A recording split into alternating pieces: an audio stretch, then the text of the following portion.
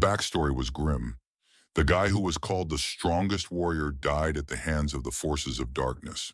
It seemed to him that the hero was unworthy of the title of strongest on the planet. This realization only came to him after killing all the demons in the circle. The guy couldn't stop wondering why there was a Gavan in the obelisk. Eighth-ranked demons could appear, even though humanity had no idea of their existence. This happened only because of the hero, who betrayed his title of the strongest human demon in the world. Looking into the demon's eyes, one could see evil thoughts. The creature jumped away from the guy, who couldn't really do anything. The hero had killed many demons, which made the demons angry, and they threatened to kill him. But a sudden spark, as if giving new hope for salvation, wanted to give the boy a new beginning. In this magical way, the once great and strongest warrior became an ordinary boy again. The young man could not understand why he did not die in the end. Looking around, it didn't seem like a dream or an illusion. The place where the hero found himself was too realistic. But when he touched his body, the boy became furious, because his divine face and body had returned to their original form. The young man could not even understand who he was or where he was. The hero was only in the city of Halosha. The commander asked the boys if they knew what it meant to pass the warrior test, explaining that it meant the embodiment of protection and hope. One such person was Captain Darren. Once back in 3069, 6 huge Gavan obelisks fell from the sky, and as a result, another world came to an end. Creatures they called demons attacked from the obelisks, monsters mercilessly killing everyone around them. After a fierce battle that nearly led to the extinction of humanity, people finally managed to develop a way to fight the demons. The crossing technique, which uses the core extracted from the demons' bodies. This allowed humans to undergo crossing and temporarily gain power, comparable to that of the demon itself. 60 years ago, the greatest and strongest warriors of humanity revered one warrior as if he were a king. Such a warrior led all other warriors behind him in an attack against the strongest waves of demons. The offensive lasted several weeks, and the battles were so terrible that even the sky turned black. In the end, the warriors repelled the demons' onslaught, and those who remained were very weak, thus bringing 600 years of peace to the people. The commander believed that, at the same time, they had lost a huge number of great and brave warriors forever. Even Musabi, once called the strongest warrior of mankind, was rumored to have fallen in battle against several demons of the highest 7th rank. Such a great battle between humans and demons showed that humanity would stand to the death and surely see a new dawn. However, the hero remembers that the highest rank of demons was not 7th, but 8th, and begins to guess that humanity did not yet know about the true power of demons. The commander knew that if such great people did not exist now, humanity would have no future for survival. This story represented the desire to protect people and give hope to the next generation. Darren hoped that now everyone in the hall understood what it meant to be a warrior. The young man disagreed with the commander, accidentally muttering his thoughts aloud when he thought about the 8th-ranked demons. The commander slowly approached the imposter, who disagreed with him. Darren suspected that our hero had failed to understand what it meant to be a warrior. The man asked the young man to state his name immediately. The young man became nervous, not knowing whether to reveal that his real name was Musabi or to believe in the transfer of consciousness 60 years into the future, on the border between life and death. The commander could not imagine that someone would so easily abuse such a great name. Duran was very impressed because the young man was the namesake of the great warrior Musabi. The hero thought the man was a complete idiot, not even dressed as a warrior, and asked him not to allow him to insult such a great name again. The commander threw the boy right onto the floor, considering it a complete disgrace. The hero couldn't believe it, because he was still in a weak body that was incapable of even dodging such a simple attack. The boy flew straight into another warrior who tried to catch him. The commander asked him not to get on his nerves during the next test, and mentioned that he was keeping a close eye on the boy. Darren was curious if everyone else had heard him ask the boys to return to the test site. In a little while, the warriors would have their first physical test. The guy who stopped the flying hero asked how he was feeling. Noticing that the guy's name was indeed Musabi, which he considered an unusual name. He also decided to introduce himself as Brandon. The unknown girl was furious that such a talentless guy dared to take the name of the great Masubi. The girl considered the hero a stupid boy who thought that if he had the same name as the great one, he would become just as strong. She thought he was naive, and her name was Rosa. The boy did not understand why this girl was such an arrogant fool and why she cared about his name. Brandon was surprised that the boy really didn't know her, as the girl was possibly a promising candidate in their group. Rosa, also known as the Princess Nesmiana, was the most famous martial arts clan in their city of Hellasy, the clan of Lady Rosa.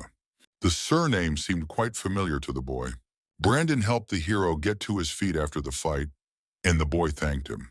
And then there was a big flash that the two strong guys didn't expect. The stranger took a photo of the couple, not expecting to see such a charming display of male friendship. The girl asked them not to pay attention to her, asking the guys to continue doing their business. Staring at her, the guy was already very curious to know her name.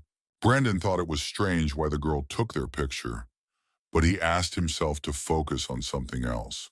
The girl's name was Sakura, and she was incredibly pleased to meet them. She was even struck by their male friendship, considering it a work of fetishists in all its glory. She periodically stared at the very good photos in her hands. Meanwhile, at the physical test site, even with his new body, the young man felt that he was the strongest warrior, and finding himself in an incredibly funny situation with the commander, he wanted to prove it with his results. So True Dick warned him about the first test, an endurance run. The young man ran at an incredible speed, which in his opinion should have made a big impression on the audience. However, the hero managed to come in last place and even broke the record for the worst performance in history. The guy did not understand why he came in last, guessing how terrible his body was. The second physical test was a test of arm strength, in which the hero came in last. The third test was the long jump, but the guy managed to screw up even in this test. The girl still thought the hero was a complete idiot. As a result of the test, Masubi came in last place in the overall standings. Brandon asked the guy not to be upset, although the girl thought that with such success, she would only be able to take a photo of the guys together for the last time. The employee wanted to ask if Masubi would pass the second test, because with such terrible results, the guy could be kicked out immediately. The commander understood that the results of such a weakling were hopeless, but he had the right to participate in the second test, which would most likely be his last. Diron asked the staff to start the second test. The loudspeaker warned all the warriors about the start of the next second test.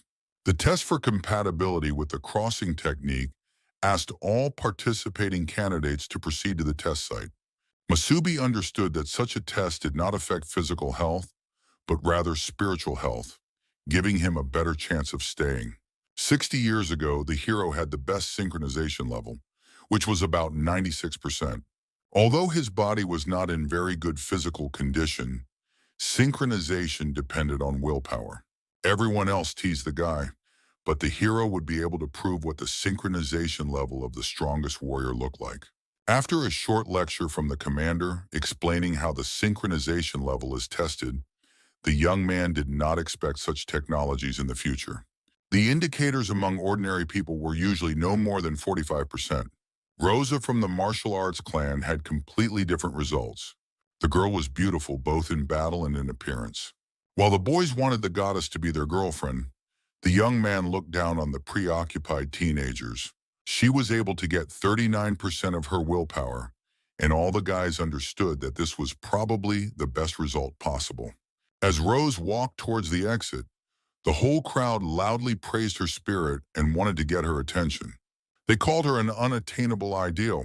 Left alone, the girl was very happy to have achieved such a high result, assuming that she had made a big impression on the audience. But Rose didn't care about the opinions of her many fans, and instead celebrated the incredible excitement of her emotions. Masubi was very impressed by this phenomenon, as the girl was able to pass the test with a synchronization score of 39%. Brandon believed in Rose's future, as with such abilities, she could be the best in their headquarters, being physically strong. She was also able to be strong in spirit, and the boy celebrated this power in her petite body. The hero was also able to feel the same way. The boy noticed that the main character was not worried at all about the test. Masubi said he was used to calming his friend down, although the boy was curious how this was possible. During the test, many cadets who encountered the crossing technique for the first time often experienced pain. When people underwent crossbreeding for the first time, their bodies tensed up greatly, and they had to withstand the force emanating from the demon's core. Some couldn't withstand the pain and gave up in the first few seconds. The required synchronization level was 10%, which was all that was needed to pass the test. Of course, some results were unexpected, such as Sakura's result of about 30%. Somewhere near the test, there were observers watching the warriors. The commander saw that this time there were several promising cadets among them. The assistant was no less surprised, including the rest of the participants, as about 6 cadets with a synchronization of at least 30% were able to pass the test. Compared to other Class C cities, the cadets from their corporation could become quite good candidates in the future. Darren notices our hero, who did not show himself in the best light in front of him. The boy believed that he would be able to surprise the audience with his synchronization and prove his superiors wrong. The other warriors did not believe in the hero, who turned out to be an ordinary failure who took the name of a great warrior. The boy paid no attention and even allowed them to mock him until the test. The young man was very confident before the test, proving everyone who laughed at him wrong. The hero decided to choose the red core, which not many warriors could master. The cores they receive in battle are divided into 6 types, among which the 4 most common are red, yellow, green, and blue. Red represented strength, yellow represented defense, green represented healing properties, and blue represented agility. But the purple core was responsible for the skill of controlling illusions. Black cores, which controlled time and space, were extremely rare, the rarest of all. The boy chose strength, drawing his signature power from the past. The most important thing for the boy was to show his willpower. The core independently determined how much load from the demon core a person could withstand. More precisely, how well the warriors would be able to subdue the core. The staff asked if the boy was ready for such a cruel test, and the hero agreed. Suddenly, the recreation room was filled with red. Rosa couldn't believe her eyes when she saw such a strong synchronization effect. The entire powerful aura emanated from the main character. The boy wanted to ask the other warriors to see how great his strength of spirit was. Brandon couldn't even imagine how strong Musabi would turn out to be. The young man was able to mentally reach about 40%. The boy couldn't believe it, because at one time he had managed to reach 96%. The young man believed that he could achieve much more than just this result. The newbies were terrified when they saw how strong the loser was. The value rose higher and higher each time, reaching 60%, and the commander believed that such a thing was impossible. The results increased with every second, and the warriors could not understand where the hero got such great strength. The boy believed that after this, he would be revered like a king. If it weren't for his body and core, the boy could have made everyone kneel. He showed the difference between himself and ordinary mortal brats. Suddenly, his soul fell somewhere into the abyss of nothingness.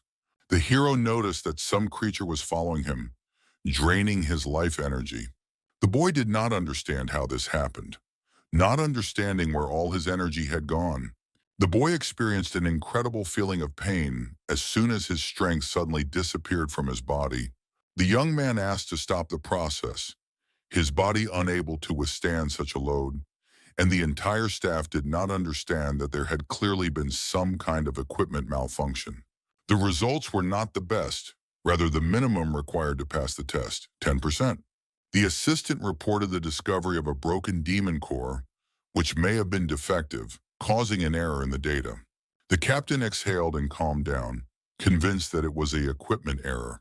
After double-checking the final result, which was 10%, the assistant agreed with him that the test had been passed. The young man was very surprised at the survivability of his body. People were very excited, but when they heard about the defective core, They thought about the inevitable failure of the loser. Brandon went to help his friend, not understanding how such bad luck had happened to the boy. Meanwhile, Rose couldn't believe what she was seeing. The girl worried in vain that someone would surpass her clan. The boy really couldn't believe that he was now going to be arguing with a bunch of brats. But in the end, the test was passed. After a while, the guy couldn't understand what the hell had happened to him, as if all his energy had been instantly drained in an instant. This had never happened to the hero before. It was obvious that with willpower, the guy would be able to synchronize at least 80%. The young man remembered that even the most damaged cores should not break, but for some reason the opposite effect occurred. The sudden appearance of the commander forced the hero to get up after such a severe blow to his mental health. The commander and his team came to congratulate the warriors who had passed the final stage of the trials. After congratulating each participant who made it to the final, he pointed out the practical tasks that would be given in the near future. For the first time in their lives, the guys would be able to face a real demon on their own. Darren hoped that each of the soldiers would safely and successfully pass the fierce test. After that, the senior officer asked the third squad to march to the elevator. The boy was literally dying after the synchronization check. The commander looked at the hero as the first person to cause a system failure by demonstrating great power. Suddenly, Darren noticed a crystal that the hero had accidentally left behind. He became more and more interested in what the hero would be able to show in the future. For some reason, the captain believed in Masubi's abilities. Eagerly awaiting the next stage of Blind Hunt, it was curious to see what would happen in the future. Sometime later, somewhere in a small headquarters surrounded by desert, many warriors were leaving the city walls for the first time, and the hero couldn't even imagine that for 60 years, all people had lived in such closed cities. The leaders of the squad asked the newcomers to check their equipment. The young man was given a new, undamaged demon core. But at the moment when the energy disappeared, the hero had the feeling that the demon core had been rejected inside him. The boy could not fully understand how this was possible, assuming it was the result of time travel. Upon stepping onto the ordinary ground of the planet, the signal radius spread quite far, so far that it seemed as if the entire planet could hear his first steps on the surface. The signal, like a tracking beacon, reached an unknown cave, in which there was a large demon, one of the most powerful creatures on the entire planet. It became curious about who this amazing snack was. The demon couldn't believe that there was a creature stronger than a great and powerful demon like himself. The young man managed to see the demon in front of him in an unknown way, as if for a second something inside the hero appeared. The girl standing next to him didn't know how to nudge the newcomer so that he would finally start moving. The young man apologized to the Rose, realizing his mistake in making her stay put. Brandon didn't understand what had happened to the hero, but the hero didn't even know how to respond. The manager asked the guys to hurry up, ordering them to be a separate group. The rest were already another group, a separate detachment of ordinary newbies. Sakura was pleased to see the strategy for teamwork between them, but Masubi didn't even think about such a thing. Rosa asked the guy not to get in her way, being a rude girl. Although in reality she was afraid that the others would not want to work in a team because of her character. The boy asked Masubi to also give her all against the demons. The girl continued to photograph every moment of their journey, believing in the group's future success. The obelisk of dispersion, a black obelisk built from a single piece of stone, which consists of a special substance that disperses fog. The manager said that the third stage would be carried out in teams of 4, and then the blind hunt test would begin immediately. First, divide into your groups, and you will be given a combat dagger and a mini device for dispersing fog. It was made of the same material as the fog dispersal obelisk. The task for the newbies was to enter the foggy area, then get to the designated spot and set up the fog dispersal device. Blind hunting is the fear of any novice, which the guys will have to overcome in a world already shrouded in fog. The warriors will have to fight unknown dangers lurking in the fog. To become a warrior, you need more than just physical training and experience. It is unknown how the guys will perform when faced with danger, but by working as a team, the team can overcome their fear. By hunting and destroying the demons that stand in their way, In the end, after killing their first demon, the boys will be able to become warriors. The test began from the very first second, asking the entire squad to prepare for the next group. The main stars of the present make sure there are plenty of newcomers. The stranger pursued her own goals, and only Rosa from the Saitu clan seemed interesting to her. The girl turned out to be the captain of the second squad of the city of Helisi, and her name was Marina. She curiously asked the guys what they thought of her choice. The captain, named Plex, agreed that the girl from the martial arts clan, with her good training, could become a good warrior. The commander asked them to pay attention to one more person. He was someone who stood out among the ordinary newcomers. Masubi managed to prove his strength to Dylon. The commander specifically checked his previous demon core, and everything was definitely fine, but something had gone wrong. A sudden blow from Miran forced him to pause his deep thoughts. The girl was curious about what Tantan was thinking about. The commander asked her not to call him that.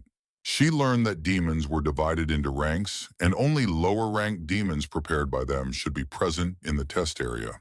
The commander asked her not to worry, because for the safety of today's trial, they had been monitoring the area for several days to ensure that there were no demons of even the first rank near the city.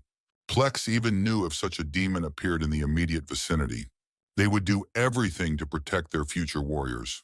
The groups quietly began to prepare for battle with the prepared demons.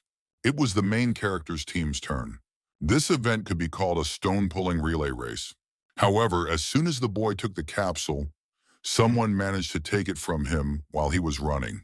The girl asked the guys to follow her quickly if they didn't want to end up on the list of losers.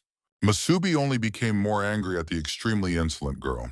The boys rushed forward to finish this dangerous test as soon as possible. Rosa jumped high into the sky to see the situation for herself. She was able to spot the point where the capsule needed to be placed. The girl managed to spin the stone right into the spot, completing the first stage of the mission. Marin did not expect that even with a green health core, the girl would move so incredibly, no worse than with a dexterity core. The monsters, noticing the enemy in front of them, began to attack her. Masubi asked his partner to take action. Brandon wanted to unleash his power. The boy created a small earthquake with his own hand. The monsters planned to attack the boy all at once. Brandon couldn't let that happen, so he fought off the monsters. The commander noticed the very interesting abilities of the guy who managed to get used to the core quite quickly. The hero asked the guys to kill the creatures one by one. The girls agreed to follow Masubi's plan. The guys were able to combine their own skills. Sakura fought the creature, defeating it with her special weapon. Then Rosa attacked the demon, who did not expect such a dexterity. Brandon delivered the finishing blow, sparing no effort and fighting with all his might. In just a few minutes, the group of people was able to find common ground and create an amazing battle. Plex was greatly impressed by the two warriors who worked well together, especially the girl, considering that the blue core of agility made her movements more fluid. Darren asked the guy not to think about vulgarities. Each new battle gave the guys a big breakthrough in experience. The girl destroyed a large demonic creature. She finished off the monsters. She then set it on fire with her skill, causing it to explode into pieces. The hero kept up with the rest of the guys, even with his weak body. The boy knew that to begin with, he had to deal with the three most vulnerable parts of the creatures. He cut the monster into pieces, destroying its throat and heart. The finishing blow was to the monster's belly. The sudden strength of such a frail body was indeed meager, but it was necessary to take advantage of this opportunity and test what the hero was capable of. The guy's current level must be at the first level, but Masubi wanted to try to move on to the next one. He activated his instant attack directly on the demon. The demon naturally wanted to teach such a boy a lesson. However, the young man was no fool and managed to dodge the blow. He smashed the creature to pieces, not giving it time to think, but his body was too slow. The demon was able to strike the hero directly in the main body. But the boy was not going to lose after one blow from a beggar demon. The fight turned out to be very bad for Musabi, as he moved too erratically and slowly, forcing him to think about improving his body. Each subsequent movement of the young man involved a small experiment on his own body. The boy tried to hit the monster with a direct blow to the demon's head. However, his body was too weak, and he couldn't defeat such a creature without putting in a lot of effort. The guys noticed how the hero seemed to be playing with the demon, inflicting small blows. Marin became curious about the skinny boy fighting the demon, surprised by his skill and power. The commander had been watching him from the very beginning. The boy was quite out of breath, fighting such a monster. The hero realized that in such a body, he would not be able to use any of his past skills, and he was constantly out of breath at the slightest movement. The boy managed to test his own body, finally deciding to finish off the demon. But suddenly he noticed the tip of the crystal, which was a trap. The boy flew away from the monster, which was killed by a stronger creature. The boys did not understand why they were surrounded by tree vines. The hero was more surprised by the monster, which looked like it was on a completely different level. Masubi was in a panic when he saw such a monster. The demon, which resembled a large alien, could pose a threat even to the captains. The observers noticed an unknown creature near the students. The commander feared this most of all. The appearance of a first-ranked demon forced the commanders to act.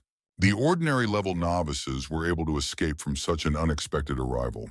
Plex reacted instantly and went to the rescue of the newbies. Maria also couldn't abandon the poor children to their fate. She asked all the newbies not to panic and to stay calm next to the captains. The demon noticed how easy it was to scare ordinary people just by appearing. He was curious to know if any of the kids had mastered the power of the demon, although the hero had no idea what he was talking about. The creature looked closely at Masubi. He radiated a large amount of demonic energy. The guys saw a real monster for the first time, one that was on a completely different level. The team knew that the fight would be over in a few minutes, as they would be completely immobilized. The hero knew that a body like this would be unable to withstand a first-ranked demon. The creature felt this for the first time when ordinary people experienced a sense of hopelessness when faced with a demon. He wanted to try to subdue the entire group in one fell swoop. In this way, he destroyed any hope the people had for immediate rescue from their commanders. The guys fell into a deep, paralyzing sleep. However, the commanders were able to arrive after a while for a duel with the demon. They ordered him not to touch the newcomers. The creature didn't care what the commanders did, because he was going to say goodbye to them. And then, together with a group of people, including the main character, it went into its labyrinths deep underground. Marin couldn't believe that the demon was able to take 4 candidates with him. Plex didn't want to let the monster get away, asking to follow him. But after a while, following the tracks, they simply disappeared at a certain point. Marin couldn't understand what the problem was. Darren checked for several days in a row, but for some reason, he didn't notice the presence of a first-level demon. The most disgusting thing was that nothing like this had ever happened to them before. The commander managed to catch up with the guys and join them. He asked if the commanders had been able to find the guys right away.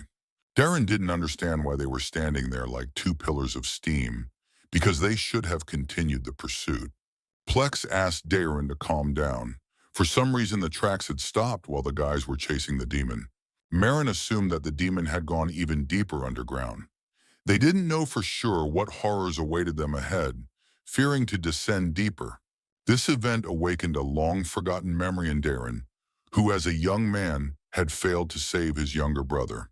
The commander was incredibly angry at the demon who had done this again. He realized his own guilt for this, because it was Dayron who had failed to notice the threat in their surroundings. The man blamed only himself for what had happened, let go of his grief, and suggested returning to the city, where there was surely panic. Without the 3 boys, things would be even worse, so they decided to send a reconnaissance group to survey the areas around the city, to make sure there were no other first-ranked demons there. The girl tried to calm Darren down, because none of them wanted to let this happen. They needed to stay calm. The commander asked his friends to return while he decided to explore a little more of the territory, asking them not to worry about him. Plex couldn't let his friend wander alone in the forest. Marin reassured her friend and asked Darren to be sure to return before sunset. The commander agreed to this condition and gave his promise. Then he continued running through the thick fog into the distant lands of the investigator. The girl knew perfectly well that such a strong man could not be stopped, and Plex understood this because of what had happened to his younger brother. Marin understood that if his brother had managed to survive back then, Darren would now be the same age as the kidnapped candidates. Meanwhile, somewhere in the cave, the hero regained consciousness, not understanding why the boy was in the cave. He noticed the survival of the rest of the team. The demon was very pleased that the hero had managed to wake up before the others. Musabi was able to see how the first-ranked demon spoke to him. The creature couldn't believe how quickly the boy had managed to wake up. Realizing that the hero could be a completely different person, this information greatly intrigued the demon. The monster was interested in why the boy exuded their power, as he was only human, but for some reason was able to become stronger than a demon. The young man could not understand why the demon was talking such nonsense. However, he managed to awaken a powerful energy in an instant, pushing the demon back. The boy was able to get to his feet after a long sleep. Then he tried to cut the creature down by attacking it. The demon noticed the boy's great agility. Then it pushed the hero far away. The young man thought the situation was the worst of the worst. In his previous life, the boy would have been able to cut off the demon's head faster than it could react. But now the hero's main task was to save his three allies. The boy rushed forward to attack the monster again. The demon was armed with a crossbow possessing agility, flexibility, and great speed. The creature asked the boy not to move so fast. The monster grabbed the boy, who could not escape anywhere. The boy managed to find the right moment to counterattack. He discovered the demon's weak spot, namely its joints, which were completely unprotected. Then the hero was able to tear off even a limb of the demon, who did not expect such tricks from a human. The demon was in incredible pain from this. The hero asked not to underestimate him, because he had managed to destroy about 1,000 first-ranked demons in his time. The creature laughed at this result. The boy completely forgot about the caution of the other limbs of the demon's bodies. The boy flew far into the wall from such a powerful blow. The hero was defeated by this turn of events from the monster. The demon, in turn, healed his limb, explaining that his core was a hybrid of red and wood. Only after a little treatment was the demon completely fine. The boy did not expect such an outcome, not understanding that demons with green cores could heal their damage. The young man now understood that demons had also evolved over the past half-century. The demon was very surprised that the boy had underestimated him so much. Using the power of the wood core, he managed to literally knock the boy down with the power of his mind. Grabbing the hero by the throat, the demon wanted to end his suffering.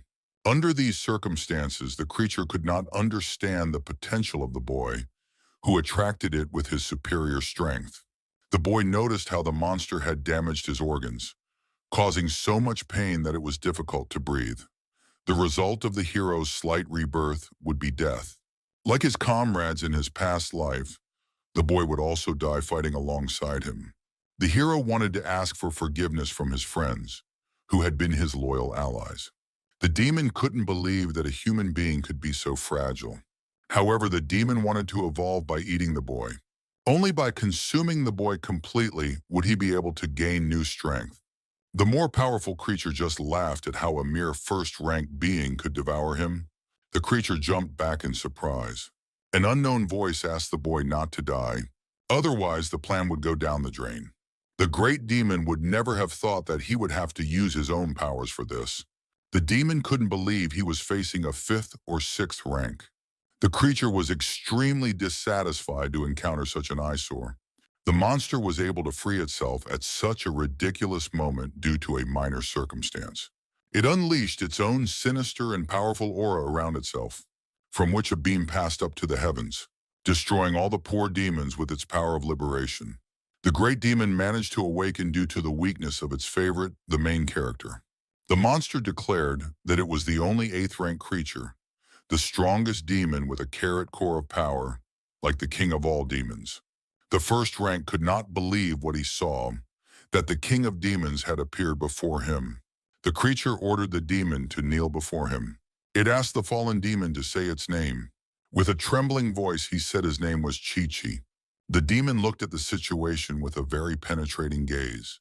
Meanwhile, in a ruined village not far from the scene of the incident, Darren hurried in search of the missing warriors. He went through many trials, tracking down the slightest clue. The monsters surrounding the wild desert had no idea who they were dealing with. The commander followed his instincts, killing various monsters along the way, striking creatures that were unaware of his presence. With each blow, the various monsters suffered more and more injuries. Darren destroyed the demons he hated with all his soul because of a childhood trauma. There were only a few low-ranking demons in the nearest valley, but the guys were still nowhere to be seen. The commander had to continue the search and try to find the new recruits before sunset, which would come soon. The beam, emitting a powerful release of energy from the great 8th-rank demon, it made the commander tremble with fear, not realizing where such energy could have come from. The energy wave created a huge explosion, destroying the area. Darren understood that somewhere near him was the demon that had taken the newcomers. The main character's demon was very interested in the disgusting creature who had overestimated his own abilities. The creature begged His Majesty to have mercy on him for his ignorance. The great demon did not care about the monster's fate, as he was more concerned about its appearance in such a hole. The king asked the monster to answer a specific question. It concerned what had happened after his disappearance, whether all 5 demon kings were still alive. This was what concerned the great demon king the most. The creature agreed with His Majesty. There were only 5 demon kings left, who had not been able to change in the last 60 years. The king was incredibly surprised, because the others had managed to find common ground and not betray each other in his absence. This was terrible news for His Majesty, as the kings had forgotten the promise they had made 60 years ago. Having chosen the body of the so-called strongest warrior of humanity as his vessel, but realizing how insignificant the new body was, His Dark Majesty was greatly disappointed. Therefore, he had to use his last strength to deal with such nonsense. And the next time he would be able to transform, it would only be after the final sprinkling. This greatly tested his patience, waiting for the strongest warrior to learn how to control the demonic memories. The servant could not even imagine such a thing, because the memories that the king himself talked about gave ordinary demons the opportunity to evolve. The demonic fin was part of their body. The more fins a demon had, the more powerful it was. When a demonic creature grew a new fin, it showed its evolution, and for this, demonic memories were needed, excluding the ability of their subspecies. The reason they will always surpass other creatures is because of human warriors. Only they had to bite the throats of other demons in order to evolve. Humans, on the other hand, needed to devour higher-ranking demonic creatures, then learn to use demonic memories and evolve. It turned out that His Majesty would give the hero a small gift with his own hands. The creature endlessly praised his demonic superiority, asking the powerful king to become his own worthless servant. It asked to be allowed to be a loyal assistant, trying to make up for its disrespect towards the great demon. The demon was very honored by such compliments. However, the creature was not worthy of serving even as the smallest pawn in his grand evolution. The only thing the monster was good for was to become the one who would awaken memories in the human warrior. His Majesty asked the hero for worthy results in the future, taking the first steps towards evolution for him. He asked Masubi not to disappoint him in his future endeavors. The king needed the guy to gradually reach the 8th rank. Only then would most of the interesting moments would include reawakening from his own sleep. The boy sat still, showing no signs of life. But a sudden core during sleep began to slowly change human cells, which forced the strongest demon and human to mix, appearing in one form. The demon hid in the boy's deep sleep, forcing him to experience the first feelings of demonic memories. The commander, breathing heavily, knew that his team would not be able to die so easily. The sudden grab of his hand by his allies shook the hero's mind in the past. His comrade believed in his own death, not understanding how the hero managed to survive after everything that had happened. Masubi was able to wake up from a terrible nightmare in his own dreams. He was glad but did not understand where such nightmarish dreams could come from. It was like a memory from the past that seemed incredibly scary. Suddenly, the mysterious stranger revealed himself. They turned out to be his friends who were in perfect order. Suddenly, Sakura stared at the hero, surrounding him with an irresistible gaze. Not understanding what had happened to the boy's hair during that time, she assumed that the demon had deliberately taken Masubi away to experiment on him. The boy was more surprised by the girl's closeness, but at the same time did not understand what she was talking about. Although it was strange why all the guys were completely fine, because he remembered how everyone was dragged into the cave of the first-ranked demon. The commander noticed that the boy's mind had not completely gone mad after the demon. He asked him to immediately tell him what had happened in that cave. The boy notices two more captains on the wall and doesn't understand why they came to him. Marin was quite impressed by his audacity since Captain Tantan had single-handedly pulled all four boys out. Darren asked her not to call him that anymore, but the girl couldn't promise that. The other newbies did not expect to hear the nickname Tan. Plex heard how the captain found everyone lying on the ground at the entrance to the cave. The kids were all knocked out. Fortunately, there was no sign of the demon nearby. Otherwise, the newbies would hardly have been able to return safely. Marin noticed how the boy suddenly changed his hairstyle and asked him to remember what had happened. The young man couldn't believe his eyes. It seemed unreal. The hero remembered how he was attacked in the cave. But what happened next was a vague memory, and he didn't know if he should tell everything, including the time travel. The boy could remember waking up for a couple of seconds, then the hero immediately passed out, and everything else was a blur until he woke up in the hospital room. The commander was quite perplexed by the boy's answer, suspecting that he had been foolish to ask more questions. Darren then discovered a cave with huge bloodstains on the walls. Plex became interested in Masubi, especially the name of the once greatest warrior. As a result, the hero's achievements were evident. Of course, his form was lacking, but during the battle with the demons, the young man behaved calmly, like a warrior hunter. The commander suspected that the boy had fought demons before. The hero immediately denied that he was interested in battles, independently collecting and analyzing the weaknesses of various demons. The girl was surprised and asked Tan to train such a warrior well. The boy couldn't understand how he had managed to pass the entrance exam on his own. Sakura was incredibly happy to congratulate Masubi on joining the same team as her. This test brought the kids closer together, and the captain decided to form a foursome. Rosa noticed how far behind the others they had fallen. The boy couldn't understand why this had happened. Darren knew that the teams had to earn points by completing tasks while the hero was in a coma for 3 whole days, which is why their team's point balance remained at 0. The boy couldn't believe that he had been in a coma for 3 days straight. But soon the guys were able to get the whole team together and earn a great title in the company of warriors. The people around them were very happy to see the new group of 4 brave guys. The commander wanted to briefly explain the situation, but first he congratulated the team. With their entry into the ranks of warriors, they were able to prove their worth. They also managed to return alive after clashing with first-ranked demons, and he congratulated them on that achievement as well. Darren was now the official captain of the group, and despite commanding 8 other similar units, he asked them to show their abilities.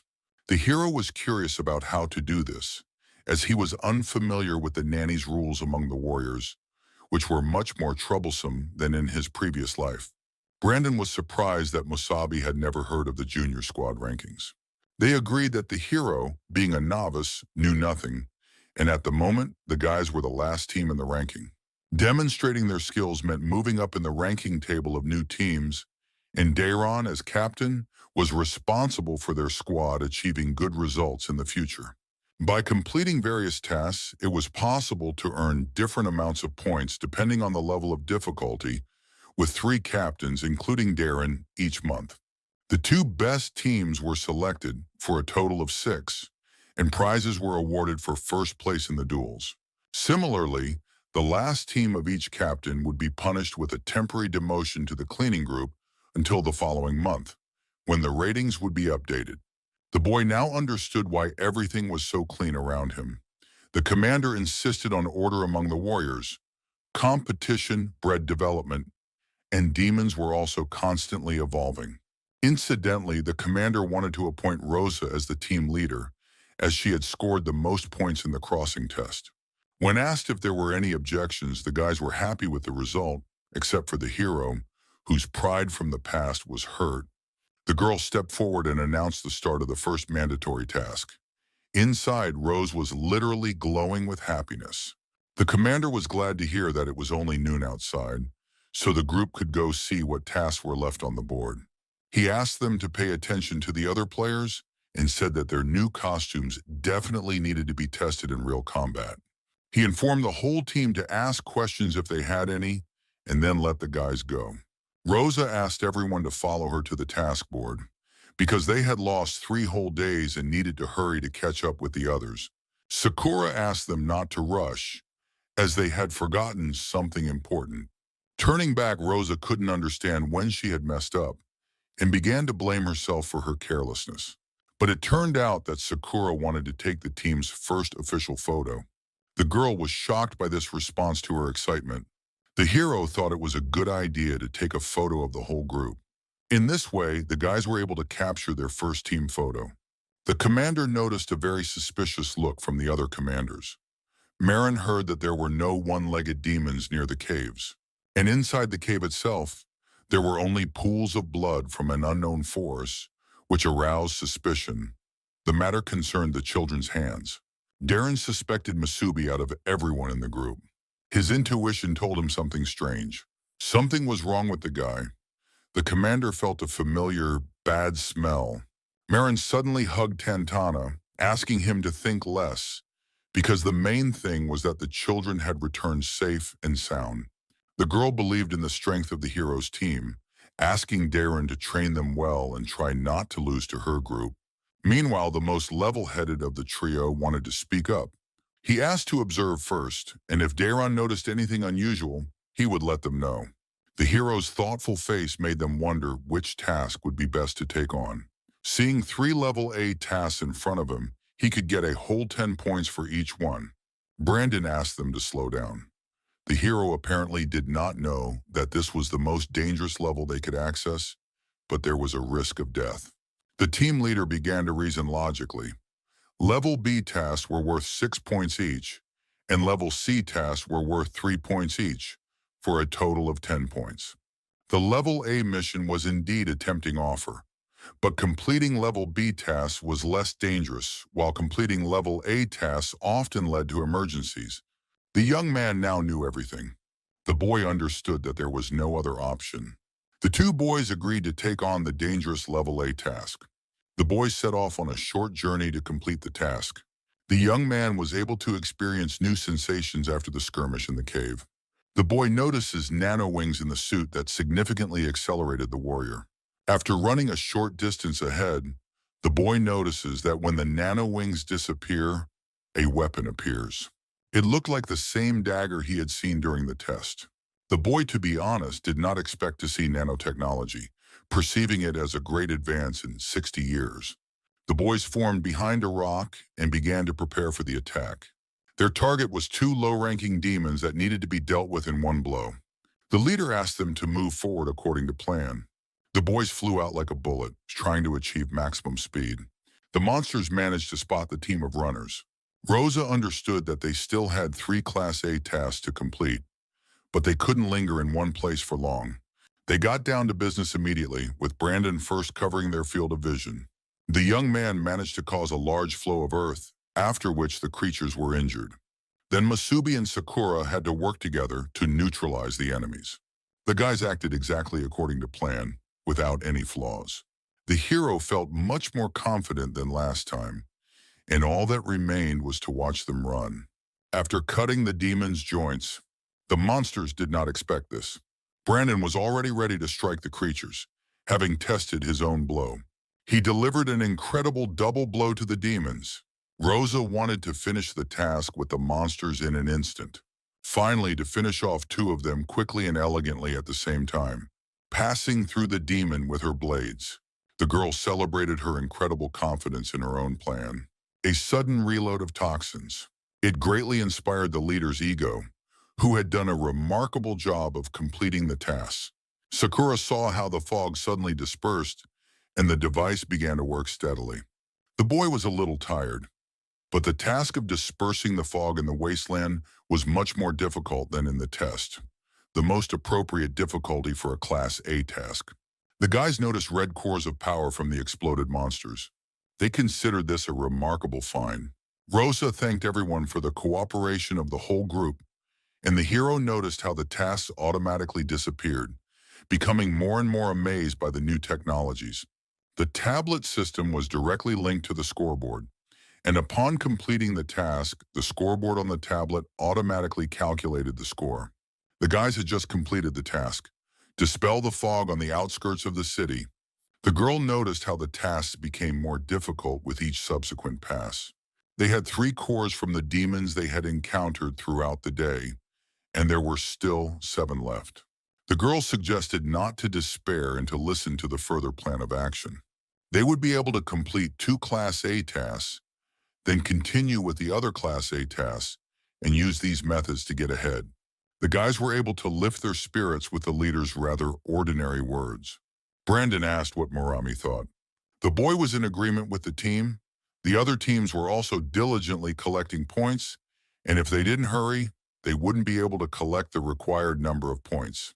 As the saying goes, the early bird catches the worm, and the hero was inspired by their determination and perseverance. The young man suggested finishing another task quickly before sunset. The leader couldn't understand who allowed such a fool to steal her idea.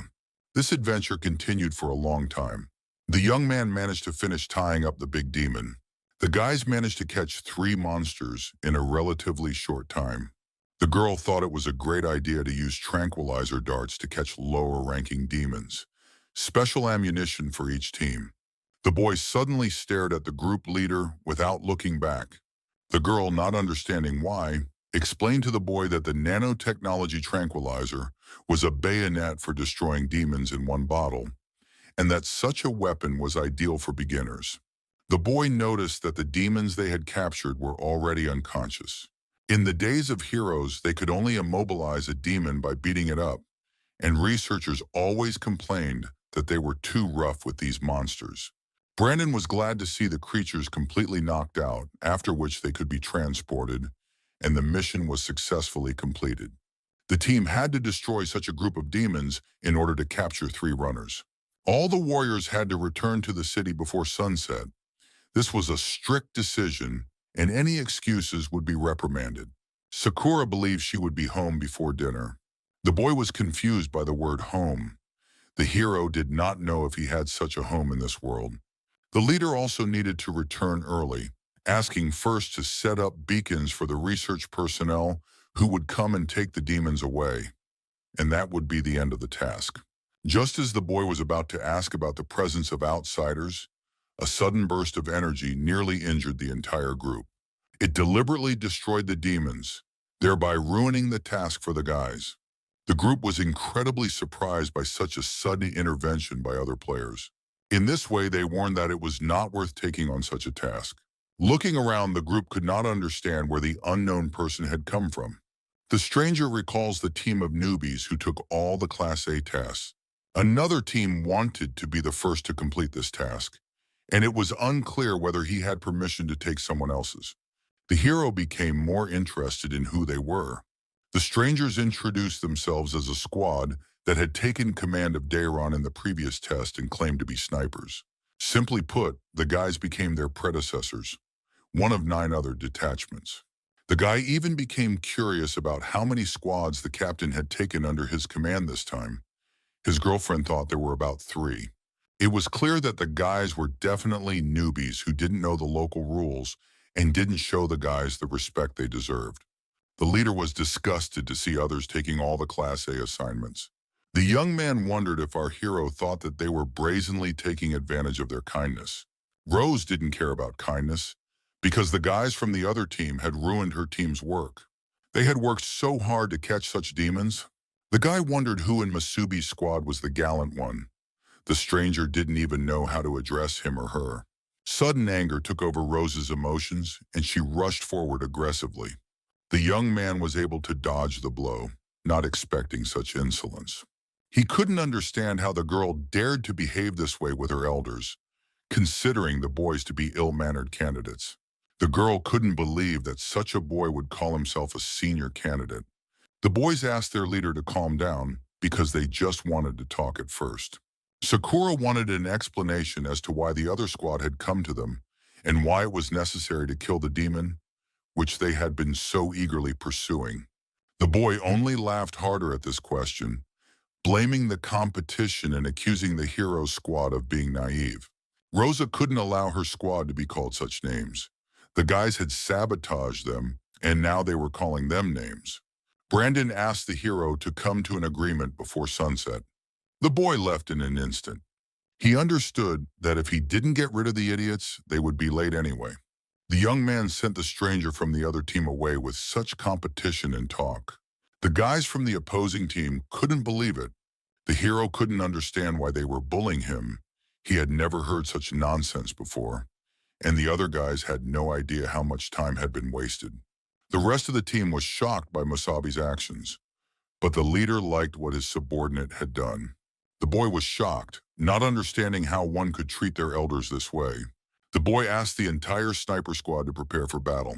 The guys immediately began to take action against the other team.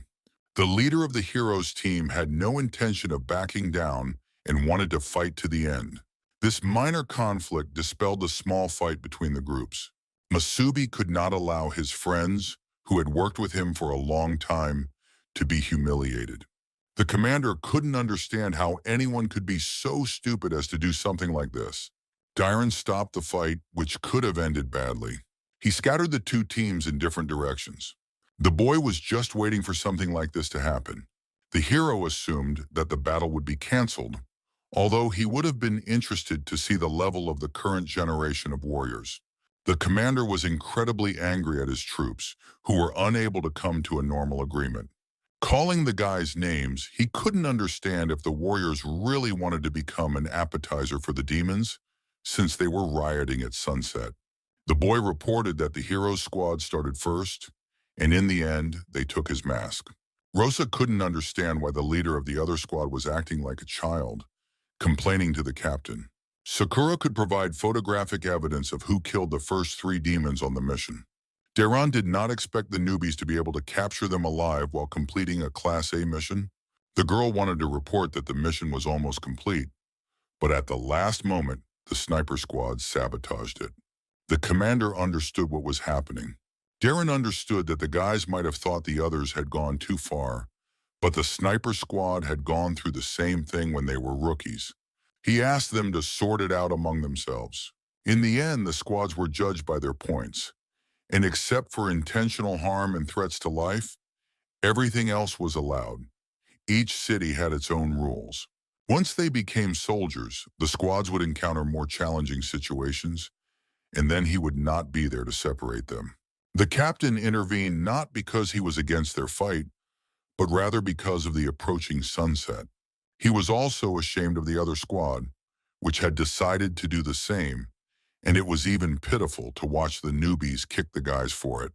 The commander asked the soldiers to change their attitude toward their service. The young man asked the boy to tell him his name. The young man introduced himself as Musabi. The young man laughed when he heard that the boy had really decided to call himself a great warrior. In any case, he advised him to be more careful, as the sniper squad had no intention of losing to them in points and promised to do so. The young man guaranteed that the hero squad would be the worst in the coming month. Noticing the blow to the face, he would later repay them in kind twice over. The boy ordered his team to retreat back to the local station. The strangers had disappeared without a trace when the hero noticed their disappearance. The commander knows snipers who may not seem like the strongest squad, but the guys are known for their skill. They will do everything possible to hinder the hero's squad in carrying out their tasks, and their captain's specialty is firearms. The boy had not yet used his weapon in the melee, and the captain recognized the squad as good. But there were other talented warriors, and even then, their strength might not be enough. Darren understood that this should be left for later. Now the guys had to return to the city. The girl agreed, but couldn't understand why this had happened. Rosa assumes the hero is showing off, pulling off a stunt in the middle of battle. But despite the showing off, she praised the guy for his coolness. Brandon asked Musabi to go to dinner with him, but the hero had his own plans. The boy wanted to get a team of 3 demons at night. Meanwhile, late at night, near the government walls, soldiers. Officials asked all residents to stay safe in their homes. The boy understood that on the roads leading to the city gates, there were only electric sirens, and there were almost no people. It was very late in the closed city, and he had to stay at home. The boy wanted to go home as soon as he finished. The gates were not heavily guarded, there were only warning signs around them. The boy thought this was strange, as no sane person would leave the city at night. People used to organize night raids on purpose, because it was easy to find demons at night, and the young man wanted to use the old trick. If the masked man really wanted to stop the hero, then he would simply complete the task unexpectedly. An unknown shadow met the boy, who of course guessed what was going on. The boy did not expect to meet the leader so late at night. The young man was incredibly frightened by the girl, but she was curious as to why he had decided to go out at night.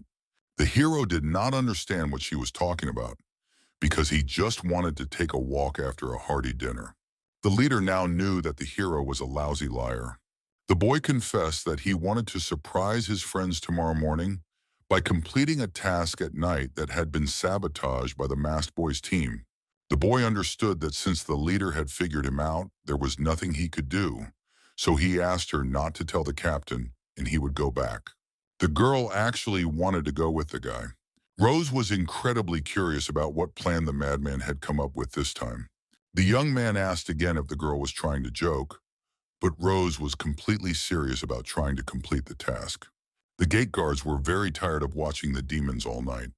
Every time the guys stood guard, it was deadly boring. Not understanding who in their right mind would leave the city at night, especially since simply closing the gate would have been enough. The interlocutor asked not to dare to do such a thing in front of the captain. The doors were left open in case of an emergency. After all, a few years ago, a group of deserters sought help in the city because the gates were slow to open. The demons tore the people to pieces. After that incident, almost every city now left an emergency exit in the gates. In their world, survival was the most important thing. The boy apologized for his ignorance, and his neighbor forgave him, knowing that he would get used to it over time. The elder brought an interesting little thing for the night. The boy couldn't check that he was holding the latest issue of a new magazine. That guy had paid well to get it. The guys decided to spend the whole night reading this creation, completely forgetting about the gate. The boys took advantage of this opportunity and escaped to hunt in the wilds of the night. The boy knew that tests were being conducted somewhere nearby, but the fog was much thicker at night. The hero asked the leader to follow him. The girl suggested moving away from the city walls to remain unnoticed. For example, the dead forest looked like a perfect cover. The boy asked to follow the plan, to wait until he lured the demons out, and then the girl would strike them on the head. The young man wanted to knock them out roughly and decisively, so he went in search of them and asked the leader to stay put. The girl blamed the boy for his carelessness, but she herself was no better, agreeing to go outside the city at night. The leader had to calm down and focus so that he could help the hero at any moment. Since Musabi was skilled at luring demons out of the thick forest, leaving the lower-ranking demons one by one, this made it much easier to capture them. As for the girl, the method of capturing demons alive seemed very original and interesting. Over time, the girl got used to it and got involved in the process. The leader heard the signal and began to act, attacking the monster. The guys worked together seamlessly. Striking the monster almost simultaneously, the demon had no choice but to be defeated. Under Masubi's command, they looked as if they were playing with these low-ranking demons, while at the same time the guys struck the creature in the head again and again. Each blow became stronger than the last, and the coordination of that night came back to life, a trick for capturing demons that had been forgotten half a century ago. But despite the smoothness of the process, this method of capturing demons still required a lot of physical strength. A hero's body like this still required a lot of training. In the past, Masubi could catch low-ranking demons in 10 seconds. The girl was happy to finally catch the third one, but she was also incredibly tired, just like the hero. The boy suggested leaving him where he was, although the girl was worried about the future. The hero assumed that lower-ranked demons were stupid enough not to understand how to help their fellow creatures. And besides, Monsters did not like to approach the city walls, so they could leave the trio where they were without any problems. After such head injuries from the capture, the demons would not be able to wake up for a long time, so they would simply come back tomorrow morning and finish the task. The leader did not understand how the boy knew so much about such things, being a complete novice. The boy kept quiet about such tactics. An unknown voice managed to find the people. The demon really did not expect to find a human in the deep forest. It was truly surprising, especially the hero's scent. The leader couldn't believe she had encountered first-rank demons again, and two at once. The young man thought the situation couldn't get any worse, encountering two invincible demons at this moment. A sudden loud siren sounded at the warrior's base. The commanders went to defend the walls from the dangerous demons. Plex noticed that he had received a notification about a first-ranked demon and asked the guys to turn on the searchlights immediately. Marin didn't understand what was going on. First-ranked demons had appeared again, just like during the trial. The commander disagreed, but he found one in the cave. Meanwhile, the demons continued their hunt for Rosa and Masubi.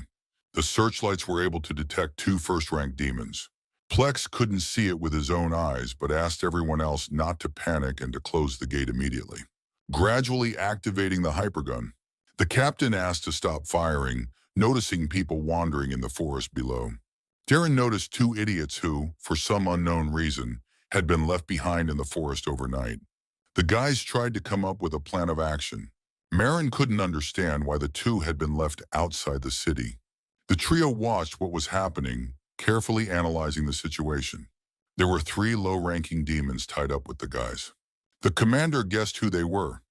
The guys wanted to finish the task of capturing demons that had been interrupted during the day.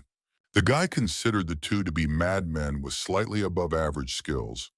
It was easy to lose your head, and here was the result of rushing, a standard problem for recruits. The commander promised to tear off the heads of the two idiots when he returned to base. The group of people did not expect to see such behavior from their partner. Marin didn't want to stand still, and she also wanted to rescue the poor kids by handing over command to Plex. She set off in pursuit of Dylan. The guy couldn't believe that such a night for drinking had been ruined. The demons noticed how the other people were able to find them. The hero asked the leader to hide behind him. They needed to stall for time while they waited for help. The boy suspected that the demons had come for him. They were of the same first rank as the one from last time. The young man assumed it was because of his rebirth at that time or because of what had happened in that cave. The girl did not want to retreat and offered to fight the demons together. The creatures did not expect such bravery from people who wanted to resist. The monsters began to act, gradually climbing down from the tree. They could not allow their superiority to be mocked and would not let the humans fight. The hero feared this turn of events most of all. The guys wanted to first destroy the unnecessary trash next to the hero. The boy pushed the girl away, who would not survive such a blow. The force of the blow was so great that the entire area of land was cracked. The demon praised the boy for his quick reactions. The leader tried to attack the monster, who underestimated her skills. The demon's sudden water element stopped the girl, who clearly did not expect such a trick.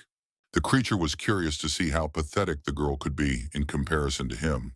The demon squeezed the girl incredibly tightly with his water threads. Another demon asked the guy not to get distracted and to always be on guard when fighting others.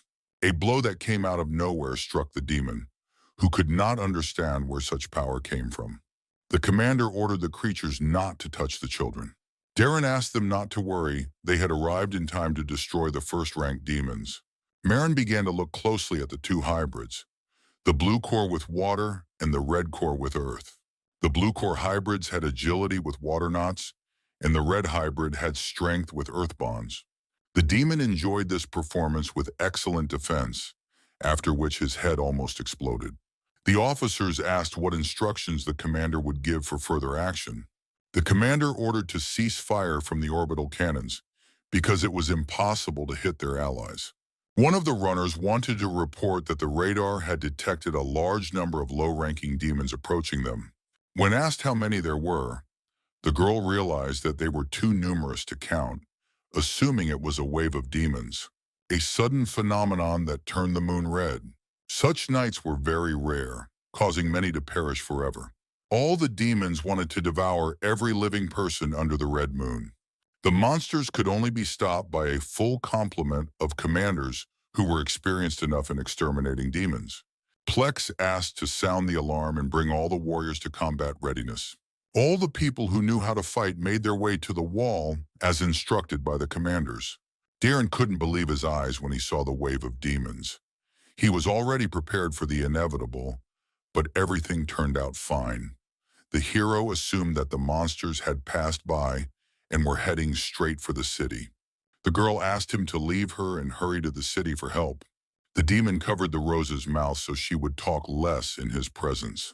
The commander became even angrier, ordering the creature to return the girl immediately. The monster was very pleased with the behavior of the humans, who were so persistently trying to save their own kind. He managed to use his green bayonets. The commander asked the hero to be more careful. The group of people tried to dodge the demon's attacks.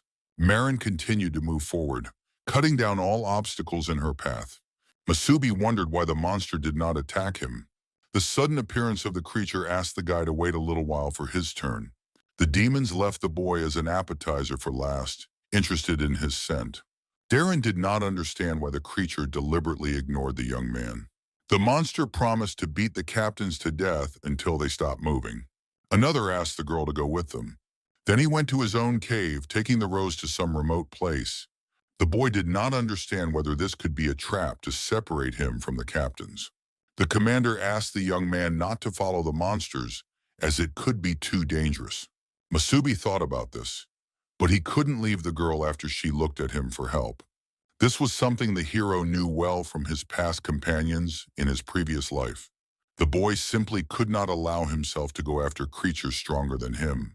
However, he also couldn't leave the girl completely alone. The monster was very curious about the girl. First-rank demons have always been curious about the emotions humans can use. Some even said that when in despair, humans can start screaming loudly. The monster ordered the girl to beg for mercy if she didn't want to die in a second, because he really wanted to hear the rose beg for mercy. The leader couldn't understand why monsters were so sick in the head as to do such things for their own pleasure. The demon remembered the company and began to understand why she was silent. Taking it off, he ordered the girl to immediately scream in fear of him, begging for mercy. The leader could not allow herself to show such disgusting weakness, especially in front of a demon. The creature did not understand why he had to beg a human to do such a thing. The leader said that she was born into a martial arts clan where she was taught never to bow her head to the enemy, that to show fear was cowardice. Therefore, she would either die at the monster's claws in captivity or fight it again. The demon began to get very angry upon hearing such nonsense, disappointed in her fragility. Rosa was just bait. She could have been disposed of earlier. The girl couldn't understand why she had become bait. A sudden voice addressed the demon, causing him to turn around. Masubi asked him to release the girl immediately, because the hero himself was the target. The demon was incredibly happy. The bait had worked. The boy was saying the right things while the girl did not understand why the demons needed Masubi. The young man asked if the rose, which had found itself in terrible circumstances, was all right. The girl couldn't understand why he was without backup, because he couldn't defeat the demon, asking the boy to leave immediately. The creature did not understand why it was so difficult not to talk and shut up. The young man asked not to touch the girl, because if the hero was the target, then let him take him. The demon laughed, as if it sounded like an exchange of lives between people. Turning into liquid, it instantly moved towards the young man.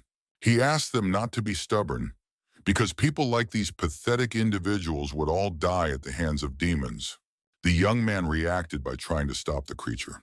However, the demon was much stronger than the hero, who could not even keep up with its movements. The young man was very disappointed in his own body, which was unable to parry such fast attacks. The demon was surprised when he noticed the boy sniffing one of them, not understanding why. The boy did not understand how strong the water bonds were. Over the past half-century, the demons had developed a bunch of new abilities. The boy could try to come up with a plan of action, but he would not be able to use such attacks. The girl realized that if Masubi died fighting, they would both be lost, not understanding why the boy had decided to fight such a terrifyingly powerful creature. She noticed a sharp corner on one of the stones that could help her. The girl wanted to try to act while there was still time. Meanwhile, the boy continued to diligently parry the blows, which were delivered incredibly quickly. Seeing a chance to attack, the young man launched a counterattack. He tried to direct his own blades straight at the creature. The creature instantly grabbed the boy and realized that the boy in the cave had killed a first-rank demon, realizing that he could not be weak. The creature assumed that the young man was simply pretending to be weak, but the boy had no idea what it was talking about. The demon was tired of the boy's behavior and decided to punish him for his lies and mistakes and underestimating him. The creature began to tear the boy apart, who was in incredible pain. Having finished with the boy, who was called a liar and should have been punished, the monster wanted to punish him by killing him. He was incredibly curious to learn the secret of the man who had managed to kill a first-rank demon. The boy was in incredible pain, as if all his vital organs had been damaged. The girl was very worried about the boy, who was on the verge of death due to the great difference in strength. The creature became increasingly enraged, but the boy did not want to confess, wanting to kill and then eat the hero. In this way, the boy would greatly help the demon evolve. Approaching the boy, he asked him not to bother. The sudden appearance of a new force greatly surprised the monster, who had almost achieved his goal. The girl managed to escape, continuing to attack the demon until her friend regained consciousness. Rosa did not understand why the creature was so interested in capturing Masubi, but she knew that she would not be able to let her own friend be harmed. The demon did not understand how the girl had freed herself from his water chain so quickly. Rosa didn't know what to do in a situation where the enemy was stronger than both of them combined. The boy was still conscious and realized how the girl had managed to break free from her bonds with her ankles, considering her to be truly strong. The girl threatened the demon that if he really wanted to kill one of her squad members, he would have to deal with her first. The creature was quite willing to agree. He didn't care who he started with first, because now none of them would be able to escape him. The approaching needles of water heated up the situation for Rose. The girl tried to block all the approaching blows. The boy asked his friend to dodge instead of standing there, protecting the hero. Rose couldn't allow this, asking the boy to shut up and not interfere with her. The demon delivered a long-range blow that the girl could not block. The creature used gravity. Having managed to close the distance between them, the demon was not satisfied with simply killing the girl. It tried to tear the girl apart first to make her scream in pain. The boy could do nothing but beg the demon not to do anything stupid. Realizing how ironic the situation was, because even after being reborn, the hero was again forced to watch as the members of his squad died. Nothing had changed, and the young man did not understand the point of his rebirth if he could not even protect the girl, let alone save himself. The young man was able to reveal his inner emotions from the past, thanks to which he was able to accumulate more energy while in a rage. The demon did not understand what the hell was constantly going on behind his back. But turning around in the opposite direction, the young man managed to grab the girl, who was on the verge of death because of the hero's uselessness. The demon also got his share in the moment, cutting the proof of that flesh into pieces. The boy praised Rosa, who did an excellent job for her first time as team captain. The girl gradually began to lose consciousness from the weakness and powerlessness of her body. The young man asked Rose to leave the rest to him. Then, laying the girl on the ground, silence fell around them. The demon did not understand where the hero got such a dangerous and powerful aura, assuming that this was the boy's secret. The boy himself did not really know what had happened. The young man felt some kind of incomprehensible feeling inside, gradually becoming stronger. It felt as if something would tear the boy to pieces. The core that was in his chest was able to reveal its abilities like a blooming demonic flower. The creature couldn't believe where the boy got a core like that of a demon king. Still conscious, the girl watched Masubi with a small glance. The boy had no idea what was going on. But he understood perfectly well that a monster like the demon in front of him should die faster than usual, and the young man was able to awaken one of the demon's fins. Meanwhile, the second creature continued to fight the captains. Sensing powerful energy, one of them made a guess. The captain asked him not to turn away from him during the fight. The man found the moment when he needed to strike the creature with all his might, inflicting critical damage. Marin, following the plan, went around the enemy from behind. She attempted to deliver the strongest kick possible. The demon believed that humans were incapable of separating anything stronger than this. However, he was mistaken when the commanders followed up with their attack. They were able to deliver the strongest blows simultaneously, thus freeing the core from the creature carrying it. The monster's head was literally catapulted into the sky by Delon's blow. The girl lifted the creature's body high into the sky. The demon did not understand how humans dared to tear the core from his body. The girl asked Tantana to be careful because the monster would explode soon. The monster asked the people not to resist, as the power of the blow would destroy everyone in the immediate vicinity. However, a sudden beam from the air severely damaged the monster's plans. It launched a harpoon that threw the demon far away. The creature hated humans for such tricks, staring at the monster, which continued to gather its strength. A similar incident occurred due to orbital cannons that caught the first-rank demon. Plex fought the creatures with all his might, defending the Great Wall. He did not give the other monsters a chance to climb the wall, through which they could break through to ordinary people. However, there were too many monsters, and their numbers showed no sign of decreasing. The guy ordered the others to return to the city immediately until the wave of demons passed. Then he called on the other captains to return quickly, and Marin asked Dylan to go back immediately to where they were needed. The captain did not understand why such a cruel coincidence had occurred when he should be immediately rescuing Masubi and Rosa. Marin believed the captain's words and also wanted to help, but they weren't just squad captains. The guys were warriors first and foremost. After a while, the commander calmed down and ran with Marin to defend the city. The creature did not understand humans, why they were the same as demons. The boy was the same as the others. However, he managed to become a first-rank demon, or even stronger for another reason. It was unclear where the boy's power came from. In the monster's opinion, such a thing could not exist in reality. The boy assumed that perhaps this was the purpose of his rebirth, to gain new demonic power, so that the rest of his mistakes could be corrected. The young man threw the restorative properties at the girl. She began the recovery phase. The creature could not understand where the boy's green core of health came from. The boy had performed poorly in previous battles, but there was a chance he could absorb that first-rank demon with regeneration. For this reason, if the boy could absorb the water demon, he would become the owner of the power of water knots. The demon did not understand where the boy's sudden power came from. The boy was like a deity who could not allow himself to be mocked so thoroughly. The young man suggested that the demon was eager to see his demonic power in action. The monster couldn't believe that the boy had absorbed the core of a first-rank demon, after which he became one of them. The young man was intrigued. He had never seen a demon so frightened in his entire life. The water creature was literally trembling with fear of the unknown man who possessed such powerful strength. The young man began to act first while he had such a wonderful opportunity. He asked to first try to strike the hero with all the strength the demon had, wanting to test how strong he was in this form. The monster thought the guy was crazy, not understanding how such a thing was possible. When it tried to hit the boy, he managed to dodge it. The boy completely forgot about controlling the elements. The young man remembered that the tree demon that the boy had absorbed could do something similar.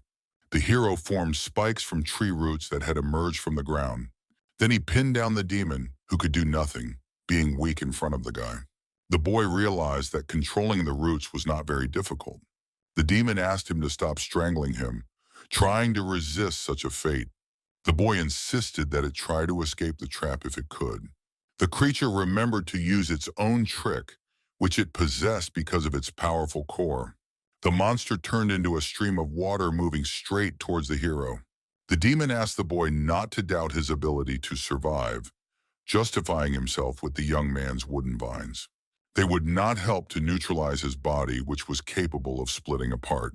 The creature still did not understand where such abilities came from in humans. However, he believed that he was much stronger, given the water core. The creature threw the young man straight into a tree with all the force of his leg. The hero agreed with everything that was said, but he really did not understand how well he could control the demonic power. But he warned the demon, recognizing the guy as the strongest warrior, whose learning abilities were incredible. If the young man really wanted to kill the monster, he just needed to continue training to use his demonic power. The demon couldn't believe his eyes when he saw how quickly the body had healed.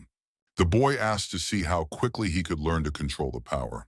The boy began to approach the monster with incredible speed. This was already unbelievable. However, using the roots of trees, it was possible to move several times faster than normal. The demon didn't even have time to understand how the boy was able to get to him so quickly. Then the roots entangled the monster, which was stuck in place. The boy grabbed the monster by the head, who was incredibly afraid of the guy. The young man warned that now the creature would not be able to escape. The boy continued to hold the creature for a long time, assuming that their encounter with the monster was not very interesting. The creature's body began to feed on an unknown energy. Because of this, the demon exploded into small pieces. The young man was able to completely destroy the creature's shell, from which a core of water fell out, in which the demon stirred, calling the hero stupid. He could split his own body without any problems. However, he could not predict the boy's next move. The boy knew perfectly well from the previous time that if he was a demon, his core would not be able to split. On the contrary, the hero considered the demon foolish, who may have overestimated his own abilities. The creature's core slowly began to leave the creature.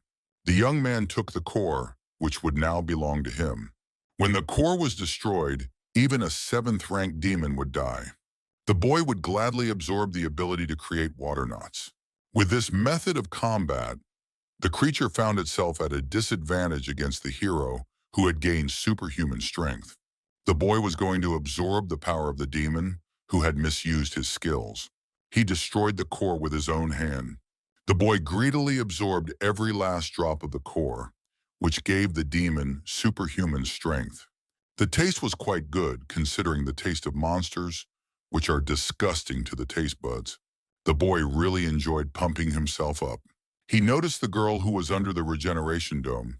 Using the new skills of the core, the boy approached the leader. The boy's gaze was very excited. The boy managed to deal with the demons and now wanted to deal with the girl.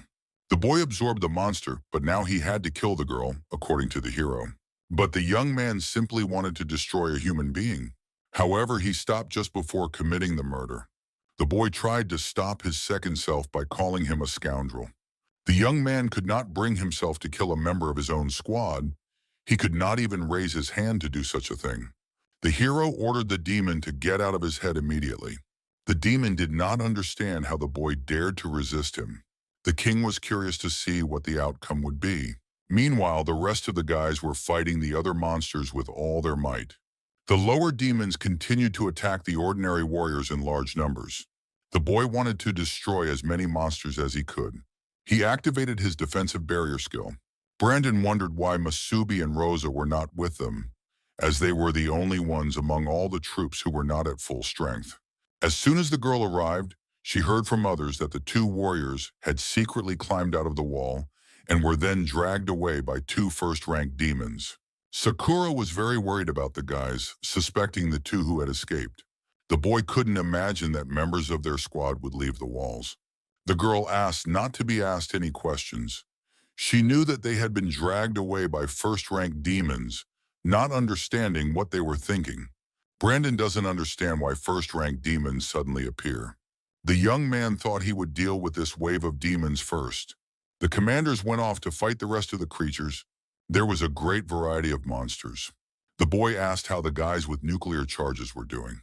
The commander went to fight the monsters, protecting his people. The guy reported that everything was fine and that he and Marina had a good energy charge. The nuclei used in warfare could wear out the more powerful the nucleus explosion was. The more energy was spent, and with that, the less powerful the attack was. But it was good that they had only fought one first-rank demon with their talent, and the condition of the nuclear charges was normal. Otherwise, they would not have been able to help with this wave of demons. Marin wondered what Plex was up to. The boy saw how the guys were able to kill one first-rank demon, and the other low-rank demons were much calmer.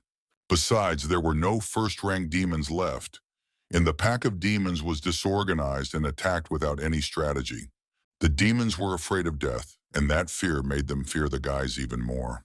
The boy planned to undermine the demons' desire to attack, and the guys would need to buy time for the soldiers on the walls by using the charges to their maximum. The boys agreed to use the cannonballs to their fullest potential. Daron and Marin jumped high above the city. The commander was incredibly enraged by the herd of demons. The boys had wanted to fry the monsters for a long time. The monsters did not understand what the great beam of power was. The squad formed a large hole, creating a crater. Marin realized that, not counting the first-rank demon boss, this was the second time she had to use nucleus explosion.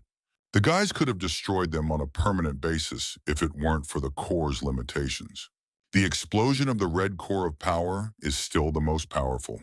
It flew through the area of demons using a powerful charge. The boy flew through a large crowd of creatures that couldn't even move because of his high speed. The other warriors were shocked by the sight of the captain's power. Brandon saw with his own eyes the power of a first-rank core warrior, and envy took over. The boy also wanted to become such a strong warrior. Plex asked if the team was okay.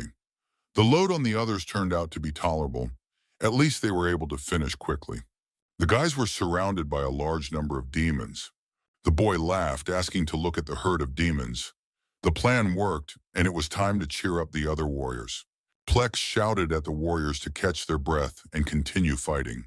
The wave of demons would surely retreat. The guys were very happy to have a third captain they could always trust. The teacher was very happy to be done with the demonic creatures. The boy asked the others to look ahead carefully. Something more powerful than the first rank was approaching. Suddenly, the silhouette of a hero appeared, who picked up the girl. The commanders were very impressed by this. The demons, who were supposed to attack the boy, just let him and the girl pass. The boy calmly walked past the other demons. Marin, seeing the guys, wondered where the first-rank demon had gone. Plex noticed that despite how they had driven them away, it was still not safe for Masubi to be with the first-rank demons. The demons could attack at any moment while he was walking past them without any problems. The team just wanted to help the boy who was attacked by the creatures. The demons suddenly attacked the hero, who with a single glance ordered the demon to leave before destroying it. The creatures were very surprised by the behavior of a human who was very dangerous to them. The monsters were very frightened by the guy's gaze. The surrounding demons were very frightened of the hero, sensing his threatening gaze. The rest of the monsters fled in fear of the hero. The boy continued on his way, while the other monsters let him pass. The boy felt a certain superiority over the others. The commander and his team stopped in front of him when they saw how frightened the demons were of the boy. The wave of demons suddenly diminished, and all the monsters began to flee from the wall of people. The other warriors could not even imagine seeing such a thing with their own eyes. The guys were incredibly happy to see such a picture, which meant victory over the demon raid. However, some wondered why it had ended so suddenly, assuming that the three captains had frightened these creatures. All the people praised the captains loudly. They did not know for sure if this result was due to the power they had shown. Although, for the most part, they assumed it was because of Masubi, he came silently, saying nothing to the creatures around him. The boy couldn't stay in such a strong form for long and passed out on the spot. The captains ran to the troops to check on their condition. Darren wanted to help the newcomers first and then sort out his thoughts. The king congratulated the boy on his first taste of power. The boy did not understand who the unknown voice belonged to. The stranger admitted that they had met half a century ago and that he should remember him well. The hero assumed he was an 8th-rank demon, or one of them, not knowing how many there were in total. The demon asked the boy not to worry about it, saying he would find out more later. The king asked the demon to make himself comfortable. The demon's name was Radiance, or simply Radic. The king of demons was the strongest demon of the 8th rank.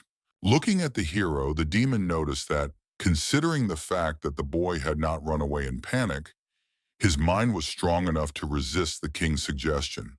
The demon asked the boy not to worry, because at first he could not harm him, but the hero did not understand why he had chosen him. The young man was curious as to why the king wanted his body, while the king, in turn, considered the boy to be quite noisy. The creature asked the boy to be quiet for a moment and calm down by taking a deep breath and exhaling. The demon wanted to tell him everything, asking him not to worry. The king also hinted that the body now belonged to both of them. For the sake of mutual safety, so that the boys could not kill each other, the hero now had to work hard and evolve. The boy watched the situation unfold, not understanding where he was. Then the demon wanted to become completely untouchable. The boy understood that all demons had a terrible opinion of humans. The hero wanted to do everything possible to destroy every demon in front of him. Suddenly, the boy was asked to calm down. The boy accidentally grabbed a rose by its shirt, opening its chest. This greatly blinded the hero's eyes. The young man couldn't understand what the hell he was doing. The guards attacked the guy, who had been insolent since he woke up, and the girl couldn't understand how immortal the hero felt. An unknown voice couldn't understand why there was so much noise. And was it possible to greet their saviors, who could give their lives for other warriors in this way? Everyone suddenly apologized to him and greeted him. The young man was very interested in learning more about this gentleman, the one Rosa called her father. Plex was surprised because everyone in the city of Helatsi knew about the Situ martial arts clan, so it was unclear if Masubi was also from this city, how he could not know about the gentleman. The young man stood up and was very happy to have seen him, the master of Situ, thanking him for everything he had done for him and apologizing for his tactlessness. The master asked the young man not to worry about it. The hero had saved his daughter's life, so he should thank the young man for his bravery on behalf of the entire Sito clan. The master said that the others could rest and regain their strength at their estate, and then they would celebrate their victory over the demon war together. The young men asked him not to trouble himself. The old man raised the three of them, and so the boys treated the estate as their second home, but still gave the girl the opportunity to cause a lot of trouble. The commander asked the gentleman not to worry, they would be able to handle the upbringing and discipline of his daughter. The girl did not like hearing such things directed at her. Daron wanted to ask everyone except Masubi to leave. The boys were left completely alone in the room, and the captain noticed that a first-rank demon had appeared during the warrior's exam. And then there was the recent wave of demons. What did the young man think about that? Plex understood that they couldn't delay with something like this, even if it was his squad. The other captain wanted to get down to business. He decided to ask the hero a direct question. Is Masubi a demon who threatens all of humanity? The boy looked at them with a rather surprised look, because he himself did not really understand anything. The question the captains asked was quite harsh, even for the great warrior Masubi. The commanders waited for an answer from the boy, on which their further actions would depend. The boy asked them not to joke around anymore, since he and Rosa had just escaped from the clutches of a first-rank demon. Plex knew another first-rank demon that the two commanders had to destroy together. And the question was, did the hero really defeat that first-rank demon alone? The commander was curious to hear how exactly the boy managed to escape with Rosa. This time the team really began to suspect something, so the boy had to come up with a good excuse. Plex suggested that this was why he always remained unharmed in clashes with demons, and it could be that the boy was in cahoots with them. The boy didn't know what to do, whether to tell the captains about what had happened recently. The hero was afraid that they would kill him on the spot if he said such a thing. The commanders would not miss such an opportunity, and the guys would most likely not believe in his humanity and decide that he was a demon. After all, the strongest demon lurked inside the boy. Plex understood that he should stop talking and finish off the hero. The young man was becoming more and more nervous, not knowing what to do, waiting for the upcoming battle. Marin asked the commander to put down his weapon for now and not to get excited. Only demons of the 4th rank and above could take human form, And so far, it didn't seem like Masubi was a fourth-rank demon. The captain noticed another thing. Demons do not save their fellow demons. They are not familiar with camaraderie. Demons are mostly selfish and cruel beings. But Masubi risked his life to save Rosa, so Darren doesn't believe the boy's a demon. The boy knows this because he just wanted to scare the boy, asking the guys not to be so serious. The boy was indeed taken away because the guys had practically returned from the dead, so he could only praise them for their successful rescue plan. But Rosa told him that she had lost consciousness during the battle with the first-rank demon and couldn't remember what happened next. So it became interesting to ask the hero what exactly happened when the boy finally saved Rosa from the first-rank demon. Marin suspected that the boy had really dealt with those demons himself. The boy had completely forgotten about this because he was fixated on the demon inside him and had completely forgotten about other possibilities. The young man explained this by saying that he was an incredibly brilliant warrior. More precisely, he was able to quickly absorb a large amount of core energy, and for a time, the hero's explosive power became super powerful, which was his secret weapon. Marin remembered that the energy absorption the guy was talking about had the same effect as the core explosion. The young man agreed with her, hoping that the commanders would believe this explanation. The guys were very surprised to accept this version. Plex realized that if what the guy said was really true, then the hero was truly a genius. That's what the hero said when he first realized he could do such a thing. His body absorbed all the energy of the core for the next attack against the demon, who was in a stupor. This time, the boy used this trick to defeat the first rank, who had grabbed Rosa. His body couldn't withstand the sudden surge of energy, and the hero was only able to bring the girl to the city before fainting. It was very interesting for the commander to hear this, and they could truly consider the boy a talented child. Marin suggested that if this was the case, then this trick was still beyond his capabilities, as it was essentially the same as the nuclear explosion they used. Daron agreed with Marin and suggested testing the boy's talent on him. If he was really that talented, let him prove it. The commander asked the hero to come out onto the battlefield. The boy couldn't understand why he had to prove himself, feeling that the commander didn't trust him. Daron was fully prepared to begin the duel. The young man thanked the captain for the opportunity to fight him. The boy was definitely doomed, even though in his past life, the level of skill possessed by these guys was basic, but his body was too useless. The boy didn't understand how to act, trying to use the demon's power. The fight began instantly, with the captain literally flying straight at the boy. The young man managed to dodge one blow, which felt quite fast. Continuing to dodge the captain, the boy had no idea how to continue the fight. The hero assumed that the captain was really giving it his all. The girl asked the commander not to worry about the damage. Darren praised the guy for his good reflexes, and the young man noticed how he was able to fully regain his combat experience from his past life, but this test was too much. The commander wanted to give it his all while fighting the boy. Hitting the ground with all his might, he created a large crack in the earth. The boy was surprised to see the battlefield destroyed like that. The guys really behaved like owners in the mansion. The commander was right behind the hero. Grabbing the boy by the neck, he couldn't believe Masubi's maximum abilities. The hero was too slow to dodge the commander. Darren threw the boy into the air. This ended the duel between the student and the commander. Plex was angry because this had already gone too far and they should have intervened. But the girl asked them to watch further. The commander was very disappointed. If the boy was only capable of a few dodges, then he had no talent whatsoever. The young man himself did not like where this was going. In his past life, the hero had been a warrior who was revered like a king, but now the commander and the rest of the generation were like grandchildren to him. The boy said that he had talent, but if he couldn't show his true power, the others wouldn't believe him. Since the young man had been reborn, he could sacrifice his principles and borrow the power of the cursed demon that had taken root in him. Masubi hoped that the guys wouldn't mind if he cheated a little. The aura changed dramatically into a serious threat to the other commanders. The boy approached Dylan, explaining that it was his turn to attack in response.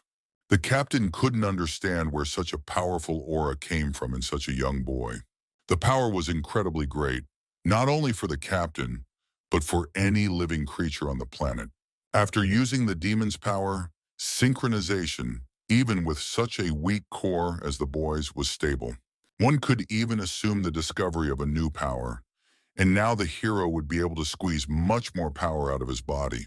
Plex had no idea how the boy's synchronization level was increasing nonstop, and Marin couldn't understand if a talented fighter had appeared in their city. Darren couldn't believe it when he saw the aura, the synchronization level, which had just jumped to 40% and continued to grow. The captain remembered that Siturosa's indicator was 39%, but Masubi had already surpassed that threshold. The young man turned to Darren and asked him to concentrate. The boy warned of the start of counterattacks. The commander did not expect such power from the boy. However, he was very pleased to see the boy become twice as fast and 3 times as strong. The hero warned the captain that this was just a warm-up and that he should not relax. The boy fought on equal terms with his commander, who was more experienced in modern combat.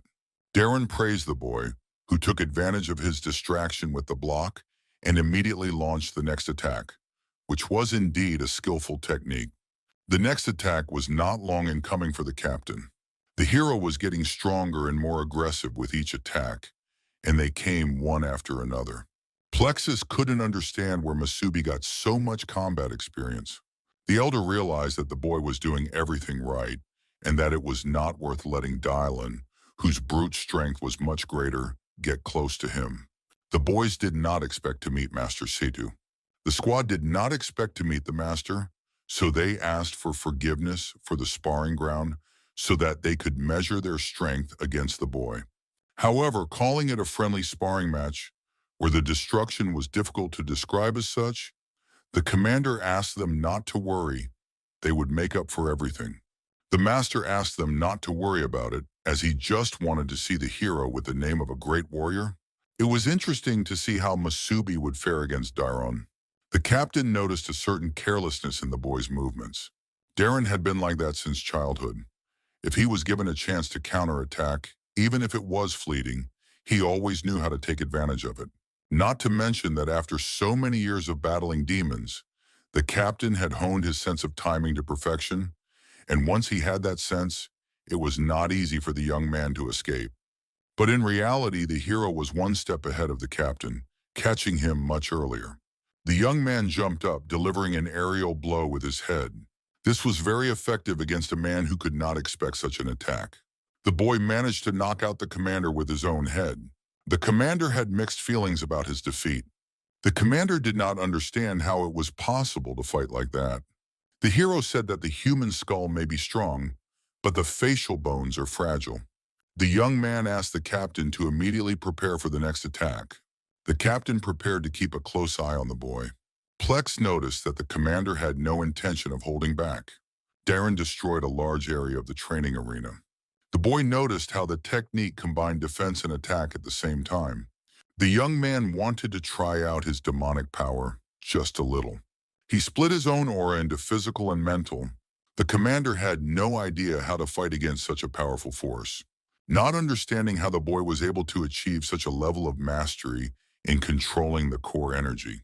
The young man found himself behind Dylan, who was distracted by the boy's large aura. The girl assumed that the boy took advantage of the fact that the enemy could not see anything because of the smoke around him, and then used Dairon's technique to strike back. The gentleman assumed, or rather, it would be better to say that the hero had an amazing ability to learn. The commander asked Masubi who had mastered such a technique. The master noticed how Dylan had just lost. The young man managed to completely read the commander's ability and caught him in a mistake. The commander noticed how the boy deliberately missed, striking past him. The boy noticed how Dairon used the kin technique to attack, and if they were fighting for real, the young man would probably have been in trouble. When the boy struck his head, his vision blurred for a moment and phantom visions could appear, which were easy to confuse. Masubi seized the moment and won. Now he was curious to know if the commander believed his words. The destruction left by the boy was the greatest damage to the Master Cedo. However, the master was not concerned with the arena at all, but with who this young boy was. Suddenly, the boys who had been asked to leave for a while returned to the others. Sakura was curious about what the boys were doing if they didn't come to dinner, as the family had just prepared a wonderful meal. But when they discovered the extensive damage, it was unclear what had happened on the street. The young man blamed Captain Dallin for everything. The girl couldn't believe that the boys had been sparring during dinner. Her friend noticed how seriously his buddy had been injured, and the hero understood that because the captain was constantly fighting demons, the sudden change of opponent was difficult for him. The gentleman asked the boys not to be modest, but rather to finish sparring and go to dinner. The boy was terribly hungry, so he thanked the master, warning him that the boy was not being modest at all. The master waited until the young man left the building. The hero, who was determined and strong, knew exactly what he was capable of, and even stood up to the captain, but even the feeling of battle could not compare to the boy's potential. The master wanted to ask his daughter something. Did Rose think that the boy wasn't bad, and maybe even liked him? The girl did not expect to hear such a thing from her own father. It hit her emotions right on the mark. The guys had a wonderful dinner. The master wanted to propose a toast. On behalf of all the townspeople, he wanted to thank everyone for their service, and of course those who fought on the front lines. He singled out Masubi, praising him as an incredible young man and thanking him once again for saving his daughter. The boy couldn't help but ask the gentleman not to show so much gratitude. The captain did not understand who had allowed the boy to pour alcoholic beverages. The boy assumed that he was already an adult, being 18 years old. Because wasn't the warrior's trial only taken at the age of 18? Marin laughed at the situation, and the commander did not miss the opportunity to take revenge. The gentleman asked the boys not to quarrel and to drink to their health. He considered the boy to be old enough. The girl couldn't understand where her father got so much concern for Masubi. After seeing the fight, the gentleman was convinced that the boy was not bad, and his talent and potential were not inferior to the girl's. Therefore, he assumed that the boy would surely find a way to melt the girl's cold heart. Rosa couldn't understand why her father was thinking such things. Conversations on such topics made her blush like a tomato. The girl asked her father to stop thinking about such things, saying that a boy like that was a complete idiot. Sakura wanted to capture the beautiful feast on the table of the master himself. Brandon was curious how the boy was able to defeat a first-ranked demon on his own. It was truly a remarkable feat. The commander answered for the hero, seeing how the boy could absorb a large amount of core energy, and for a time his explosive power became super powerful. It was similar to how they, as captains, use the energy of their cores. At critical moments, the boy risked his life to take advantage of this explosive power. This is very dangerous because without proper training, it puts a lot of strain on the body, and if this skill is abused, it can lead to serious complications in the end. Plex noticed another small battle between Tantan and Masubi.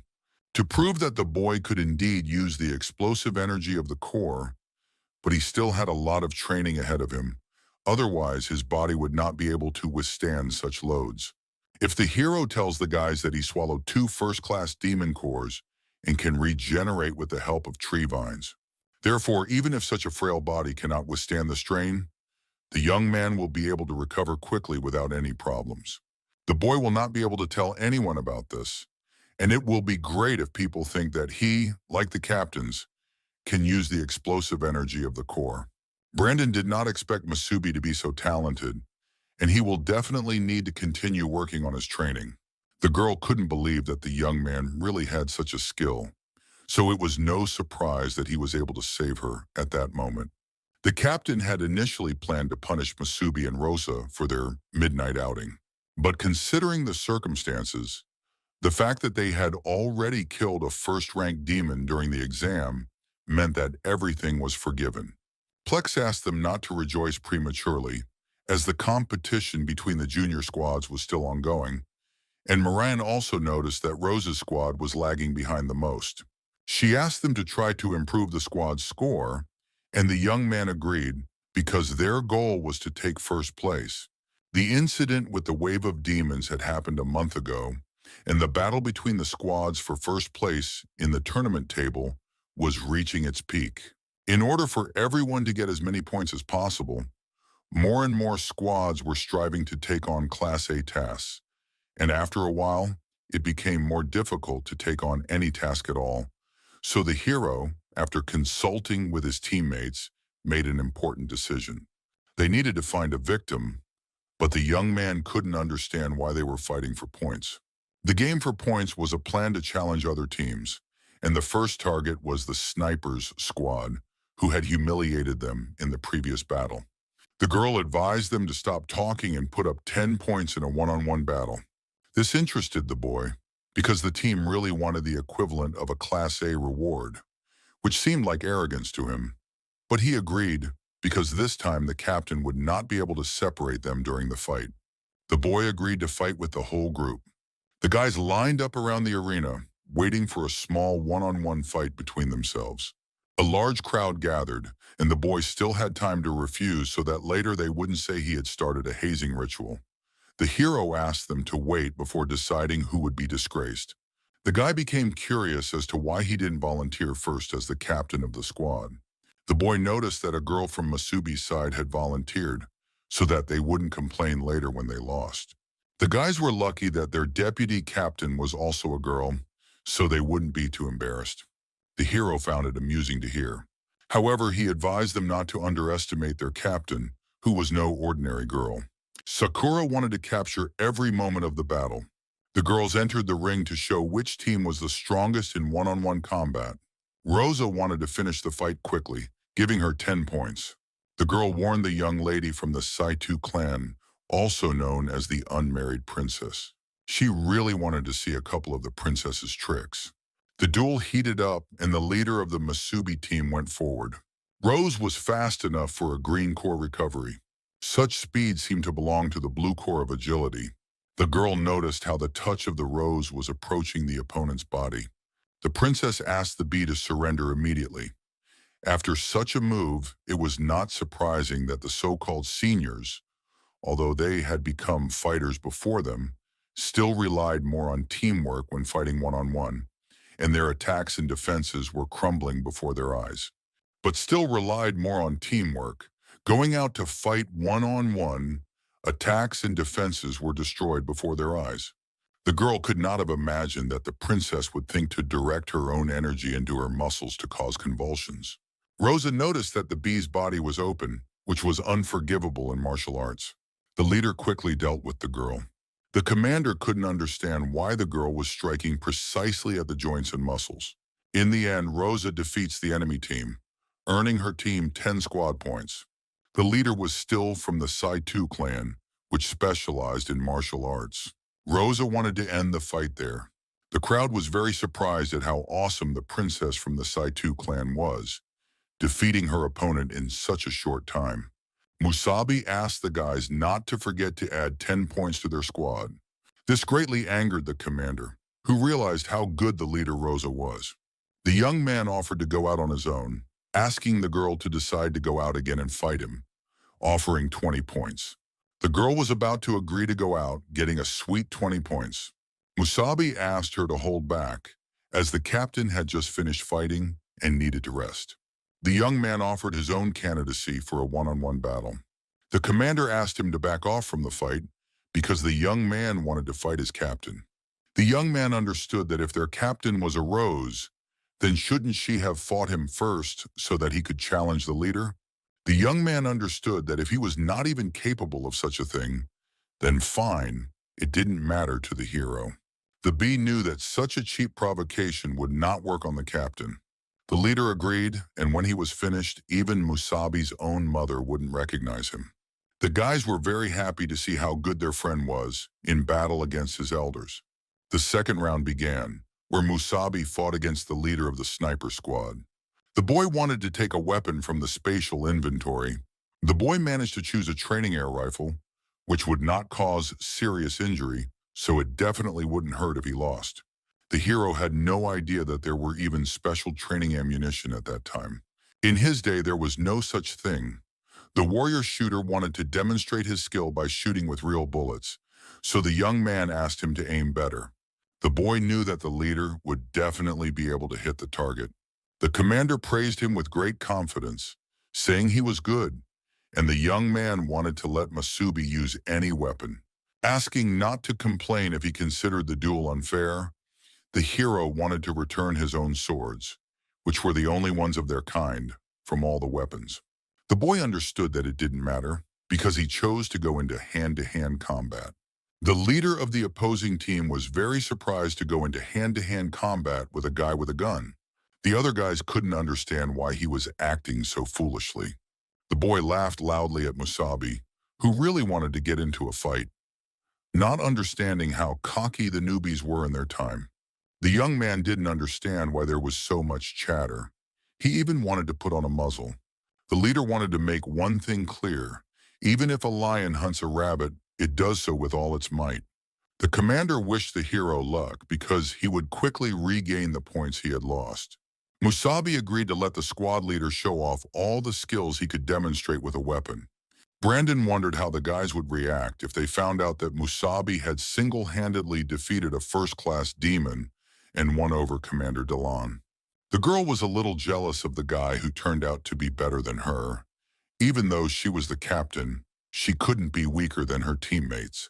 When Rose looked at the guy, she immediately remembered her father's words, and she wanted to stop thinking about such nonsense. The boy asked the participants to start fighting for the title of the best in a one-on-one duel.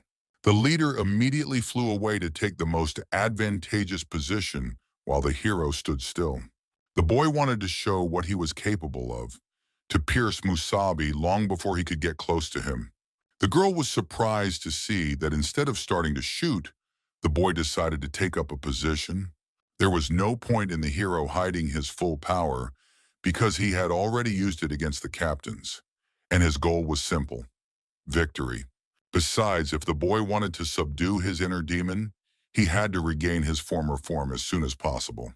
Not even that, but to become stronger than he was, to surpass the Musabi of the past. The leader saw that the boy wasn't moving and decided to shoot him.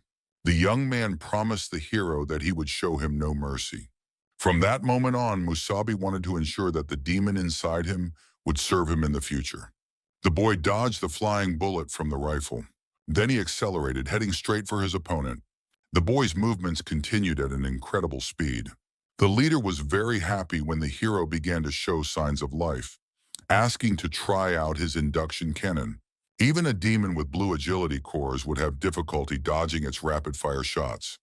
The leader only needed to hit once.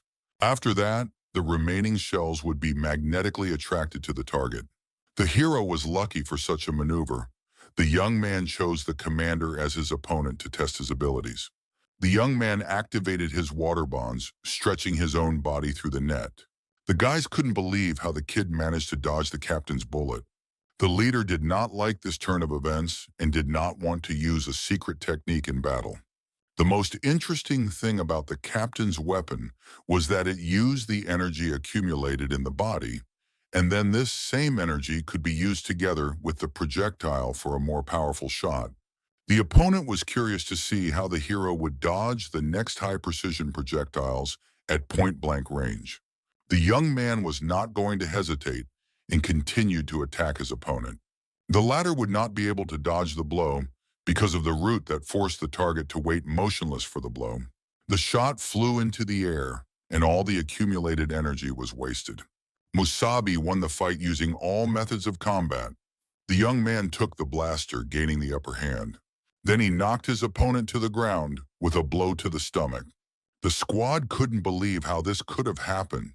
The young man was over the moon with happiness, having earned the long-awaited 20 points. The leader had no idea how the boy managed to win. The guys were incredibly happy for their friend. Rosa had never seen anything like it, not understanding where Musabi had learned such a thing. The hero easily earned 30 points from the sniper squad, and the challenge attracted the attention of other junior squads, with more and more fighters wanting to try, and even some of the seniors wanting to participate. Having tasted victory, all the members of Rosa's squad fought for points one after another, as the rules required. Thanks to Sakura and Rosa's impressive skills, Rosa's squad won more than it lost, and the points accumulated. They rose rapidly in the rankings, and by the end of the month, Rosa's team rose to the top of the rankings among Captain Dylon's squads with incredible speed and earned the right to participate in the final stage.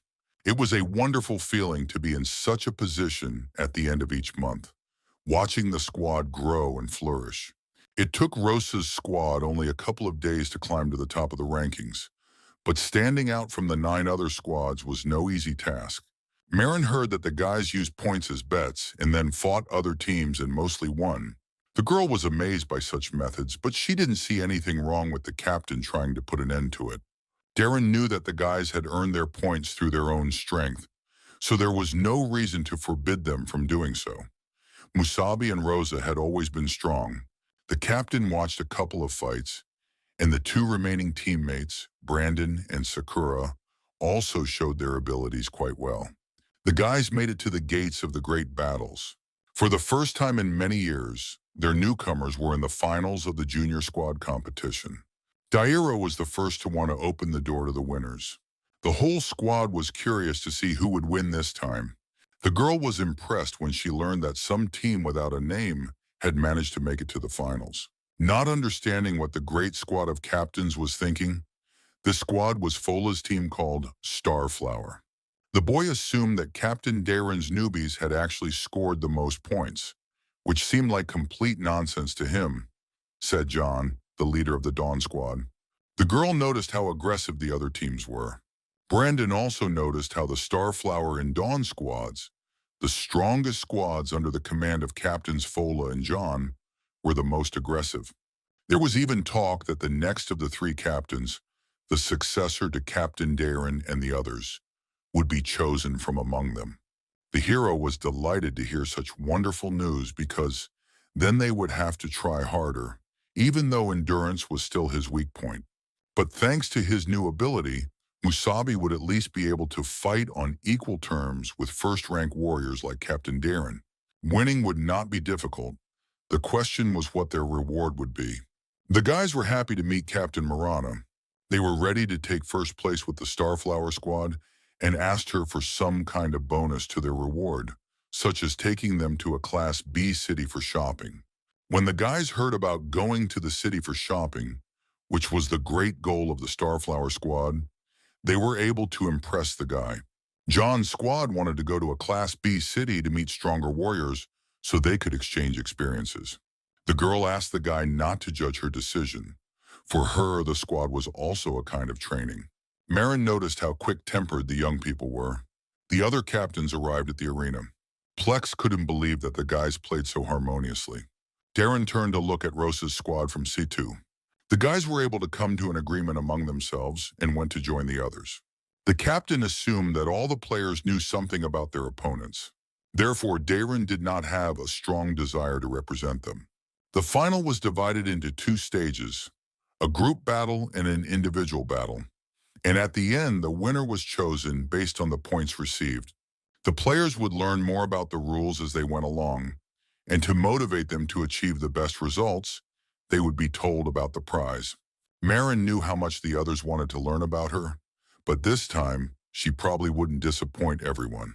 Plex announced that the winner would be able to go to a Class B city for a week of training and practice. The players were really excited to win, as this was a rare opportunity for the teams. Sakura even wanted to buy a new camera lens at the city's shopping centers. The captain announced that the squad commanders would draw lots. The players tried to focus on winning so they could go to a Class B city.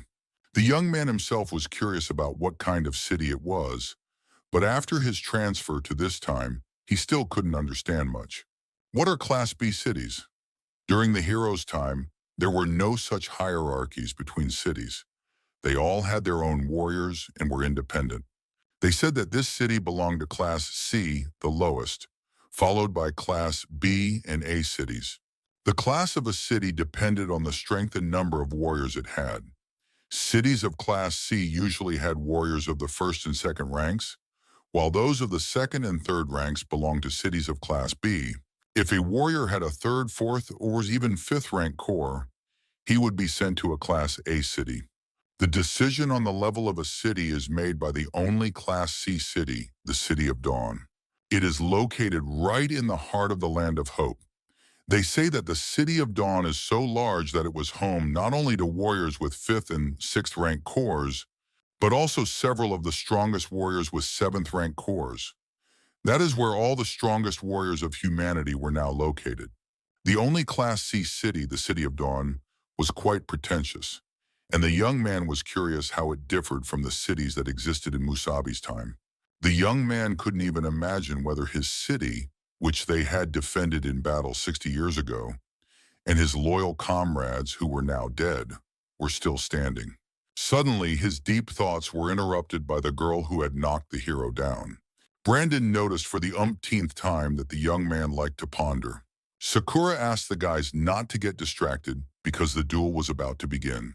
Rosa was able to find out that their team would be first. The weapons had been changed to training equipment, and the team was called Zarya. They would be fighting against Rosa's squad.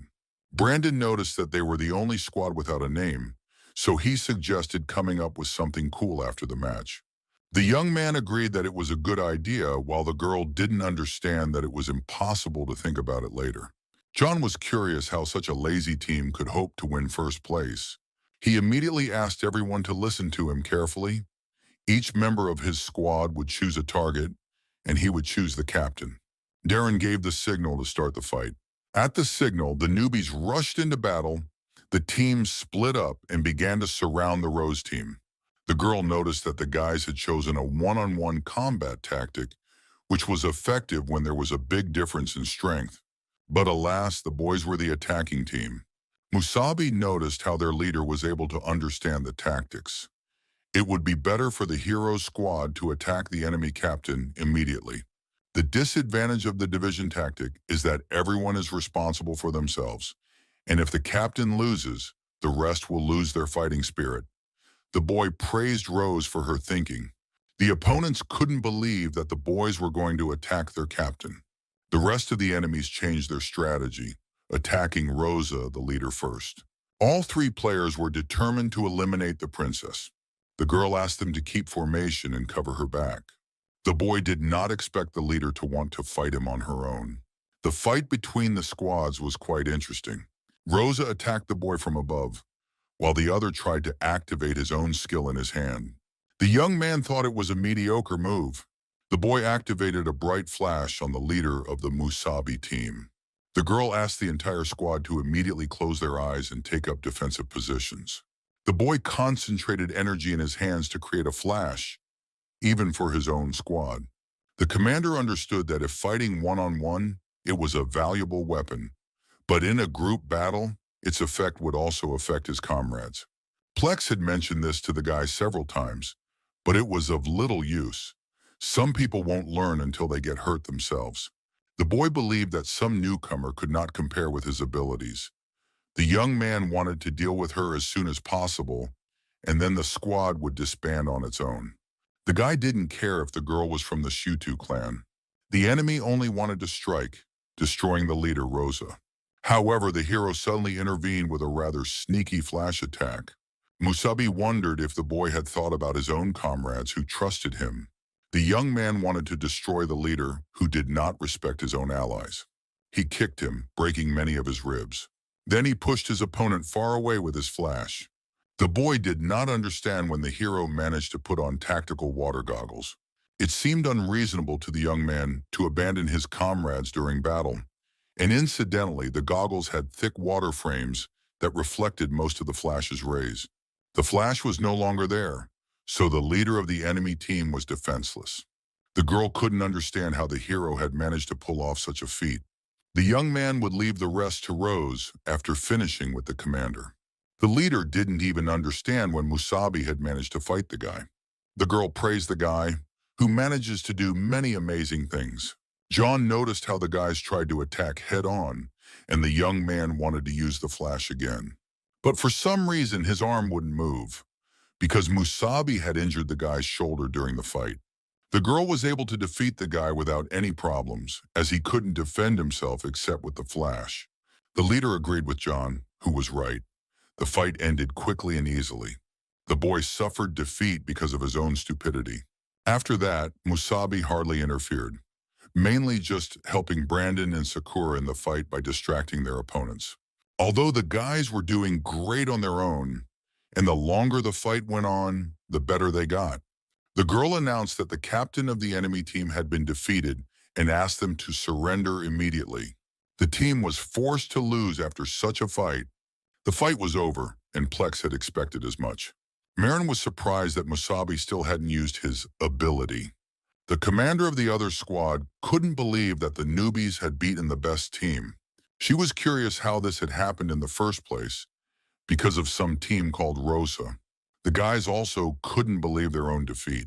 The young man knew the guys would be next, and as a longtime rival, he wanted to give them some advice. After a while, the guys returned to the ring to fight in the second round. Captain John's words made the girl feel heavy-hearted. She didn't like it at all. The Rose team was to face the Starflower team, and the weapons were once again replaced with training equipment. The second round was about to begin. Fola ordered the squad to intimidate the hero squad and continue to follow the plan. Brandon tried to concentrate all his strength into one blow. Then he struck the ground, destroying a large area of the battlefield, creating an incredibly huge protective dome. It seemed like a great chance for the young man to hide behind the smoke. The boy was able to hide the tree vines that had captured a large number of enemy troops. This worked well, as the absorbed demon elements had more uses. Water elements, wood elementals. The boy was curious how many there were. Rosa asked the young man to deal with the enemies. The young man activated the barrier and then ran straight at the enemies, towards the side where it was difficult for the enemies to dodge the attack. The leader asked the guys to immediately return to formation, realizing that the guys' strong attack had disrupted their formation. Rosa and Sakura wanted to launch a joint attack. Kicking the enemy leader, she managed to defend herself somehow. The girl asked for cover. However, the team was busy fighting Brandon and Musabi. The hero managed to deal with the remaining two players without any problems. The girl couldn't understand how this was possible. The boy advised her to be careful with Musabi, as John thought he was the most dangerous member of the squad. The young man seemed to control the entire battlefield. Sakura scolded the commander, who had been distracted during the battle. The girl asked him not to underestimate her, since they both had the core of agility. Sakura launched a quick attack against the enemy opponent. She created a leg lock, grabbing her target. The captains realized that this battle was also over, as Rosa's squad had already won both times in the group stage. Next, the guys had individual fights, where they could challenge any member of the other team. The leaders immediately threw the individual stage at the hero, eager to get infected. The commander knew that each person could only fight once, so the guys could decide who would go first. The young man agreed to save time. He suggested that the commander agree so that the guys could fight him in pairs. Being at the competition site, the young man was ready for his final battle, and the hero's time to have fun had finally come. John noticed that Musabi didn't seem to think much of them, while the girl wanted to make the guy regret his arrogance. Marin explained the rules. In a normal battle, if one side surrenders or is no longer able to fight, the battle is over. The duel had already begun, but the young man stood still, waiting for some kind of surprise. The boy asked his friend not to forget their joint plan. The hero was already ready to fight with full force. The boy managed to approach his opponent opposite him. The girl asked her ally to be more careful. John was furious and didn't want to humiliate himself in front of some newbie. The girl noticed how the boy used the flash, instantly switching to the original plan. The young man asked them to listen to him. This time they would join forces, so they should not lose, as they would still have the opportunity to continue fighting. The guy had a plan for how to win, asking the girl to take tactical glasses. They slightly blocked the light from his flash, so when the guy blinded Musabi, the girl would deliver the final blow. She couldn't believe that the boy was really giving her such a valuable thing. She couldn't even believe it. The boy strongly disliked Musabi, who was not an easy guy to get along with, but in order to go to the B-class city, they had to work together. The boy asked her to remember that his flash was a diversionary tactic, and when she saw it, she should act immediately. The flash of energy was so much stronger than the previous one that it could even blind all the captains at a distance. Sakura wanted to take a picture, but she couldn't do anything with the flash. The girl was sure that the hero would definitely be blinded. She wanted to use her agility to the maximum and simply take the guy out. The leader wanted to finish off the hero with one blow. The boy now understood who exactly was supposed to attack. Fora was afraid of the guy. To her, the young man seemed like a hunter lying in wait for her during the fight. The boy activated his water bonds. And then he stopped the girl who wanted to make a brilliant decision. The hero was able to trap the girl in the water from which she could not escape. The boy couldn't see anything, but he didn't understand why she was screaming so loudly during the attack. The girl said that she was actually being attacked. Her glasses had fallen off, and she couldn't see anything. The young man apologized to them, but their plan had failed. The boy was able to defeat the boys who had miscalculated their experience. Musabi managed to defeat two opponents at once. The captain saw another flash, but because of the smoke, he couldn't tell if they had killed each other. The commander went into battle trying to save the boys. Looking around more carefully, Darren discovered a hero with a powerful aura in front of him. The young man declared the end of the fight. The fog began to slowly dissipate, and the guys had no idea who was standing opposite Captain Darren, so they assumed John had won. But Rose disagreed. It seemed to her that another person had won. That person turned out to be Musabi, who was smiling at the audience. The guys couldn't believe how hard it was to fight in such a bright flash. Brandon was beside himself with joy.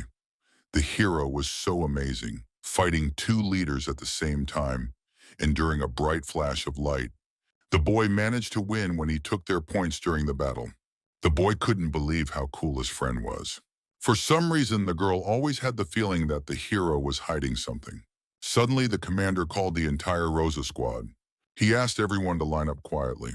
He announced that their team had won the competition, taking first place, and congratulated Musabi on his excellent battle tactics, saying that he had pleasantly surprised him with each new battle, especially when he unexpectedly managed to withstand the attacks of both opponents at the same time. The hero was pleased to hear this, acknowledging that his commander was overpraising him. But in any case, Musabi was able to defeat only thanks to his own combat experience from his past life. In any case, since the guys were able to win, they will receive their well-deserved reward, and tomorrow morning the squad will go to the nearest city of the class in the underground tunnels. Their week of training will begin there, and the guys are already getting ready today. And tomorrow morning, they will meet at the same place.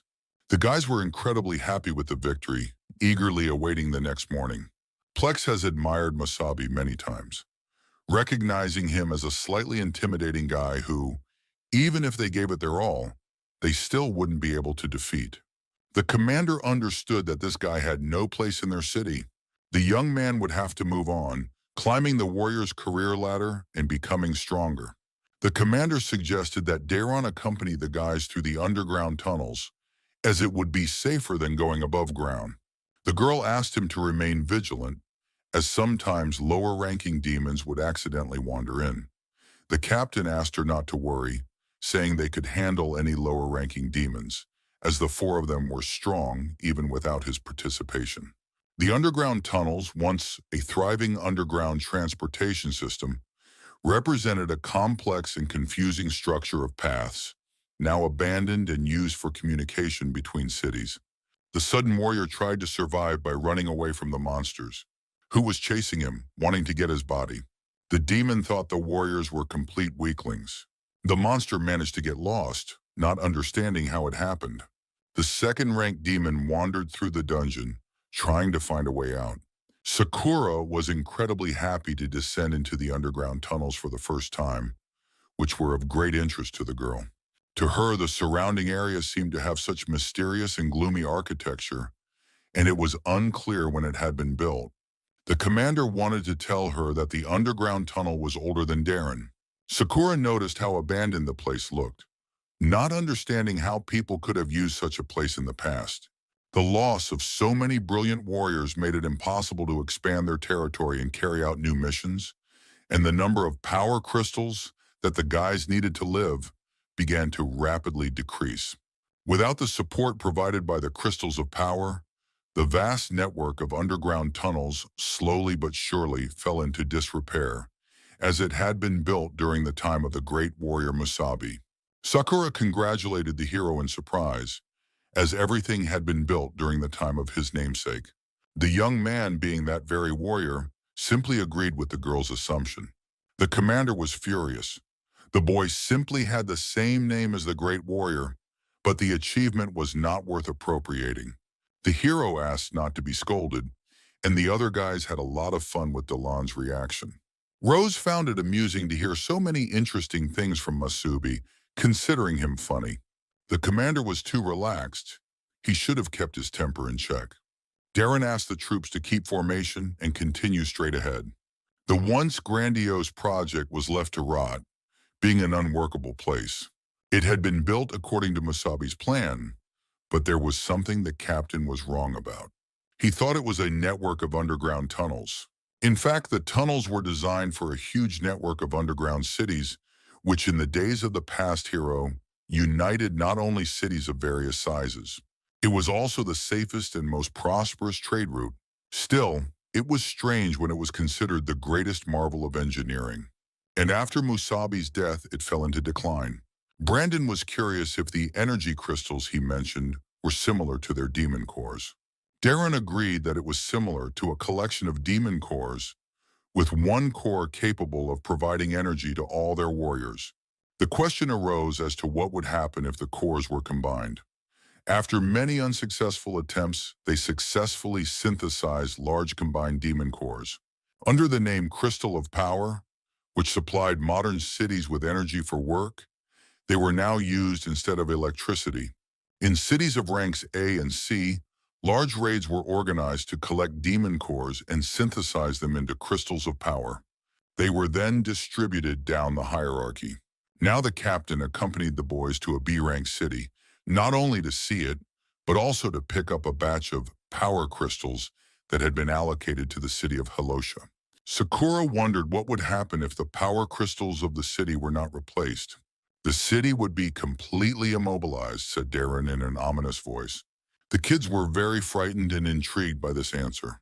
Without energy, the city would not be able to function normally, and the most important structures in the city walls and defensive weapons, would become useless.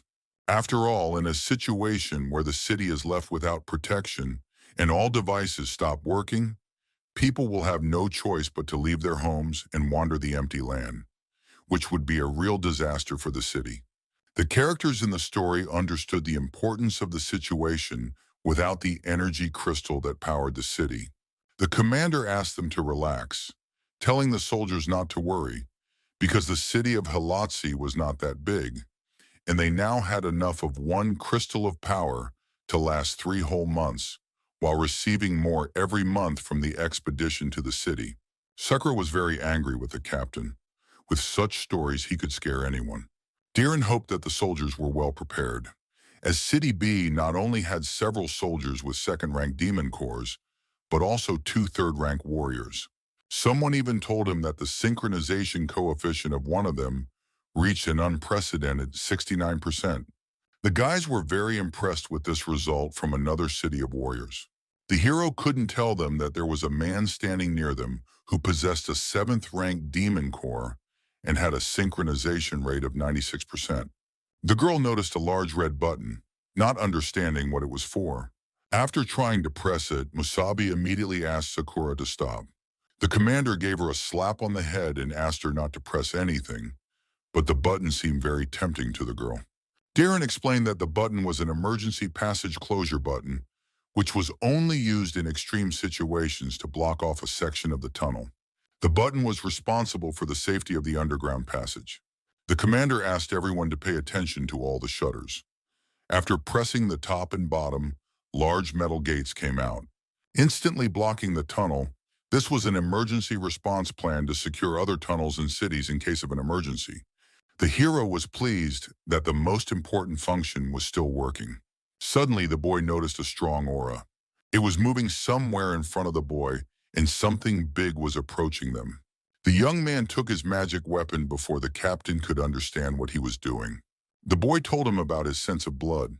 The commander couldn't believe that the hero was better than him in terms of smell and instincts, but there was no time to be distracted. Darren ordered everyone to prepare for battle, drop their backpacks, and keep formation. The tunnel was filling with blood, which was approaching the boys. The captain had no idea where the blood was coming from, but he understood that something had happened on the city side. Dairon and Musabi discovered a demon that had suddenly appeared before them. However, a warrior from the city of Paida unexpectedly appeared as an unfamiliar figure. The young man did not expect to meet people from Halasi. After walking a little further, he passed out due to the large amount of blood and strength he had lost. The boys did not understand what was happening in this place and what condition the city of Paida was in. The young man told them about the wave of demons that had unexpectedly attacked the city of Paida. He assumed that the city of Paida had already signaled its retreat from the city. The girl, being stressed, asked the captain what signal the boy was talking about and whether they should help.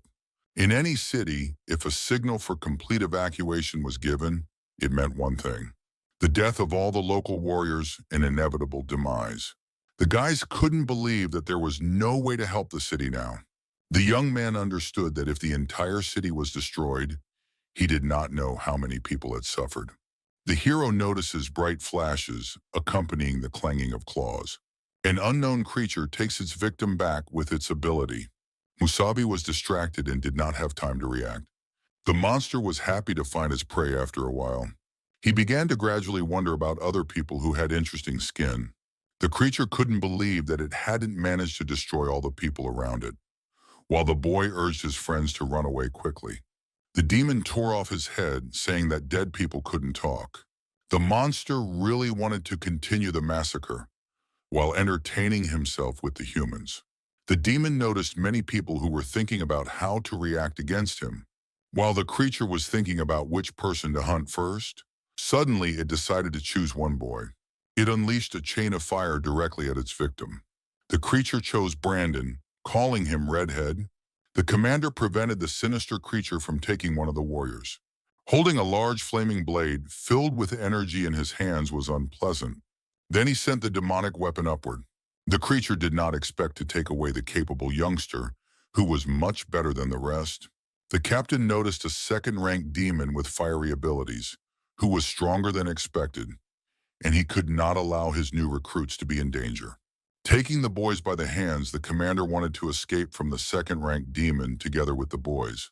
Fleeing from large-scale problems, the captain wanted to try to save all the warriors. The demon did not expect such a strong warrior to want to escape from him. The demon pursued the people, pushing off from various surfaces, gradually approaching Musabi's squad at incredible speed.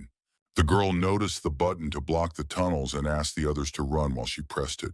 The demon was already catching up with the humans, condemning the rest to death.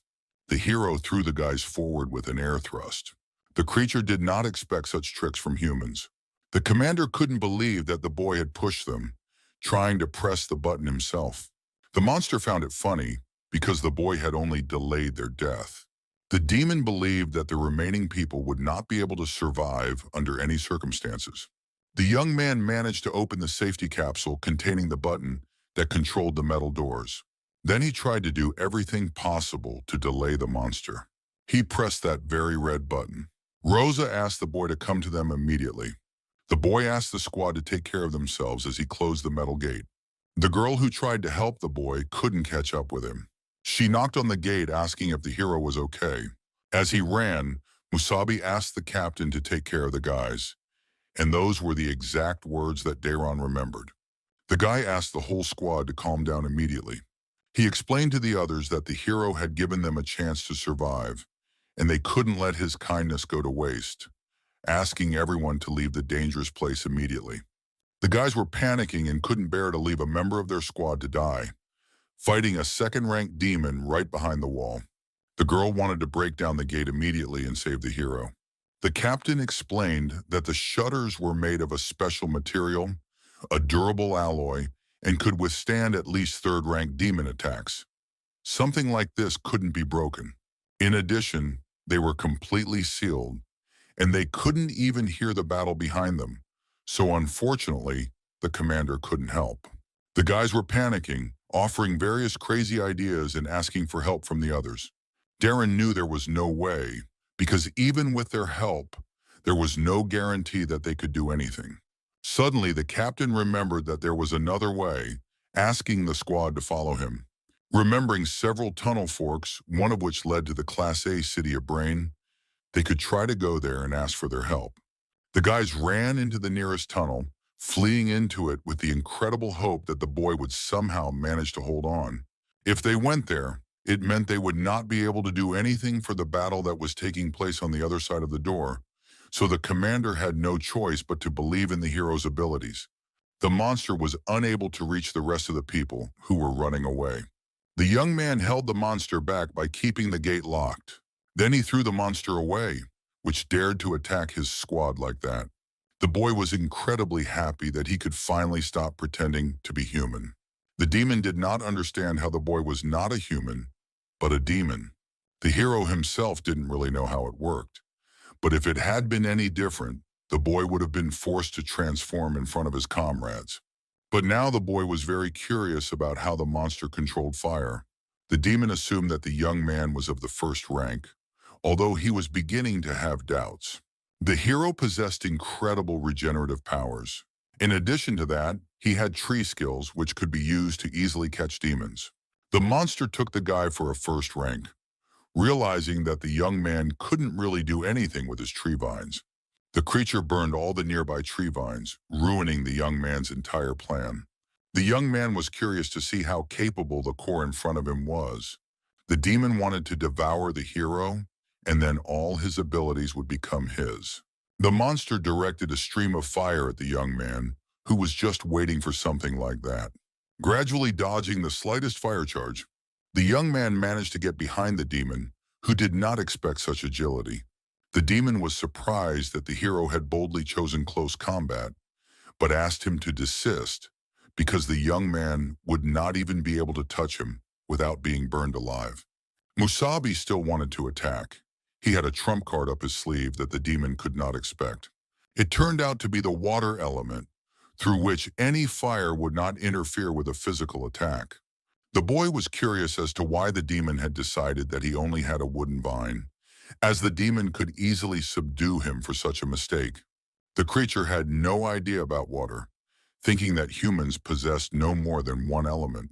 The command of opposing elements created a large amount of steam. The young man chopped off the monster's head. The boy noticed other creatures approaching nearby. They were eager to devour the boy on the spot, rushing toward the sounds of battle. The core of a second-rank demon with fiery abilities. It was curious what power it could give the hero. He destroyed the crystal full of energy. The boy believed that the demon's flame would now serve him. The hero managed to absorb the powerful core without any problems, adding it to his own. The young man became even stronger than before, having obtained the second-rank demon core. The boy celebrated as the fire spread throughout his body and overwhelmed the hero, completing his evolution into a third-rank demon.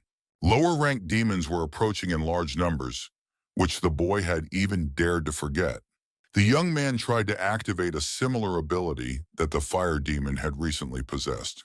The lower-ranked monsters were incredibly weak against large amounts of fire. The hero was incredibly pleased with his newly acquired ability. He remembered the monster's screams from the firewell, so that they would become a lullaby for all those who had perished in these tunnels. The boy thought he would get out quickly after examining the ruined city. Musabi found one of the abandoned locked hatches. The young man thought that such passages could be the exit from which the demons had broken into the tunnels. After examining the area of the abandoned city, it seemed as if the attack had happened very recently, judging by the fresh blood left behind by the dead. The boy couldn't believe the scale of the destruction.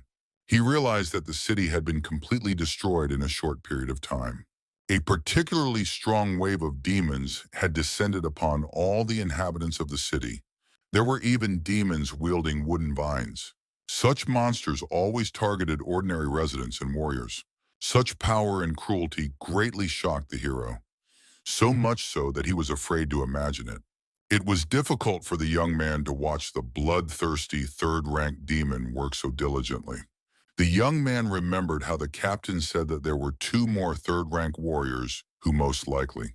They had died fighting for the city, and the sudden crows indicated that they had gathered somewhere. Turning his head back, the guy noticed a former warrior weighing in. He was not alone. In all likelihood, these warriors were third-rank warriors. People who were third-rank warriors died a particularly cruel death. The boy could only wonder how much these guys had to endure in such torment while fighting the demons. The hero wanted to finally get the warriors and piles of metal debris.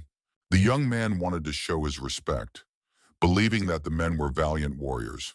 Musabi covered the eyes of the dead. He asked the squad to rest in peace, for now they could sleep peacefully. This was part of any struggle for life. Suddenly, the boy turned against the hero, asking him not to touch the warriors. The young man could not believe he had found a survivor, who, looking at Musabi, believed that the demon looked stronger than the others. The boy said that the guys had saved his life, and he wasn't going to stand by while he mocked death. However, the hero could not tell him anything because of his appearance. This child would never believe him about the demon's appearance. The boy was suddenly attacked by monsters who were just waiting for their prey to appear. They wanted to devour the young flesh immediately. The boy defeated all the monsters that tried to harm him. Completely forgetting that the city was still literally swarming with low-ranking demons, the hero asked the boy not to say anything because he would try to cure him. The boy could not understand who Musabi was, a demon or a human like them. The young man was so shocked that he couldn't do anything for the guy. He wondered who the hero himself was, a human or a demon. The monsters continued to attack the young man, who did not understand anything. It didn't matter to him whether he was a human or a demon. The goal pursued by the hero would never change. He wanted to destroy all demons on the entire planet. The boy unleashed his fire powers. He ran around the entire area, burning all the monsters he hated with the strongest emotions. The boy managed to finish the battle in a few minutes of running. Because the flames appeared on his back, they gave him speed and could be summoned like phosphorus. But unfortunately, they did not allow him to fly. The hero wanted to try moving across the distance with small jumps. He pumped one demon with flames. It was possible to get rid of all the other demons in an instant. The boy had a little surprise for the remaining lower demons. By filling the demon with fire to the brim, it turned into a demonic bomb, and it seemed that the elemental could be used in different ways. The young man wanted to find a reason to have some fun by experimenting with his abilities on the demons. The boy launched a large beam of fire directly at a small group of monsters. Each new skill came to the boy in an incredibly magical way. The young man played with every demon that dared to touch the city walls. After a while, the boy destroyed all the creatures around him. Initially, the boy's squad was heading to the city of Peta, where the captain was supposed to collect the necessary crystals of power, but the hero had no idea where to look for them. The energy core of the city of Hiloshi could last another 3 months, but the road to the city of Peta was cut off. Without the power crystal, their city would be in danger. The hero had to find the power crystal repository and return with at least one crystal. The young man could not act rashly. He had to understand what he could use. The young man remembered that he could take the tree vines. Power crystals are a collection of demon cores, which means they can be found by their radiation. If Musabi could comb through the entire city, he would find the crystal's radiation and understand where they were stored.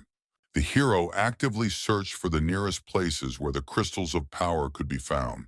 The boy searched all the rooms. Suddenly he discovered one and decided to follow it while the signal was still there. Underground, the young man felt a very weak radiation in which the crystals were well hidden. The boy went deep into the room. The storage room looked completely different. The large system for transporting the power crystals of a Class B city looked impressive. But the question remained, where were the crystals? The unfinished recording asked the warriors to continue to defend and guard the power crystals, and the young man was surprised by the auto broadcast, which was surely the storage facility for the power crystals. The boy hoped that there would be many crystals in the storage place, finding himself inside huge magic crystals. The hero noticed how the damned demons had already managed to destroy everything. All the warriors lying near the energy fought to the death, protecting the power crystals. A targeted attack by the demons who had destroyed the power crystals had clearly ordered the creatures to attack the storage area, after which the demons became much more powerful. Several undamaged power crystals remained in place, and the boy decided to go upstairs to get the necessary equipment and set off on his search again. The boy had to find more power crystals. He believed in his captain and had to find another one city within 3 months, then return with the power crystals to Haloki. The boy was able to find a fully functional machine. After refueling it, the hero literally flew off on an adventure to explore the area. The boy moved forward toward his goal in order to find help in other cities. The hero was able to quickly set off in search of another city, leaving the abandoned city, which left a bad memory of what had happened. There was nothing to see outside the city walls, and by evening the fog was thickening. There was a desert all around, although there had once been a large city, but everything was buried deep under the sand, a place overflowing with abandoned buildings that had once been filled with people. Looking closely at the map, the young man noticed that a city should have been formed somewhere nearby. The young man moved calmly, but the raiders' traps were not long in coming. The stranger cut the rope, causing a large number of trees to fall in front of the hero. The boy managed to react by turning his vehicle 180 degrees. The trap could have worked very easily, but the boy was incredibly lucky. The hero did not understand how all these trees fell in his path. At first he assumed it was the work of demons, but when he saw the rope in front of him, he realized something more interesting. The stranger ordered the boy not to move and to stay where he was. The girl asked questions about who the hero was, which team of hunters he belonged to, and so on. Hunters, a part of humanity that lived outside the cities, usually consisted of small groups with strict requirements for the personal abilities of their warriors. The hero was unlucky to find such people, to come across real hunters. She asked the guy to tell her his name again, twice already. Musabi thought it was a lousy situation. He didn't expect to see something like this. The boy asked the girl to calm down because she had misunderstood him. He was not a hunter at all, but an ordinary warrior. The girl did not believe the guy, as city warriors usually never came alone, so she assumed that the boy was a scout for the Silver Wolves hunting team. The young man rejected her assumption, asking for a few minutes to explain. The girl refused to listen and fired the first shot. It was clearly a warning shot, as the bullet mark was right next to the boy's foot. She asked him to be quiet, calling him names worse than demons, not even knowing if her comrades from the squad were alive. The boy understood the whole situation and asked her to listen to him again, but he could not confirm that he was an ordinary warrior or prove that he was not one of the hunters. The young man noticed that the girl would not be able to have a normal conversation while pointing a gun at him. Suddenly, the hero noticed someone approaching them. The girl was shot in the arms, leaving numerous holes in her body. Musabi noticed other people approaching them on motorcycles. The guys first wanted to deal with the girl with the gun, and only then bring the new captive to their boss. Apparently, these were the Silver Wolves the girl had mentioned. They were happy to meet a girl who could be used in case of a spicy conversation. The guy wanted to look at her face. He looked at her more closely. The guy asked the others to treat themselves to a real jackpot. They would be able to have some fun with such a beauty, and then they wanted to deliver her to their boss. Musabi did not want to tolerate such behavior from the hunters, who were treating the girl so ridiculously. With quick movements, the young man was able to take out one of the scoundrels, who, of course, did not want to get involved in a fight between hunters. It seemed to the hero that the guys had completely lost their fear, having already managed to spoil his mood. However, the hunters could also ruin it, so he advised them to get away from him. As soon as the hunter spotted the demon, he immediately began shooting. The young man grabbed the weapon, breaking it with a simple hand grip. The hero did not like how a weapon had been pointed at him twice in one day. The guy didn't understand how this was possible, but he told the boy to get off their territory immediately, as instructed by their boss. The young man refused to listen to the fool, who did not understand who he was talking to. The girl was incredibly surprised at how capable the warriors were. The hunter was simply blown away by Musabi's abilities. The boy did not understand where the guy got the demon core from, not understanding whether the hero was a human or a demon. The young man himself did not really know the answer. But such questions were unimportant to him, because now he was the hybrid of the best creature on earth. The boy asked the girl not to worry, he would just treat the wound a little. The hero noticed that the bullet had grazed a muscle in his arm. He just needed to heal it, and it would be as good as new. She thanked the hero for restoring her. Looking around, the girl couldn't believe how strong Musabi was. She was also amazed by his healing abilities, after which her arm no longer hurt. It was great to witness such a miracle. The girl had heard before that warriors with a fourth-rank core possessed special skills that worked in an unusual way, as if by some miracle. She praised the guy, calling him cool, and even suggested that the boy was a fifth-rank warrior. The young man felt the power of a second-rank demon inside his own body, and even though he was now stronger than a normal second-rank warrior, the boy only had a simple, good healing skill. The guy only had that core, with a simple, good healing skill. The girl liked hearing this, but she was ashamed of her pronunciation and apologized to the hero. The boy understood that he had to be on his guard outside the city walls, but in any case, he needed to get to the nearest city. When he asked if the girl knew the way, she agreed and also wanted to ask him to take her there with him. The boy was surprised by such a request because they had only just met, did not even know each other's names, and she already wanted to travel with him. The girl knew that there was a small town called Shinwei nearby. It had been captured by the damned silver wolves a few days ago, and her squad, Mark, had tried to liberate the town from them. But they failed, and then her entire team at first had a chance to win. The guys didn't know that the leader of the Silver Wolves had recently become the owner of a third-rank core and significantly increased his own strength. Their captain was a second-rank warrior, and when he faced a warrior of a higher rank, he lost. In the end, only she was lucky enough to escape. If there was a way to help this town that wasn't too difficult for the hero, she would beg him to help her, and she would not stop. In her past life, Musabi hunters also existed, but it had never come to this. Now they were capturing entire towns. The girl had heard that the Silver Wolves team was capturing cities for the Crystal of Power, but she did not know what their ultimate goal was. The young man could not allow some barbarians to deprive the city and its inhabitants of their only source of energy. Upon learning what had happened, the boy wanted to leave immediately. The hero was incredibly angry about this story and wanted to punish the hunters by taking away their right to exist. The girl confirmed the location of the nearby city, and the boy was glad to hear that they needed to hide the car before entering the city. Musabi had never known about this city in his past life, which was not even marked on the map. But now that he was also busy with the Silver Wolves team, the guy had to find out what the situation was like there, so they would go on foot.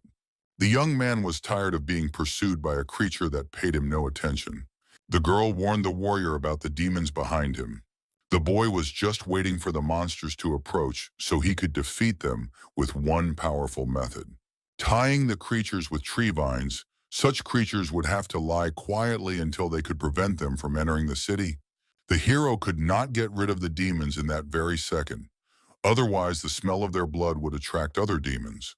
The guy asked the girl to follow him. The girl was literally glowing with joy as she followed the young warrior. She considered him incredibly strong, placing high hopes on him to save the city and free her comrades.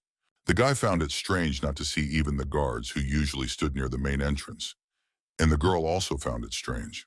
Suddenly, someone ran out of the large gate with the boy. The hero assumed that some people had survived and were trying to escape. However, the powerful creature did not want to let the city's victims go so easily. The hunter knocked down the man who thought he could easily escape from their territory without permission. The girl noticed the Silver Wolves and wanted to shoot one of them.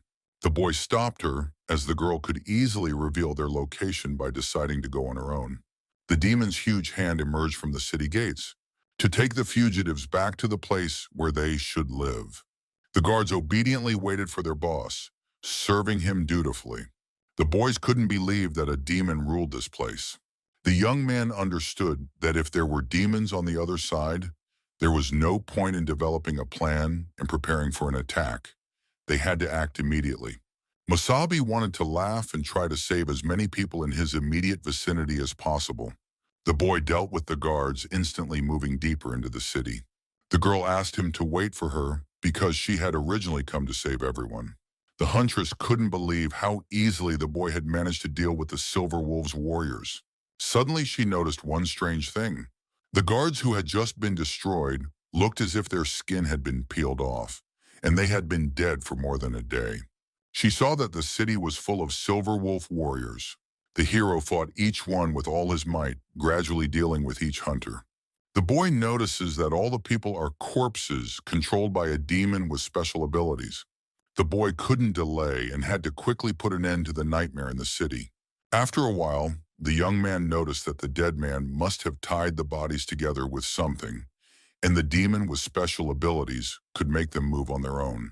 The boy wanted to follow the trail of the dead, informing his father and son of his rescue, and asking the girl to search the city in the meantime. The young man instantly set off in pursuit. After some time traveling through the buildings, the boy approached a mysterious castle. The hero noticed a gate in front of him leading to a powerful trail. Opening the gate and going inside, the boy was curious to see how strong the demon was. In front of him were the very people who had tried to escape at the beginning. The young man blamed himself for his carelessness, for daring to be late and failing to save the father and son. The boy discovered a large creature in front of him that resembled a third-rank demon. It said that everyone in the city obeyed it, both the living and the dead. It seemed that the father was playing tag with his son, but in reality they wanted to escape from the city and cross the border. The creature asked the hero to come closer, asking to see who had come to him. It was a third-rank demon with purple core abilities, possessing the skills of illusion and control over the dead. The boy saw the crystals of power behind the demon and 3 more crystals nearby. The Silver Wolves had captured the city for the crystals of power. It was unclear why the demon had so many crystals, but he noticed a strange stranger who was either a human or a demon. The boy noticed something surprising. Demons with purple cores were quite rare, and they possessed a special skill for controlling illusions. The hero noticed how the demon dealt with all the Silver Wolf hunters. Even if the commander could reach the 3rd rank, he would not be able to compete with him and his ability to control the dead. The creature was surprised to hear about a 3rd-rank hunter. Thinking about it, the boy probably meant the man he had just abandoned. The young man did not expect to see a 3rd-rank warrior attacking him, who had indeed turned into a living dead man fighting the boy. A 3rd-rank warrior, commander of the Silver Wolves, and next to him was his large team of other dead warriors. The demon paid a little attention to his new friends. The boy noticed that there were not only Silver Wolf warriors near him, but also those who had originally been in the city. The monster was pleased that a human or demon had joined his celebration. There were many more dead people than the boy had imagined. Everyone suddenly began to attack the hero, who did not know how to deal with warriors and people. In addition, the demon was of the 3rd rank, and Musabi was only of the 2nd. If he had been an ordinary demon, the boy might not have been worried. But fortunately, it had a purple core, which meant it would be incredibly weak in close combat. Instead, he fought by controlling the corpses like chess pieces. The boy activated powerful fire techniques against the dead. The demon realized how difficult the human was and asked everyone to get up immediately and fight. The boy asked not to order the servants to fight, as it was useless, since he had completely burned their bodies. The demon did not like how the hero treated his beloved dolls. The boy understood that it might have been disrespectful on his part, but the other side had to remain under his control. Therefore, this was the best outcome he could ensure, and now the demon had no chance of survival. The demon and the warrior were both lousy in close combat. All that remained for the young man was to deliver the final blow to the core. Suddenly, the boy, being a puppet, asked the young man not to kill the monster. Musabi stopped because of this situation, not understanding why he should do such a thing. The demon asked the child not to hesitate in front of him. The creature's diversionary tactic worked as it attempted to attack the hero. The boy felt the monster hit his stomach, but luckily the water bond saved him from a fatal wound. The demon could not only control corpses, but also wield a blade-sharp metal elemental. The boy did not expect to encounter a metal elemental in front of him. The monster had struck him quite deeply, and the boy needed to treat the wound quickly. The demon noticed that it would take a lot of effort to deal with the hero. Therefore, he wanted to use his best trick by asking his servants to bring him some serum. The monster noticed how useful the father and son had been.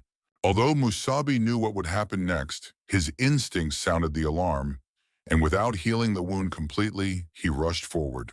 To prevent the demon from gaining more powerful strength, the creature managed to defend itself from the blows of the young man, who struck reverently. Returning from the creature's barrier, the young man did not understand where such a surge of energy came from. The monster was clearly forcibly pumping energy out of the power crystal. The boy couldn't believe that such an amount of energy in the power crystals was obtained from synthesis carried out by humans. If absorbed in this way, the body would not be able to withstand it, and he would simply die. The hero learned about this in his previous life. Although the energy raged inside the demon, it remained within its peak range. There was a possibility due to the liquid, but demons would never have created such a thing. The creature was already overflowing with curiosity to learn the next stage of evolution, which looked the greatest, a burst of ray energy. The young man did not understand how the monster had evolved with the help of the energy of the power crystal. The demon was a third-rank demon with a purple core and illusion skills. It had risen to the fourth rank, which now posed a big problem for the hero. The creature was finally able to feel the four demonic fins. It immediately directed a small burst of energy straight at the guy. The demon, who would never have thought to find such round metal balls, used a hurricane of metal blades. For the guy, this was a bad sign. The monster possessed the special abilities of a fourth-rank demon. It was an incredibly strong creature that scattered lasers throughout the area. Then the demon began to approach the young man, who was defending himself with tree roots. She asked the hero not to hide because he would not survive her punishment anyway. The boy hit the ground at super speed. The hero felt a slight weakness from such a powerful kick from the demon. The monster stood with sharp blades directly on Musabi's arms, which caused him incredible pain. She asked him to look at her, because there came a moment in everyone's path when they found themselves facing an insurmountable abyss, and the hero was able to reach her. However, she liked the boy very much. Therefore, she really wanted to turn the boy into one of her own servants.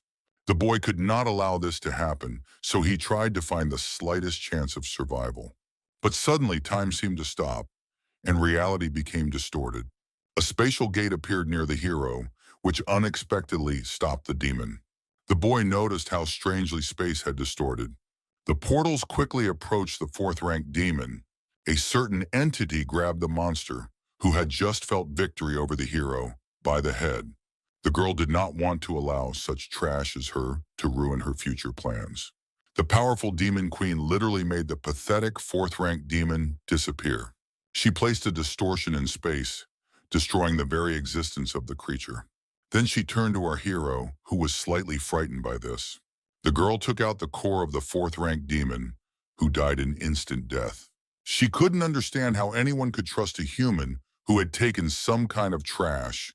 The boy couldn't believe he was facing an eighth-rank demon. It was the same rank as the demon inside the hero. The young man remembered another demon of the same rank with a black core. The creature didn't even know when His Majesty Radians would be able to awaken. She mocked the guy who couldn't defeat a fourth-rank demon. She believed that the human race was truly useless, but the hero asked her to watch her language. The girl noticed that the guy was once the strongest warrior of humanity, but even so, he had evolved too slowly. She asked him to stand up and let her offer a little help. The queen wanted to forcefully help the hero reach the fourth rank. She shoved the core right into the boy while he was unable to resist. Then she let him go, allowing him to relax a little after the small procedure. The young man couldn't believe that the girl had just forcibly pushed the demon's core into him. The boy would thus immediately jump from the second rank to the fourth. The hero understood that his body would not be able to withstand it, and would simply be torn apart because there was too much blunt energy from the demon's core. The girl couldn't believe how weak Musabi was, unable to even absorb the energy from a fourth-rank core. The boy couldn't withstand such power, and things were getting worse with every passing second, so he asked her to do something. The girl activated the field of 8 shackles. She declared that now the boy couldn't escape, and that it wouldn't seem like much to such a nobody. The young man wanted to send the demon far away with such help. Radek did not understand what creature dared to disturb his sleep. The girl couldn't believe her ears when she heard a familiar voice. The demon had temporarily taken complete control of the hero's body. He had no idea if the stupid chicken had forgotten what he had told Kalina. Radek broke free from the strong protective barrier. The girl knew exactly who the demon talking to her was. Radek managed to break free without understanding what the hell had happened while he was asleep. He noticed that the queen should not have interfered in the process of human evolution. The demon was incredibly happy to meet her beloved again after 60 years. In fact, he was just as happy to see her. The queen and the king hadn't seen each other in what seemed like an eternity. The girl watched over the hero, and this was the first time he didn't have the strength to defeat the demon that had just evolved. And she couldn't let him die. Otherwise, Radek would also perish. The king understood everything, but such a body had to be constantly subjected to physical exertion because human bodies were different from theirs. They were fragile but capable of many things. The hero had only just entered the second stage of evolution, and her actions forced him to skip the third stage, absorbing the energy of the fourth rank, and the guy's body simply couldn't take it. And when the guy was overflowing with energy, the king managed to awaken again. Radek asked her to refrain from interfering in the process of human evolution from now on. The hero had to develop gradually, and only then would he become the perfect instrument for his world plan. He asked if the queen understood now, and she listened and obeyed. The girl almost forgot to mention that after Radek pretended to be dead, there was commotion among the remaining 4 dukes of hell. But none of them decided to seize power. On the contrary, equal relations were established between them, as Radek had predicted. The king remembered how they had initially united because they feared him, but after Radek was supposedly eliminated, they still could not trust each other. Perhaps they had even forgotten their original goal. The demon was curious about how the girl had been suspected lately, but she was happy that Vladika cared about her well-being. Even if the others had some suspicions about her, there was no point in figuring out what had happened, so she was fine asking them not to worry. Touching the great king, she really wanted to congratulate him, the strongest demon with his return to the real world. The Lord knew that it was only a matter of time. He had successfully helped this body evolve to the 4th stage, but the hero still had to get used to the power within him. And the girl was still forbidden to have any contact with people and had to try not to attract unnecessary attention. Otherwise, it would affect their plans. The girl justified herself with her feelings, missing Radek and wanting to visit him in his so-called vessel. Suddenly, the guys notice a girl who was very frightened of the queen and king of demons. She couldn't believe her eyes when she saw the 8th-ranked demons in front of her, not understanding where they had come from. The creature had completely forgotten to erase the mention of the city from the maps. Radek understood that there was no other way. The king asked Musabi to swear that he had always been a demon. The young man woke up when he killed the girl who was traveling with him. The boy couldn't believe he had done such a thing to a girl from the hunters. The boy couldn't believe what he had done with his own hands. The hero continued to blame himself, not understanding why he had done such a thing. Anger overwhelmed Musabi, who hated the desire to kill human lives. His rage grew into a powerful energy that filled the clouds. The boy managed to get a 4th-rank core. The boy felt the great power of the demon, which overflowed with his might. The girl dreamed of visiting the city of dawn and learning from a florist. She loved flowers. But now the only thing the hero could boast of was his great power. The young man knew how cruel the world was, and he thought that it really lacked beautiful flowers. The boy would never forgive his own consciousness for such a terrible mistake. This happened because the hero could not cope with the demonic power inside his body.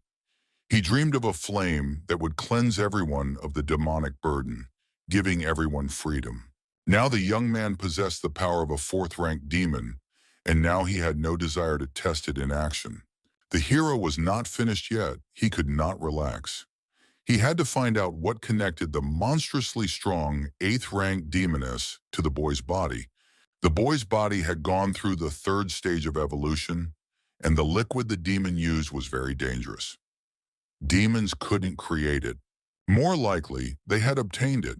Or rather, Musabi feared that the equipment to create it could only be found in a city of the highest class. There was a possibility of dawn, in other words.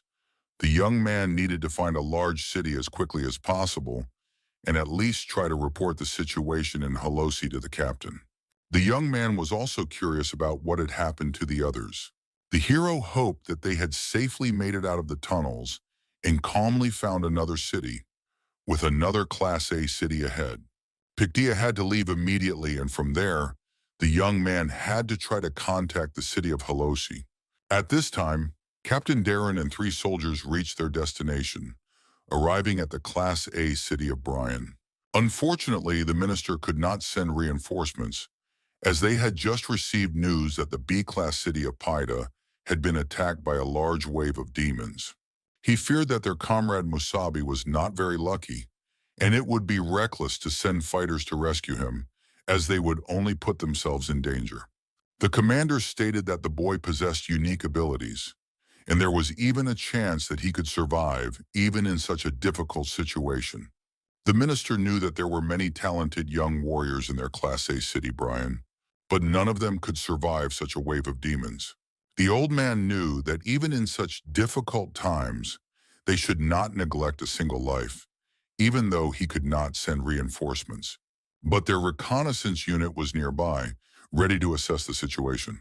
The minister announced other equally important matters, asking the young men to excuse him, but they had to leave the room. A large wave of demons in the city of Paida. It was interesting to see if it would affect the state of demon hunting in the city of Dawn. Duran had heard about the preparations, but the minister knew that in their city, the Halasis were only Class C. The old man asked them not to worry if they wanted to stay in their city for a couple of days to explore the area. Dawn was the only Class C city, and they were holding a demon hunt competition, the minimum requirement for a Class B city to participate, even though their city was not suitable, and the future of the 3 young warriors behind him was still uncertain. The minister asked them to think carefully, look around, and consider his words. The commander, as a representative of the city of Halatsi, thanked Commander Kurt. Sakura wanted to ask a question that interested her. What is the so-called demon hunt?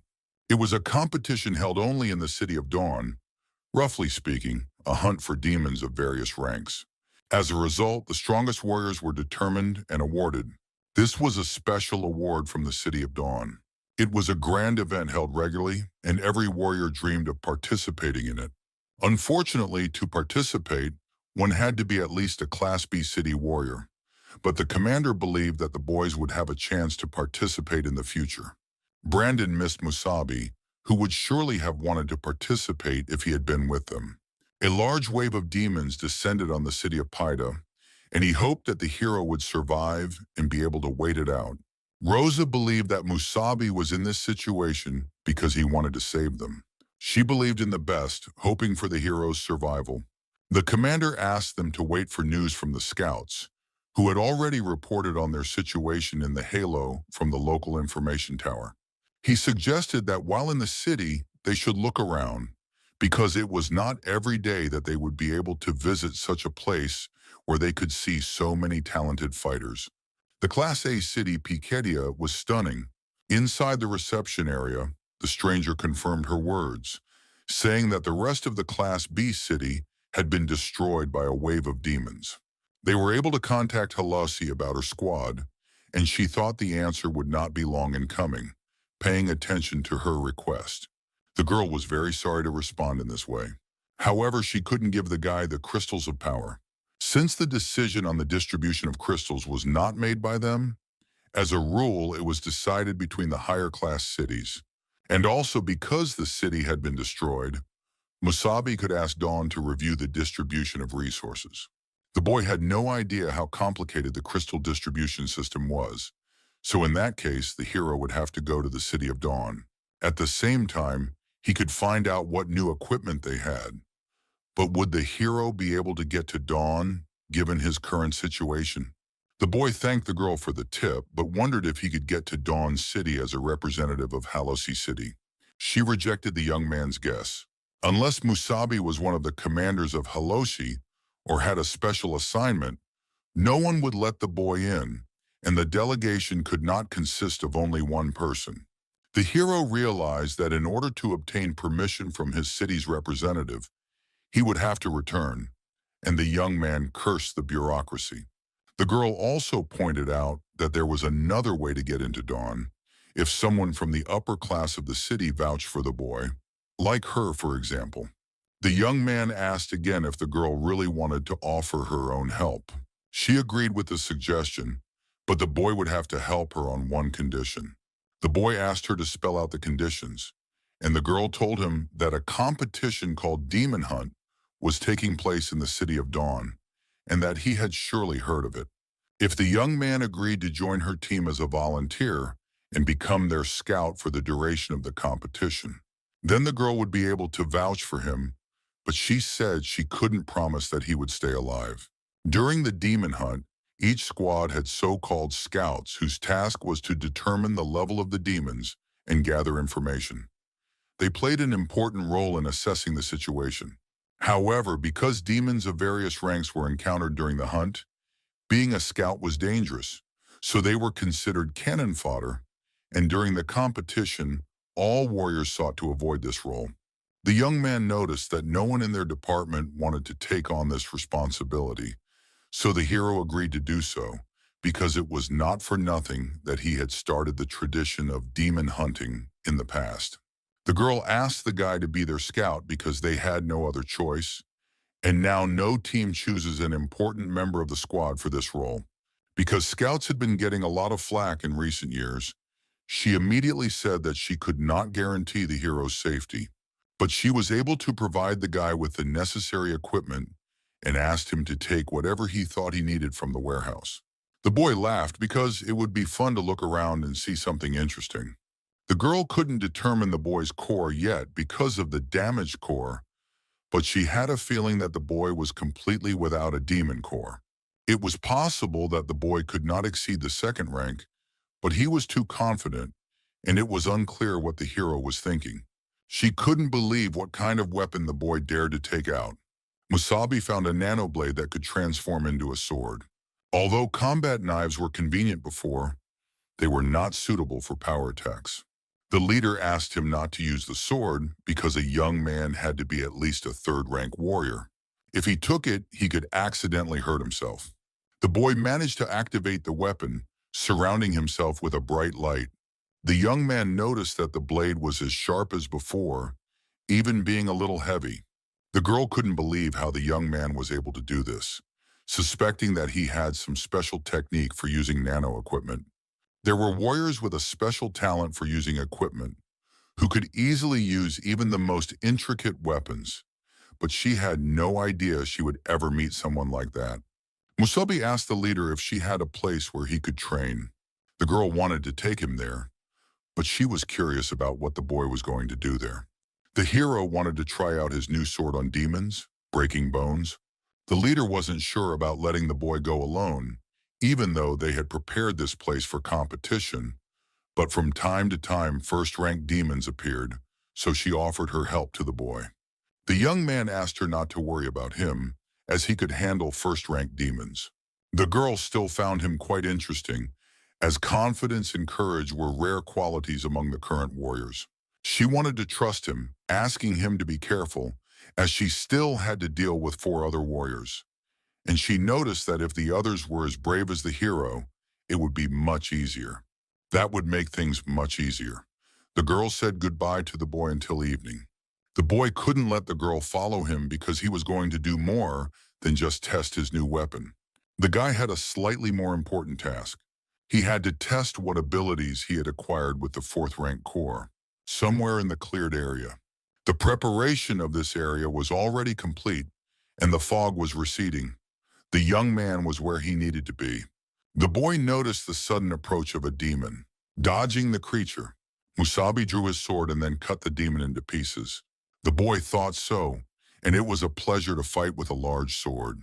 He wiped the blood of the demons from his sword. The young man notices another small group of monsters approaching. The monsters couldn't believe they had found a single warrior in the ruins of the city.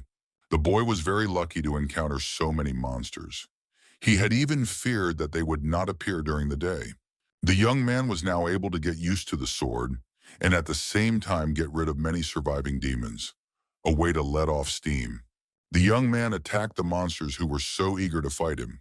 Musabi swung his sword, and with each swing, the demons' blood spilled more rapidly and their limbs flew apart. The hero moved confidently in this dance of madness, as if destroying demons was his only goal. He did not use the powers of wood, water, fire, and metal elementals he had received. With each swing of his sword, he honed the reflexes of his new body, and a group of low-ranking demons fought on the ruins of this old city. It would be more accurate to say that Musabi simply destroyed these demons. Developing in the darkness, the painful cries of demons could be heard. It is unknown how long the boy did this. The boy was a little tired, finishing off the last creature, and it was interesting to see if his new body was the reason why demonic power was growing inside him. Although the boy had already become much stronger than when he first arrived in this world, he was still dissatisfied with many things. A young man should not get too tired after long battles. Musabi deflected all the tree needles that flew at his back. Looking around, the boy stumbled upon first-rank demons who were celebrating strangely. The creatures asked the man to be a good boy and become their food. The young man was already tired of waiting for his dear guests, the first-rank demons. The demons did not understand why the boy was not afraid of them, which was a strange phenomenon. It was as if the hero had been waiting for their meeting for some time. The creatures wondered how the other demons had died because of the boy, who had most likely killed them. Another demon was curious to see how the young man would be able to stand up to him. The monster activated a powerful flame, but he got what he deserved with the same flames. While the young man quickly dealt with the creature, the other couldn't understand how the boy had managed to pull off such a feat. The hero knew that the metal elemental was perfectly capable of dealing with the flames. The young man wanted to continue his experiments, now trying to test the power of a fourth-rank demon core. The demon did not understand whether the hero was human or demon, and gradually began to fear him. The boy remembered how that fourth-rank demon with a purple core could control the dead, and how the young man had absorbed it. He was also able to use this ability even with other first-rank demons. The monster couldn't believe his eyes when he saw his demon friend rise from the dead. The demon was under the influence of the hero, who was experimenting wildly on creatures. The monster couldn't believe that the boy really had the ability to control the bodies of demons. Meanwhile, evening had fallen in the city of Picardie. The girl couldn't believe why the young man had not yet returned to the city. The warrior confirmed Miss Reese's words. The sun was already setting, and because of the demon war in the city of Pida, all the gates would be closed. The girl asked to be informed about all the demons in the area. The young man learned that only first-rank demons had been spotted recently, as well as second- and third-rank demons, and there was even talk of the appearance of a fourth-rank demon. The leader believed that the demons couldn't have eaten him. She wanted to get him back as soon as possible. Otherwise, she would be in big trouble. The girl went to the cleared area to try to find the guy, and then returned before the gates were closed. She moved incredibly fast through the dense forest. She realized her mistake in letting the boy go completely alone. The leader knew the boy was an ordinary warrior from a Class C city, and he should not have been allowed to go alone. The boy insisted on going alone, but behind the walls there were mostly only low-ranking demons, although for some reason, a fifth-ranked demon had been spotted there once. She understood that if something happened to the young man, it would reflect badly on her reputation, and his comrades from the city of Halotsi would not forgive her. The girl really hoped that the boy would be fine without her presence. She noticed demons that she had never smelled before. The leader noticed how the creature was coming from the cleared area. Most of them are first rank, and there seem to be a couple of second rank, but for some reason, there are also third rank. It was unclear why demons of different ranks had gathered in one area. The demon notices a fifth rank warrior. Noticing such a threat, he wanted to immediately turn around and run away. The girl couldn't let a potential victim who was rushing to escape from her get away. She jumped on the monster. She destroyed it with an incredibly powerful blow to the creature's spine. The girl did not understand who the demon was running away from at such a fast pace. This was not at all a normal run among the first rank. She noticed the presence of the other demons who were following right behind her. The leader did not have time to understand when the guys started working in groups. The girl had to finish them off before the gates closed. Barris thought she should hurry while there was still time. However, the demons behaved like zombies, and she could smell the stench ahead of her. However, she considered it a mere trifle, because the creatures were demons she wanted to destroy. She drew her greatest blade against the demons, who strongly believed in their own strength. Each of them felt great regret at going against a fifth-rank warrior. A great powerful energy passed through the entire forest and through all the nearby demons. The girl noticed the approach of the next wave of demons. Musabi became curious about how the leader had appeared right in the forest. The girl almost killed the guy out of inertia. The young man was able to stop her, asking her to come to her senses and be more careful. The leader couldn't believe she had encountered a boy who was completely fine, but she didn't know it was a boy, so she moved as quickly as possible. Putting all her strength into it, she didn't understand that the boy was just a guy from City C, and even a fourth-rank warrior would have difficulty repelling such an attack. The hero noticed how good the leader was. For a fifth-rank warrior, his hand was still tingling after her blow, and the young man apologized for his late visit. The girl realized that it didn't matter anymore, because the most important thing was that the boy was completely unharmed and uninjured. Now, the boy's goal was to deal with these strange demons, many of which were third rank, asking the boy to hide behind her. The young man asked her not to worry, as they were already finished with them.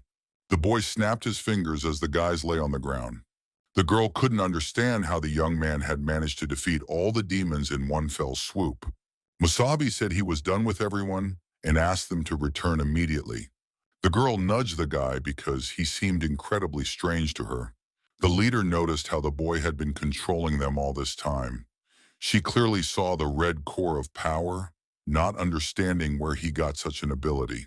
The young man said that he had a partnership with her and was not obliged to report to her. However, he could say that he knew how to control demon corpses, because it was great that in their time, a warrior could have a couple of aces up his sleeve. She did not expect to see the ability to control demons, and the guy had an incredible ability that no fifth-rank warrior had ever heard of. The girl decided early in the morning to go with the guy to the City of Dawn, which was amazing news for him, as he wanted to get the power crystals for his city as soon as possible. The young man promised that tomorrow they would gain glory and crystals. The leader noticed how passionately the hero was looking forward to tomorrow's demon hunt. All Barris wanted to do then was return to the city. The girl had no idea what a catastrophe had occurred in the cleared area nearby. According to the latest reports, everything in the cleared area had been destroyed by an unknown force. The leader's squad managed to reach the city at dawn on a mobile combat base. Barris asked all the warriors to leave and not to try to disgrace their city. Looking at his surroundings, the young man was reminded of something, recalling certain memories. Long ago, Musabi founded it with his own hands and helped rule the city of Dawn. Dawn, the only Class C city, apparently got its name after the hero's death. They chose this name because of the battle at Dawn. Everything had grown significantly compared to what the young man remembered from before. The young man never thought that he would be able to see this city in his new life so soon. The hero also recalls the possibility of meeting the others. In the old days, the young man had assembled a team of the strongest warriors. They were called the Six Heroes, and these guys were his closest friends. He was curious what had happened to them after the battle at Dawn and whether they would believe in Musabi's rebirth. The girl couldn't understand what the boy was thinking about, assuming that he was amazed by the beauty of the city, but she asked him not to be so surprised because they hadn't even gone inside yet. Dawn was the true heart of humanity, and not everyone was as lucky as the boy. Some had never been able to enter Dawn in their entire lives. The boy remembered that a fifth-rank leader must know something, so he asked her to tell him about the 6 heroes and what they were doing now. The girl found the question rather strange, not understanding whether the boy was asking about the old or new 6. The hero was surprised that there was an old and a new group, not understanding if there were really more than 6 warriors. The boy clarified that during the Great Musabi War, the warriors even had the same names, and they were his group of strongest warriors. The leader shut the boy up. He called the hero a crazy moron, not understanding whether he had really gone mad or was just pretending. Everyone knew that the new 6 didn't like it when the old team was mentioned, asking the boy not to dare talk about such things inside the city of Dawn. The people had a new king, and the old king no longer existed. The new king was now the strongest warrior of humanity, so if the boy meant Musabi, that warrior was already a fallen king. She warned the young man once again not to dare repeat such nonsense when they entered the city. The hero was upset by the appearance of the new king and the new 6. The boy agreed, but he was curious about what had happened to the old 6. The leader realized that the boy was definitely a dimwit if he didn't understand after the second time. The squad didn't understand what had gotten into Commander Barris. The girl decided to calm down.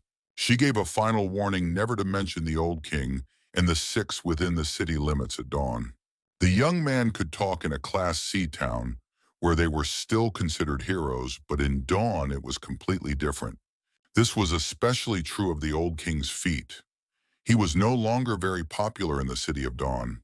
The girl asked him to hurry up, reminding him for the 5th time not to forget the main prohibition. The guys were going to a large area, and it was nonsense for the guy that people considered him a bad ruler.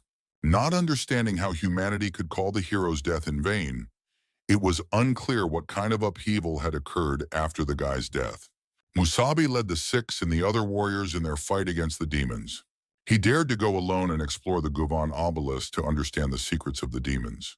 In 3069, 6 huge obelisks fell to the ground, and demons with 6 cores of different colors, named Chi Aloes, Huang Yellow, Liu Green, Lan Blue, Z Purple, and He Black, came out. Today, only Musabi knew one of the secrets of the obelisk, that there were actually 8 ranks of demons, not 7. The hero did not believe that all his efforts had been in vain, not understanding whether he deserved to sacrifice his life for nothing. The boy saw a bright passage in front of him leading to the city of Dawn Class C. In it, he saw a distant memory from the past, where many people laughed and rejoiced. The boy couldn't believe what he saw, the center of humanity, where so much had changed. Dawn was a huge city, although it would be incorrect to call it that, as it consisted of many different independent districts and buildings. The city was surrounded by long, high walls and divided into 7 districts, 6 of which were controlled by the new 6, while the central district was under the control of the new king. Although everything now looked different, Musabi remembered the layout of the cities, which had not changed, and even the smell remained the same. The young man remembered that somewhere there used to be a statue. It was more like a monument to him, with a grand and proud name. Only it was not in the best condition and was wrapped like a mummy, forgotten by people. The leader noticed how the boy paid attention to the statue of the old king, which was several decades old and had been erected in his honor when he was alive. She had heard before that the people loved him, but lately that love had been lost. The girl heard that the builders wanted to move it so that a larger statue of the new king could be erected in its place. The leader was ashamed, not even knowing whether it was right or wrong to do so, but one of the old 6 was standing near the statue. The young man couldn't believe he had finally met someone he knew more than 60 years ago. The girl brought flowers to the former hero to pay her respects. The leader knew her as Lena Vale from the former 6, who was once the strongest warrior with healing skills. The boy couldn't believe he had met his beloved acquaintance from the past. She was standing right in front of the guy who hadn't seen her in over 60 years, as sad as it sounded. The girl couldn't understand why the hero was staring at her so intently. It turned out that one of the ordinary warriors had asked her to stop coming to the statue of the particularly old six. The boy scattered the flowers that she had carefully chosen as a tribute to history. The girl couldn't understand what the patrol had to do with it. Even though she was Lena and a healer, everyone knew how quick-tempered she was. The young man would even watch for a while to see what the final result would be. However, for some reason, the girl was broken and was not the same as before, not showing her temper against them, but only apologizing. The hero couldn't understand why this had happened to Lena. The knights noticed that the others didn't care who the girl used to be. But for the old six, even demon cores were not enough, and Lena was no longer a warrior. They noticed that if the new king had not given in, she would have been thrown out of the city of Dawn. They pointed out that all this happened because of the damned old king, who was always self-confident, because of whom humanity seemed to live in a dungeon. Calling the monument real trash, unworthy of occupying such a good territory, she couldn't take it anymore and slapped him.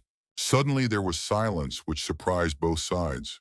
The girl, having lost all hope of justification, could not allow herself to insult the monument to the hero. The man wanted to take revenge on the woman who dared to raise her hand against him, being a nobody. The guy stopped when he saw a sharp blade in front of him, a millimeter from his face. Musabi could not bear such an insult to his former comrades, who did not deserve such treatment. The young man threatened the guy that if he even tried to touch the girl, he would kill him immediately. The guards couldn't believe what the boy had done to their comrade. The guys threatened to immediately drop the sword, otherwise they could open fire on the hero. The boy noticed that the guys were no different from the gang of hunters outside the wall and decided to teach them a little lesson. The leader put an end to the disgrace because there had been a misunderstanding. They had come from Picadia, a Class A city, to take part in the demon hunt. The warriors did not want conflict with warriors from another city, asking Musabi to also put away his weapon and not forget that he now represented their squad. The young man had no choice but to obey the girl's instructions, except to hide his blade. The guys did not expect to meet the newcomers to the hunt and immediately decided not to get involved with them. One guy didn't like this behavior. He asked the guys not to cause any trouble and to go to the hotel, which was incredibly lucky because of the good mood. The warrior asked the guys to leave before the squad complained about them. Linda didn't know if she was familiar with the hero. The boy wanted to blurt out that the strongest warrior had finally returned, but he was afraid that his outburst would only make the situation worse. Barris said that the hero had also called Musabi a devil. Linda couldn't believe her ears, not even knowing how to react to such a thing. The young man tried to wriggle out of it by saying that he was born that way, and that Musabi had also defeated the old king. The girl stood there, overcome with surprise and delight at the same time. She hid her face, not expecting to make contact with the guy. Linda noticed that such a name was a big headache. The girl did not understand how the older generation could act this way. The young man helped her, but in response, he did not even receive a thank you. The young man asked the leader not to interfere and to forget about what had happened. He asked not to talk to her because the girl was incredibly upset. Sooner or later, Musabi would find her himself to explain everything to Linda. The guy was sure that the girl would have something to tell him later. Meanwhile, dawn broke on the second day in the city, a solemn parade to mark the opening of the demon hunt. A large crowd had gathered to congratulate each participant. After the competition, the leader wanted to arrange a meeting for the boy with the person in charge of the crystals of power. The boy was glad that Barris had not forgotten their agreement. The young man asked her not to worry because he wanted to do everything in the best possible way, which the girl hoped for very much. She asked the boy not to die before his time. The people who were satisfied cheered the hero. Suddenly, he noticed Linda in the crowd. He sent the girl an air kiss. In response, the young man received a hidden face. The demon hunt took place in a forest area that was about the size of a small town. In other words, it was like a city, and buildings of this scale were not considered anything special at dawn. Unfortunately, the leader could not go any further, and now the guys were on their own. She tried to lift their spirits by asking all the warriors to bring victory and kill all the demons around them. The young man even thought about joining in such an atmosphere of high morale. The troops entered the arena one by one, asking the scouts to approach the judge. The boy understood that now the game would begin to play by its own rules. The arena greatly impressed Musabi.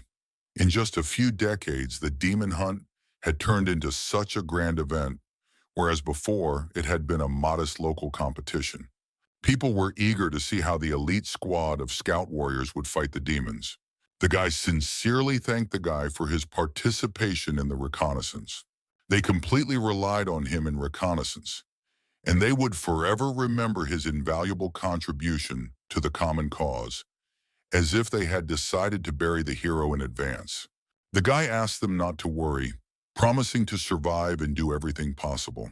The guys themselves understood how dangerous it was to go as a scout, but they acted as if the young man was already a walking dead man.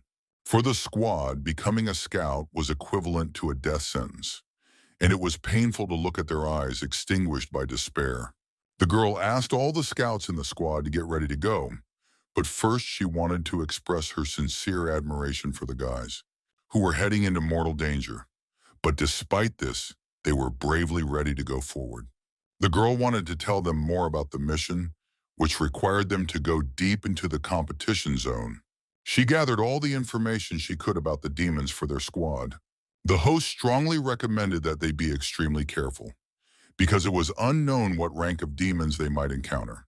The hero notes that almost all the participating warriors are of the second rank, and the winner will be the one whose warriors prove to be the most outstanding.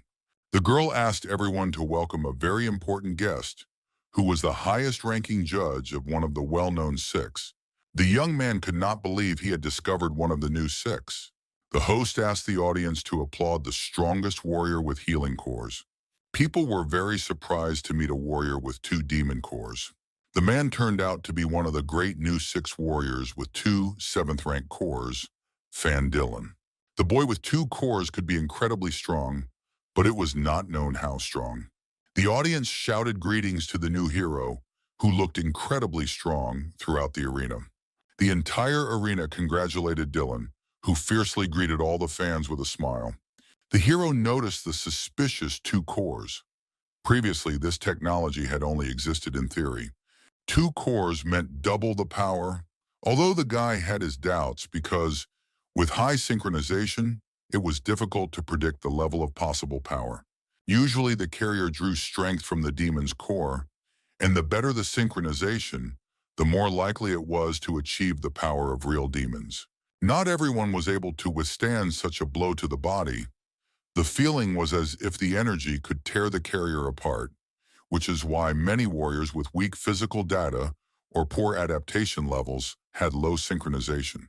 In the past, humanity learned to fuse 1 core, but 60 years later, the current 6 not only possessed 2 cores, they were also much stronger than the great people of the past.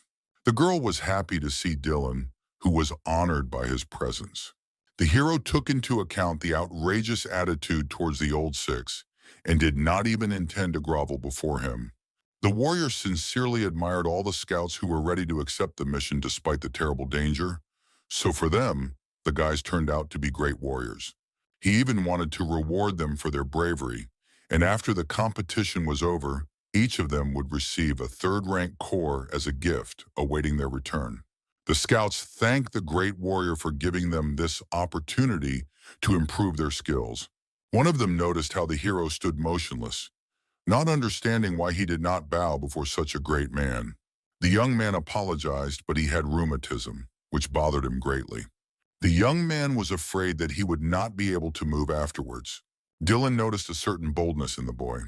However, he did not want to show his disappointment, putting on a sympathetic face. Musabi even felt creeped out looking at such a twisted smile. The girl asked everyone present to meet the unrivaled warrior Fan Dylan, one of the great new 6.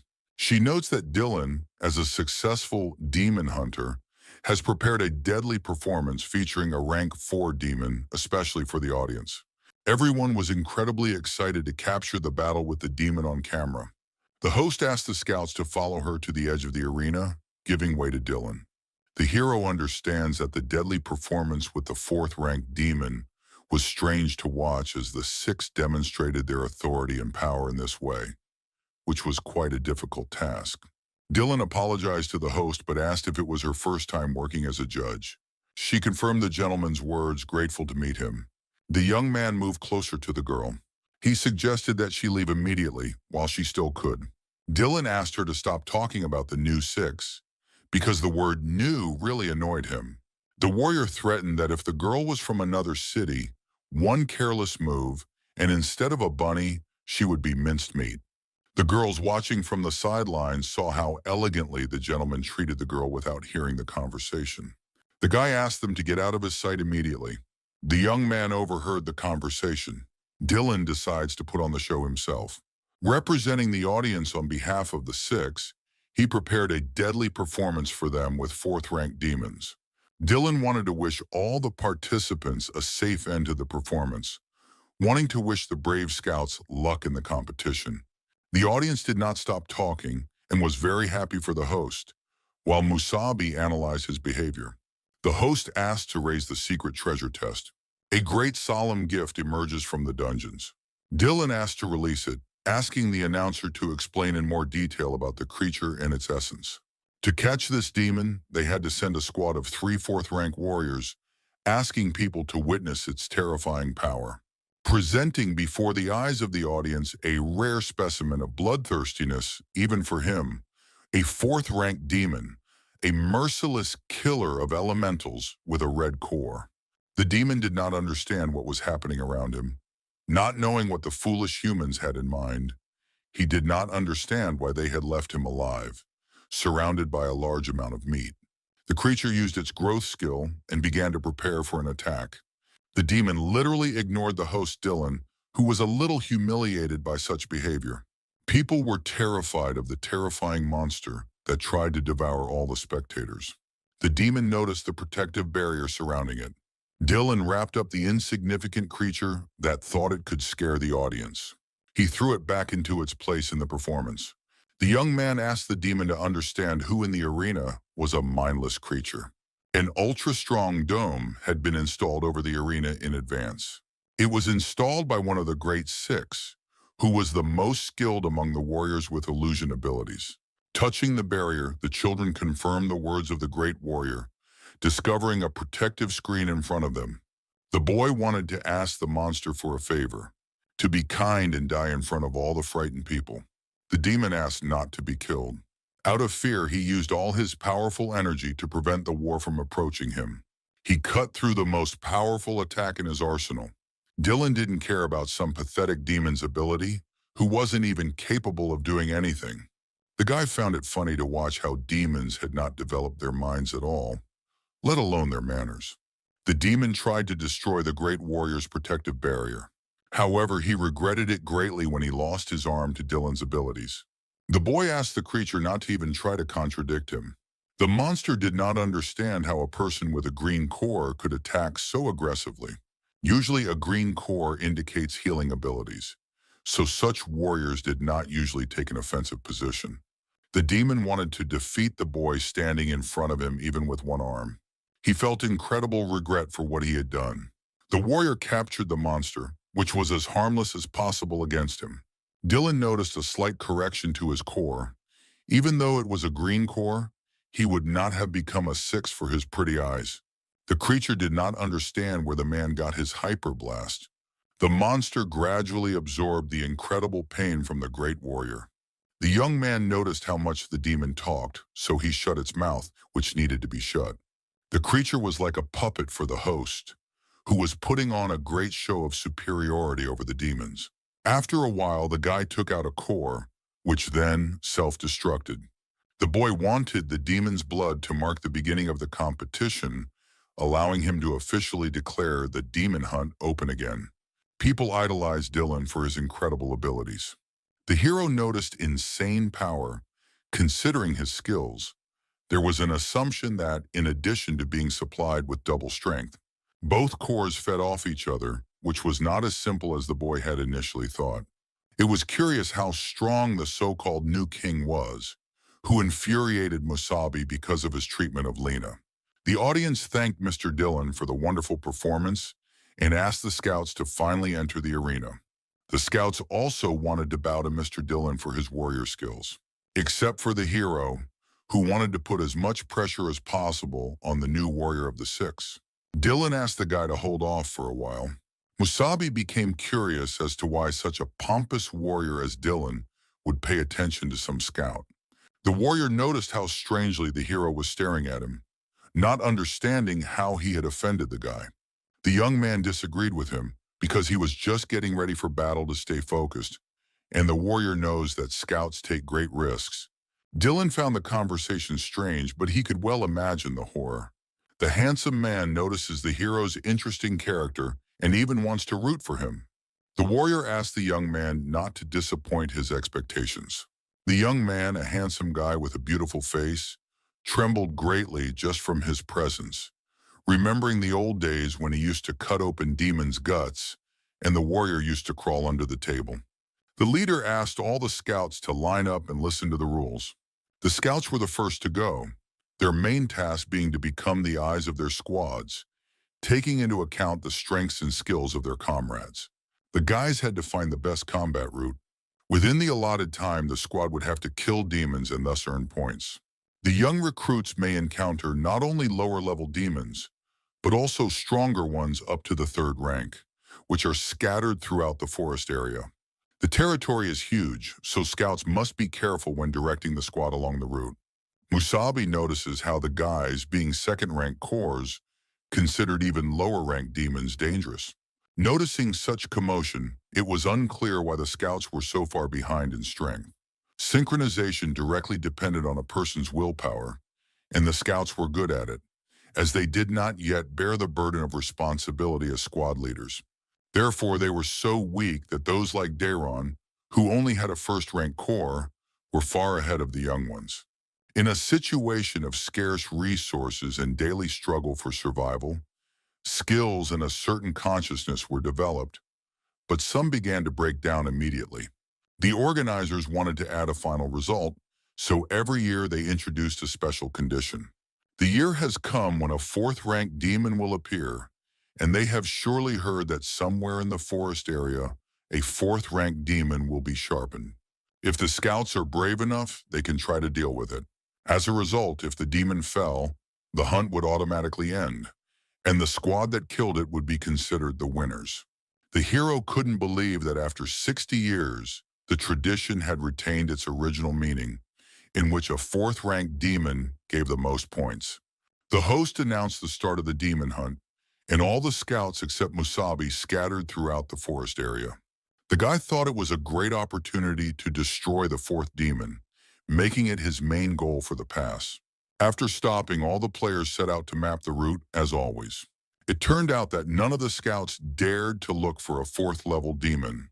Even if doing so would bring victory, the young warriors were so inexperienced that they were driven by fear of death. Meanwhile, Dillon and his maid watched the hero very closely. The young man needed information about one of the scouts. The girl agreed to help her master, asking which one Dillon was looking for. The young man noticed a man with a white streak in his hair who was walking as if he were strolling through a park. After analyzing the archives, she was able to find the necessary information, which showed that the guy was from the city of Picadium and was registered as a third-rank warrior. Dillon was interested in the third-rank hero, but usually the guys didn't go higher than second rank. It was easier to say effective use of force. The boy's behavior was quite arrogant, presumably because the others were lower in rank. The warrior became curious about how to defeat the guy, and the girl couldn't believe it. But then she saw the name Musabi. The boy absorbed the energy, entering a state of rage, and asked her to repeat the pronunciation. The girl showed him the tablet with the dossier, asking him not to blame her because she had simply read the dossier. The guy was able to verify the name Musabi himself. Dillon was greatly amused by the name of the worthy dead man. The audience continued to enjoy the great demon hunt festival. After a while, the guys managed to find the demon. Each of the warriors marked the creature in their own way, indicating that they were lucky to find a group of lower demons. Scouts continued to move forward. The scouts' task was to mark targets and plot a route, and then they would earn the most points. The hero watched their burning desire to overtake and defeat them, and inadvertently remembered his own past. The squad sitting in the car didn't understand why the guy was acting like he was going on a date instead of on a reconnaissance mission. The guys asked Commander Bars to take a closer look. However, the girl had been watching the guy for a long time without looking away. Before the fight began, the boy told the girl something. The young man was going to do everything at his discretion, asking her to trust him, and then he guaranteed that their city would win, asking her to shake hands in agreement. At that moment, the boy seemed very serious to her. Remembering the girl's unexpected abilities, it was ridiculous to doubt him, who had become quite insolent in his disrespectful treatment of her. But now she was really curious to see how the boy wanted to literally snatch victory from the demon hunters. The scouts continued their mission without stopping. People noticed first-ranked demons, more than 3 in a group, asking not to mark them and quickly earn points. The girl noticed that a second-ranked creature with a red core was already chasing her. With such experiments in the forest area, they were able to attract the attention of a third-level demon.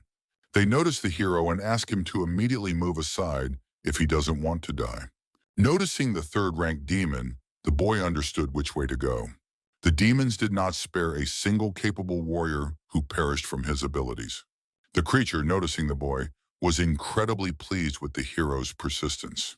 The spectators noticed how dangerous the monster was and told the boy to run away immediately. The demon believed that humans should have died long before he was born. Not understanding why they kept him in this cage, the boy noticed how much fiercer the meat demons were than those outside the walls. The fact was that they were being held captive. The creature asked the hero not to move and to die in the end. The young man would not be able to fight at full strength because of the spectators. Therefore, the guy had to hurry up with all the fuss. He descended directly under the demon, who had already planned to attack the young man. The boy was able to reach the core, which could be destroyed with one blow. The hero still couldn't find the fourth-ranked demon, apologizing to the third for such a quick kill. The monster experienced the lightest powerful blow in the boy's arsenal. The spectators couldn't believe how quickly the boy was able to destroy the third-ranked demon, not realizing that scouts were capable of such a thing. The hero used a golden sword, and when the metal element merged with the weapon, its sharpness and destructive power increased. Dylan noticed this, recognizing the boy's rather interesting skills. The young man was happy to obtain the third-ranked core of agility, which came to him like a son to a father. The boy had very little left. The boy hoped that the guys hadn't changed the layout. Musabi knew where the main department for the Warriors of the Six was located, so that the elite could fully enjoy the spectacle. The container must be hidden on the nearest hill. Dylan guessed what Musabi's goal was: to gain access to a fourth-ranked demon. Every minute on the battlefield from the hero was accompanied by powerful shockwaves. The young man managed to finish off the 5th demon in a row. The deeper he went into the forest, the more aggressive the demons became. The young man found this strange because until then, he had only planned to explore the area. But alas, the demons kept attacking him, and he understood why no one else wanted to be a scout, because it was literally a direct path to the afterlife. The boy managed to kill about 5 second-ranked demons, and the team's points should have increased significantly from the initial score. The young man hoped his friends weren't too shocked by the performance. The young man needed the highest point of the terrain. The young man noticed something interesting not far from the observation tower. It was right where Fan Dylan, a member of the Six, was sitting. The warrior noticed the hero's appetite to get a fourth-ranked demon, not understanding whose idea it was, the guy's or his team's. The boy wanted to promise Musabi something. The host noticed how the scout from the city of Picadilla was heading towards the fourth-ranked demon, but it was unclear how he knew its location. The guys couldn't believe that Musabi was really going to fight a demon of that rank. Even their powers weren't capable of destroying such a creature.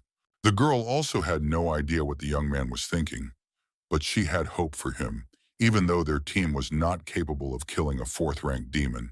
The young man was able to enter the sealed territory with a demon equal in strength to the hero's core. The host noticed how persistently the scout passionately studied the area and thought through a plan of retreat. However, on their screens, they see how the boy deliberately broke the seals that restrained the creature. The hero wanted to fight the monster from the very beginning, entering the arena as a scout. Opening the doors of the sealed demon, the boy asked the creature to come out quickly. The warrior was amused to watch the performance because the boy had no intention of planning a route from the very beginning, wanting to fight alone. For the first time in the history of demon hunting, the warrior was going to fight a fourth-ranked demon alone. The girl couldn't believe her ears, thinking the boy was completely insane. The squad asked the leader if the boy had lost his mind. The girl understood that the hero was relying on his amazing ability to control demons. But she prayed that he wasn't that overconfident, as even she would need to use 100% of her strength to fight a fourth-ranked demon. Barris couldn't understand where Musabi got such confidence in battle. The appearance of a fourth-ranked demon with the core of water-not agility was not long in coming. The demon had been waiting a long time to be released so it could feast on the overconfident humans. However, there was only one person in front of him. Although the creature was not important, killing one would allow it to find others. The monster used a burst drill against the boy, who was confidently awaiting the attack. Musabi raised a clay wall with his own blades. But despite his tricks, the demon's attack speed was high, and such walls were like thin sheets of paper to him.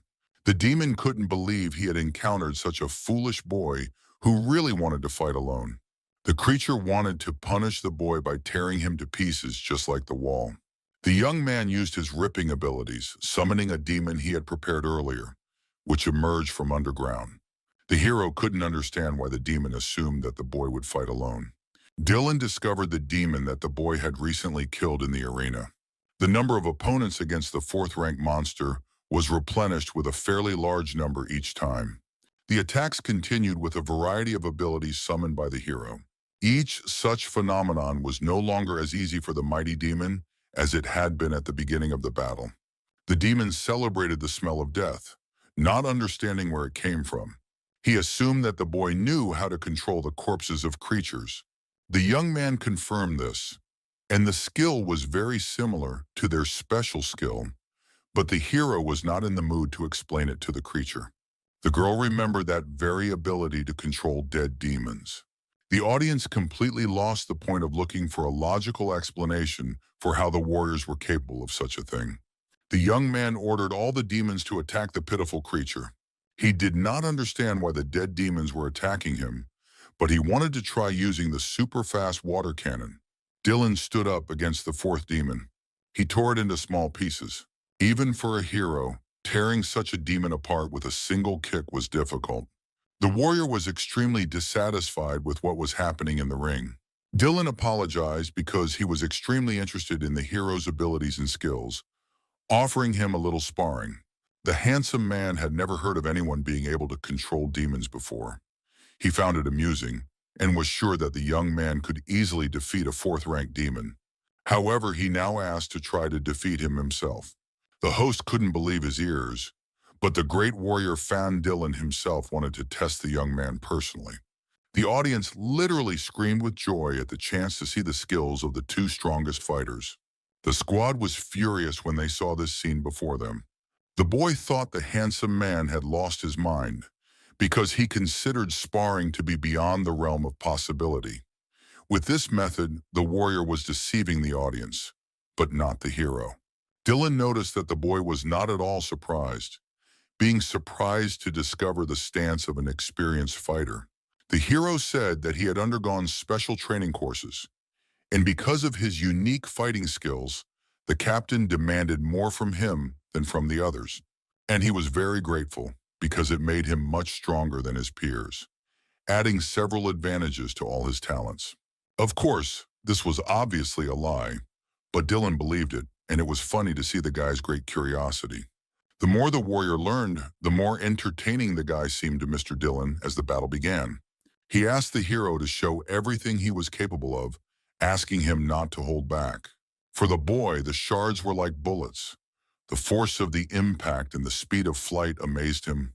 If the hero hadn't had such outstanding reflexes, he would have had a very hard time. The boy considered the situation to be quite bad, as the other boy was going to fight him with all his might. Dylan saw that the boy had good defense, as he was able to dodge a dangerous blow.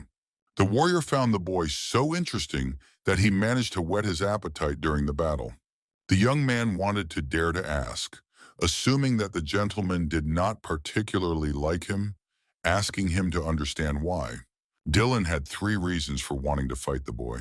The first was a very interesting test for the boy. He especially wanted to see how the hero would treat him without respect. The boy was able to defend himself against the powerful blow of the new 6th warrior. Moving directly behind Musabi, Dylan had a second reason. The boy reeked of demon, which was unacceptable for warriors. The boy didn't understand if it was really that noticeable when he summoned demonic power. Although Fan Dylan was only hitting him with half his strength, this terrifying power was capable of crushing anyone, something the boy had only experienced with an 8th-ranked demon. The warrior wanted to tell the hero the third reason why he wanted to destroy the boy. Dylan hated his disgusting name. The boy didn't understand what was wrong with his name, although it was clear that the warrior from the new 6 couldn't stand the former king. The young man sacrificed himself for the sake of this world, losing so many comrades along the way. Dylan wanted to stop playing games and destroy the hero. The boy couldn't believe in some pathetic games. Every moment of non-existence accumulated the power of an 8th-ranked demon in his body. The young man asked the warrior to show him how adults play. 2 great warriors fought, destroying the concept of ordinary sparring. The spectators could see how the arena was filled with powerful streams of energy. The fight went on for a long time, and Dylan decided to back off. The unknown force that had subdued his blows intrigued him greatly. It seemed strange to Dylan to fight a 3rd-ranked guy on equal terms when he had a 7th-ranked core. The hero was not going to just stand there and surrender to a man who completely disregarded the efforts of the former king. The spectators could not understand how it was possible for a scout to withstand the blows of the great warrior from the 6th rank, Fan Dylan. The warrior possessed a green healing core, but was incredibly strong in physical combat. The host noticed how Mr. Dylan's face flushed with blood for just a moment. The great warrior did not want to be disgraced in front of the viewers who idolized him. Having gathered enough strength, he asked Musabi to rest in peace, waiting for an explanation as to why the boy was so possessed by demonic power.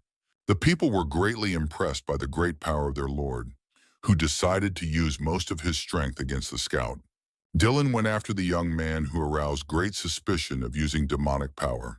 The boy understood that such powerful blows could blow the young man away, and he could no longer hold back. Otherwise, he would simply die. The hero saw how Fan Dylan from the 6 voluntarily volunteered, since the young man's life was at stake. The young man wanted to go all in, even if he couldn't defeat the guy. Nevertheless, he would do everything possible to survive. The guy couldn't even imagine how great the hero's goal was compared to ordinary people. Suddenly, Linda entered the fight, unable to allow 2 idiots to destroy a life. The girl dodged all the guy's blows and dispelled the great flow of energy passing through them. The host notices how an unknown force suddenly appears. The boy thought it was a stupid thing to do, not understanding why the girl had intervened in the fight. Linda couldn't allow a fight in such an arena. The girl heard that the boy did not appeal to the warrior. However, Musabi seemed to like Veiliden, a member of the old 6 who possessed a 7th-rank healing core. The boy was very surprised by the appearance of the girl who had come to save him. Lena used the core to restore his body to its former condition. The boy was very surprised by the unexpected meeting, assuming that she had forgotten that they were forbidden to wear combat gear. Dylan couldn't believe that the girl was ready to disobey the king's orders. However, unlike some, Lena had a gift with memory, and she could not take part in any activities related to killing demons. So she asked the guy not to talk nonsense about clothes, and if, for example, she had nothing but a costume, she wasn't going to walk around naked in front of everyone. Musabi managed to get to know Lena through this conversation. She was still as straightforward as ever, being the spark of the 6. The guy used to shield her, but he never thought that the day would come when they would switch places. The host and the audience did not expect the appearance of Vale Lena, a member of the Old Six, assuming that the mysticism this year was of incredible proportions. Dylan asked the girl not to think that he would stand on ceremony with her, since she was once a respected warrior, preferring to punish insolent behavior. Lena was curious to see what the king would do. Today was a big day for everyone, and it was not fitting for a great warrior from the Six to cause a commotion, especially since the boy was the son of her old friend. The girl thought they had sparred enough. Or she had a second option, in which Dylan didn't want that at all. The boy found it incredibly amusing to hear this, as he saw a herd of annoying sheep. The boy considered them both to be despicable traitors. The young man decided to protect his friend with quick reflexes. The boy was able to shield the girl from blows that could have seriously hurt Lena. She felt a familiar feeling from the past. It seemed to her as if the real Musabi, king of warriors, was standing before her. The young man managed to repel the initial attack, but holding out against such a dangerous opponent for long was no easy task. She asked the young man to give up his place in the battle. The girl activated a healing barrier that was able to repel many super-fast arrows. The young man thought the situation was bad, so he wanted to protect Lena. The girl was able to create a great barrier that protected them both. The hero did not dare to hope for such a thing, but thanks to the girl, the guy was able to gain combat experience. The young man shouted that he would remember Mr. Dillon's kindness for the rest of his life. The leader couldn't understand what had gotten into the guy who had decided to do such a thing. The audience was very surprised by this turn of events. Musabi turned to the people, asking if they were dissatisfied with his words. It was not every day that spectators could watch such a fight. The guys supported the hero in this way, supporting Mr. Dillon for a magnificent, spectacular battle. They now understood what a great group of warriors should be like, allowing ordinary people to enjoy the battle between warriors and demons. Dillon considered this action to be quite clever and useful for him. Now the guy's hands were tied against the guy's, and he didn't understand anything because he was so grateful. The young man promised that he would not let Dillon down and would become a worthy warrior and work even harder. The boy was happy with the plan that had worked out. He would not be able to commit deliberate violence in front of everyone, while the girl found it boring and was forced to decline. Dillon didn't care anymore. In any case, the hero had surprised him. The master noticed that Musabi was a good warrior, coped well, and passed his training, greatly raising expectations for the event with such a talented guy. The audience supported the boy, who was able to show Mr. Fan Dillon himself great confidence in his abilities and a worthy fight. The leader couldn't believe what he was seeing, and neither could the rest of the squad, who didn't expect such a move from Musabi. The host officially declared that this was the most incredible demon hunt in the history of the competition. The boy felt an incredible sensation when Lena walked past him. The news about the dark horse in the form of a mercenary warrior, just one scout, led the city of Picadia to victory. The guys congratulated the hero, thanks to whom they were able to win the great demon hunt event. The leader considered the little rascal to be the greatest hero who was able to win the great prize of warriors for them. She was surprised how the guy single-handedly led the team to victory. He didn't even imagine how much money would be waiting for them in the future. The girl could promise the guy an incredible night in which he would be able to seize the moment and do whatever he wanted. The guy was very happy, but not to the extent that the squad asked the commander to calm down. Otherwise, she would suffocate the hero. After finishing the awkward congratulations from the girl's country, he wanted to ask the girl for a promise. The girl, of course, did not forget, asking him not to worry. She wanted to arrange a meeting for him with those responsible for the crystals of power. The young man was grateful, asking if it was not too much trouble to please bring his coat, and also that he would not be able to attend the ceremony due to urgent business. The girl heard about the planned meeting with the guy or girl, probably. The boy considered it more likely to be with an old friend. The boy dreamed of meeting again with the girl who was dear to him 60 years ago. The hero greeted her, curious as to why she had arranged the meeting, assuming it was for some kind of conversation. The girl did not expect the boy to agree to meet her. She remembered how a woman standing nearby had told the young man to go to Musabi, and she had also mentioned a meeting at a secret place. However, Lena did not mention where exactly it was located. The girl asked the boy to tell her. Was he the hero, the Musabi she knew? Once in the past, the girl wanted to ask the boy to correct her if she was wrong, but no one had ever been to such a place, and the view of the city was simply gorgeous. Lena felt incredibly good being in such a place, especially with Musabi. To be more precise, it was her secret place. The boy gave the girl a little tap on the forehead. He laughed at her secret place, not understanding how old the girl was. The girl asked him to stop hitting her on the forehead, and everyone had a secret place. She considered the guy a dumb blockhead who only knew how to kill demons, but otherwise didn't understand anything else. The hero asked her to calm down, agreeing with Lena about the wonderful secret spot, which was considered a glorious place. The girl asked to take a look for a moment. Lena decided that this place would become their secret with the hero. She wanted it to remain only between them. She asked him to confirm her assumption that he was the former Musabi who remembered their secret place. The young man wanted to answer truthfully and not ruin past feelings. The girl apologized because she had become nervous and asked him not to pay attention to her. She remembered how important Musabi had been to her in the past, and the young man was similar to him. Lena noticed how the hero had acted very arrogantly today, and if she hadn't intervened in time, he would hardly have survived. She asked him to consider it gratitude for her help at the statue, and now they were even. Suddenly, the young man addressed her by name. She was surprised because she hadn't said her name before, but she got a slap on the forehead like in the past. The boy did not expect that the girl still continued to visit their secret place after so many years, that she had remained the same child. The girl was able to recognize the boy, who turned out to be the very same Musabi who had appeared 60 years later. The young man was happy to see her and was incredibly happy to see that she was okay. The boy admitted that he was the very same Musabi she knew. Lena hugged the guy, not knowing what emotions she was feeling after meeting him after so long. She didn't understand why the boy had been delayed for so long. Being in an incredibly stressful state, she didn't understand why the guy had only just returned.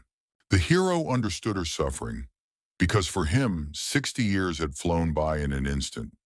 But for her, it was a stressful situation. The young man was truly happy to see the girl after so long. The girl couldn't believe it, because the hero wanted to say that he had traveled half a century forward in time, and there was an 8th-ranked demon in the obelisk. The young man assumed that it was hard to believe, and to be honest, he didn't quite believe it himself, but he knew that it sounded like complete nonsense. In a nutshell, 50 years ago, the guy was supposed to die, but somehow he ended up alive. And there was something very unexpected hidden inside him. The girl believed that if everything that had been said was true, the main thing for her was that Musabi was alive, and that was the most important thing. The guy couldn't understand why they were so hated in this city. The guys risked their lives for these people, but for some reason, the attitude had changed so drastically.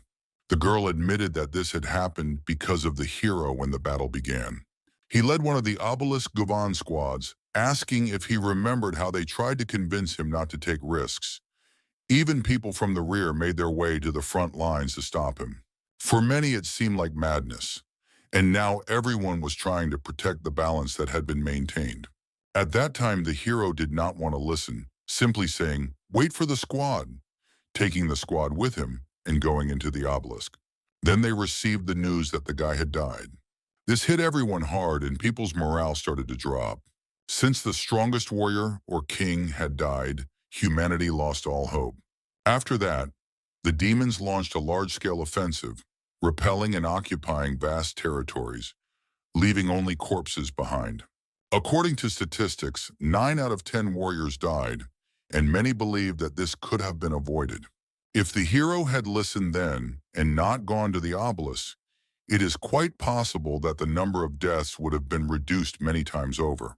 Time passed, and gradually the new 6 and the new king emerged. Unfortunately, they were among those who disagreed with Musabi's decision, so now many hate them. Those who remained from the former 6, being his supporters, became outcasts of society. The new king took away their warrior titles. The young man could not believe that his decision alone had put so many people in such danger. The girl eventually came to terms with it. Now it was in the past and it didn't matter who was to blame. From time to time, she would come to the statue of the hero and looking at him, remember the old days with Musabi. But somehow, miraculously, the young man had managed to survive. And even the hero himself still couldn't believe it. The boy asked her not to talk nonsense because he had gone to the obelisk with one goal in mind, to get rid of the demons so that future generations could live in peace and tranquility. The girl asked Musabi to calm down. She understood why it hurt him, but the people couldn't be blamed either. For many, the whole situation had turned out too badly, and they needed someone to blame. So the hero became the target of their anger. The young man became curious about the others, where the rest of the six were. The girl confessed after the hero's death that some of them had died in battle. Only three remained, including her. Jackson, who possessed the yellow core, was seriously wounded. Then of his own volition, he renounced his title of warrior and left the city. Lena had also planned to leave at first, but there were too many memories. Next was Harold, who possessed the blue core, the skill of illusion. He went against the new king, for which his arms and legs were broken, and he was thrown into prison to die. The hero couldn't believe what he was hearing. How could they treat them like that, calling them vile creatures? He couldn't understand why they didn't unite with those who supported them and rebel against the new king. It turned out that the new king was a real monster, the only one in the world with 3 seventh-rank cores. To be honest, he was much stronger than the hero had been in the past. The boy couldn't help but notice how much better the new six were than them, since the guys had 2 cores each. Musabi couldn't just abandon Harold. They had to try to get him out of there. The boy couldn't believe what he had heard, and the idea of 3 cores was incredibly difficult for Musabi to comprehend. The girl suggested another option. Most likely the hero already knew that the demons now possessed the power of the elements. This greatly changed the battle on the battlefield with them. The boy suggested defeating the new king with the power of the demons' elements. Previously, demons only had cores, red, yellow, green, blue, purple, and black. But they evolved and became masters of the 5 elements: metal, wood, water, fire, and earth. This made it more difficult for the warriors to deal with us. The young man, realizing that there were only 5 elements, concluded that the only element missing was earth. The boy understood what the girl meant. She replied that it was possible to merge with the power of the elements. The boy couldn't believe that it was now possible for warriors to merge with the power of the elements, something like a hero's ability to control the elements. Warriors of ranks 4 and 5 were separated not only by their level of strength. If warriors of rank 5 were strong enough, he would be able to try to take possession of the fusion core. Once the fortress of the fallen Dugora began to manifest fusion abilities, she was sure that the boy remembered this strange place. The boy, of course, remembered the fortress of Dugora. It was there that their million-strong army clashed with the army of demons in one of the bloodiest battles. Now this place was called the Fortress of the Fallen, presumably because they lost more people in that battle than in the entire war. The girl knew that countless dead were buried under the fortress, their remains still lying there. One day, unusual demons began to emerge, all of them no lower than 5th rank. The only thing that distinguished them from other demons was the presence of a cavity in their chests, which contained the crystal of fusion. With this crystal, warriors could harness the power of the elements, but they also needed to have a certain level of strength. Their rank had to be at least 5th, and they also needed sufficient physical endurance. The boy understood that with the help of the crystal of power, it was possible to control all 5 elements. The girl denied it because it was only possible to control one element. The elements created and destroyed each other, and no one could do such a thing. Even in theory, it was impossible. The new king from the 6 possessed only one. The boy couldn't believe that even they had mastered the power of the elements. Even during the battle with Dylan, there was no hint of this, and the girl suspected it because the arena's protective shield might not be able to withstand such power. That would have put people in danger, and Dylan cared too much about his image. If he had fought at full strength, the boy would have died faster than he could have done anything. Lena didn't want to admit it, but the new king and the six were much stronger than them. Not only did they have two cores, but they also had the power of the elements. In fact, that was one of the reasons she couldn't get Harold out of prison. The hero was interesting, but the ability to use the four elements was probably due to the demon inside the boy. Nevertheless, Lena was right. Compared to the new six, Musabi was like a helpless child. The boy couldn't rely on the demon's power forever, and if he wanted to save Harold, he would have to become much stronger on his own. The boy understood the whole situation and realized that he would have to visit the Fortress of the Fallen. The girl noticed that the boy had not yet reached the 5th rank and was only in the 4th rank. The boy knew that this was like a threshold, but the hero himself had come up with this expression once in his current life. The young man was not going to follow him, being confident that he could overcome this limitation. The leader did not understand why the guy pulled her out of the bar, advising him to rest for a few days. But the hero's plans changed dramatically, asking to talk about the crystal of power and leave the city. Barris thought it was great to be young and energetic. She asked him not to worry, promising that she would go to the meeting as his guarantor, which the boy thought was wonderful news. Musabi heard with his own ears how the captain had just settled matters with the crystals for their city. The boy couldn't believe he had met his squad. The girl couldn't understand why Musabi was now frozen in place. Rosa heard a familiar name, not sure if she had heard it correctly. But before her eyes, she saw her comrade, whom she had been searching for so desperately. With a trembling voice, she asked the team to pay attention to Musabi. The boy watched them, not even knowing what emotions to express at their meeting. However, the young man greeted his team. The whole team began to hug the guy, who turned out to be in the same city, safe and sound. Darren was incredibly happy to see the guy, who had also gained muscle during that time. Brandon thought the hero had grown incredibly tall, but the boy didn't even notice it, perhaps because of the impact of the core. The guy announced that they had originally set off with the city commander Brian to watch the competition, but on the way, Rosa received news about the guy, so they left the delegation to find him. In the end, the information turned out to be false, and just recently they arrived at dawn, and the captain even negotiated the distribution of power crystals. The captain wanted to continue looking for the guy, but he turned up at dawn. The guy thought it was great news and was glad that the issue with the crystals had been resolved, as he was going to address the issue himself. The girl understood that now they were the very squad that Musabi had split up with. The leader did not want to interfere with the sweet reunion, and because of the events, the commander did not even have time to say hello and properly thank them for their boy. The girl noticed that the hero was more concerned about the Pika. It seemed to the guy that Musabi needed to talk to Rosa, because since they had parted, the girl had practically not eaten. Sakura asked to look at the photo, in which she looked exhausted, and she was not herself the whole way. The girl was incredibly ashamed, even to talk to the guy she had broken up with a long time ago. The hero approached the girl to rekindle their former friendship and calm her down. Musabi asked the leader Rose to let him report his arrival and apologize for causing concern.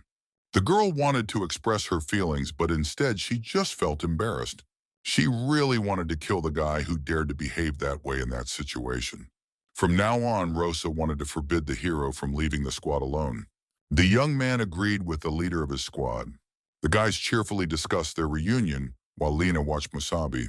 She didn't know how to act in the future and how to react to the new squad. The guys were very similar to them in the past. After a while, in a dream of one of Musabi's squads, the hero and the leader were badly wounded after a great battle with a demon. The girl understood that everything had worked out for her and the guy, but the young man was on the verge of death.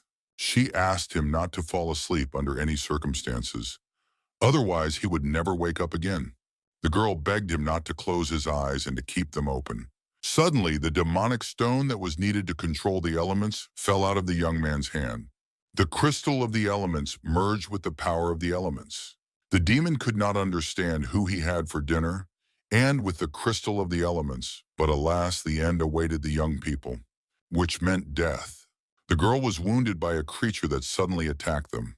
Rose couldn't believe that after all they had been through, this was how it would end. The demon did not expect her to still be able to move after so many wounds. She apologized to Musabi because she was so weak that she couldn't protect him. Rosa couldn't believe her own weakness, and for this reason wanted to become stronger, but it didn't work out. Suddenly, after a terrible nightmare, the girl woke up in a state of stress and fear. The girl calmed down after learning about the nightmare, but it seemed so real that she felt creeped out. Rosa was all wet after her strange dream and was thinking about taking a bath. Suddenly, the hero burst into the room and asked if the leader was okay because of the screams. But when he came in and asked if the girl was okay, he accidentally saw Rosa's underwear. The girl threw a pillow at the guy, asking him not to look. The young man tried to help when he heard her scream, but the girl kicked him out.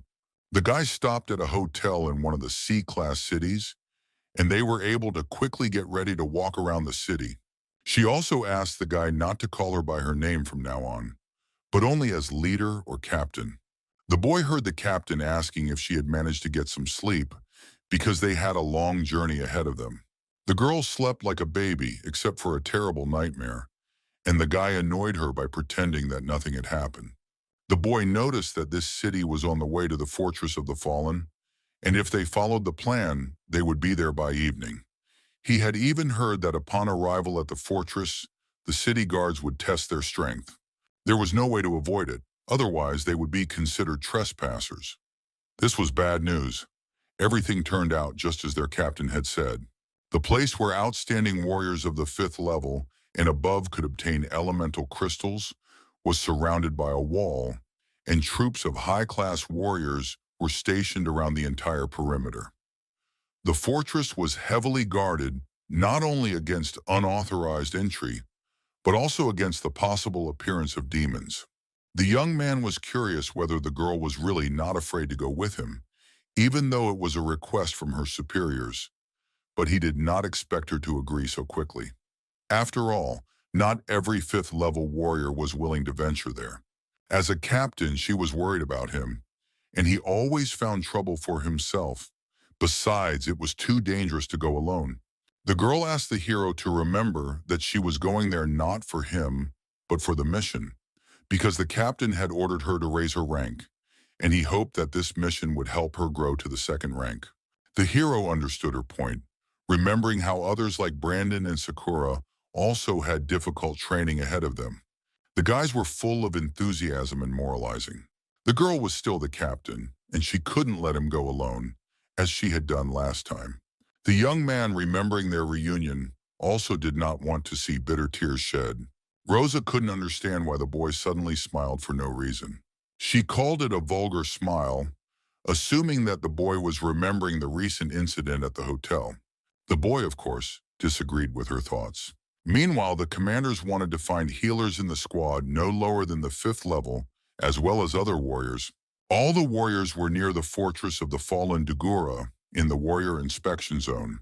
Finally, the guys were able to get to the right place. The crystals were within reach. The others couldn't believe they had encountered a 4th-rank guy and a 1st-rank girl passing by, asking them to turn back and not go any further. The guys suspected them of being a couple in love who had gotten lost, and they knew that no one would let them go there.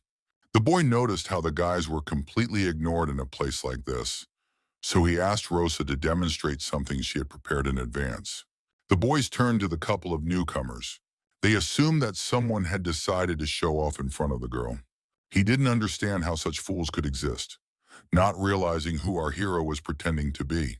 He saw the 4th one, who was dragging a 1st-rank girl behind him, and assumed that death was approaching. The leader couldn't understand what kind of scum lived in this place.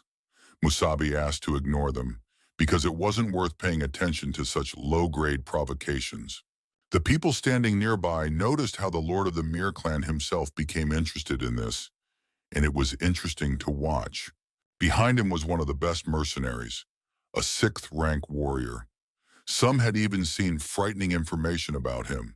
This Hulk had already obtained a crystal and gained the power of the elements. With such a warrior in the squad, there was a good chance that this time the crystal would go to them. The boy introduced himself as Utaski from the Mir clan, who had come from Eula, a Class A city. The boy thought she was a nice girl, noting that the Fortress of the Fallen was no place for games and that these words should be taken seriously. He was amused by the green core the girl had.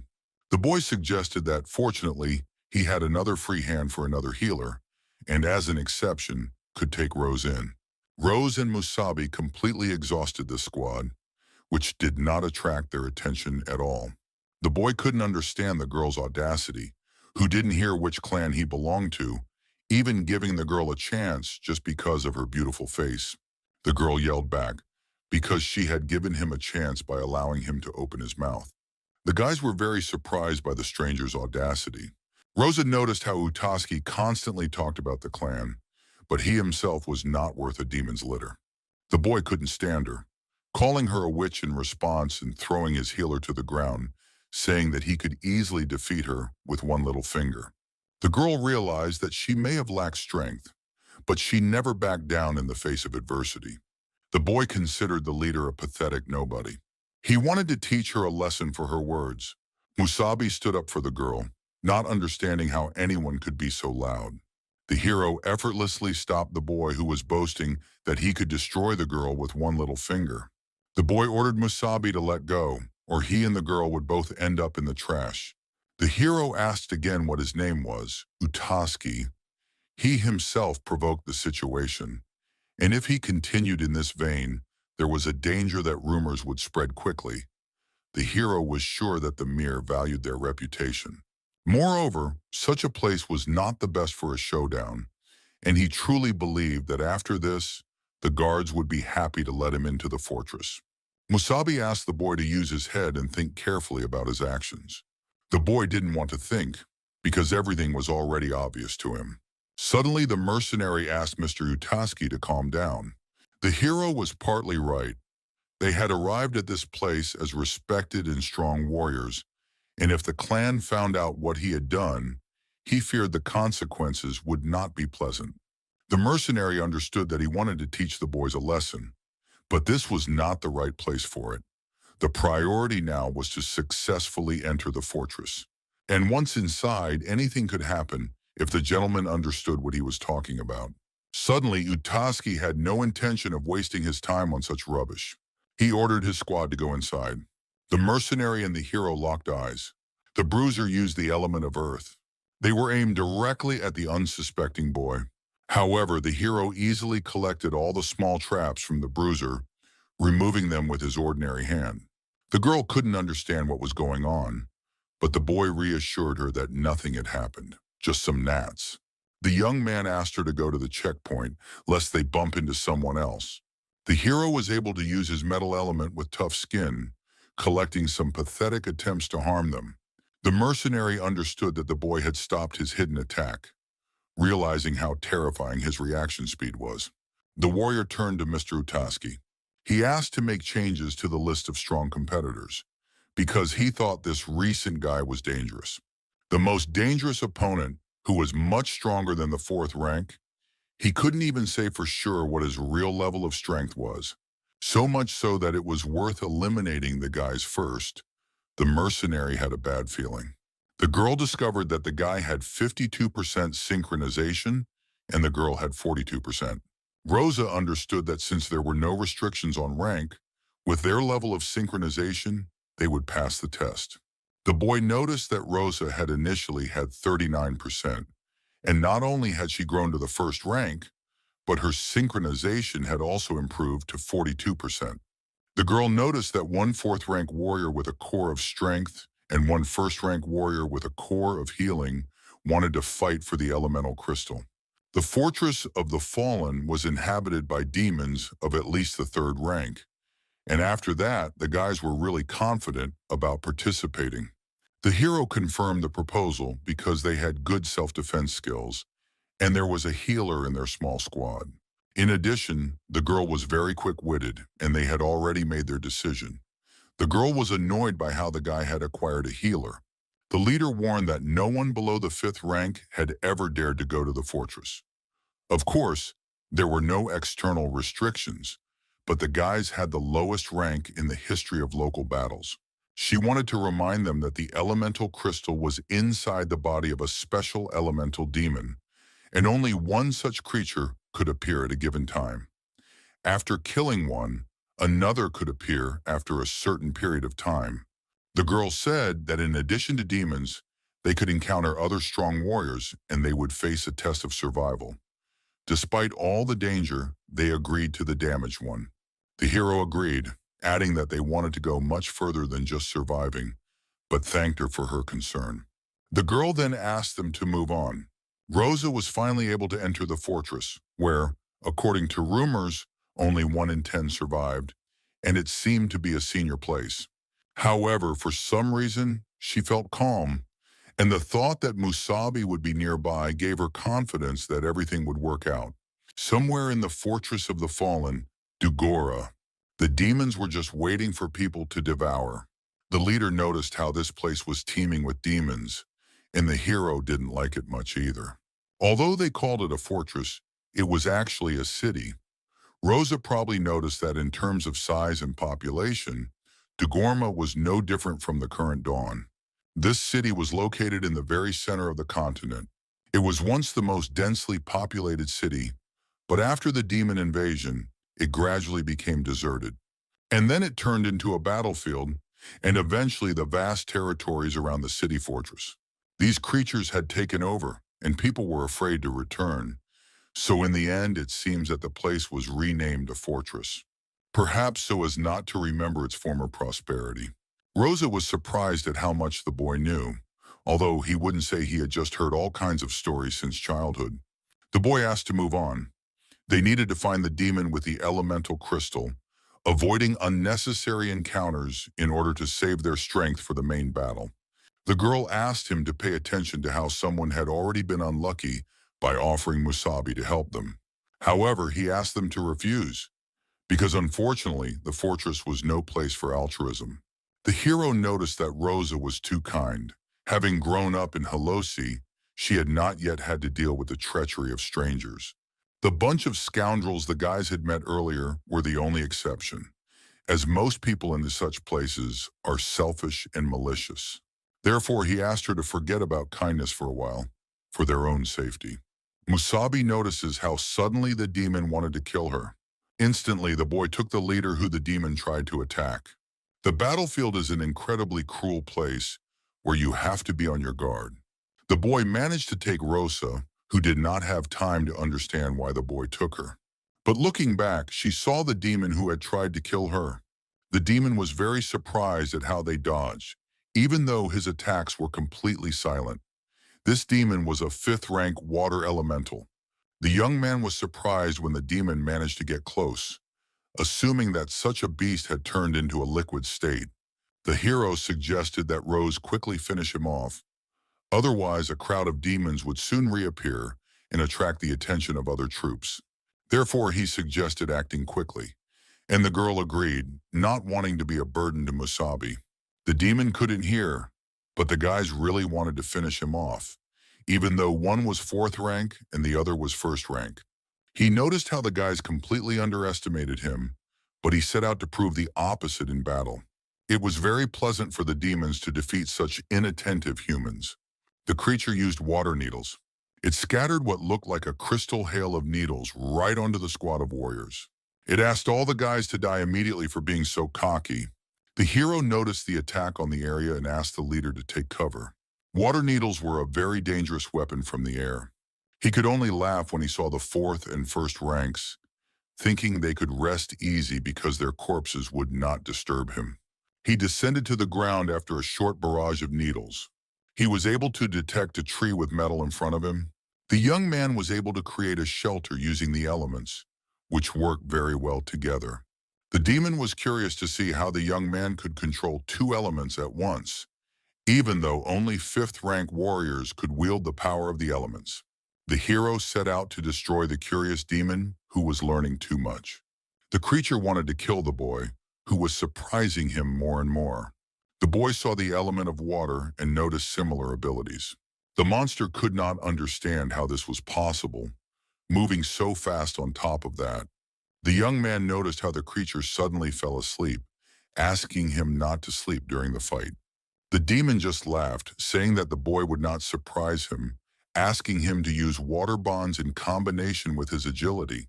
During the conversation, the hero asked Rosa to take action. The demon lost his vigilance and was struck in the spine by another warrior. The boy moved straight towards the core. He pierced the demon, who was incredibly mistaken about their abilities. The hero praised Rosa for her good and effective work. The leader herself was pleased to help destroy the demon. The girl hoped the guy wouldn't be upset if the first-rank warrior took his core. However, she asked him not to worry, as she didn't care about the core or his corpse. The girl asked him not to forget that she was from a clan known for its combat skills and speed of basic techniques. The boy suggested leaving this place, as there was a chance of attracting unwanted attention. Before the guys wanted to move on, the girl noticed blood on the hero, so she suggested finding shelter and treating the wound. The young man asked her not to worry about a mere scratch. The leader could not allow this and ordered the guy to treat the wound immediately, because treating it was Rosa's job. Otherwise, her presence was meaningless.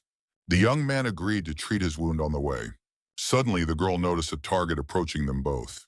The stranger turned out to be a warrior who wanted to finish off the hero from behind. The shockwave passed through the ground, which even the leader was unable to avoid. The boy was able to block the blow, which they quickly discovered. The warrior was right that the boy was no ordinary potato. He noticed that the hero's skills were far beyond the 4th rank. The young man asked to hide immediately.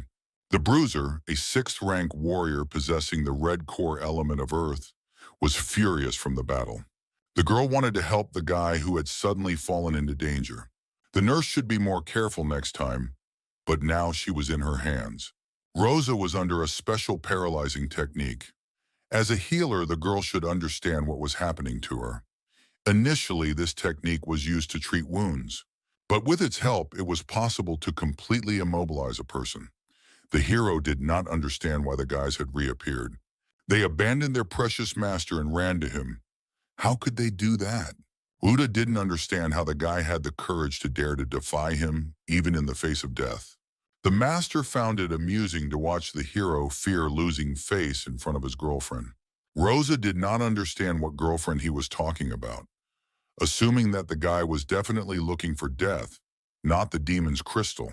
The young man praised the nurse for her good work, offering to reward her generously later. But first he wanted to take care of Rosa, gradually laughing maliciously. He asked her to enjoy Musabi's death first, and then he would enjoy it. No one had ever dared to refuse the guy, so the girl interested him greatly. The mercenary asked the gentleman not to leave the shelter, as the bruiser wanted to deal with the hero himself and would bring the girl to him later. The boy knew that no one would attack their squad if such a mercenary was on the team, and he didn't like sitting quietly and hiding. Utaski wasn't afraid of anything when he was 5th rank, and it seemed to him that the mercenary greatly underestimated him. At first, the hero thought he was just a capricious boy, so he simply ignored him. But it turned out that Utaski was a real piece of trash. The boy assumed that quite a few girls had already suffered at his hands. The gentleman found it amusing to hear this and asked him not to worry, because his girl would be honored tonight, calling the hero 4th rank trash.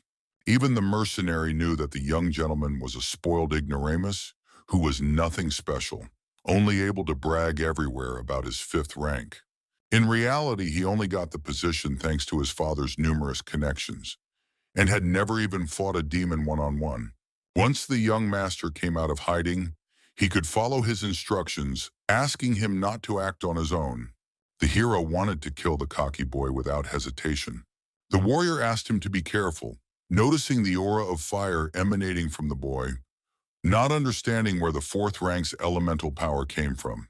Musabi headed straight for the boy, who knew nothing about kindness to people.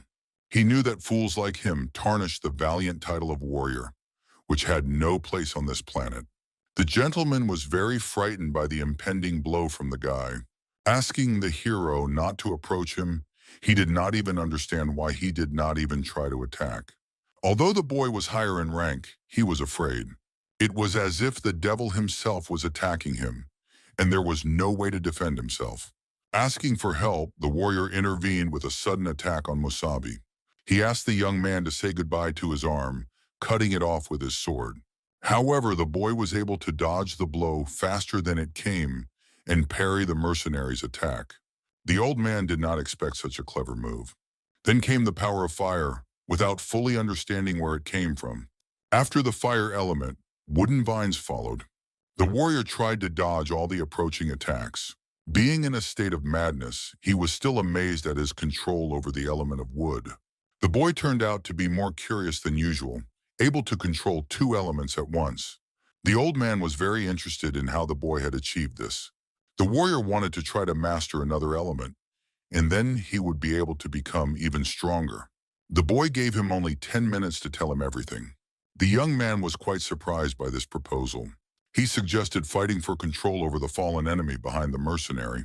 The bruiser did not expect the presence of a demon, which for some reason he did not even sense. The man couldn't believe how fast the fifth rank moved.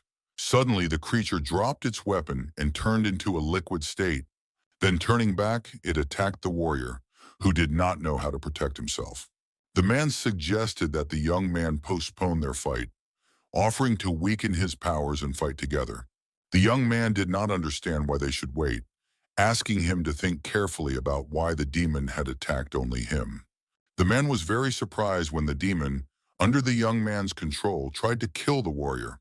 The mercenary was shocked to learn that the creature was only a puppet, not understanding what other tricks the hero had up his sleeve. The warrior tried to defend himself from the monster with earth elements. The demon under the hero's control began firing water needles. The boy noticed how strong the mercenary was, realizing that it was no wonder many clans wanted to hire him. The warrior used a power that could control the earth at will. The man tried to pull his own axe. Like Thor, the warrior pulled the weapon toward him, trying to hit the creature. The monster could not have imagined such a nightmare before him.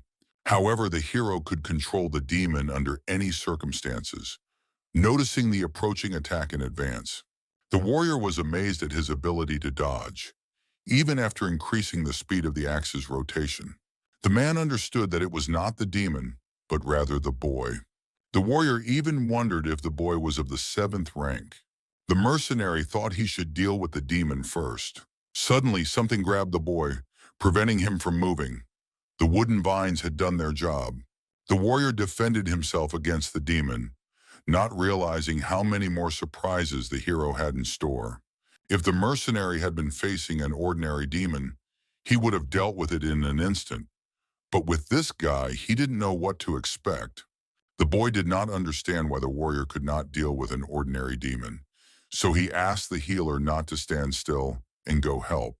The girl told the gentleman that she was an ordinary healer, not a fighter, and besides, she had to hold the girl back.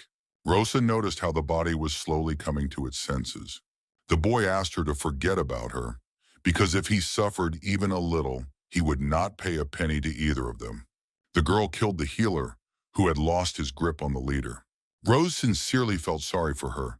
She did not know what it meant to be a warrior, only to foolishly obey a pathetic man. The healer was curious how the girl managed to break free. Rose asked him not to laugh at her, because she was a healer just like him and had carefully studied many techniques. As soon as she directed her energy back, the paralysis weakened. The nurse called the leader a true genius. The girl asked the gentleman to say goodbye to life next. The girl's organs were not affected, and whether she would survive depended only on herself. The boy considered the girl a real scoundrel who could only strike from behind like a rat, wanting to destroy her for it.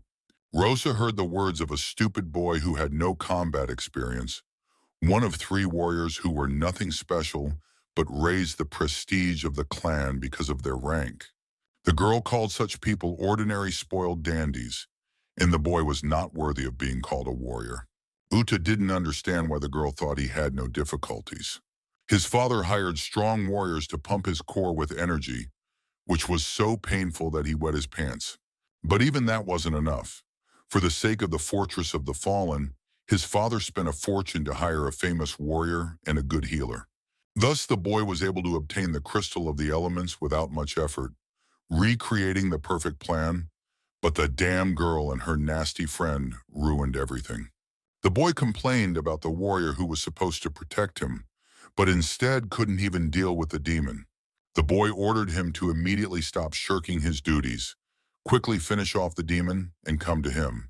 The mercenary couldn't stand the lousy scum, asking him to shut up, who only knew how to have fun with girls. But at the sight of a lower demon, he immediately tucked his tail between his legs. The young man couldn't believe how his ally dared to be so rude to him, saying such nasty things. The girl completely agreed with the warrior's opinion and prepared a knife for revenge. The master wanted to use all the necessary forces to fight the healer. Suddenly, the girl decided to attack much earlier than the guy, who didn't even have time to understand anything. As the leader, she was right behind him and finished him off. The young man felt real pain from the enemy's blows for the first time in a long time. Thinking of revenge, he tried to wound her with a knife, but the rose had long since managed to dodge. The boy went a little crazy trying to gain more strength, and the girl noticed that he didn't even know how to control his energy, carelessly activating such a powerful core. The captain explained how the core's energy could get out of control. If the boys saw something like that, they had to get as far away as possible. Such warriors were unpredictable and dangerous and could cause serious injury. If this happened to them, they should try to calm down and then regain control of the core. In the usual way, otherwise they would die from the energy tearing them apart. The girl remembered this lesson, realizing that such an end was just right for the boy. The boy did not understand why the girl should not calm down. Uta tried to harm the girl again by attacking her, asking to try her other attack. The boy activated a special killing skill. The young man tried to quickly defeat the girl, who was also no slouch. It was funny because agility was his strong point, and the girl couldn't even imagine that a first-rank healer would be faster than him. The girl asked him to stop talking during the fight. His father had trained Rosa since childhood, and his attacks were no more powerful than 5th rank. But they were extremely unpredictable compared to the blows of a nobody. The boy did not understand how the girl was able to parry his accelerated lunge. Rose only had to find a gap in his defense and leave him no chance of victory. Her father said that if an opponent did not know how to use his strength, it could be considered that he had none at all. She fought against the boy with great pleasure, wanting to destroy his very desire to exist. The guy asked her not to look down on him, ordering everyone that all creatures near him would have to disappear. Rosa noticed the moment when the core heated up to its maximum. The leader noticed how the fool lost control faster than expected, and she might not have time to hide from the shock wave, relying only on her protective shield. The boy turned blue in the bright light of his core, slowly breaking into pieces. The hero notices a similar incident at the end, where the leader was last seen. The mercenary assumed that the idiot had lost his mind, all because of some girl. A huge pile of core energy filled the entire city with an explosion. It formed a fairly large crater at the site of the powerful explosion. The girl did not expect to survive the screen that had withstood the blast. The boy praised the girl, who was able to defeat a 5th-rank warrior, commending her for her excellent work. Rose noticed that the boy was still far from 5th rank, and he was mentally unstable and had no experience, so anyone could have handled him. Under other circumstances, she would never have defeated a 5th-rank warrior. One blow and it would have been the end for her. The hero noticed how the boy had managed to injure her and asked the girl to get medical attention first. She didn't immediately notice the number of scratches on her body. The young man praised the girl, who had fought very bravely, calling her a hero. Rosa was very embarrassed to hear this from the boy she had fallen in love with. The girl did not understand why the boy was cooling off, not understanding where his opponent had gone. The demons that the hero controlled disappeared in the explosion. They would not have survived on their own, and the warrior most likely survived. The warrior considered the situation very unfortunate. The petty scum had died without even returning to the clan. Then he assumed that the clan would surely hire warriors to kill him, and goodbye to his peaceful life. Warrior killers were a secret organization operating on the orders of their client, consisting of lone warriors, but the price for such services was extremely high. They say that it also includes a rather dangerous 7th-rank warrior, But to hire someone like that, money alone would not be enough, so a special deal was made with the client. The mercenary planned to leave, but the sick guys who use the cores are much weaker than their own strength. The boy agreed. There was no point in this fight anymore. Now the guy had no one to protect and no reason to fight. The warrior was interested in the serious battle that had taken place between them, as he feared he would suffer greatly from the forces of nature, the control of the fallen, and much more. The guy was curious about how strong the boy was and where he learned such techniques. The young man asked him not to exaggerate, so that an ordinary fourth-rank warrior, who had recently acquired some abilities and stood up to such a foe, would not think that he could ultimately stand up to a mercenary. The warrior had heard similar things about certain abilities. There were truly gifted talents whose skills were beyond the capabilities of an ordinary warrior. The mercenary was curious.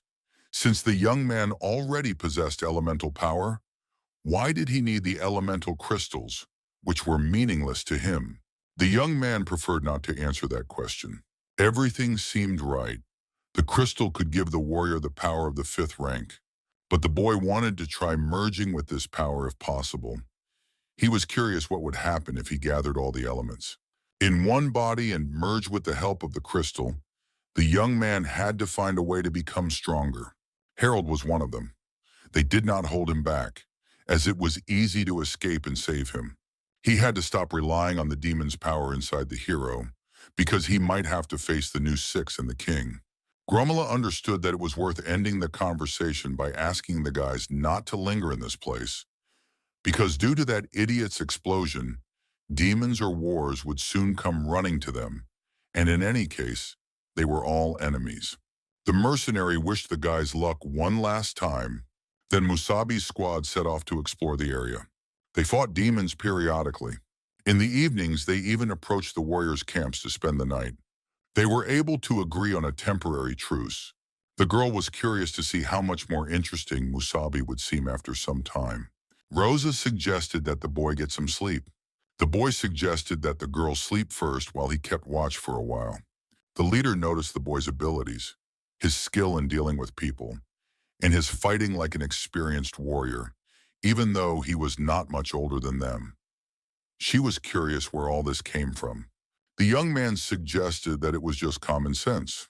As she gradually fell asleep, the girl saw that the boy was not a boy at all. The hero would perhaps tell the girl about his past life someday, but certainly not in the near future. The next morning, Rose heard the sounds of a struggle. The boy confirmed it, and there was also a demonic aura. The girl was surprised because the boy was definitely not asleep. The boy slept a little, but he reasoned based on the fluctuations in power. It was clear that there were quite a few warriors pursuing the demon, suggesting that they find him first. The girl couldn't understand why the hero was so happy. The young man was indeed happy and eagerly awaited a new acquaintance. In his past life, he had fought all kinds of demons, and he was extremely curious about what they were like. The guy wanted them to be the first to reach their prey. The squad moved forward at incredible speed. The boy noticed that the demon had slowed down, apparently finding refuge, but the girl did not understand how to find it in such a limited area. The hero knew perfectly well where the demon was, but he didn't want to admit it. But from the moment the boy stumbled upon the creature, he began to sense its presence. The girl asked him to pay attention to the nearest players.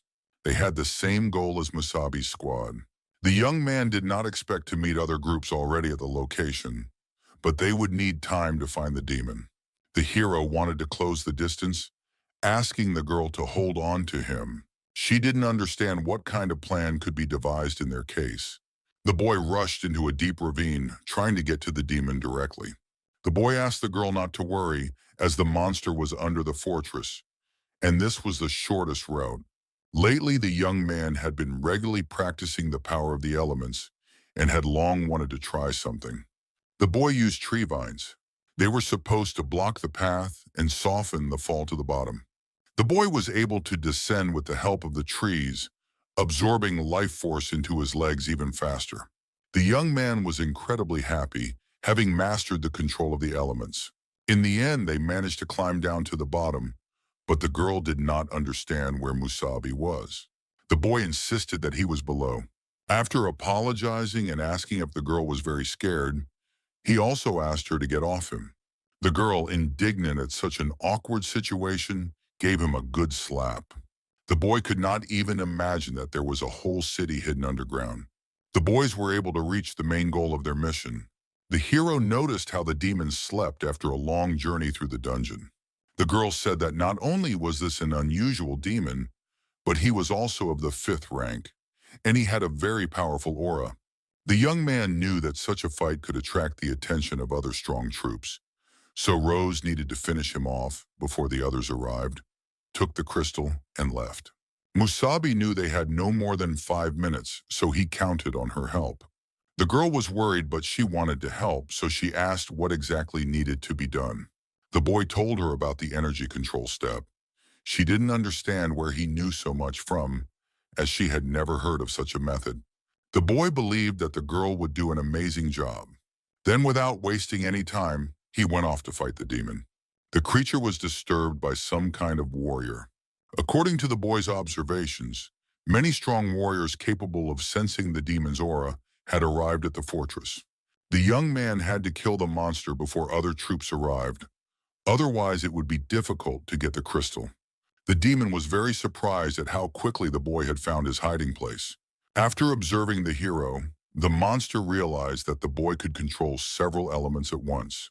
Noticing the demon's aura, the creature tried to attack Musabi. The boy understood that he needed to balance the energy between the elements. Then the boy would be able to use several elements at once. The young man asked to try his new technique of using 2 elements at once.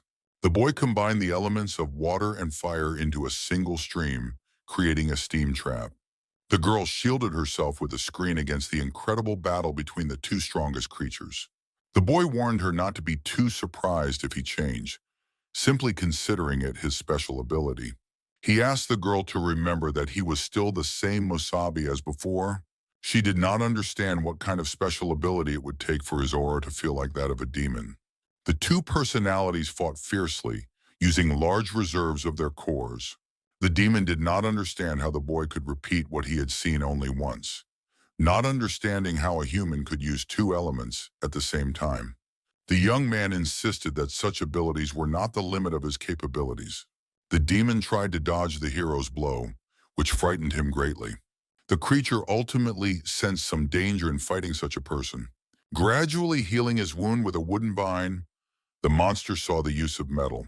The hero was convinced of the demon's abilities and was now ready to end the fight. He promised the demon a sweet end at the hands of a kind person like himself. The creature was seized by an ancient vine, not understanding where it came from. As far as the young man could remember, the demon definitely wanted to die a spectacular death. And that demon, while hunting, had somehow used the element of metal. The creature thought it was a great opportunity to test it. Whichever of them was stronger, metal against metal, wanted to give it their all. The young man asked Rose to act immediately. The girl managed to run out of her hiding place, holding a weapon in her hands, namely, a bound spear that would prevent the demon from escaping restoration.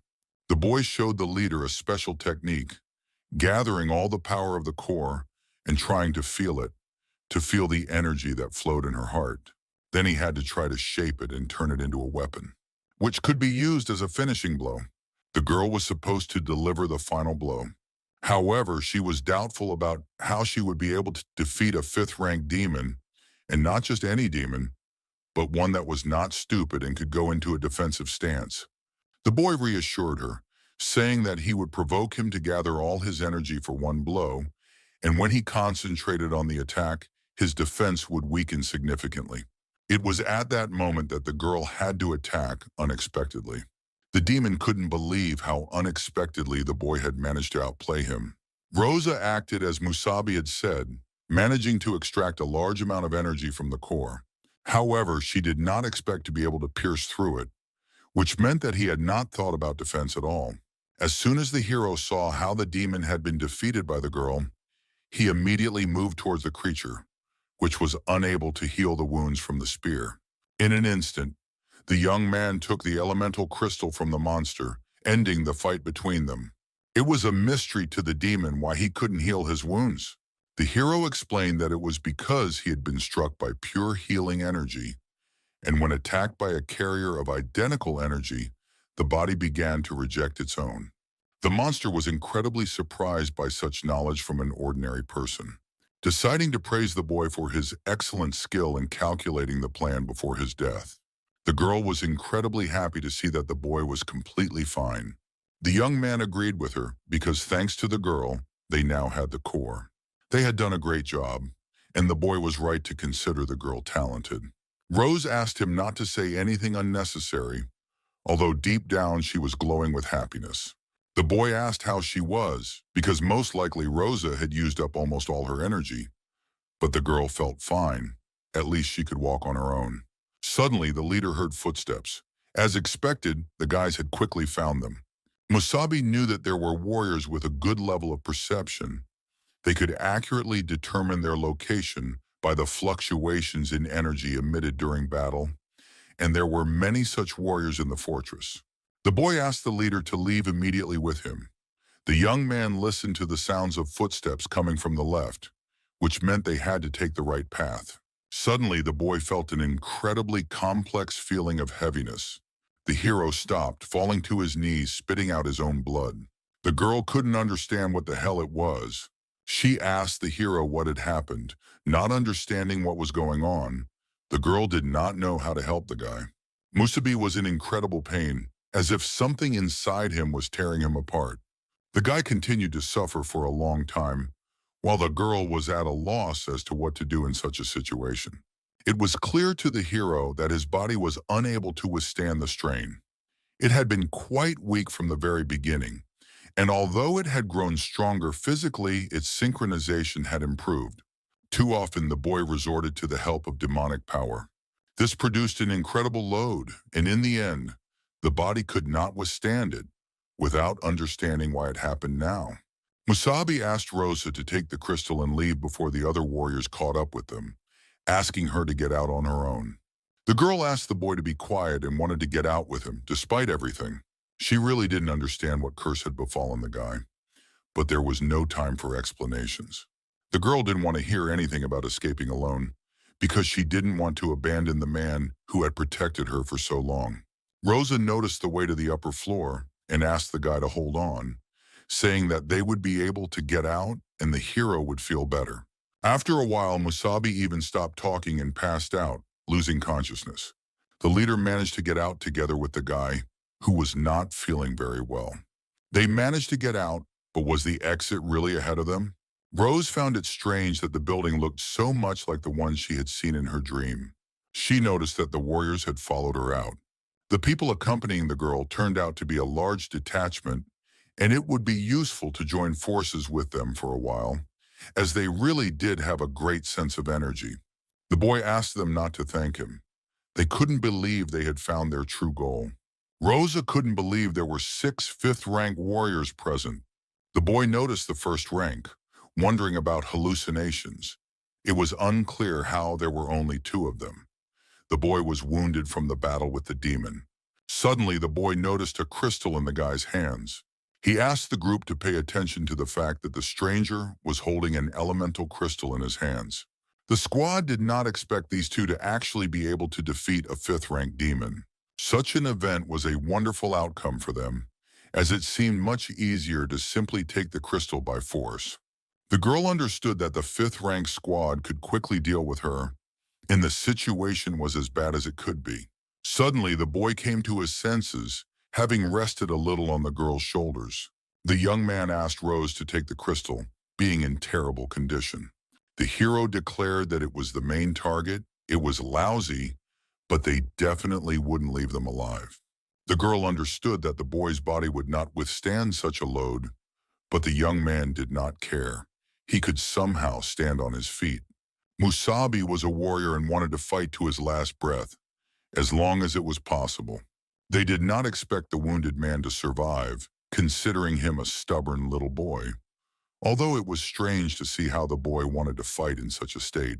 The hero felt that the demonic power would not be able to awaken because his body could no longer withstand it. The young man had a difficult task ahead of him, to defeat the strongest warriors. The girl suddenly remembered the nightmare she had before they went to this place. Rosa had a terrible feeling of foreboding. A man from the squad suggested quickly finishing off the guy, and then they would have the crystal. The boy asked them not to show off, as the guys had already found a buyer. They wouldn't use it themselves, but they would make a fortune, then split it between the three of them and buy elite equipment. The hero had about a minute. If he summoned the demonic power, his body would not last more than a minute. The young man decided to take the risk to save his friend, to at least try to help Rose get out of that cursed place. The entire squad of warriors attacked the weakened young man, who was ready to strike back. The young man had only 1 minute to act, to destroy all the guys who arrogantly thought they could take away their rightfully earned crystal. The squad couldn't believe where such a powerful aura came from. Looking closer, they found a real demon in front of them. The boy managed to move lightning fast against the 5th-rank warriors. One of the main squad couldn't believe what was happening. He asked the others to help him defeat the hero. Musabi knocked out the big talker. The young man was able to defeat the first opponent in front of him in literally 5 seconds.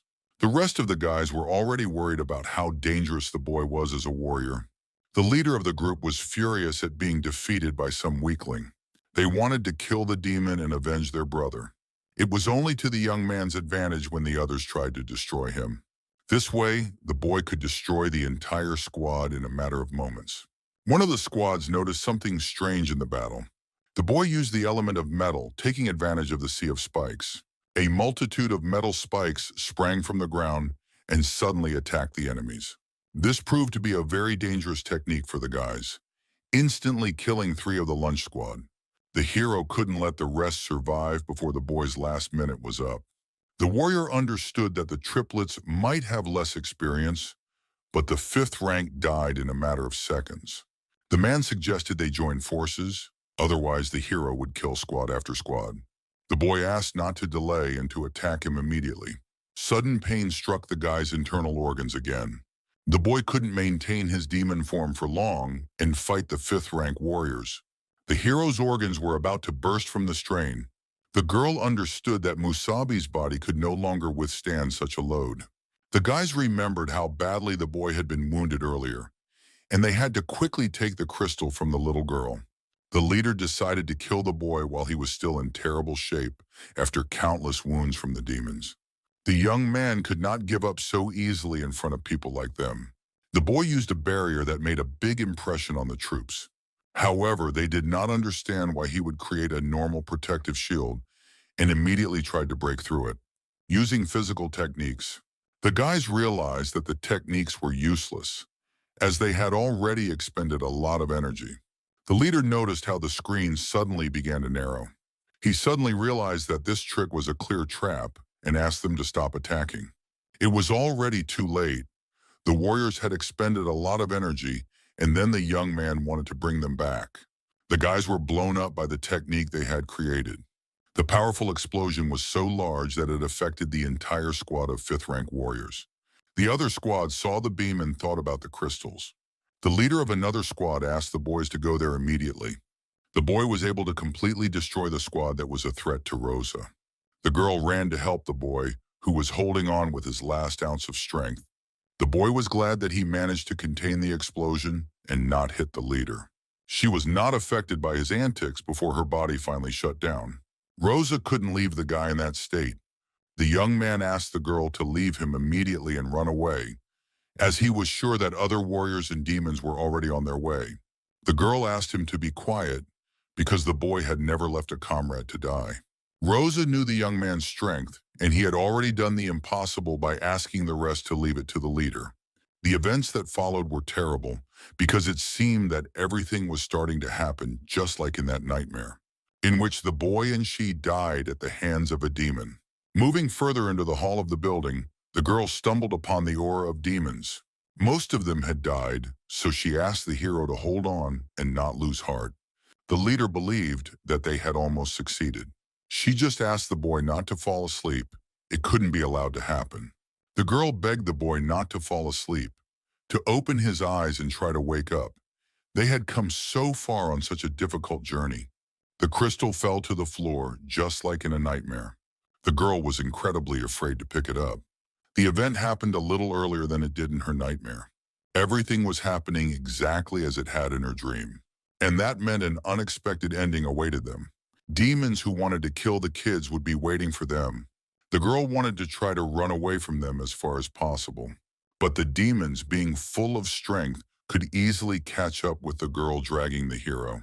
The demon couldn't believe how a first-rank elemental crystal could end up in such a deadly place. He warned the girl that she would only find death in such a place. Rosa fell to the floor, dropping Musabi, who rolled with her. The demon called it a miracle that such trash could reach them and even bring a crystal. The creature had severely wounded the leader's heart, and she was unable to heal the wound. They noticed that the boy was still breathing. The demons wanted to do something terrible to the boy, while the girl could do nothing about it. The monster did not like such a person and suggested that his friend take his head and kick it for fun. The girl ordered the creatures to leave him alone. Rosa was filled with rage, gradually bleeding to death from her deep wound. The demon was supposedly very afraid of the girl, who was so lively even before her death. To calm the rose, the demon kicked it right in the stomach. The creature realized that the man was no stronger than a piece of meat. The leader knew about her own weakness. Unable to protect her comrades, she let Masabi down. But until the very end, she begged him to leave the boy alone. She wanted to protect him so badly, but she had no strength left. The rose wanted to become at least a little stronger. This realization greatly angered the demon queen. King Radic urged her not to help the human. But in the end, she couldn't help herself, because they made her worry. She was not to blame for worrying about King Radic. The queen knew that the human body was not capable of withstanding the power of her beloved. Sooner or later, it was bound to happen, and finally the boy reached his limit. Now it was clear to the girl why Radian had chosen this boy, who possessed incredible willpower. She surely wanted to test whether her beloved Radian was inside the shell. She looked more closely at the young man. The queen was surprised. They hadn't seen each other for so long, and he wouldn't even deign to wake up for her. The demon noticed the flying girl. She had suffered greatly at the hands of the lower beings. She noticed energy fluctuations that seemed very familiar. By demon standards, Rosa turned out to be stronger than she had imagined, generating similar energy. It was a pity that she was only human and could not fully awaken her power. The girl remembered how Radic forbade her to openly help the hero, but she believed there was another way. The queen wanted to allow the girl to evolve.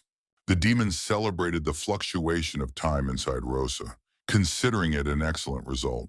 The queen wanted to give the leader her own power.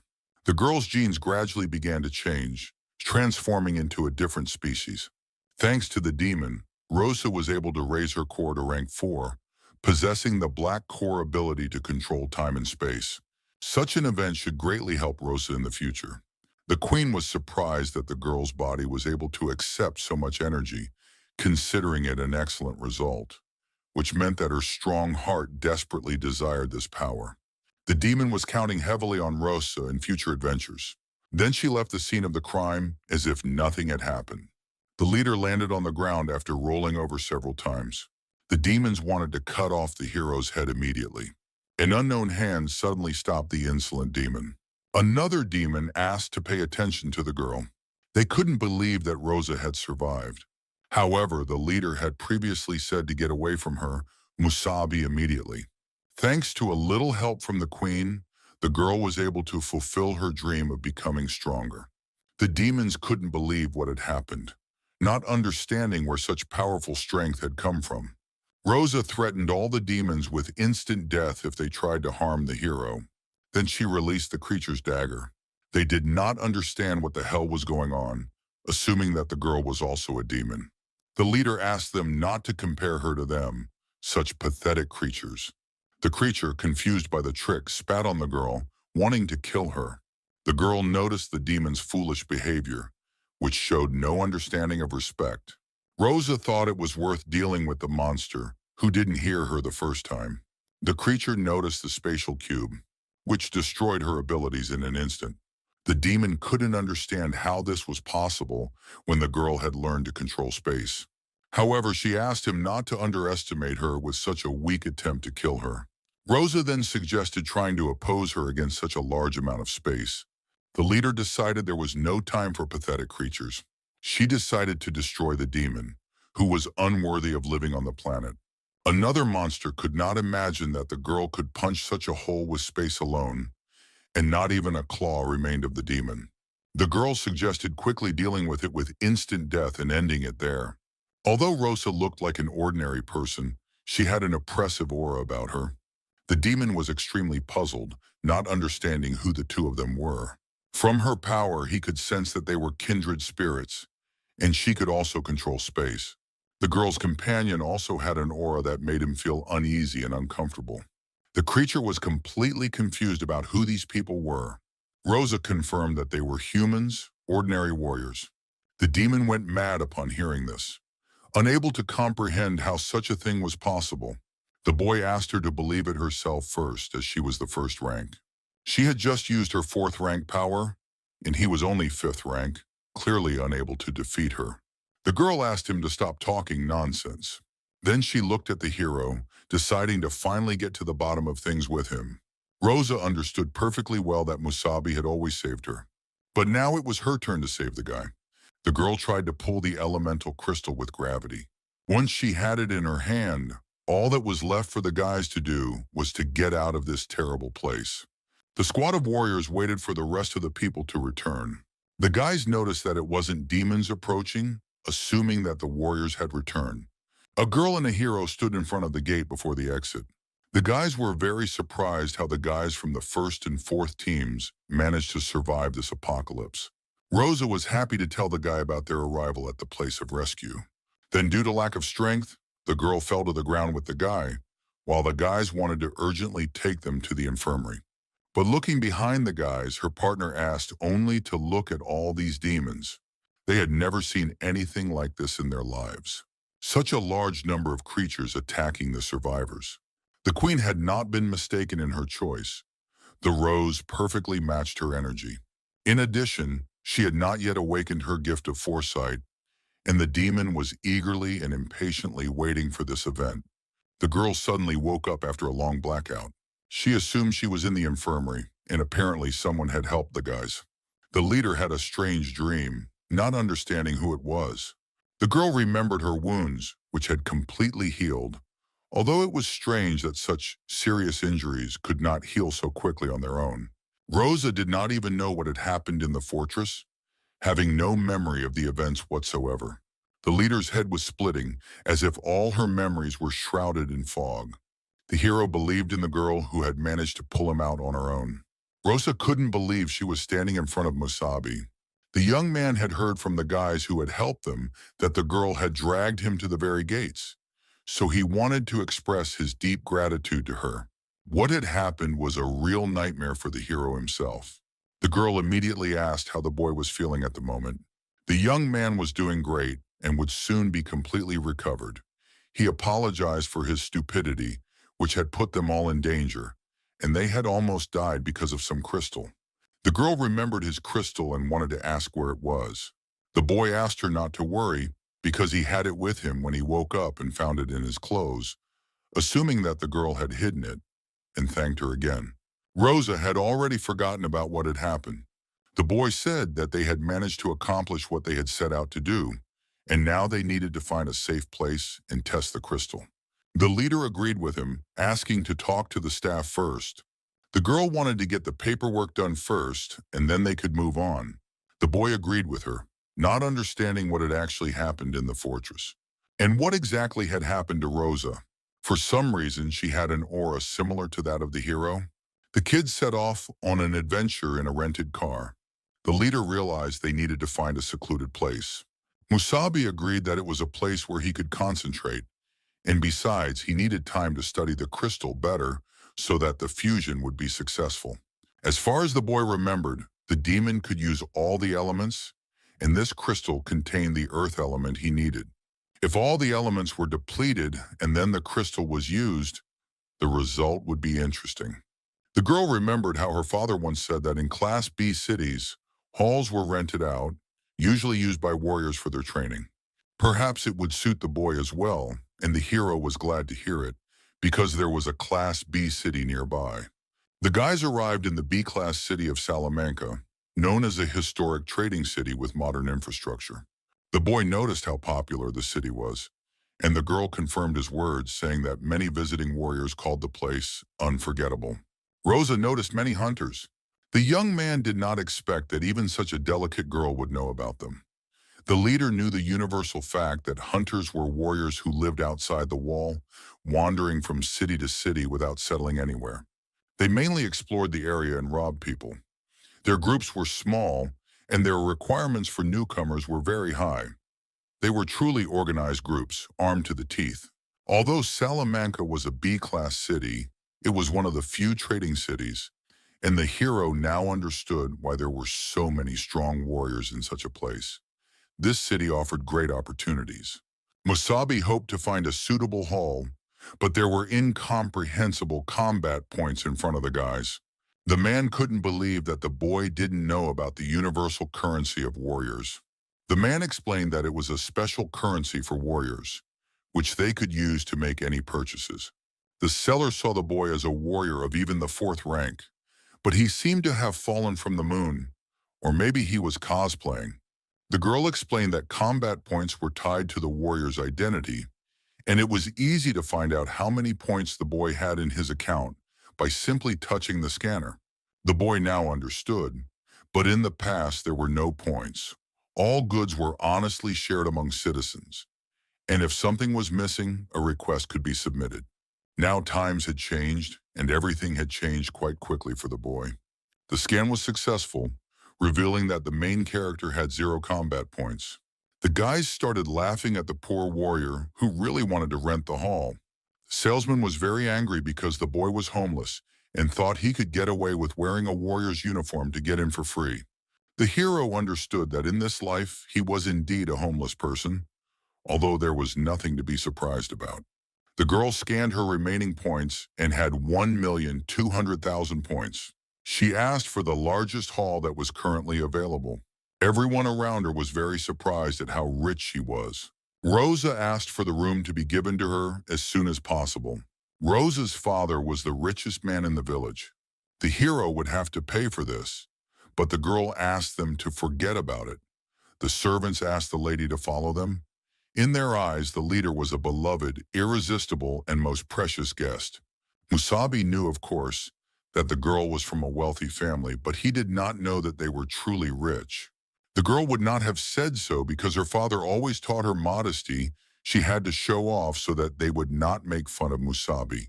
The salesman presented an area of 200 square meters, with walls, floors, and ceilings made of special durable materials. And at the end of the hall was an elite recreation area where, in case of danger, one could hide in an underground shelter. The hero thought these apartments were not bad, and the girl agreed with him. The girl did not know how many days they would need, but once her companion finished, they would settle up. Rosa didn't want to distract the guy from his business, so she asked him not to think about her. The girl wanted to go for a walk around the city. She even thought about renting an apartment somewhere nearby, as she also needed to take care of her own harvest. The hero would let the girl know when he was done, offering her his jacket because it was quite chilly outside, but the leader refused to take it.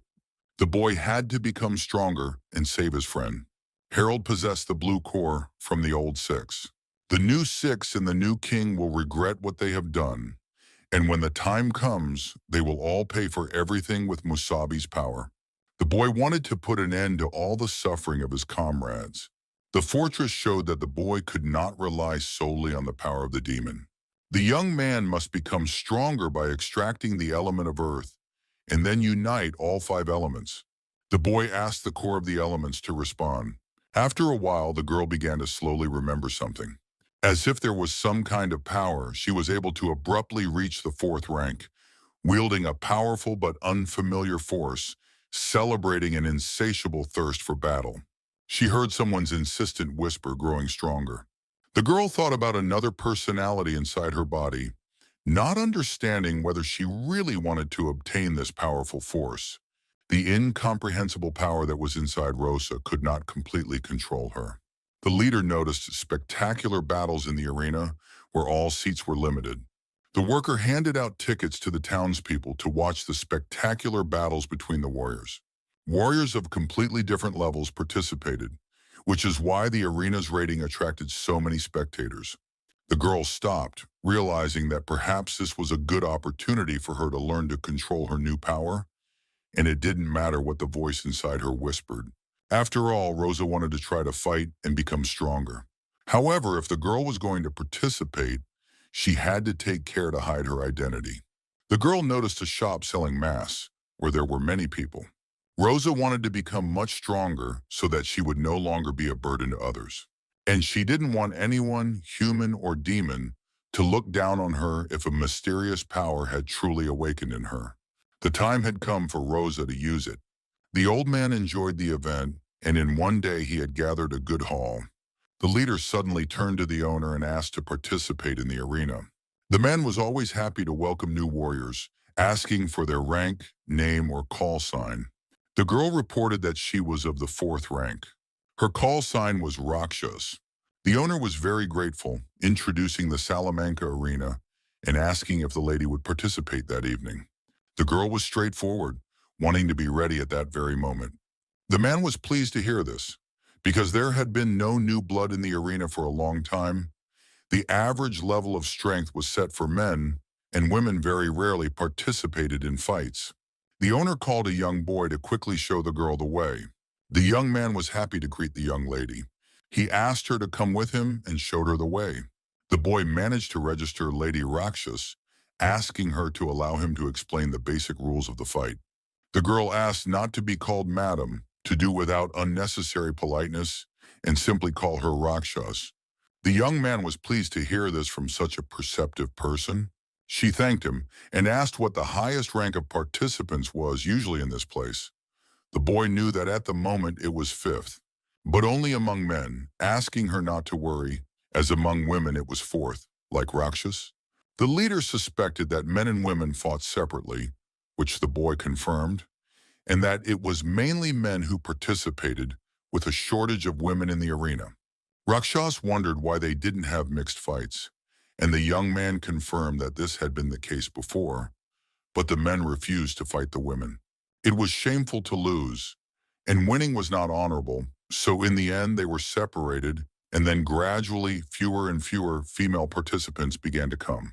The girl understood that one could become stronger or weaker. It did not matter who the opponent was. All the excuses were made up by real weaklings. The boy completely agreed with Rakshas. A warrior was defined by strength. Suddenly, the kids were able to reach their destination. Entering the women's arena of cruelty and raiding, Rosa noticed a large number of interested spectators and felt relieved that she had put on her mask in advance. All the girl had to do was enter the arena, defeat her opponent, and receive her reward. The leader did not expect to hear about money, not realizing that there would be something else besides it. The boy remembered that, in addition to money, it was possible to raise one's rating, which could also be considered a prize. The girl agreed to take the rating as a prize. For a warrior, there was nothing more important than honor. After Rakshas's decision, the boy suddenly blushed, feeling romantic excitement as he fell in love with her. The host asked the esteemed audience to calm down, as they were about to see a remarkable spectacle. Tonight, it was worth paying attention to the women's arena, where a new participant would appear, asking everyone to welcome the 4th-rank warrior, Rakshas, the great and brave warrior. The audience had not seen women's fights for a long time and considered this evening to be the best in a long time. The girl noticed how excited the audience was, considering that women rarely appeared in the arena, and she was curious to see the men's arena. The host understood the audience, who were eager to see the fight, and asked them to welcome the second participant in the battle. The second participant turned out to be the great goddess of the arena. The girl did not expect to meet such a participant with a loud call sign right away, not understanding if there were really no other women. Looking closely at the table, she turned out to be the only girl fighting in the women's arena. The goddess was loved by ardent fans of the female community, who adored seeing their flower fight again. Rakshas looked at her opponent's ridiculous outfit, which was not particularly suitable for fighting. Rosa understood why there were no other participants left in this place, because it was difficult to call this a fight, rather a show of some kind. The woman was happy to meet a new opponent, introducing herself as a shimmering frost flower, a fourth-rank warrior with a blue core. In response, Rakshas introduced herself as the holder of a similar title, possessing a black core, at the moment when Rosa awoke after the fortress and felt the presence of the power of emptiness. It was worth testing their abilities in real combat, but considering the situation, the girl said that it was rare to encounter a black core, and Rakshas greatly intrigued her, offering to remove her mask if she lost. The audience liked Miss Flower's confidence in the fight. The girl noticed that her opponent was deliberately looking at the camera, but since they were of the same rank, Rose really hoped for a good fight between them. The host gave the signal for the fight to begin. The goddess asked Rakshas to get ready and enjoy her amazing dance. The beauty performed enchanting dances, showcasing her stunning talent. The girl had an incredibly flexible body, drawing all the attention of the audience to herself. She asked the stage to be filled with romance. People were incredibly enthusiastic about the spectacular show about Miss Flower.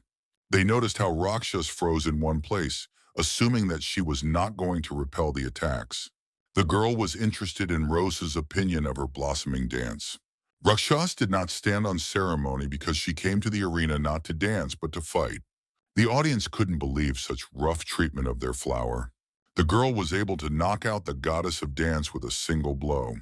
To Rosa, her opponent seemed even worse than that jerk in the fortress. She had no warrior spirit left in her, only bright tinsel to lure the crowd. She claimed that because of women like her, female warriors were not respected. They lived for battle, asking not to disgrace the title of warrior and not to dare look down on them. The boy who had recently been in love with the girl was incredibly shocked by Rakshas's rudeness. But he liked this even more than the actual show for the audience. The audience was incredibly concerned about the girl's behavior and took extremely decisive measures. They tore down the old image of the previous goddess and put up a new one. A completely new heroine captured the attention of their audience, shifting it away from Rakshas. The host was amazed by the girl's skill and asked Bublika to congratulate her on her first place in the rankings. The girl did not take the fight seriously because she was not interested in an arena where there was only one person. She wanted to fight with men. The host couldn't believe what Rakshas said. Rosa wanted to go to the men's arena and tear all her opponents to pieces.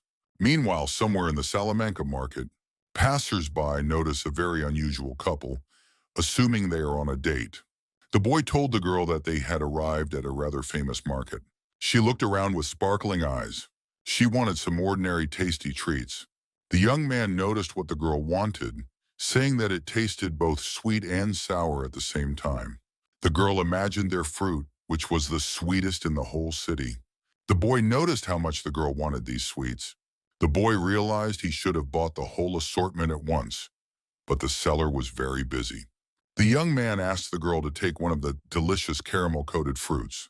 The boy hoped that this would be enough for the whole evening, suggesting that they look further to see what else was interesting in these places.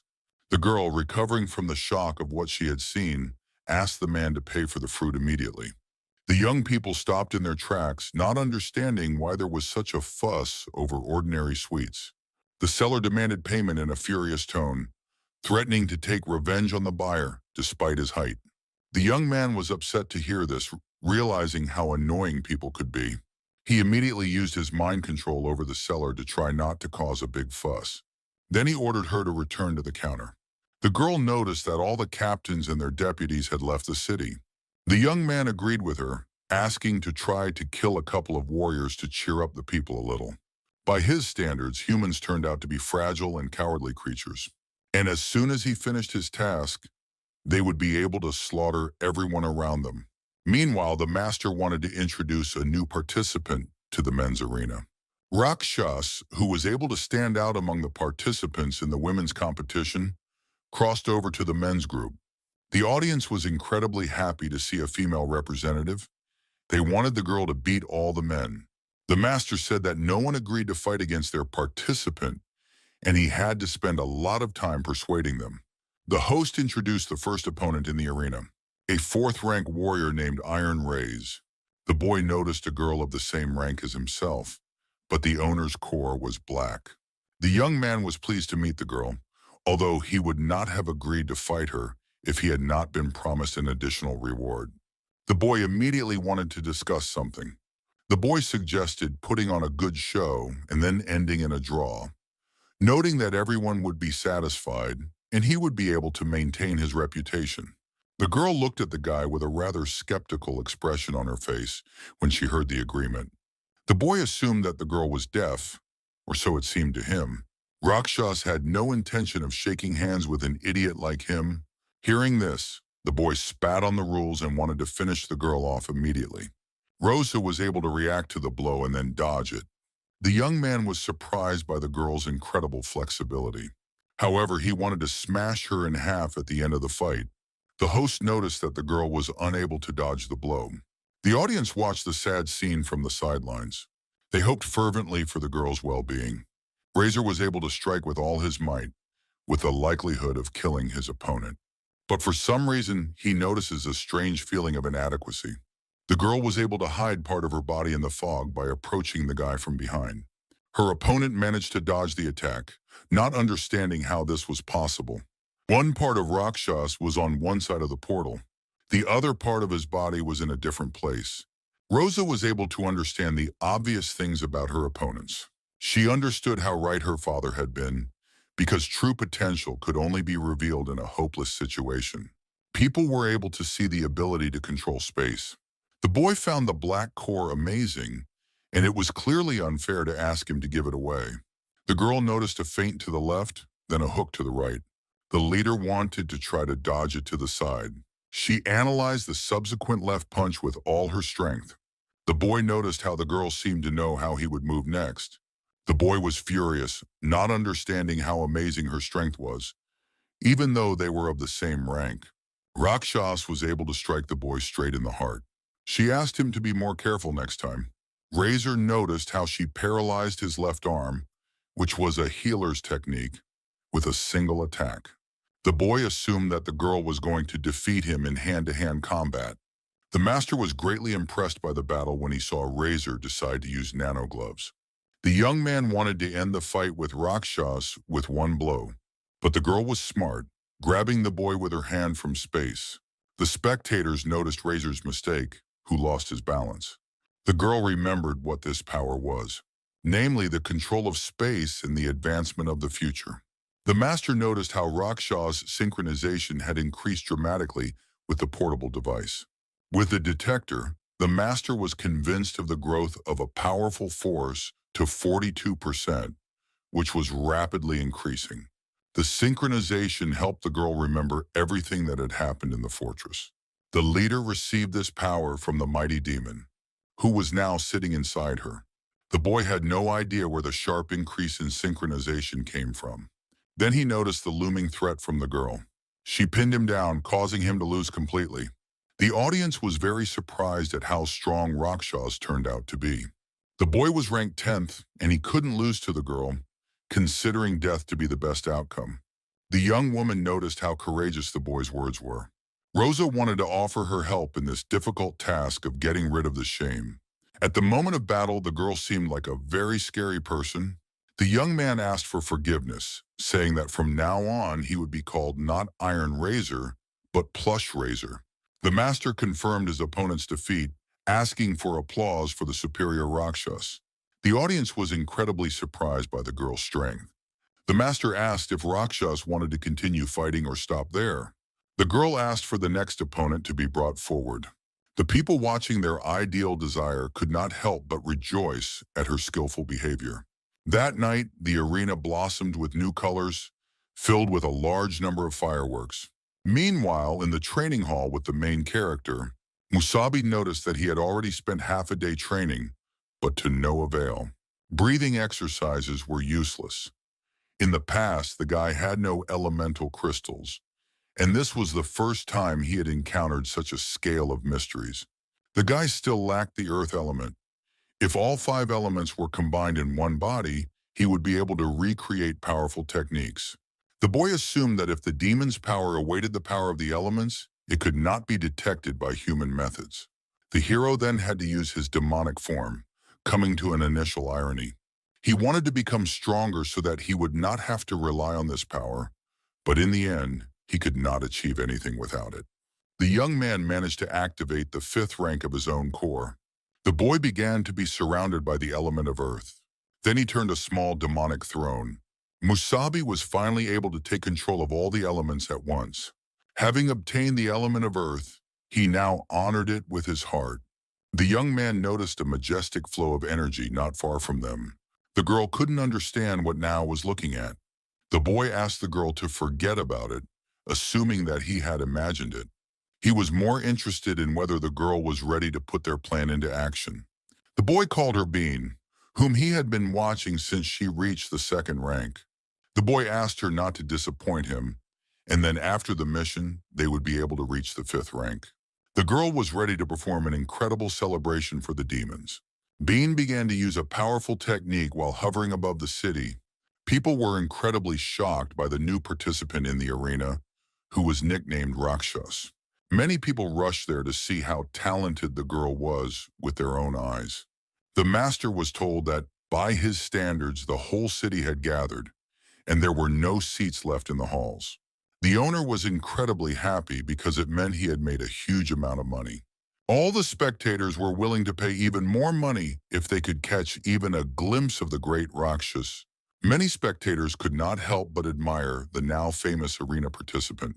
The guys created a huge poster to support their main idol. The young man did not remember anyone among the female warriors in Salamanca who was so strong. The young man did not even realize that the other guys before him had lost almost completely. It was clear that the black core was too rare. His attack style and ability to cause a lot of problems with space control meant that the young man was always proud of his speed, but it wasn't enough against her. Rakshas seemed to anticipate his actions. The warrior standing in front of the boy must possess something greater than the power of space by his standards. Previously, the young man considered himself quite capable, but the feeling that the girl could easily deal with him was stronger. Rosa noticed the daggers. She used to love using them. She did not stand by and watch, agreeing to fight with them.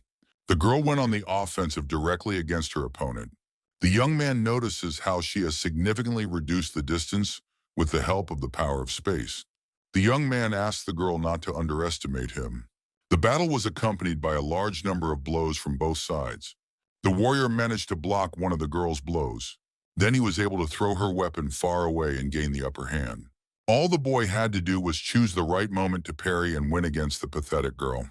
The young man used the maximum power of his technique. He used the ability of the bee's sting to strike Rose. The girl was able to concentrate on the task at hand, shoving her hands into the space. She was able to reach her opponent's head in an unexpected way. Covering his eyes, she threw the boy into the air until he could see nothing in front of him. The boy's aimed throw flew straight out of the battle zone. The young man noticed that he was blinded for a moment. The host declared that since the opponent had gone outside the arena, the girl had obviously won again and asked her to introduce her next opponent. The opponent asked to stop, not remembering the rule about flying outside the boundaries, but the master asked him not to worry, as this had always been the case. The young man suggested that the next opponent wait, but the opponent who had taken first place did not want to tolerate such insolence towards him. A boy passing by ignored the request of the defeated young man. Moments like this made him think about what he had said earlier.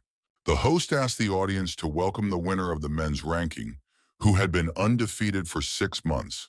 The one who was called the strongest fifth-rank warrior in the city of Salamanca, Lulan's Tansov Kyle. People were very tense when they saw such a formidable opponent against their goddess. The boy couldn't believe that Rakshas was fighting him and suggested postponing the battle with him. He offered the possibility of changing his mind, But the master knew that the boy did not understand much. The owner had initially advertised the event, selling 10 times more tickets than usual, and was now fabulously wealthy thanks to the two of them. The master didn't care who survived in the end. Looking at the monster, the girl noticed the fifth rank, which was perfect for testing how much she would lose to this power. The young man noticed a very strong charm in the girl. The boy watched all her fights, mentioning her power to control space and her ability to foresee her opponent's actions. Praising her, the girl is probably strong enough for the fourth rank for the boy, who wanted to turn her into mincemeat. Rosa immediately notices how different this warrior is from the others, surprised by how he tries to overwhelm her with his abilities. Suddenly, the boy approaches her with incredible speed. Rosa received her first blow from an opponent in a long time. The boy couldn't understand why she would think or try to predict his actions, as it proved useless against him. The girl couldn't understand why, since she could see everything perfectly well. Rosa wanted to find out what the problem was with her mistake. The boy began to move completely differently than the leader had anticipated, but it was unclear what kind of ability this was. The warrior asked the girl not to waste his time. He had not come to fight a vegetable, and he did not want to hear later that he had beaten a defenseless girl. The boy didn't like this at all. Rakshas was discouraged, but the boy provoked her even more. She tried to calm down and watch his movements carefully. The boy loved lively girls very much. The boy's locked eyes filled with the desire to tear each other to pieces. Rosa was able to anticipate her opponent's next move. A sudden feeling of anxiety rose to her ears. The girl was unable to correctly predict her opponent's actions, which caused her to suffer. The boy noticed that along with the mask, he had to wake up Raksha's head. The spectators feared for the girl's condition and hoped that her body would survive, although some were curious to see her face. However, the viewers were mistaken. The girl was able to block the boy's blows. The host couldn't believe that Rakshas was able to do the impossible at the last moment. The girl managed to repel the attack, which was incredible given her opponent's incredible speed. Rosa also noticed how fast the boy was. She could barely react. Perhaps if it weren't for such power, she would not have dared to face the owner of the red core, but he was faster and stronger than the girl. Roxas now understood that it was not a matter of her abilities. The boy instantly made several false attacks to confuse the leader. To defeat her opponent, the girl was forced to use the portals and go on the offensive. She moved from one portal to another, gradually approaching her opponent. The boy had no idea what plan had come into this girl's head. But seeing the power of space again greatly attracted him, as Rakshas wanted to seize the initiative. The boy liked decisive women, calling them beautiful flowers. The young man created several phantom doubles to try to find Rose. It didn't matter to the warrior where the enemy appeared from. In any case, she would be hit by one of the blows. The girl noticed the boy's dangerous ability, but the main task was to leave room for maneuver. The young man always wanted to try playing a game with gophers in their burrows. The girl hurried to disappoint the guy, who would not be able to defeat such a defense. Rosa was able to wound the warrior, who lost his vigilance during the battle. The boy could not even imagine meeting such an opponent as a leader. His opponent's legs were injured, and he didn't understand where the girl had come from, because there was no such thing as movement in space. The girl noticed her opponent's agility and had to slow down a little, asking him not to worry because healers would restore his leg in a couple of days. Rosa even offered to patch up his leg with a green core, but the boy couldn't appreciate the leader's abilities. He couldn't believe that the girl was really a fourth-rank healer, and in the end, the boy found himself at her mercy. The audience was very surprised by Rakshas' abilities, which surpassed those of Cairo. The boy, not understanding the whole situation, wondered if his goddess could be defeated. The young man knew that Cairo was the leader of the arena rankings, and everyone talked about his particular cruelty, so the boy feared for the girl. But he heard from the owner how Rakshas was able to take the lead in the entire arena. The boy couldn't believe his ears when he learned how incredible Rakshas was, defeating the arena's chief killer. The master asked the fool to replace him immediately. The boss wanted to go and display the goods, time is money. The man asked him not to forget to keep the audience interested. The boy was happy that the girl had allowed him to witness her rise. The boy wanted to help his goddess in any way he could. The boy was shocked that Rakshas was able to win the title of leader of the men's arena by asking all the spectators to support her. The people in the large crowd were incredibly impressed by the girl's speech and abilities. The host got the most pleasure out of singing a song about money and decent wealth for the day. Suddenly, the master was stopped by the appearance of a lonely girl standing near the entrance to the arena. The host did not understand where the child had come from in such a place. He asked the girl why she was in such a place, assuming that she was lost and probably looking for her parents. However, the girl did not have parents to begin with. The appearance of a terrifying demon greatly frightened the man. But after a moment of terror, the girl got rid of the annoying man. The girl noticed a lively place where she could hear many joyful cries. She wanted to check where the sounds were coming from. The boy saw how today a female warrior officially took first place in the men's arena. The girl was able to prove that warriors were distinguished not by gender, but only by strength. Rose wanted to end this madness as soon as possible. The boy noticed a spatial cube. It threw the boy straight towards the girl. The leader gradually approached, moving through the portals at incredible speed. The boy began to get angry at being pushed around like a toy, and Rakshas wanted to end it all with a similar blow. The boy asked her to try to do the same if she had enough strength. Suddenly, Rosa notices a strange feeling. It was as if the boys were in grave danger from a powerful demon. The girl stopped in her tracks, not understanding where the feeling of anxiety came from. The boy noticed Rosa's weakness, as she had completely forgotten about her opponent. She managed to dodge, flying through the air in a spinning turn. Then she landed on the boy's head, who did not expect such a trick from her. The girl was able to make the boy stumble to the ground. Then she stopped to check her sudden suspicions of danger. She felt a powerful demonic aura appear out of nowhere. Although the guys were in the city, they couldn't understand how such a thing was possible, where something like this could come from in the arena. The girl could feel a familiar aura, a demonic force at its core, sensing a familiar energy. The boy cursed today's fight because the girl dared to humiliate him in front of a crowd of spectators. People laughed at the supposed master of the ring, laughing even harder at the recent situation. However, it was more important for the girl to confirm her guesses about the demon's aura. The boy noticed that his sister was looking for something. The spectators did not understand why Rakshas had stopped, so they asked her to continue attacking. The boy couldn't believe how arrogant the girl was, looking down on him. Rosa thought he wouldn't believe her, but she told him about the demon's presence, if only for a moment. She offered him a truce, since he was a warrior after all. The boy couldn't believe what he was hearing, especially about the demon in the arena. He could only laugh because they were in a Class B city, Salamanca, where it was impossible to encounter a demon. Suddenly, the boy was pierced by an arrow charged with demonic energy. The boy couldn't believe where the arrow came from, noticing that the power did not belong to Rakshas. In the next second, the guy was torn to pieces. The demon couldn't believe he had encountered such a weak, fifth-rank warrior in the human world. The girl thought the boy looked kind of frail. The Rose was stunned by what she saw, and the spectators still hadn't reacted to her appearance and Kalo's death. She didn't understand what the host was doing at that moment. However, the host was terrified. The girl screamed at the top of her lungs when she saw the demon in front of her, hoping to get the audience to react. People couldn't hear what the girl was saying because of the large crowd and her quiet voice. The demon looked at the large number of spectators, who looked very appetizing.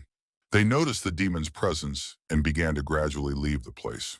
The demon noticed the unexpected fear that had descended into complete chaos, and she was once again convinced of how pathetic humans were. Rosa did not understand how the demon could turn into a little girl, noticing her strange behavior. The demon had to kill 6 fifth-rank demons, then complete the remaining tasks, and then her master said they would be able to wipe out the entire city. The leader noticed the 400th demon, who had somehow managed to sneak into the city. The child notices the warrior's refined surprise. The demon was very curious to see a female warrior, which was a rare sight. The moment the teacher tells the demon that the speed at which a Class B city reacts to demons reveals her, human warriors will be upon them within a minute. Rosa notices the ability to freely change appearance, realizing she is seeing an unusual demon. The demon realizes that they are in the human arena.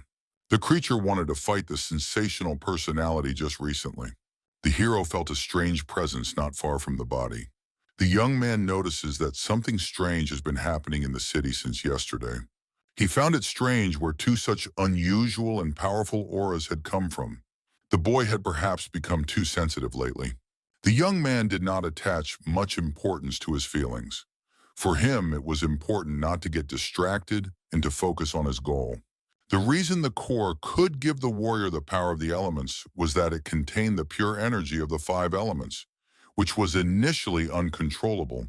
But if he concentrated, it was an opportunity to find the element of earth that the young man needed.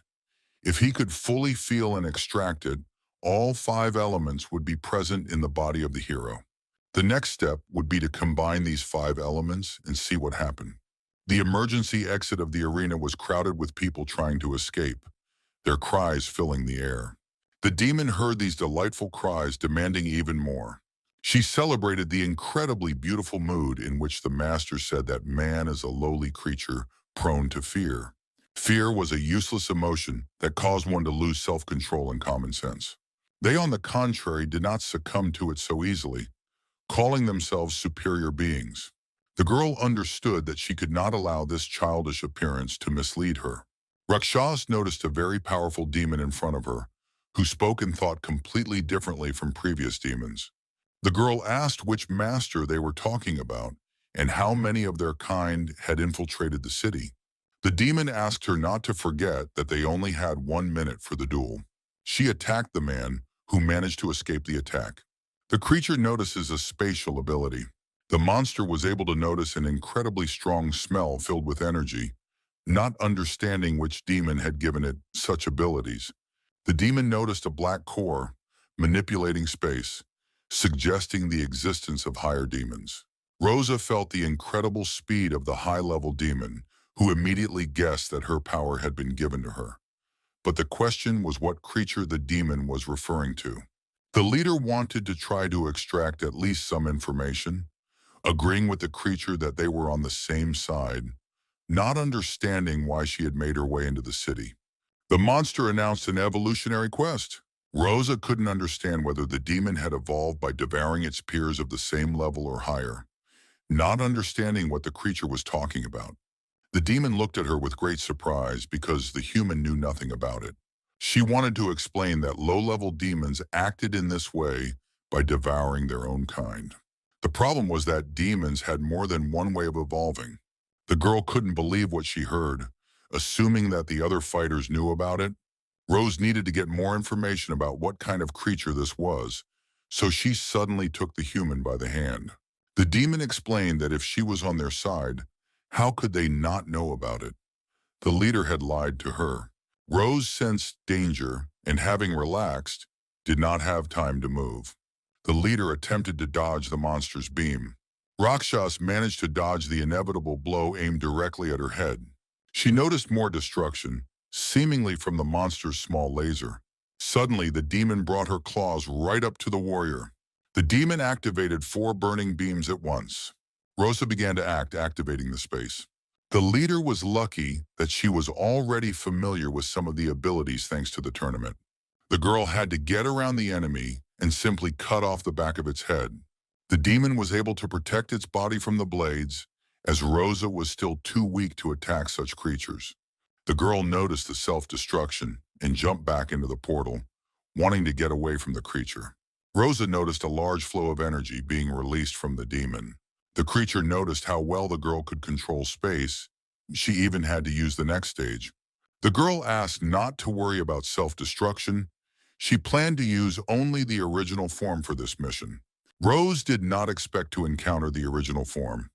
Not knowing exactly how many more secrets the high-ranking monsters had, the creature's patience was reaching its limit, and she still had to complete the task, ultimately deciding to tear the leader to pieces. The arena was filled with the powerful presence of the great demon. The warriors did not notice any captains or vice captains anywhere in the area. The guys were confused. They regularly encountered similar incidents in their neighborhoods, and no particular problems arose. But it was as if the demons had begun to plan everything. There was also a series of brutal murders in the city, and several freight carriers were killed, although some of them were high-ranking fighters. The warriors needed to stabilize the economy and secure Salamanca, so they asked the captains to organize a mass cleanup.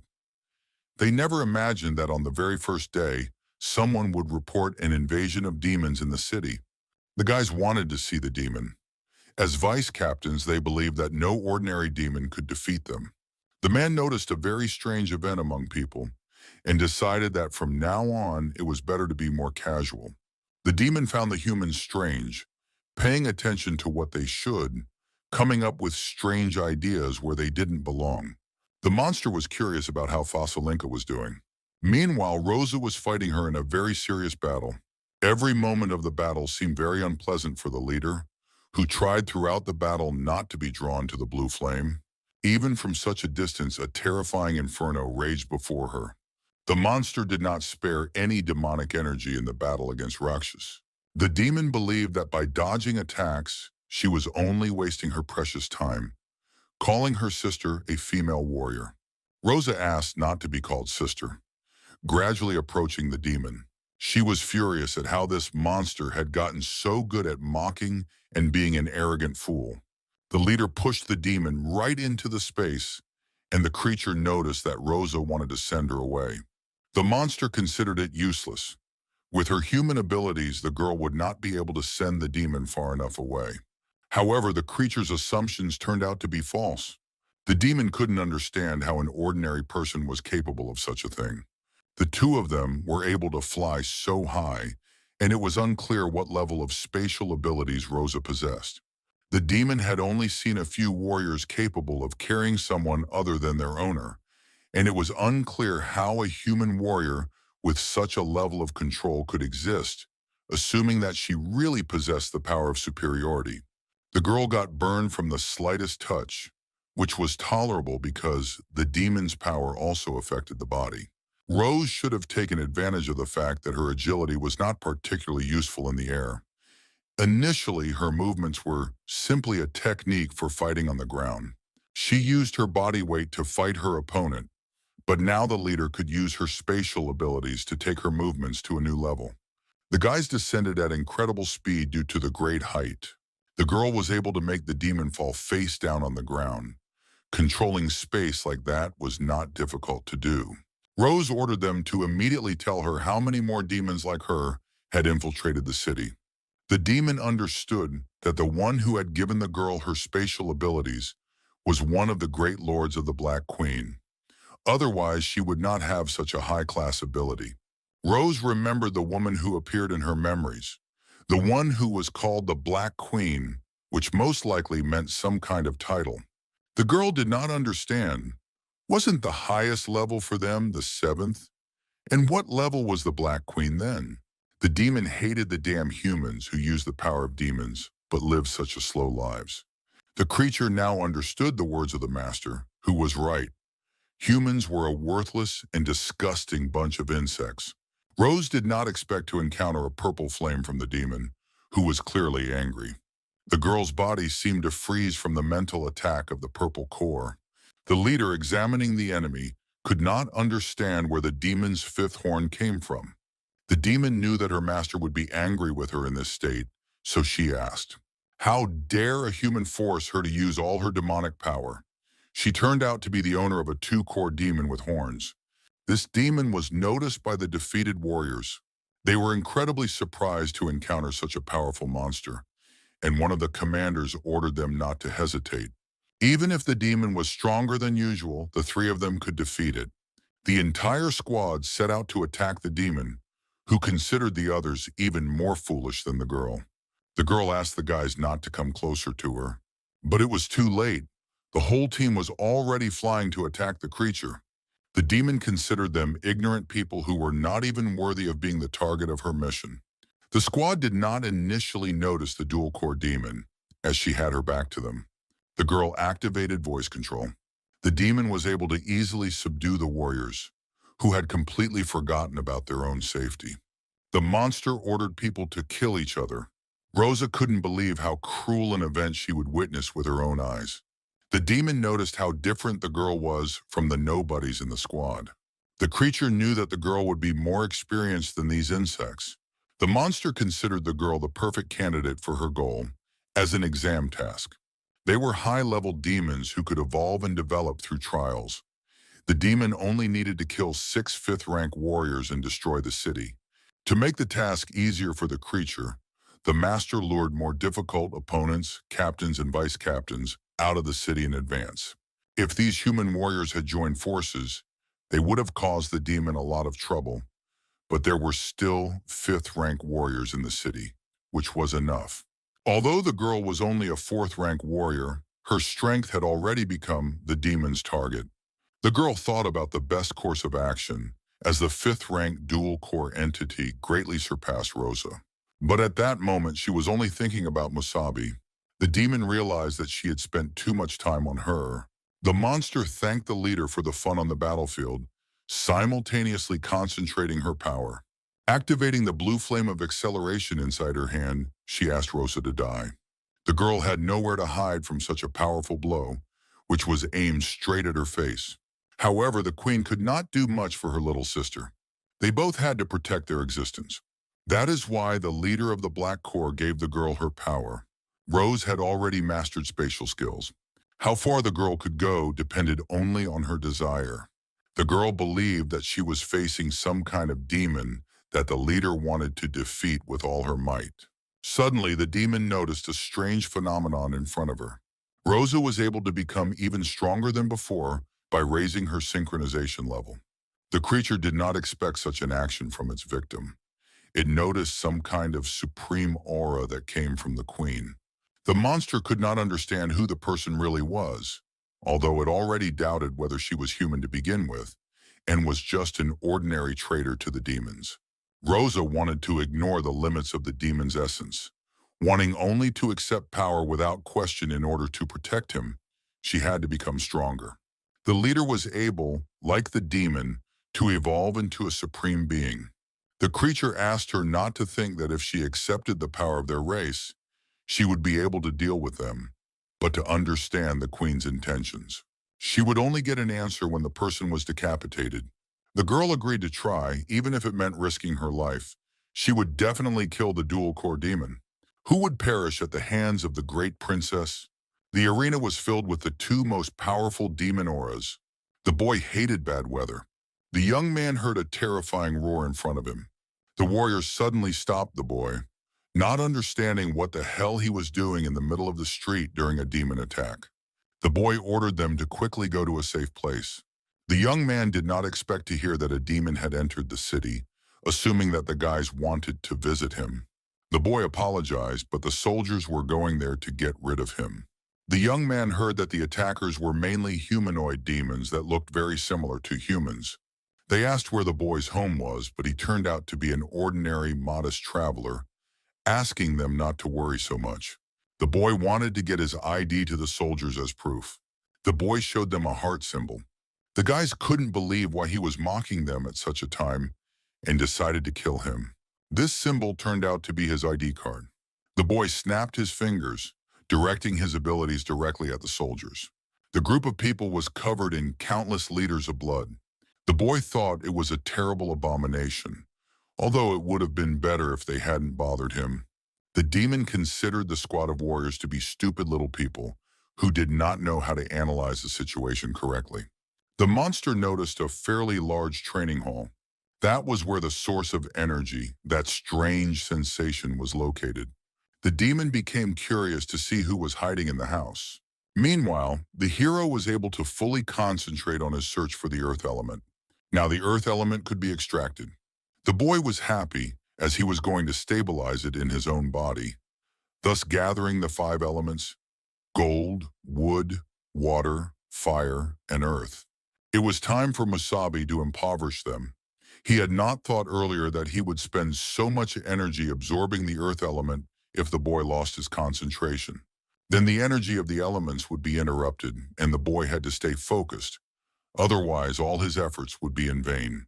Meanwhile, on the first floor of the training hall, The young man wondered what the boy was doing alone in such a large room. Half asleep, he thought that the boy knew the joys of wealth, as he thought there was a woman who liked his type. Suddenly, an emergency message appeared for the city's residents. The city had already determined the approximate location of the demon and asked all residents to stay indoors and not go outside. An unknown man entered their amazing training hotel. The demon was happy to hear them being talked about on the news. The guys didn't understand why the man had entered their establishment, because he didn't look like a warrior. The creature ignored the people who tried to prove something to him. An employee stated that this place was a training hall for warriors, and he couldn't just barge in like that. Literally a moment later, the notorious owner was killed instantly by the demon. Now the demon knew that someone was in the warrior training hall, and the energy was coming from a human. The creature was curious to know which room he was in. Making his way through numerous rooms, searching each one, the demon eagerly sought his target. The hero was completely focused on the procedure, so he was completely defenseless.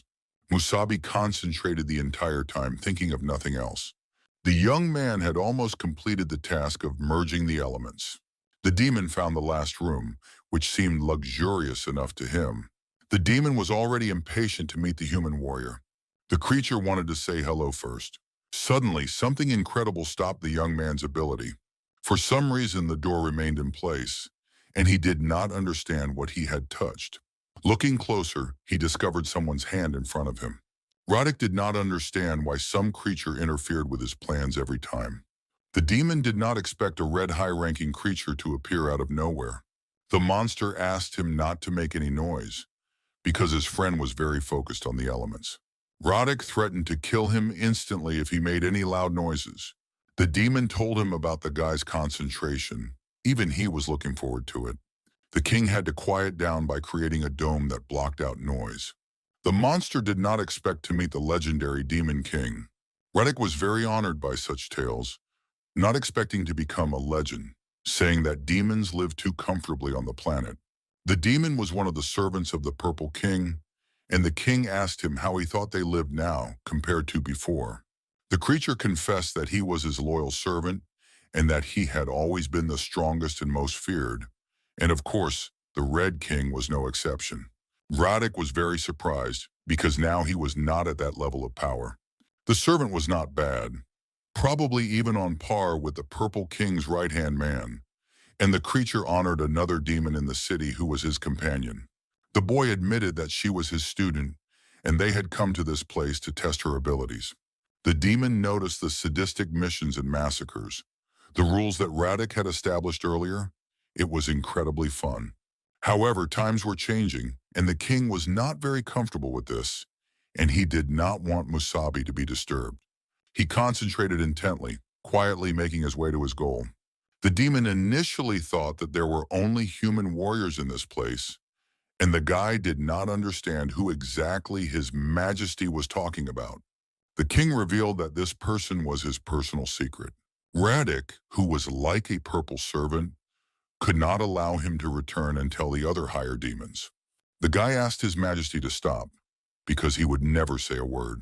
Roddick shouldn't have told all kinds of fairy tales such as loyalty and other nonsense. The demon felt greatly relieved, and what had been said earlier calmed him down considerably. The king could not reveal the secret of his existence and could not allow anyone to know about his personal goals. The demon was convinced of the young man's incredible growth. It was amazing that the hero could visualize the elements in his mind. Human warriors usually had one element, but this one wanted to get all five. The demon was amazed by such greed, but he liked it. Although it was terribly painful to realize that in the end, the hero couldn't even feel him.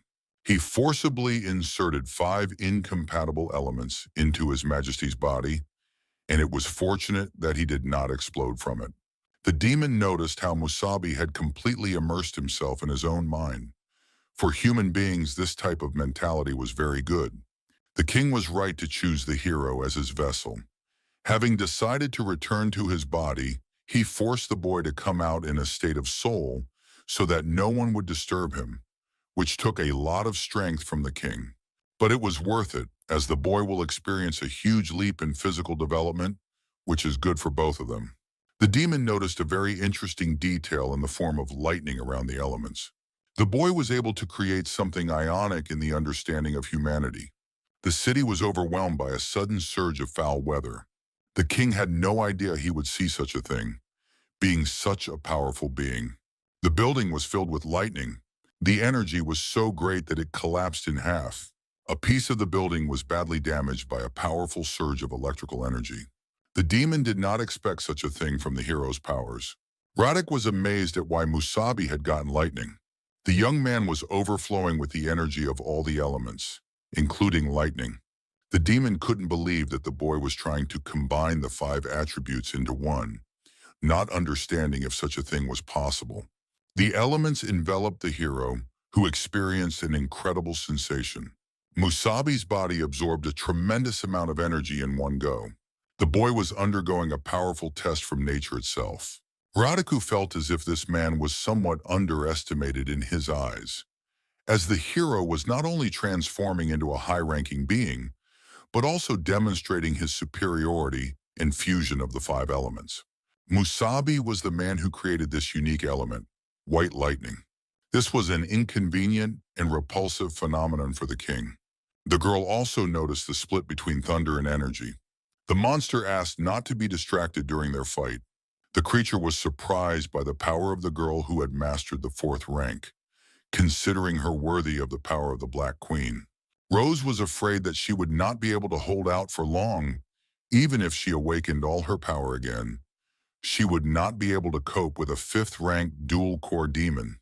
The captains in the city should have received word that it was time to return. The girl had to change her tactics, use her powers, and try to stall for as long as possible. The demon asked her not to think about escape, or even the slightest chance of survival at the end of the battle. Rosa created spatial cubes. Then she attempted to use this ability on the creature. The monster experienced the powerful force of the leader, who was trying to do everything possible. The girl used all the power she had, as her father had taught her earlier. He asked her to remember that when she was not sure she could defeat her opponent, she should distance herself and watch their movements, looking for mistakes or weak spots. Rosa followed this advice for a long time and was able to train her instincts to find weaknesses. The demon felt slightly discouraged during the battle. The creature understood the power of space. She tried to dispel it with the abilities of the purple core. The girl couldn't move, having experienced a psychic attack. The demon finally noticed one of the girl's body parts. The monster pierced the girl's leg, which she had mistakenly exposed directly in front of the monster. Now Rose could not move as quickly as before, and could be defeated much sooner than planned. Her shin was damaged, and even if the leader had the ability to heal herself, it was unlikely that such an injury could be repaired in a short period of time. The demon understood that the cities they were targeting would surely soon be dead, even if she failed, but that would never happen. But if there was such a possibility, her teacher would easily destroy the entire city.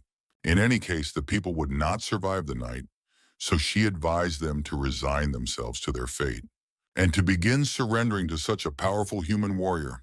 The girl celebrated the end of her journey. However, the sudden appearance of the hero did not keep her waiting long after she woke up. The demon did not understand why the lightning blocked her abilities. Musabi appeared just in time, at the moment when his comrade was threatened by a deadly trap. This incident strongly reminded the leader of the past. At first, the girl did not believe that the boy was really Musabi. The young man was able to become a 5th rank, mastering the form of the thunder deity. The monster did not understand why another higher being had come. She had only one question. Who was the demon standing next to the man? The girl asked again if the boy was Musabi. The young man agreed with her, saying that although he had changed in appearance, he was still the same, and he praised the creature Rosa had fought. She looked as if she had gained the power of the devil. The girl asked him to be careful because a dual-core demon, a high-ranking form, had appeared before them. The young man asked her not to worry so much. The hero, on the contrary, wanted to find dangerous opponents because that was what he fought. The demon did not expect to meet another warrior, but the young man's scent was similar to that of the leader, even though they both had similar scents. The young man knew that he had a special scent, but asked them not to mistake him for one of them. The boy killed livestock, creatures similar to the demon. The demon was annoyed by the guy and wanted to kill him as soon as possible. The monster asked the boys to die in the depths of the laser. The girl asked the boy to be more careful. The hero stopped her, asking her not to move if she was injured. He asked her to leave all the trouble to him. The boy repelled the demon's attack with thunderous snakes. The attack of the dual-core demon split into two sides, destroying large parts of the city. The monster couldn't believe how the boy managed to cut it down. She couldn't even imagine encountering pure energy in the boy. This time, the boy was able to transform the 5 attributes into something useful. The boy noticed how lightning worked wonders against all the demons. Even when the 5 elements merged in his body, the boy felt as if he was about to die. Pain pierced the hero's body, and he began to think about his bad idea, as if the elements were repelling each other. He didn't even know that it was the mysterious attribute of lightning. Musabi was curious to see what he would do with the demons. The creature heard that the boy wanted to kill it, but if the boy blocked one blow, it was not worth overestimating the abilities of a human. The monster activated its core potential in such a place, and if the master found out about it, he would scold her. The demon asked the master to pretend that the being didn't exist, because she wanted to use all her power to blow everyone to smithereens. The hero did not expect to hear about the core's potential, not understanding what this fool was talking about. It seemed like what the warriors did when they activated their main power. The warriors activated it to maximize their power in a short period of time, but this creature was clearly not in its right mind. The entity activated a large burst of energy, breaking through the barriers of a living organism. The girl decided to fly up into the sky to try to find a better strategy. The young man could not allow the demon to roam freely in the city. The demon ordered the young people to freeze in place. The attacks followed one after another, and the young man could only defend himself. Musabi was not used to this power, and the demon also had a core of agility that would be difficult to hit if they continued to defend themselves on the ground. This would not benefit them, although the boy could try to transform his wings, but only for a very short time. The boy asked Rosa what her power was at the moment. The demon wanted to admit that she was impressed by the hero's human adaptability to demonic abilities. But a worthless human, in her opinion, remained a worthless human, even if the boy borrowed the power of their race. They were only modest people. The girl wanted to show the nobodies the true power of demons. The monster asked them to prepare for a real massacre. She activated the Great Vortex. The boy asked the girl to use her abilities immediately. However, only at the moment when they could retreat to the ideal distance. The demon could not allow people to escape her abilities, but suggested they try if they could hide from her whirlwind. The ability engulfed the entire area covered by the vortex. The demon's majestic power was striking in its scale of destruction. The creature was incredibly amused to watch the task being accomplished, considering it a mere trifle with such power. The whirlwind ended, hiding the appearance of a portal between spatial dimensions. The boy asked the demon to remember it well. They, the warriors, would never give up so easily, especially to pathetic demons like her. The young man activated the lightning, engulfing the demon in pure energy. The power of the beam struck the creature, which did not expect a trick from humans. The girl suffered more than usual from some kind of human lightning, not understanding why he was so strong. The creature's body seemed paralyzed. Rose, holding on to the guy, activated the next portal in space. Musabi said that his lightning bound the body and slowed its movements, and he could promise that tonight would be the demon's funeral. The monster did not understand how a human dared to give her orders, threatening that if he killed the demon, the master would surely take revenge. He was an incredibly powerful immortal being. The boy did not know exactly who her master was, but he would kill him again and again until he died. The creature asked him not to look down on her master because he had no idea how strong he was. Musabi no longer cared about such information because the boy had enough. To become even stronger than before, to dominate the demons. Rosa asked the hero to help him by speeding him up, and he agreed with her. The girl tried to use a spatial maneuver. Thanks to this, the young man could accelerate several times faster than usual. The young man accelerated with incredible speed, holding pure white lightning in his hands. The hero used the technique of thunder, twin dragons.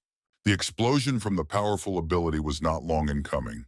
Only two halves of the blue and purple core flew off the demon. The girl felt incredible pain from the spell, asking the master to avenge her before she died.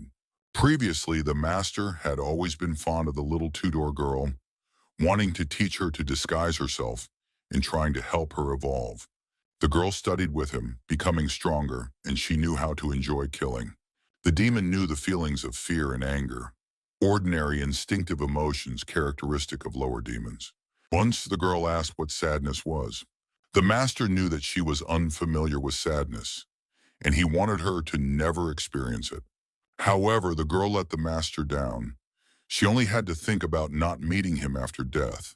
And then she celebrated this feeling of sadness, and the being finally understood.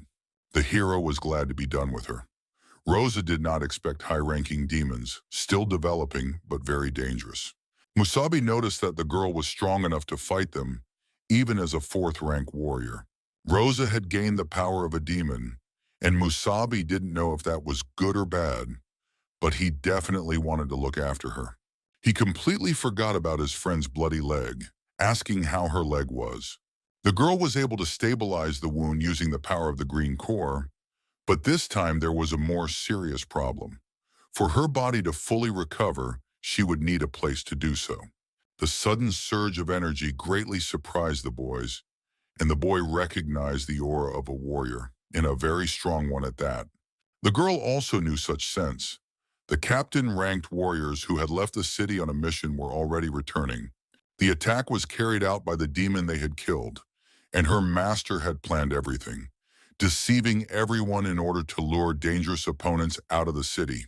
The girl suggested that it would be a good idea to tell the captains about the demon, reminding everyone that demons were not as simple as many thought they were.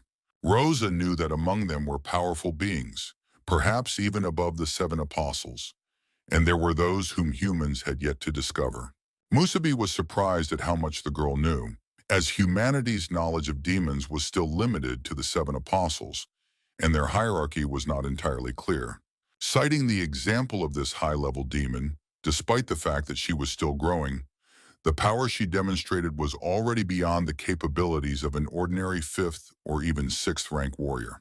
The hero became curious about what the girl thought, whether it was worth staying where they were with their appearance. The boy warned that Rosa had only just received the devil's power and would not be able to use it freely. The girl had to understand that the boy was superior to an ordinary warrior because of this demonic power. The boy noticed the similarity between them, and he was curious about her opinion. Would people or ordinary warriors accept them as humans when they saw them like this? The young man suggested that Rosa leave this place immediately. The boy asked her to hold on tight to him. He wanted to take her to a healer, and then they could set off on their journey. Meanwhile, in the training room, the purple servant was able to paint himself after a while. Fortunately for him, he had the ability to resurrect himself after a while. The demon was convinced that the Red King's skills were too terrifying, and he had to immediately inform the Purple King about this. The creature needed to complete the evolutionary quest quickly in order to return with the bean. But when he tried to sense its aura, he suddenly noticed that it had faded. The defeated warriors asked the other captains to go in search of clues.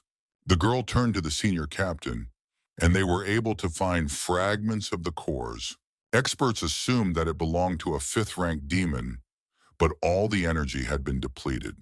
The captain was shocked, as this was equivalent to death, and he asked to give it to the analytical group to see what they could extract from it. To give it to the analytical group, wanting to see what could be extracted from it. The commander found the attack strange, as if it had been planned and many high-ranking fighters had been killed. The arena, which had become a battlefield and still emanated an incredible demonic aura, gave off the feeling of an extraordinary 5th-rank creature. The commander wondered what kind of person had defeated the demon or how it had died. A creature possessing such energy. For some reason, it seemed to him that there was another monster here. The girls suggested that if there were several demonic auras near them, perhaps they had had some kind of deadly duel. The captain understood the girl's idea. The captain couldn't verify this, as the demons were supposedly restraining themselves so as not to harm the city. In his opinion, it seemed absurd that demons would do such a thing. The researcher understood that every time an accident happened, it revealed its true nature in all its glory. But it seemed that the captain had recently formed a favorable opinion of it. The young man was thinking about a promotion when suddenly someone took control of his mind and asked him to come closer. The researcher froze in place, unable to move on his own. Then turning his body, he slowly walked toward the stranger. The demon was very interested in learning more about what had happened. The creature asked the researcher to immediately tell him what had happened in the arena. The man informed the demon that the city had been destroyed, but he did not know who had done it, nor did he know anything else. The monster realized that his loyal subordinate, Fasolina, was dead. He suspected the Red King, but dismissed the idea because the city would have disappeared, so there was no point in revealing his identity unnecessarily. The demon inquired about the contents of the box, and the controller stated that it contained fragments of the demon's core. The creature asked to open the box for him and confirm the presence of the being's core fragments. The monster wanted to make sure which devil had recently killed her in the arena using a skill. Reading the soul manipulates the energy of consciousness to invade the core and see the last thing its owner saw. The more intact the core, the more scenes and information they can see. The demon notices a man and a woman, or rather, human warriors. The man did not know who the Fosalinki master was, but he promised to kill him again and again until he died. The creature became very angry when it learned the truth about what its student had gone through, experiencing terrible pain. The monster wanted to return and report the return of the Red King. At that moment, the creature wanted to kill all the humans first. Meanwhile, the guy was treating his girlfriend's wounded leg. He understood that the battle had taken too much of her strength, and she didn't have enough left to recover from her wounds. The hero used the tree's attribute no worse than the green core girl's ability to heal, asking her to provide treatment for him. The girl thanked the guy, surprised that no one had ever touched her legs before, let alone a guy. Rose became interested in the next stage of the plan, where they would go next.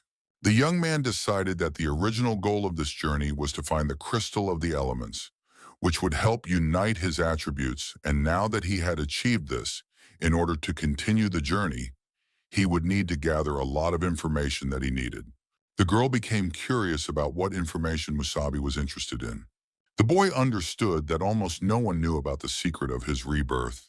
Rosa was no exception, but there was still someone who knew at least something about the hero's motives.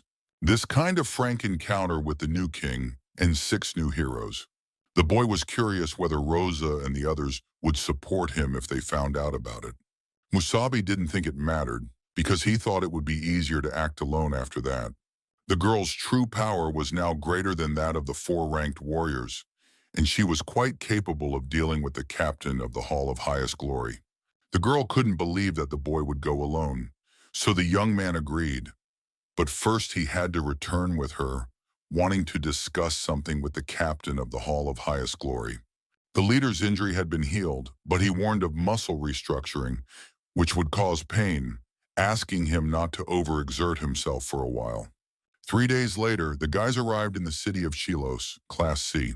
Sakura was incredibly bored sitting in one place, waiting for her companions to return.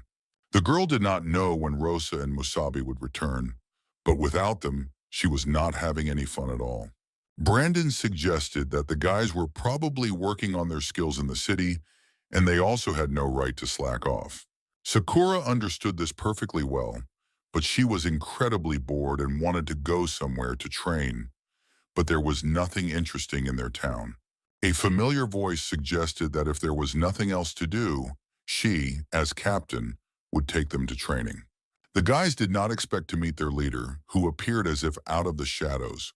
They didn't expect to see her so suddenly, but they were very happy to meet her. The guys asked with happy faces where Musabi had gone. The girl told them that the hero had gone to the captain of the Hall of Fame, to ask him to revoke his status as a warrior of the city of Helos. The squad couldn't verify this, but why would he want to cancel it? Darren thought the guy was crazy after a long mission fighting demons. They had no idea why a warrior would do such a thing, especially when he had reached such a level of skill. Plex was also surprised, being an intriguing personality.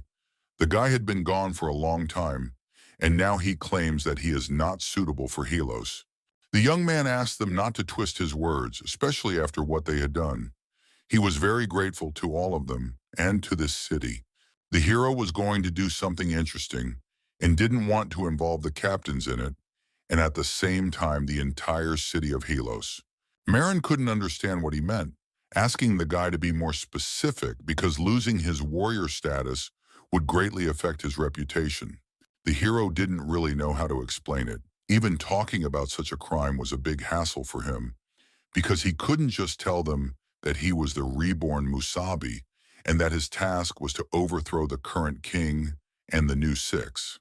The young man couldn't tell the captains everything yet, but he asked them to please believe him as he didn't want to cause any trouble. The captains were confused about what to do with the young man.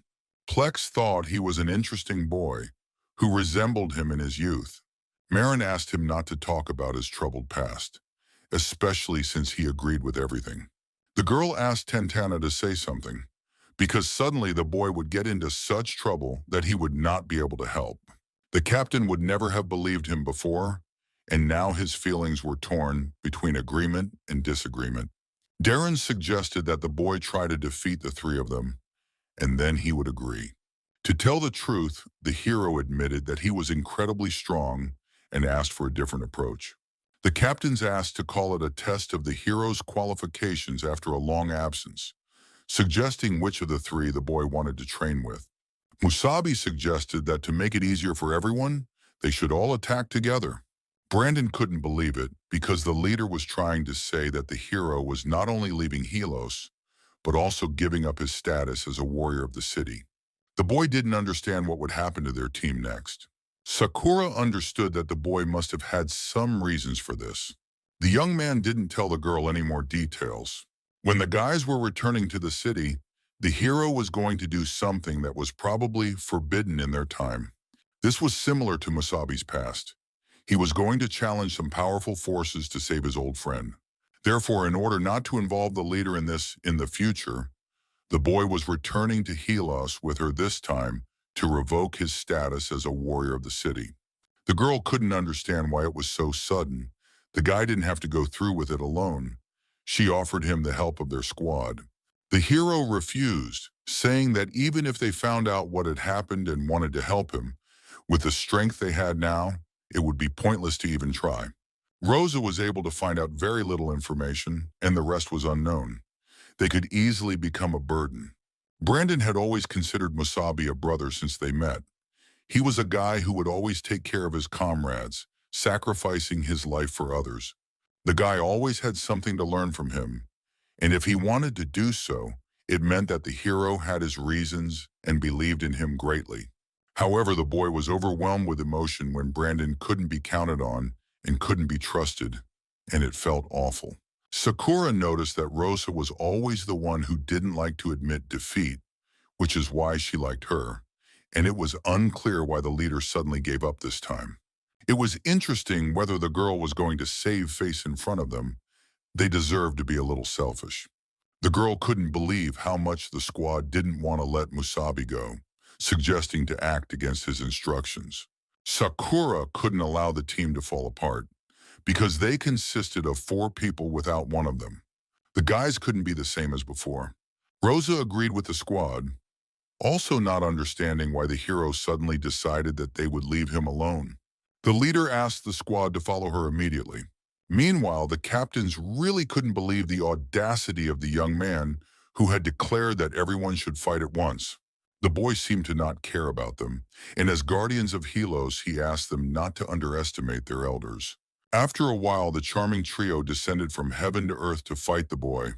The hero apologized to the captains, but wanted to ask how they would decide who won and who lost.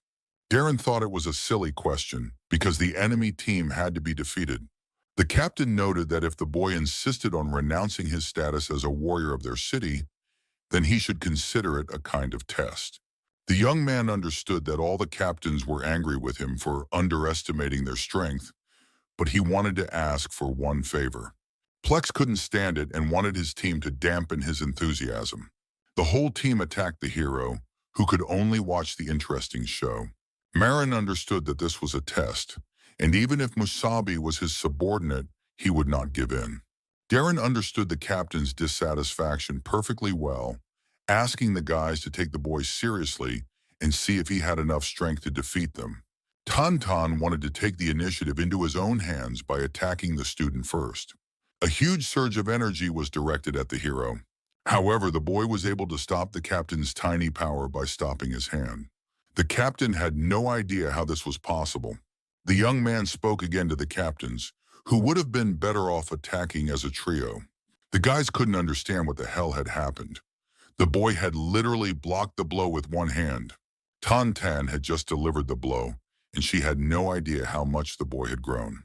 The guys wanted to deliver a combined blow against Musabi. The young man decided it was time to use his true energy, mastering the image of a demon. The boy knocked back all the captains with his newly acquired attribute of pure white lightning. Then he instantly used the tree, trying to save the captains from such a powerful blow. The young man activated the tree roots, saving the injured squad. The guys couldn't believe where the guy got such power, especially related to demonic energy. One of the captains was furious and realized why he had sensed something strange in the boy during the last demonic wave. Plex saw with his own eyes that the boy was a demon. The young man asked the captains to calm down immediately, because he had already demonstrated his power, and they could believe that did not wish them harm, and asked them to allow him to clarify the situation. The hero turned to Captain Darren, who remembered that during this journey, he and Rosa had gone to the Fortress of the Fallen. There the boy obtained the crystal of the elements and accidentally purified it. After that, the hero was able to gain this power. Rosa was also able to obtain similar abilities, but when she used them, her appearance changed, just like his. On the way back, they agreed to tell their commanders about the changes they had undergone. The commanders needed to know about the crystal of the elements, so it became much easier to intoxicate everyone. They couldn't tell them that they had gained their power from demons. Marin couldn't believe that little Rose had also gained such power. Musabi confirmed that the girl probably hadn't fully mastered her abilities yet and still needed to train. However, Rose was already a fourth-rank warrior. It seemed to the girl that the hero was stronger than the leader, which meant that he had something. Juno could temporarily hide the symbol of the core's majestic energy. The boy was able to awaken the 5th rank in human form. But using demonic power to control the element of thunder was not very convenient. The captain couldn't believe it, because he had heard about the crystal of the elements. But even if he was strong enough to get it, without enough luck, it wouldn't be of much use. Marin was sure that both of these children were blessed thanks to their efforts. And now that the city had been taken over by 4th and 5th rank warriors, they were also considered successful. They asked Tantana to say something to his own student, who had managed to unlock his potential. The hero was also interested in the opinion of Captain Darren, who had been silent for a long time and said nothing. The captain asked them not to worry about him. He was proud of the boys, and he suddenly remembered many years ago when his youngest son was about the hero's age. There was a small wave of demons in Helos. As a result, the demons kidnapped his brother, and when they found him, he was already dead. After that, he vowed to become a strong enough warrior to protect those around him. The stronger the fighter, the greater the responsibility placed on him.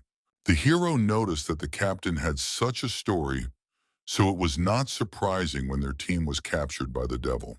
The captain went crazy looking for them, fearing a repeat of the past.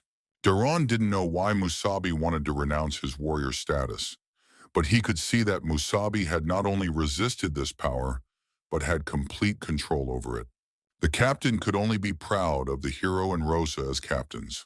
Marin couldn't believe it, because he really wanted to say that he was appointing the kids as captains. Darren had already agreed that he was no longer a warrior and was sure that the boy knew what to do. Therefore, the captain did not want to ask unnecessary questions because they always have their own choices and their own future. Musabi just wanted to generously thank Darren for his trust. After a while, the boy was going to follow the further plan. Marin was surprised that the boy had actually just left. She still remembered how weak the boy had been during the test. It had been a sad sight.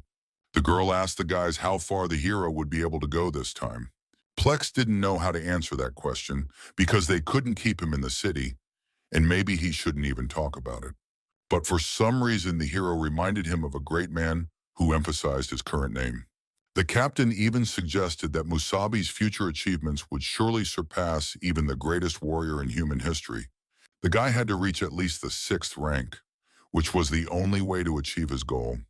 Musabi seemed to see a devil's cave nearby that could be explored, and if the boy collected more cores, he might be able to level up.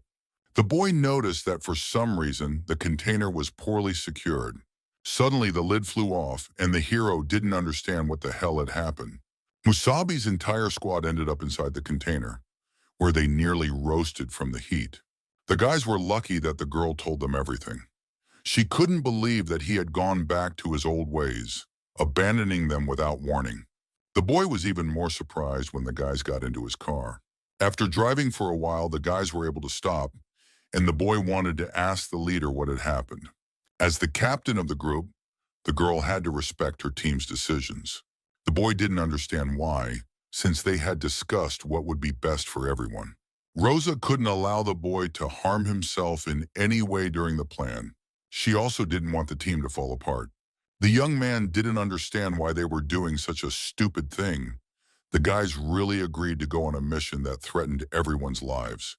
Sakura noticed a small argument between Rosa and Musabi. The girl and Brandon were incredibly bored in the city, but the boy wasn't, as he had recently gone on a trip with the leader. The boy wanted to explain to Musabi that since they were a team, they should share common goals, especially if it threatened his life. The hero couldn't stand the guys after that, although he understood that as a member of the team, he had to tell them about his situation. The young man informed everyone that after they listened to him, they would have a choice of how to proceed. The hero's goal was not an easy one, and the guys had to understand that he was concerned about their safety. After he told them everything, the squad couldn't believe that the guy was going to save a warrior who was being held captive by the new king. Musabi agreed, but that was his main secret. Now that everyone knew about him, there was no turning back. The boys were incredibly surprised by the story. They couldn't even imagine such a thing, but they were in it together with their comrade. The boy found their reaction rather strange, which stumped him. He tried to ask again if they had really heard him correctly about the rebellion against the new king. As residents of Helos, they had always been loyal followers of the previous king, without whom their city would not exist. Rosa said that her grandfather was one of the 6 heroes of those times, and it was under the leadership of the former king. He and his comrades built the city of Helos, so she thought her father would agree with her. Now it was no surprise to the hero that her surname had reminded him of something. It turned out that this was the very child that the boy still remembered. When he first crossed the threshold of their camp, he was so gentle, though a little nervous, and much time had passed for the hero since then. Musabi agreed with them, but asked that even if they wanted to join, they were not strong enough yet. The boy offered to take them to a friend of his, and the guys were very interested in who it was. That person turned out to be former hero Lena Vale, owner of the Green Corps. The girl would be able to test the boys by trying to help increase the Corps' energy. Lena realized that she should train the young guys, and the young man agreed, because he was not effective enough on his own. The young man wanted to take so many photos of Lena Vale. The guys did not know how Musabi met the godlike person. However, it was not up to the girl to decide how much they could improve in a short period of time. That was in the hands of the hero. The girl was ready to take these guys on, seeing their extraordinary potential. The young man was afraid that they couldn't do without it. After all, this was a new generation squad. Lena understood how, as before, Musabi gathered more and more people around him, although he could have simply abandoned them. She was convinced that the guy could realize his idea by developing elements of thunder, and it seemed that the guy's body was not only as strong as before, which did not disappoint her. The hero understood because he was the very same Musabi from the past. The girl felt the spirit of the old great warrior again and was confused once more. She was glad to see that the guy standing in front of her was capable of anything. The squad didn't understand what the two were talking about. Brandon wondered if Lena Vale wasn't supposed to be older, but for some reason she looked the same age as them. Rosa noted the green core, the restoration of her body and keeping it young, which only Lena Vale could do. The hero wanted to reach the 6th rank, while the goal of the others was for each of them to become at least a 5th rank warrior. Before they start again, otherwise they will simply die. For the guys, reaching the 5th rank in a short amount of time was an unthinkable goal. After confirming the plan, the girl would take care of them first while he took care of himself. Moreover, Musabi had to find a way to raise their strength even higher. It was necessary to find a way to raise the 5th rank, which was like a direct challenge for their squad. The girl asked them not to complain when she started training the young blood, and the squad would be happy to listen to her. The hero set off in search of a way to leave their city at dawn. If they could find more elemental crystals, then with 2 cores, they could achieve amazing results. The demon noticed that Radiant had used the white pebble to restore some of his strength. Musabi mentioned the crystal, and he knew something about it. The boy did not understand why the demon was near him. It seemed to him that the demon was going to sleep for a while. The demon notices that thanks to the hero's skillful absorption of the elemental crystal, part of his spirit has been restored. Of course, unfortunately, this was still not enough, and the little trouble Radic had helped the boy with last time had cost him some of his strength. The demon decided it was not important to discuss what the hero was talking about, because with his knowledge, he would not be able to find the crystals he had mentioned earlier in a year. The king could make sure that he found several with a similar effect, and he would do so soon. The young man suddenly stopped the car when he heard this. The hero did not understand why he had been silent all this time. Why did he want to help, thinking up a plan? The demon asked the young man to warn him the next time he was going to break like that. Radic said that it was about helping them in their recent battle with the dual-core demon. The boy suddenly remembered that demon. The hero began to understand that the demon was not completely isolated from the outside world when he was inside the boy. The demon said that Musabi's opponent was low level, otherwise he would have already received the Crystal of Unity. The young man asked how to use this thing and what kind of effect it had. The king knew that it was more effective, and the boy knew how ordinary demons evolve by absorbing their peers of the same or higher class. However, the enlightened, so-called high-level demons built up their power by merging rare composite cores, and the boy was trying to help his 3 little friends raise their rank. But for humans, human warriors, combining such cores allowed them to instantly gain additional strength. The young man needed a 6th rank one, and it was unclear how to make a composite core, so he suggested simply feeling the energy of the core and resonating with the new one. The demon asked him to stop thinking that way, as at least a 6th rank dual-core demon, only such demons, and those even stronger, had a unity crystal in their bodies. The boy still did not understand what the Demon King had in mind, why he was giving him such information, assuming that he planned to appear and absorb the core and use the energy obtained to take control of the hero. The young man suspected the great demon of being of the same blood, most likely even ready to betray his own demonic race. Radic was very impressed, but with the exception of a few kings, including himself, the rest of the demons were chaotic products of ancient obelisks. The demon asked him to forget, because he knew nothing about their race, which was difficult to understand. And besides, he underestimated the king, who would not even look at a simple demon core. The king paid attention to the rather interesting idea of the original origin. The young man asked the demon not to do anything strange. Radic noticed that the king was inside him, and the hero was inside the demon's heart, and in this life they were already one. If the boy wanted to develop, he would allow him to do so, because the stronger the boy was, the stronger he himself was. This kind of relationship could be called symbiosis. The demon asked him not to doubt his good intentions and not to stop improving himself. Now Musabi understood the true power of the king, even if it was only a small part of it. Radiq was still able to immobilize him with one hand. The hero ordered the demon to immediately move away from him, as his forced proximity was gradually annoying the young man. The demon thought the man was truly stubborn. The boy wondered where he could find a six-fingered dual-core demon, knowing full well how secretive these high-level demons could be. The king asked him not to rush ahead, not understanding why people were so impatient, as he would be able to help find them that way.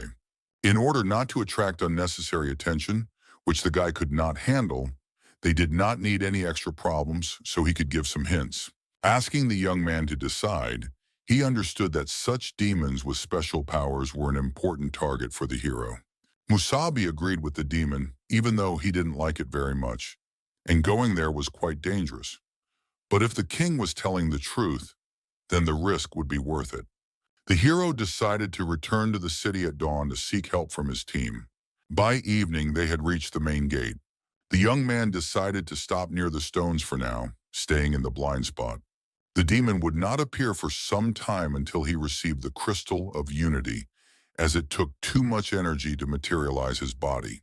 The king did not know what the hero was planning, but he wanted to warn him that when he got it, he should not give in to the temptation to force his companions to take his power.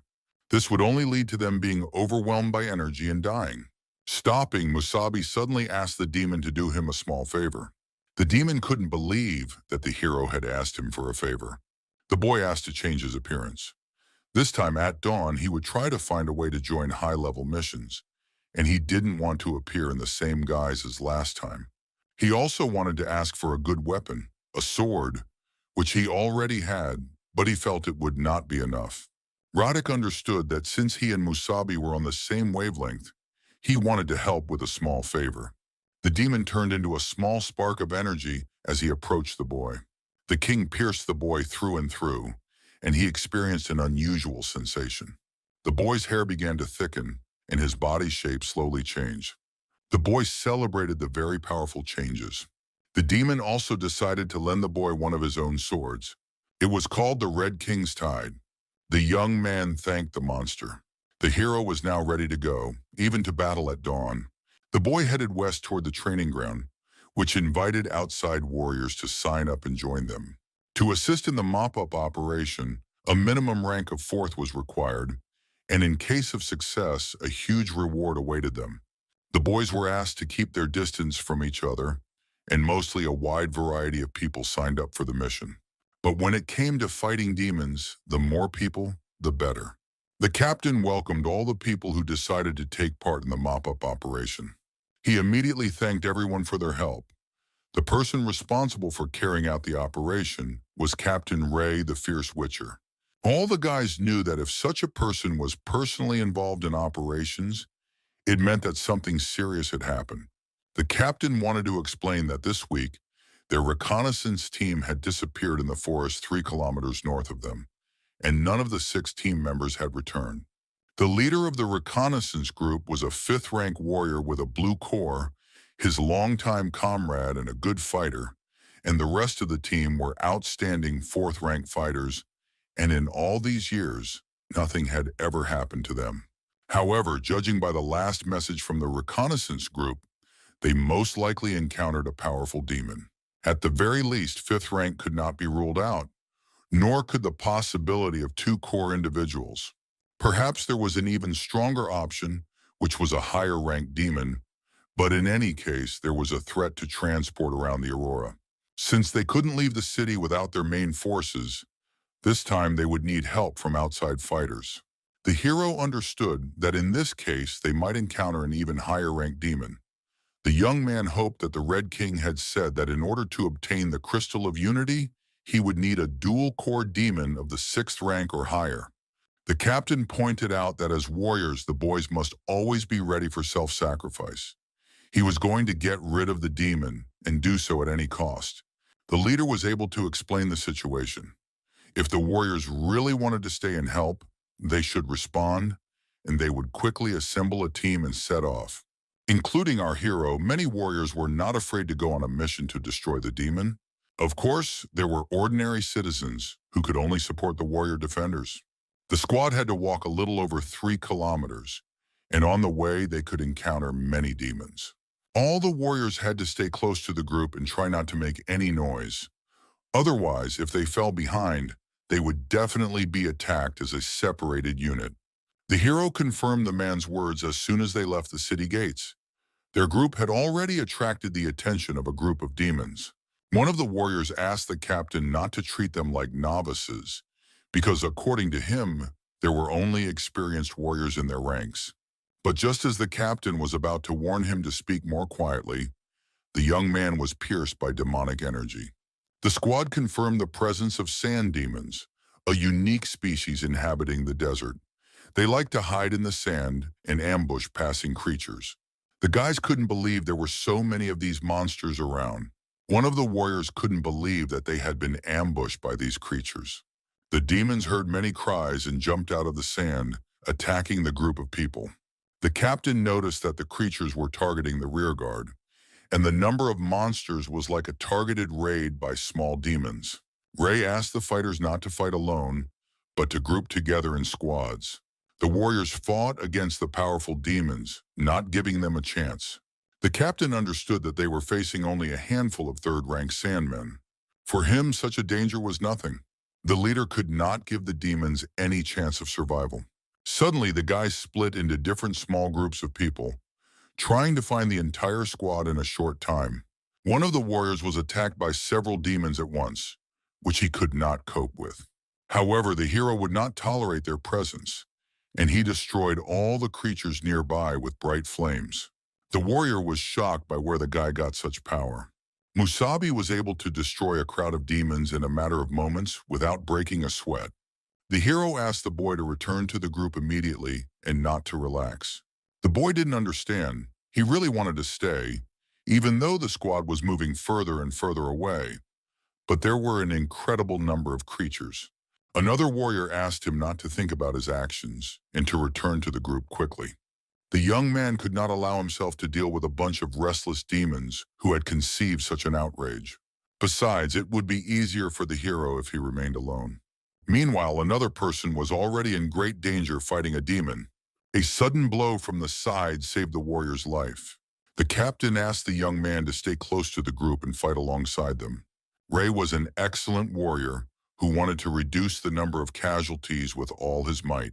After a while, the team was able to regroup.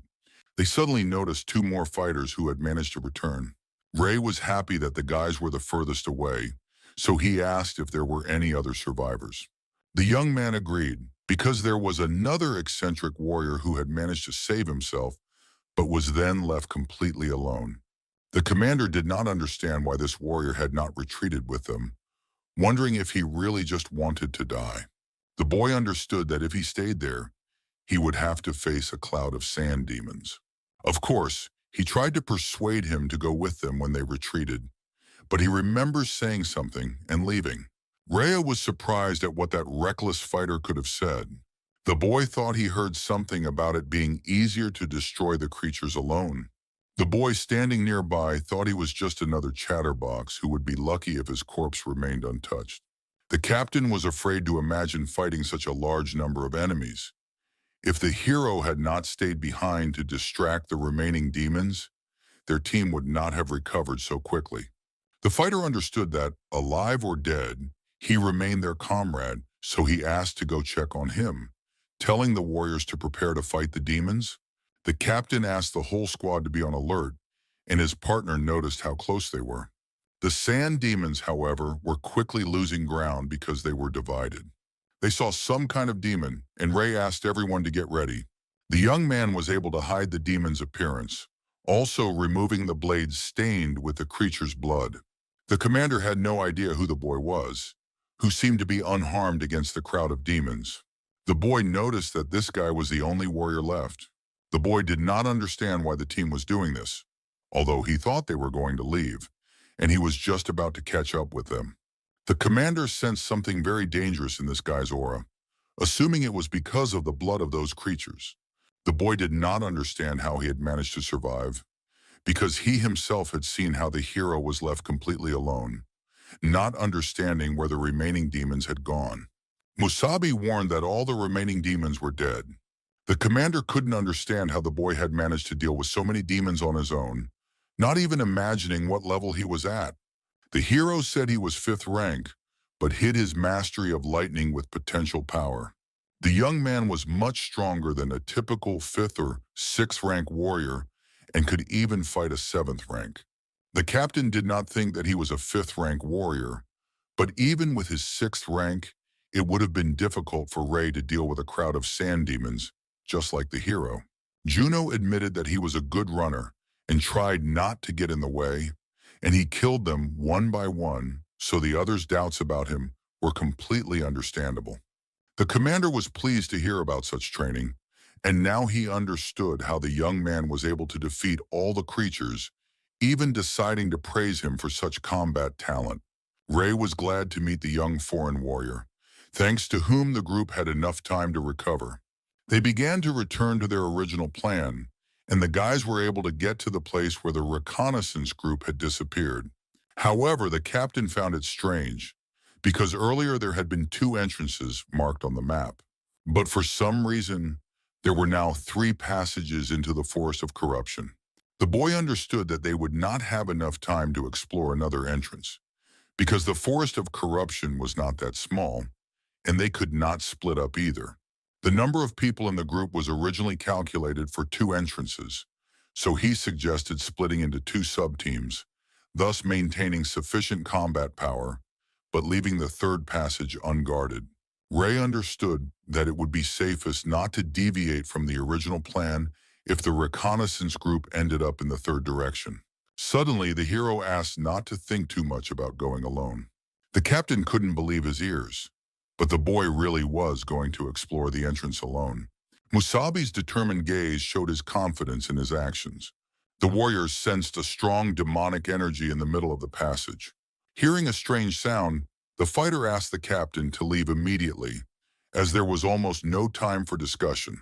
The hero immediately asked if the leader knew the size of this forest. The young man asked why the boy was asking such a question. The captain did not know the exact size, because obtaining this information was one of the tasks of the scouts. According to their current estimates, it would take a group of 10 people to scout the entire area without stopping. Then after 3 to 4 hours, the hero realized that with the current number of people, there would not be enough for 3 entrances. The boy suggested searching one of them on his own, then he would be able to manage it before sunset, and if he failed, it would not affect the progress of the others. The guys thought the boy was just showing off, but the captain's servant honored the hero's words and agreed to follow his plan. The rest of the guys had serious doubts about Musabi's abilities, considering him to be just a show-off in front of the commander. At one point, the boy watched the heated exchanges between fighters from different cities. The commander asked everyone to shut up, telling them to fight each other after the operation. But now they were on the same team and had to follow orders. Suddenly, silence fell among the warriors, and no one wanted to interrupt each other anymore. Ray understood that the guys were foreigners after all, and it didn't matter if they found the reconnaissance group and returned as soon as possible. The longer they stood there, the more problems they would have. The commander agreed with the hero, asking him to remember that if he went alone, no one would help him in case of danger. Musabi understood this, wanting only to scout the situation and nothing more. The guys considered the guy a cocky jerk who had already managed to stand out, but still wanted to show off his abilities. The boy was heading into the depths of hell, which lay within the forest. The hero did not rush to run as fast as possible, but slowly and carefully explored the area. The demons carrying away their lone victim could not help but pass him by. The boy could easily cut down such low-grade creatures, which confused the difference in strength between the hero. Musabi easily killed one of the annoying creatures that had pounced on him.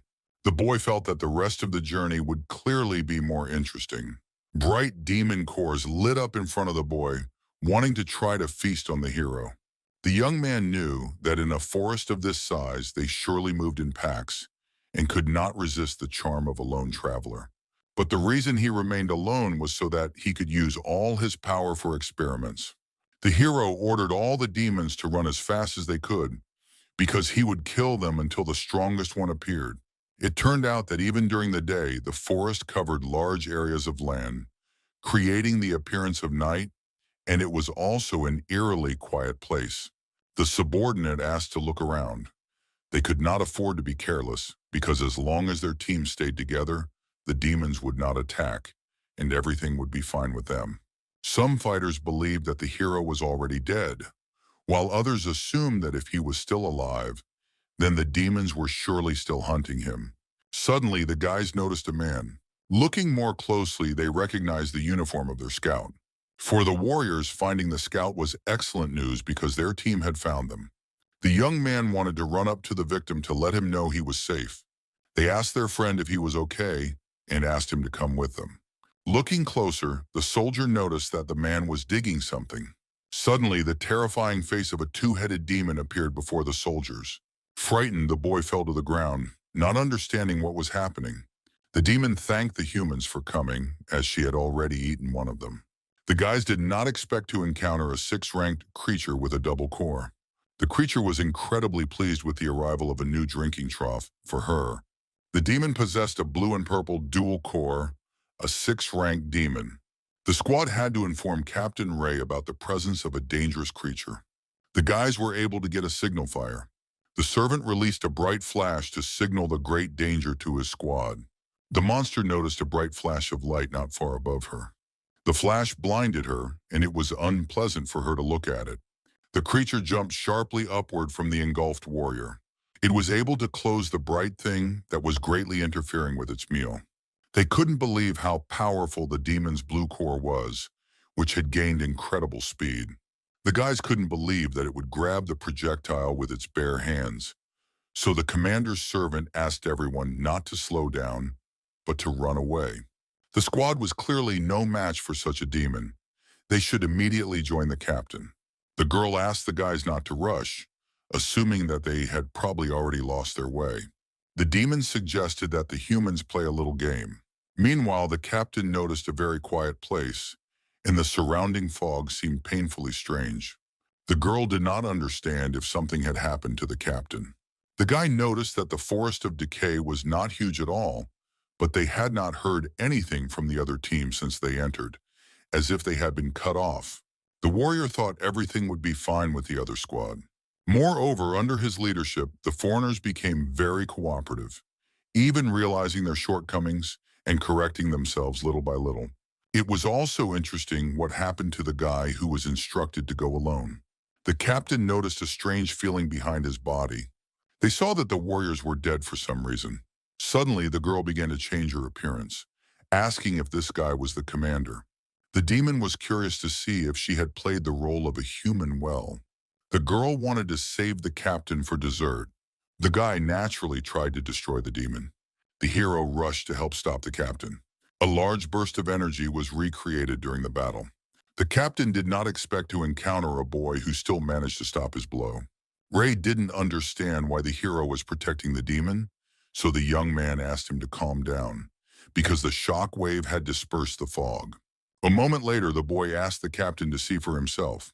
The captain could not have imagined that they would all fall under the influence of terrible illusions.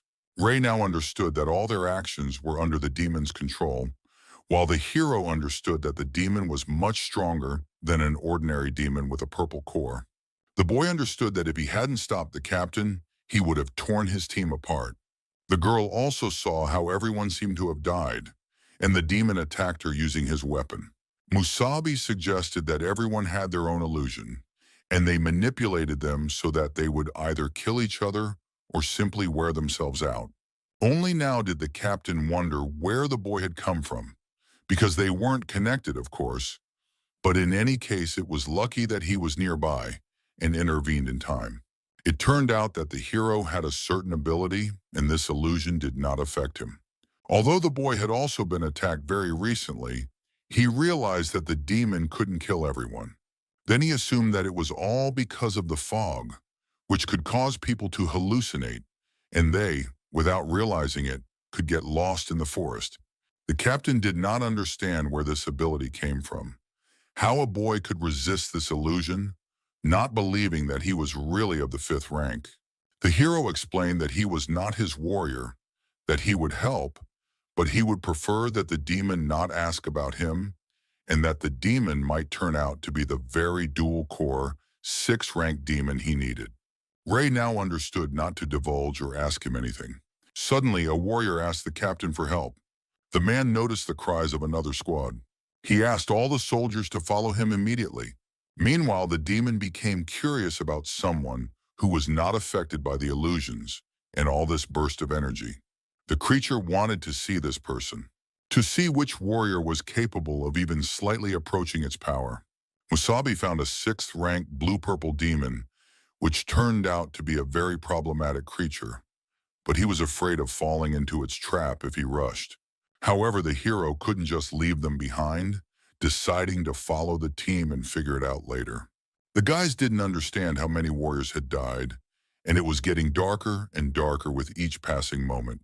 The captain stopped abruptly, ordering everyone to stay where they were. The guys saw the hanging corpses of the previous squad on the branches of the tree. They couldn't believe that the members of the second sub-team had been killed.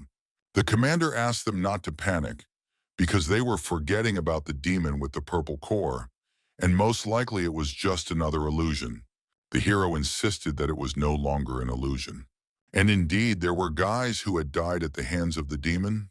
Musabi asked the guys to get ready, because the demon was somewhere not far from them. The guy hanging from the tree asked the captain to help him. Ray was glad to see the warrior still alive, and asked his subordinate to cut him down quickly. The hero blocked the way with his sword, signaling his refusal to help. The captain did not understand what the young man was doing, so the young man asked him to look closely. The demon did not expect his identity to be revealed so quickly. The creature was genuinely surprised that the boy had noticed him so quickly. Although it was strange to him, because his illusions did not work on him either, he decided that these corpses were useless and cut off each of them. The captain was incredibly angry at the demon, whom he considered an unbearable monster. Ray rushed at the creature, trying to destroy it with a single burst of energy. The leader asked the demon to die for the sake of the entire universe.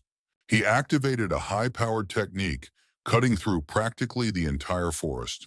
The guys couldn't understand how this demon could be so weak.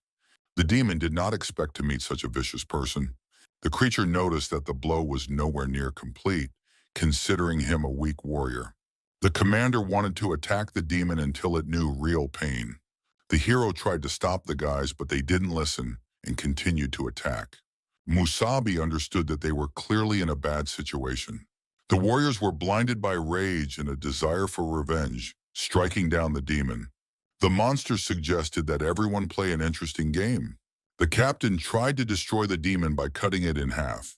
However, the demon released poisonous smoke that spread to the warriors. The guys asked to find the demon, but some of them couldn't see anything because of the thick smoke. The guys noticed the hero, who stood still and did nothing, thinking about a plan. But in the stream of illusion, the warriors saw not Musabi, but the demon, who was a dangerous enemy.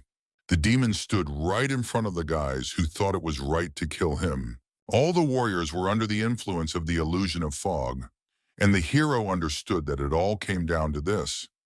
He was immune to demonic influence. The warriors, however, had been consumed by the illusion from the very beginning. A similar creature had made them think that Musabi was a demon or an enemy, but it just watched from above and enjoyed the spectacle from the sidelines. The hero thought about what to do in the situation of being attacked. The captain asked the demon to die, but the boy found it entertaining to fight Captain Ray. The boy never thought he would have to fight him again. The demon noticed a very serious energy coming from the hero. The creature mocked the wonderful and no less excellent show, assuming that the squad had probably not killed each other for a long time. The boy could not allow the demon to treat them like monkeys. The hero wanted to test the true power of his lightning. It would be wonderful news for the boy if he could find a way to control this power without the demon's appearance. The young man applied this lightning power directly to the blade. The warriors noticed how the boy was preparing to attack. They wanted to kill him and avenge their comrades. Musabi asked the captain to rest for a moment and used a powerful spell against the group of warriors. The demon couldn't believe what he saw. The boy used a powerful lightning spell, controlling not just powerful demonic energy. The creature couldn't understand where the feeling came from that made his heart beat faster. The hero was right. By controlling this power, it was possible to neutralize the demon's abilities, including the illusions of the purple core. The boy noticed that the monster was still in the sky. The creature did not understand if he had dealt with his friends. So what further actions should the demon expect from the boy? The boy activated the thunderbolt technique, ordering the monster to come down immediately. The creature did not expect the young man to put these lightning bolts into his voice. The hero managed to destroy the flying shell of the demon, which had already gotten him to sit in one place. The monster considered the young man quite good for dispelling his illusion. However, it asked the man to die immediately.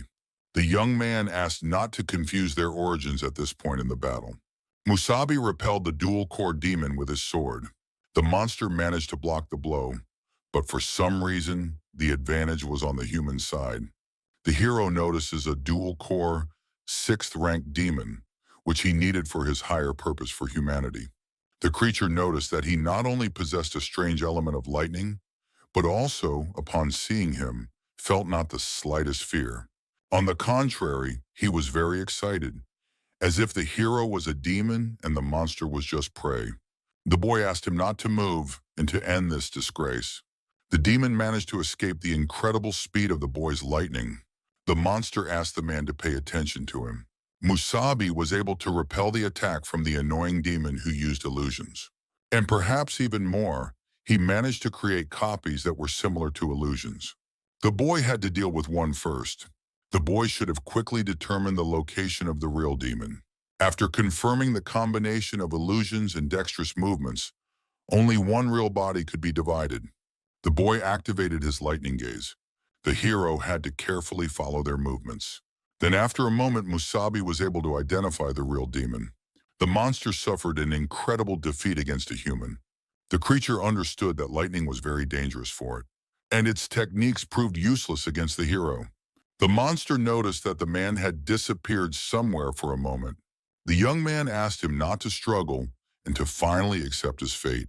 Musabi asked the demon to immediately give him the crystal of unity. Meanwhile, the girl noticed the hero's great energy while in the city.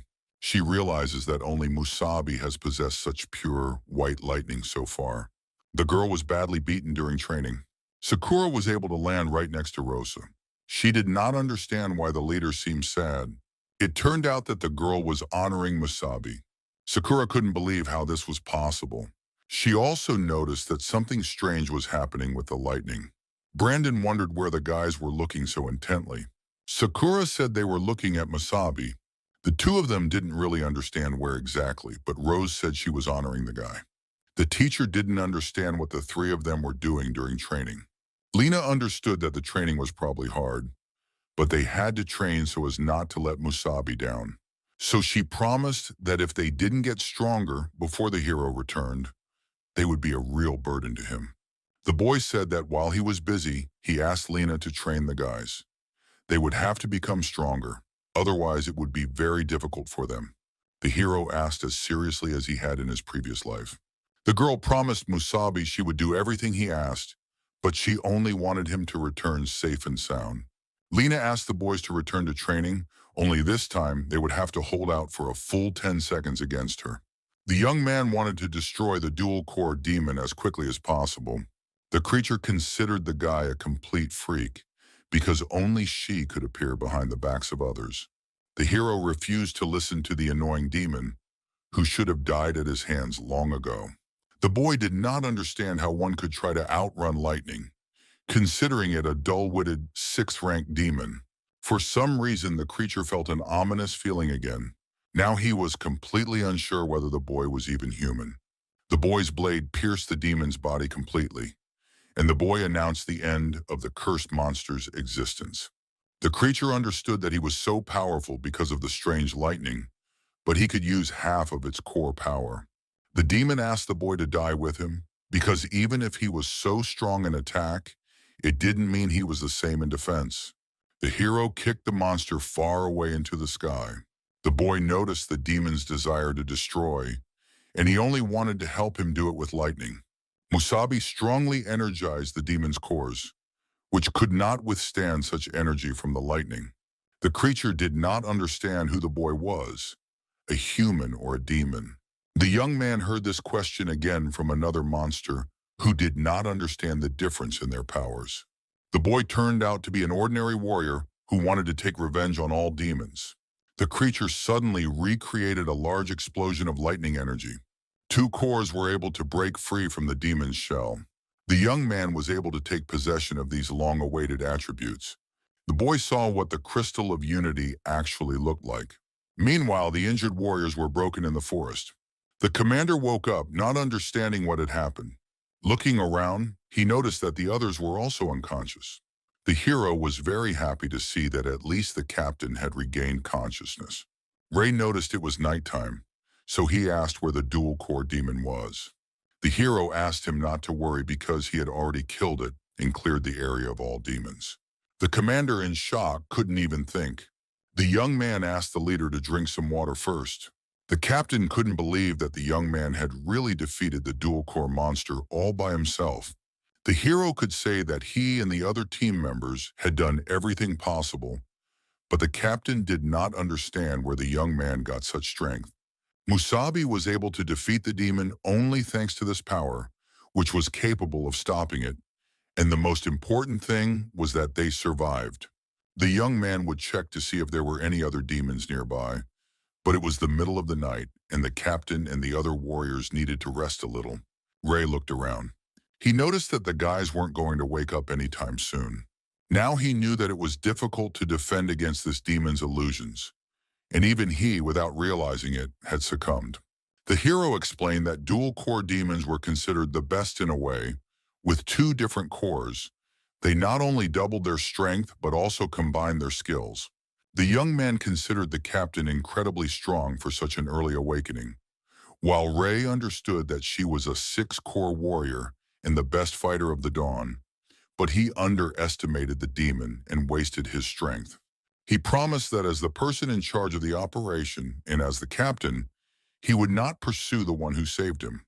However, as a warrior, he could not accept this, as he was very curious about being a six-core warrior. And the hero, a foreign warrior who single-handedly defeated a six-ranked dual-core demon, the captain wanted to challenge him to a duel to see who was stronger. The young man believed that there was no particular need for this, as he was confident in the captain, who was no fool. Moreover, it was a unique situation. The lack of information about this demon meant that they were unable to cope. The warrior asked the young man not to be distracted, considering his personal curiosity, and politely asked him to fight him. The hero saw the captain as a warlike and aggressive person, and the young man understood that if a warrior did not have these two qualities, how could he become stronger? The young man agreed to fight since everything around them was quiet. The boys moved to a fairly quiet and flat area to test their abilities. The captain asked him not to hold back his strength, as agreed, so that if the boy was really strong, he could prove it to him. Musabi understood because he had once been as passionate as he was. Therefore, the boy wanted to fight the captain seriously.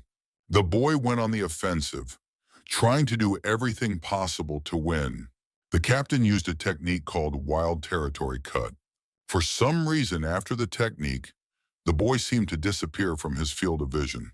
The hero asked not to be distracted and noticed small details during the fight.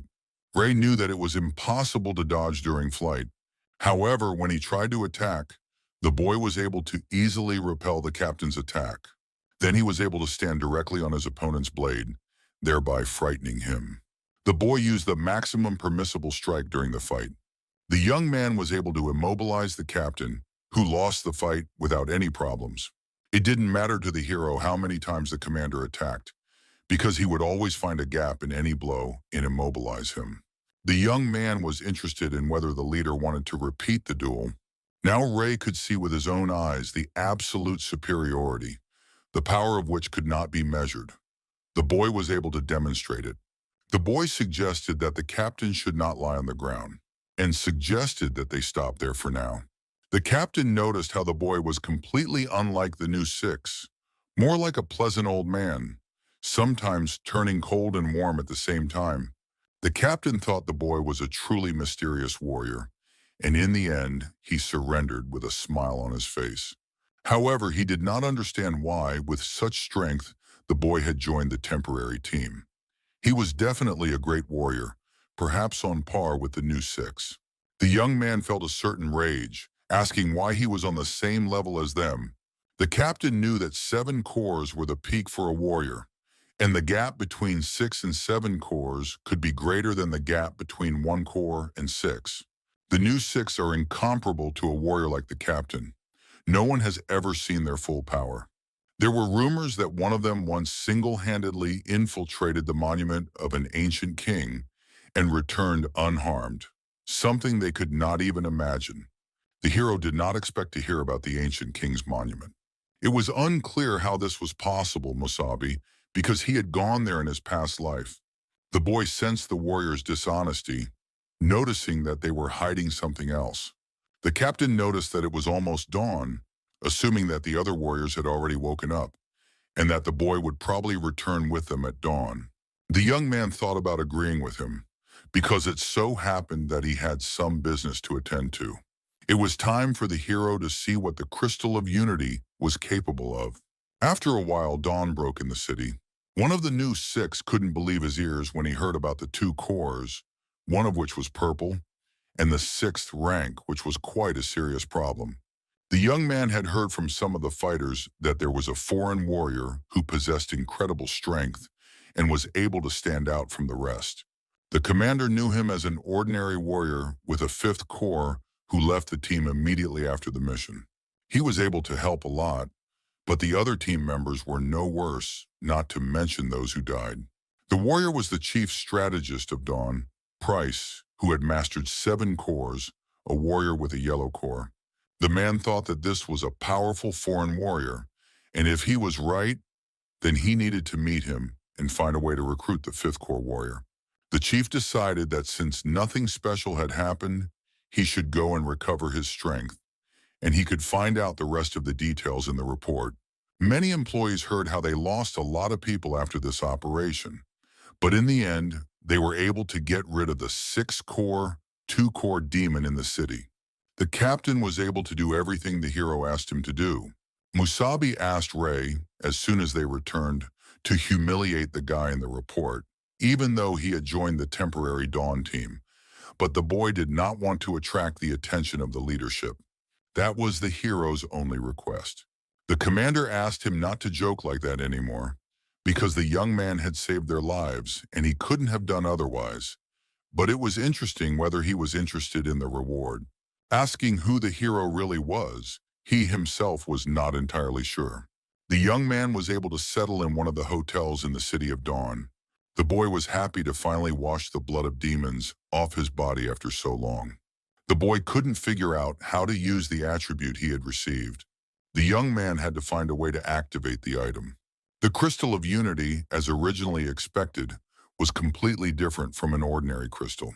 It had a particularly demonic aura inside it, and if an ordinary warrior had forcibly absorbed it, the consequences would have been incredible. The demons supported the boy, saying that the consequences of the attribute would be unimaginable. The king thought it was a good result, as he quickly obtained his first Unity crystal. The boy was very frightened by Radek's unexpected appearance, not understanding why he had appeared so suddenly. The demons saw that the boy had the crystal, but he most likely did not know how to use it, and no one other than the hero could use it. The young man did not understand why this was so. Radek wanted to explain a little about the special nature of this Crystal of Unity. To put it simply, Musabi was a special person who possessed the power of a demon directly connected to the king. The guy didn't understand what Radek was doing, but Musabi liked the king even more because of it. The demon did not understand why people had such a harmful nature, because he simply reminded the young man that his form had a special effect. The crystal was unique for high-level demons and contained energy that no ordinary human body could withstand. It was so powerful that an ordinary warrior would instantly go mad, possibly even explode and die. However, in the case of the hero's body, there were two things that could suppress this raging energy. The first was his demonic origin. Thanks to his royal existence, Musabi was completely immune to any demonic influence. And the second was his own enhanced element, lightning. The boy showed this element right in front of the demon. The creature asked him not to show it, and the boy noticed that even Radhika was annoyed by this lightning. The demon noticed how the hero's disgusting new power worked wonders on demons, suppressing their power, but it seemed that it was able to purify the demonic aura. Contained in the crystal of unity, in other words, by combining the two boys' abilities, the boy would be able to help other human warriors use this stone. But even this method had a condition. These people had to have at least a strong physique and willpower, as those who were weak in spirit would quickly lose their minds during the fusion. They would learn the rest during practice, and he asked them to ask a few questions of interest, as the hero understood that once they had to merge, he would have to help them. The king suggested a one-on-one, direct, and naked energy connection. The young man had no idea how to do such a thing. Musabi did not understand how it was possible to form a connection while naked. The demon did not understand why there was such excitement. It seemed quite normal to him to honor each other as much as possible, because a connection is a combination of energy and feelings, through which a person could direct their energy into another person's body. The hero thought it was a bad idea. For example, everything was fine with Brandon, but there were issues with girls. They might perceive the guy as a pervert. Although suddenly the boy realized that the guy was even more of a problem. Musabi didn't know how to look his friend in the eye after the proposal. The young man did not want to undress with the guy, touching each other. After a while, the boy was able to inform the guys of his whereabouts. Lena was very happy to see that the boy had finally returned after a difficult task. The boy was able to finish everything quickly, deciding to ask right away where the other three were. The guys had already followed Lena into the living room, where the teacher was able to take good care of them. The squad saw again how much Musabi had changed, which was easier to recognize not by his appearance, but by his aura. The hero had something important to tell the team. Of course, after informing everyone about such madness, Lena considered him a real pervert. But after the physical violence, she didn't believe what he said. Sakura couldn't believe that they had heard the truth about the information. They had to establish contact while naked. Previously, the girl didn't care about all these hints and night raids, but in this life, he had become completely insolent, and she considered him a real pervert whom she could kill for no reason. The guy asked her to calm down because he really had no other choice. Without his help, they would be consumed by demonic forces. He also asked her to please remove her foot from his legacy, which made him feel uncomfortable. The girl had no words to express her dissatisfaction. Lena suggested that the guys do whatever they wanted. She really wanted to sleep and asked them to call her when they were done. She slammed the door shut, scaring the whole team. Suddenly, there was dead silence in the room after what they heard. The hero understood that this was not only strange but also risky. But if they succeeded, he would try to get 2 more crystals as soon as possible. At the moment, they had 1 crystal, so he suggested choosing the first one. Sakura understood that even though they were friends, she was still embarrassed to expose herself in front of a guy. She remembered Brandon, with whom there should be no problems. Rosa just thought about trying to gain the power of the next one. She understood that she already had a little demonic power, so it should have been easier, but she would still be just as embarrassed. The boy decided without hesitation to volunteer first for the test, as he could always be trusted with something dangerous. His body was made for this moment. The hero was happy to start with him, thanking him for his trust. Sakura understood them perfectly and supported them. Rosa celebrated a certain deprivation in the situation. Musabi noticed that thanks to Lena's training, Brandon's body had become much stronger, and overall it was great that he felt stronger than ever. The guy assumed he would need to take off his underwear as well. The hero asked him not to bother, as there was no longer any need for that. Sakura celebrated the perfect camera angle. However, the leader was a little embarrassed to be peeking at the process. Lena asked him not to doubt their actions. They were concerned that the guys might need their help. Sakura did not expect Lena to be so cheerful, but she asked her to be quieter, asking them to carefully study the process. The young man took the crystal, which contained terrifying demonic power, into his hands. As the boy simply held it in his hands, he seemed to tremble. The hero asked him to place it on his palm and relax, close his eyes and use his energy to feel the power of the crystal and establish a connection. It might hurt a little, but he didn't need to worry because he would be there to help. Brandon saw yellow energy, just like in his original core. The crystal of unity recognized the power that was right for people. The boy felt a warm feeling when he was near the core. The boy began to approach it little by little. When he touched the core, a creature resembling a demon appeared. The young man honored the terrifying energy, the powerful demonic force. It suddenly revealed its potential and tried to devour the boy. The creature seemed to tightly envelop Brandon. Incredible energy poured into the boy's body, from which he experienced incredible power, as if it were a primal demonic force, not understanding how humanity could fight it. The demon noticed how this man was able to unlock his true abilities. The guy was really tempted by the demon's power, which quietly stirred his spirit. The demon asked the hero to listen carefully now and do what he said. Otherwise, there was a chance that his friend would dissolve into nothingness. The guys had to start acting. The creature flew towards the creature that was devouring the man. The demon did not expect to meet someone of royal status. Radek was thinking about how exactly to kill a person. The hero noticed that this thing had consciousness.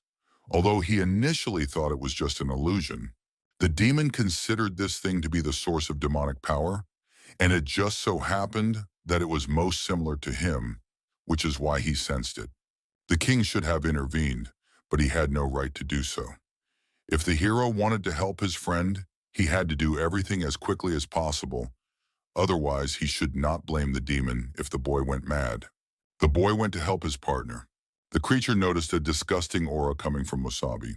It wanted to run away from the stench. The boy saw something terrifying in front of him. A certain character was able to strike the young man who was anxiously trying to help his friend. The hero did not understand what the hell had happened. He didn't understand where the other demons had come from in such a place. The 6th-rank primitive demon was in a rage. The demon realized that the situation was very difficult if Musabi wanted to help his comrades. First, he had to deal with the demonic manifestation of the Crystal of Unity. The king summoned the demon's magnificent throne. Radek asked the boy to go forward and defeat the creature. The hero was indignant at the king's instructions, as if he were his son. The demon did not stand still and moved towards Musabi. The young man had to take some action. The demon's destructive power descended upon the boy. The king asked the hero to show him his strange power. Radek realized that both of the creature's cores were yellow, asking him to try a little harder. The young man tried to use the thunderclap technique, beating the demon with his feet. But looking closely at the creature's body, he was convinced of its integrity. The hero realized that kicking and punching would be useless, and he understood the essence of the yellow defense core, a demonic shield that could be used for both defense and attack. The guy was sure he could compete with it in physical parameters. The demon assumed that the man had begun to fear him. The hero, however, wanted to get the best of both worlds. The young man literally pierced the demon puppet, thrusting his blade into the energy core.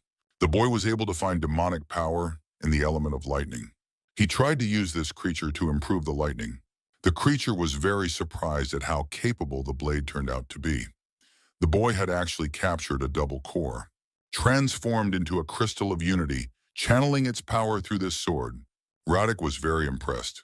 The boy even made the demonic origin tremble, not understanding what unusual power the hero had developed. If Radek succeeds in his plan, the hero must continue to develop as a human being. The dragon, filled with the power of energy, wanted to return to its master. The hero was able to obtain powerful energy by taking the core of a dual-core demon. The boy was able to master the 5 beautiful forms of evolution once again. The boy liked such tricks, and thanks to one of them, he was able to complete the sixth rank form. The creature's shell slowly dissipated. The king enjoyed the spectacular performance. Musabi was able to absorb some of the energy from the Unity Crystal and not only evolved. He left enough for his companion to awaken his demonic powers. The young man was about to evolve, and the team was already tired of waiting for the guys to return. Sakura noticed some strange changes in her friend's behavior. It was as if their Brandon was about to awaken. The boy's power seemed quite unnatural to everyone around him. The young man was able to awaken, filling the rest of the guys with a demonic gaze. Lena couldn't believe that his eyes would be the same as a demon's. The guy radiated powerful energy, experiencing incredible sensations. The hotel was blown up by the colossal force of the core. The beam piercing the sky turned into a bright orange stream of energy. The guys didn't know how to react to their friend. Brandon's body suddenly changed, and he suddenly had several extra limbs. His friends couldn't believe their eyes when they saw 4 arms. The guy was able to withstand the great ordeal of transformation and remain conscious. In the end, he was able to become a demon by transforming into a 4-armed creature. Line couldn't believe her eyes. The core wasn't capable of such a thing. But the demon's power had indeed merged with the humans. The hero couldn't let everyone stare in amazement for too long, because the guy's transformation was too noticeable, and the Warriors of Dawn would surely find out about it, so they had to leave. The girl asked Musabi to do something while she guarded the gate. Her comrade stopped the leader of the squad. The young man apologized for his rudeness, but he had a plan. The hero was surprised by his comrade's idea, wanting to rely on Brandon. The guy asked the guys to hold on tight to him, and he was able to suddenly grow wings. Then together with all his comrades, they flew away from the hotel. The young man moved at incredible speed, pulling the whole team behind him. Sakura thought it was an amazing ability to fly. They raced incredibly fast, drawing only small particles of energy. The guys couldn't understand what had happened to the sign, leaning towards a sudden change in the weather. The servants were able to gather a small amount of information, but apart from a hole in the roof and a fallen sign, they could not find any clues. The 6th-rank captain was in a state of panic, frightened as if by the devil's breath. The servant asked the captain to immediately look at the top. The boys bowed before one of the new 6 heroes. Mr. Dillon was very interested in what was happening in the city at dawn. Sakura did not expect such speed from her comrade. The guy seemed to feel as if he were filled with demonic power. Sakura did not expect him to be able to transform back into a human at will. Lean still could not believe that she had managed to reach the 4th rank in one fell swoop, thanks to Musabi's help.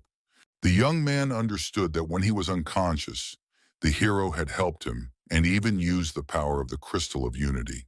Of course, unfortunately, the demonic influence proved too strong, and he had to get used to it. He would first have to tune in to the 4-horned one, and then he would be able to become stronger. The boy understood that they would not be able to return to the city for some time, because all this had certainly attracted a lot of attention. The hero felt very sorry for Lena, but she asked him not to apologize because Dawn was no longer the same for her, and she had no desire to return. Rosa understood that since they had left the territory, she suggested that they also try to hunt for crystals, as they all wanted to become stronger.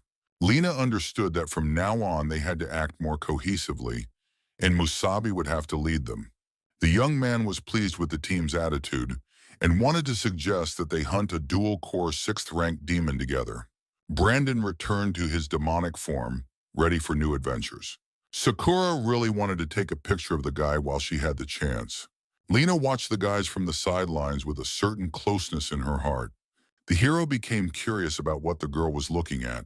Usually Musabi saw her as straightforward, but today she had been silent all day. The young man assumed that her sad mood was due to their friend. The girl didn't know for sure, but seeing a human warrior with demonic abilities was difficult for her, and she felt a little strange. If such a thing had happened in their time, she didn't think people would have accepted it, and if the hero had the same power, Lena didn't know what would happen to humans and demons in the end, becoming completely confused. Musabi asked Lena not to worry, because he also did not accept the demonic power inside his body. The guy hated her intensely and rejected her, but that's how warriors appeared, people who shaved off that power. By crossing humanity with demon cores, and now, if they did not become closer to this power, they would hardly be able to defeat a more powerful demon. Or rather, it seemed to the guy that demons were no longer their only enemies. The girl understood that besides them, there was a new six and a new king, and she admitted that these heroes were much stronger than their predecessors. Although the king was only there for a moment, this man was frightening with his incredible power. With a powerful energy that no one else could possess, it was then that she got tired of enduring, and Lena was ready to fight to the death. She was very scared. The young man gently patted her head, calling her a real idiot. The hero did not understand what they had to fear, because now he was next to her. The girl could burst into tears at any moment from such words, wanting to confess to him. Suddenly, the guys called the young man, asking the hero to go to the city to replenish their supplies. The young man suggested going with them to hunt a dual-core demon, as he was sure that with her, they would quickly catch demons with double cores. After all, she was a legendary warrior. The girl was very embarrassed to hear such words after so long. They set off for the hot desert, where it was already quite late. The demon fed on a small piece of flesh. Lena noticed low-ranking demons everywhere. They had ended up in a place that Musabi had found, and it looked like a large demon lair. One of the demons experienced pure lightning. The creatures could only sense the attacking enemy after the attack. The hero had been looking for a large nest since sunset, hoping to encounter a dual-core demon, asking the monsters to guide him there. The monsters couldn't believe they had encountered a human with the breath of a demon. Suddenly, another human appeared behind the demons. He smashed the lower creatures against each other. The young man was happy to sneak up unexpectedly and kill the monsters. Sakura noticed how well Brandon was doing. The hero also saw progress, especially considering his current strength. He would not even feel enemies below the 4th rank. Musabi felt the aura emanating from the depths of this lair, where they might find the crystal of unity. Rosa could also fight like that and wanted to help, but the young man refused, even though he knew she had a demonic form. But it wasn't the right time. Constant fighting was very exhausting and draining, and she and Sakura would not be able to fight until they merged with the Unity Crystal. Brandon needed a lot of strength at that moment, and they had to be in top form for this process, so they couldn't take any risks. The hero asked Lena to look after both of them, and she agreed. The demons continued to attack the group. His comrade wanted to try to handle it on his own. The demons couldn't stop, wanting to deal with the human as quickly as possible. The young man moved with incredible speed, closing in on the creatures. He was able to destroy all the nearby demons. The monsters did not understand where the demon or the man in the demon's body came from. Brandon continued to fight against the annoying creatures trying to harm his allies. Sakura was curious to ask the hero if she would be the same when she took on her demonic form. Musabi had no idea what the result would be, but Brandon's demonization made him more aggressive and ruthless. It was very interesting to see what the result would be for the rest of the team. The guy was mercilessly destroying all the monsters in the area, whereas before he had been incredibly weak. With a yellow core that stood out for its defense, he could only watch from the sidelines during the wave of lower demons. They simply ran away from that fiery demon, and the captain defended them. Now everything was completely different. He had power, so Brandon wanted the demons to fear him. The guys noticed how their breathing is reaching its limits. The hero was not surprised because they were in the lair of demons. There were more and more creatures attacking Musabi's team.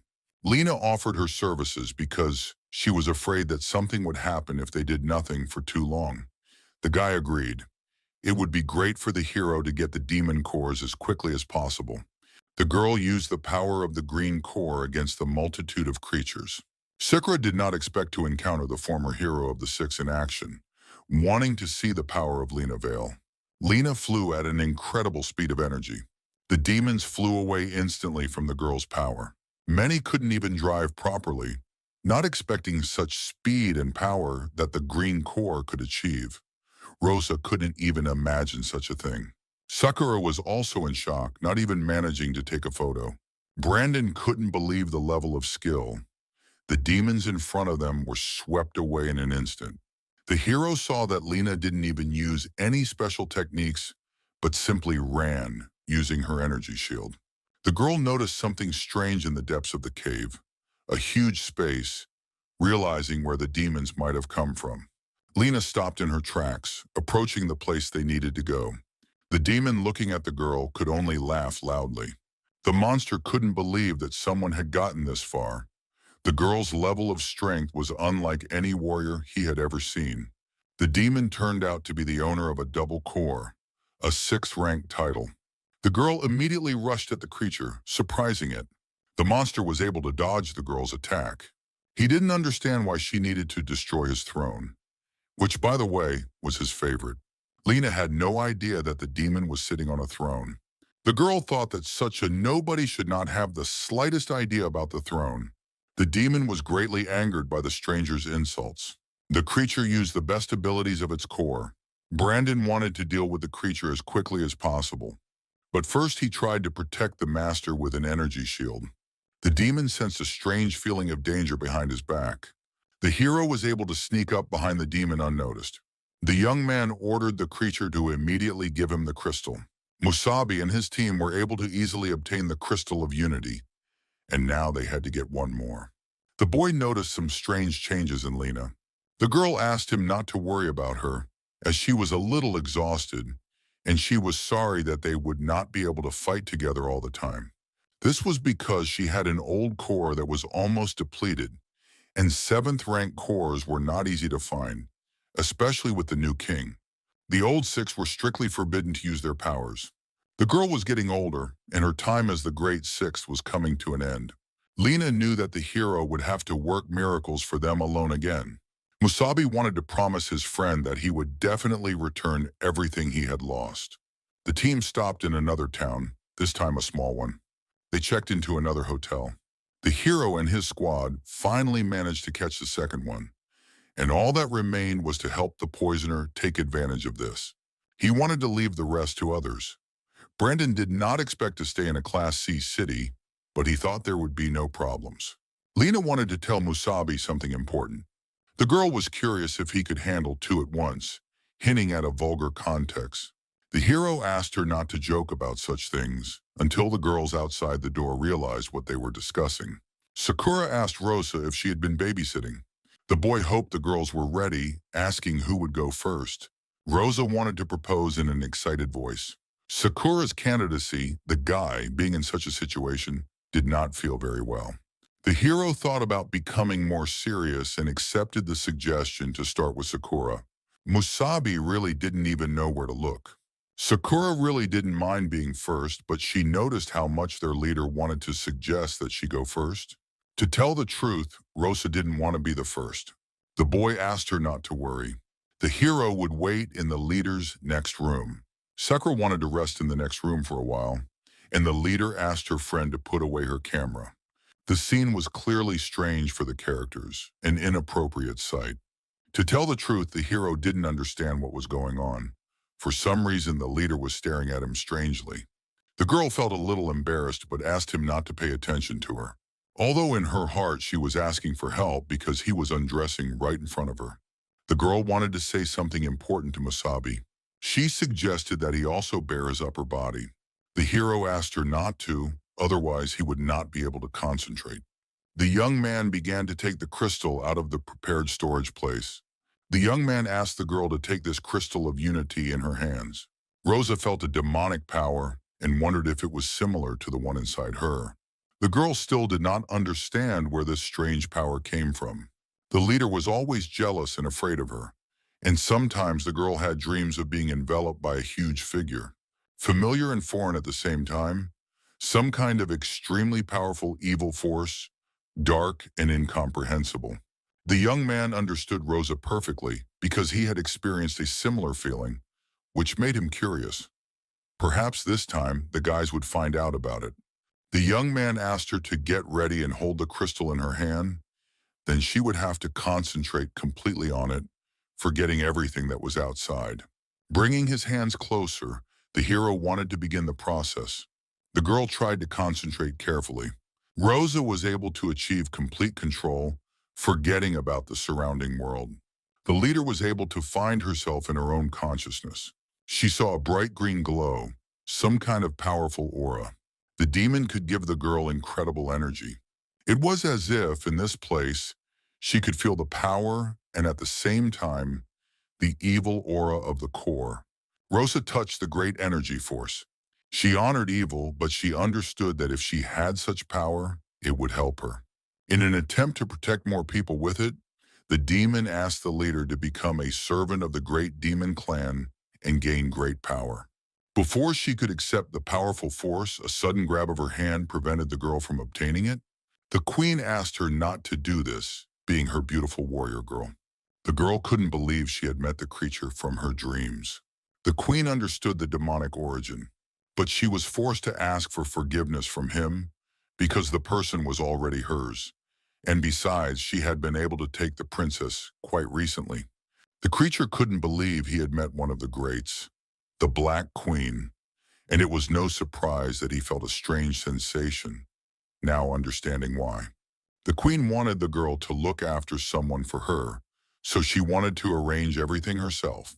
The demon asked her not to hurt the girl. Rosa couldn't believe she had finally met the Black Queen, who was her original demon form. The leader was able to see even a sevenfold demon, not realizing how powerful the monster was. The queen was able to meet the princess for the first time, and she missed her lips very much. Radha couldn't believe he was really meeting her, experiencing a headache.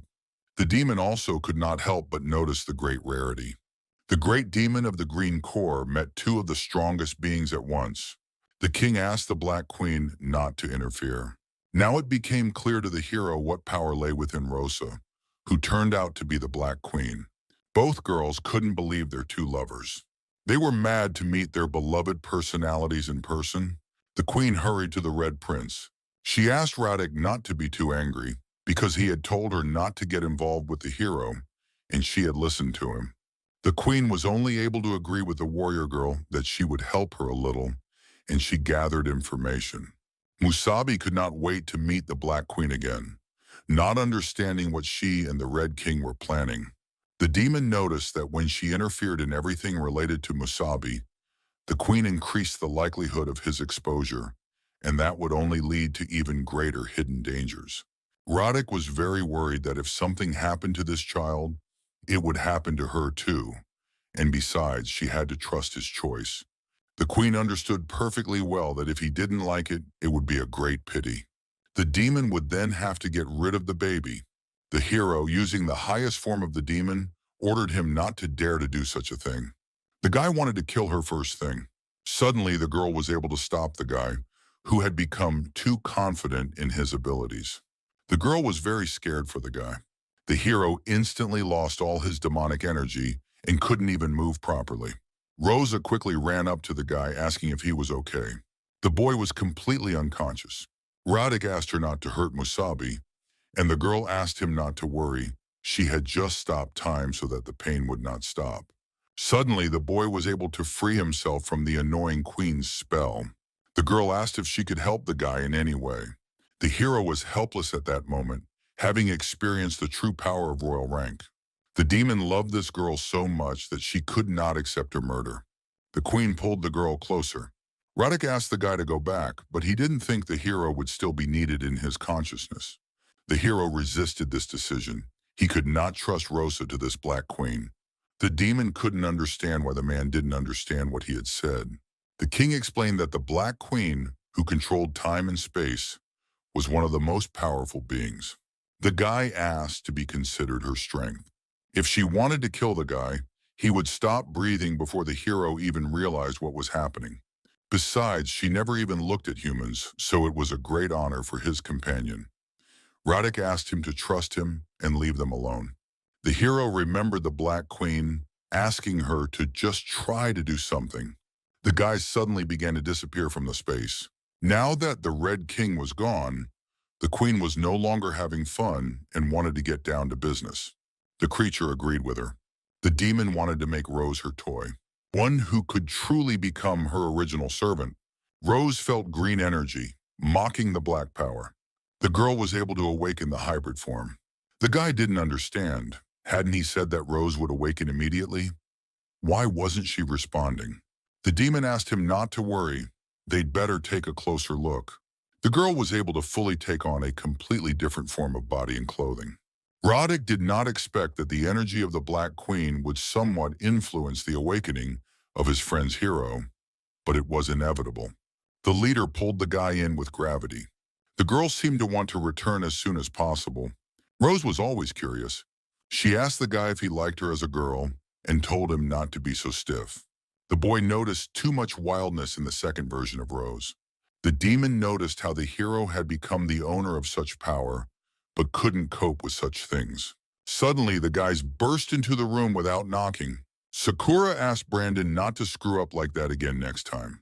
The girl and the hero noticed a very strange scene. The guys couldn't understand what the leader was doing with the guy. The girl asked not to blame her, as this had happened because of demonization.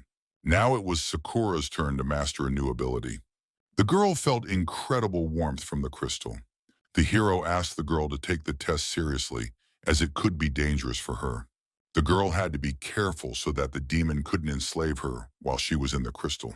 The boy asked Sakura to remember that in order to feel the crystal of unity, she had to calm down, and when she entered the core space, she would come into contact with the source of demonic power. This was a huge physical and mental strain, but he asked her not to worry because he would be there to help her. The hero pointed out that during the whole process, she had to stay focused and not let the demon take control of her body.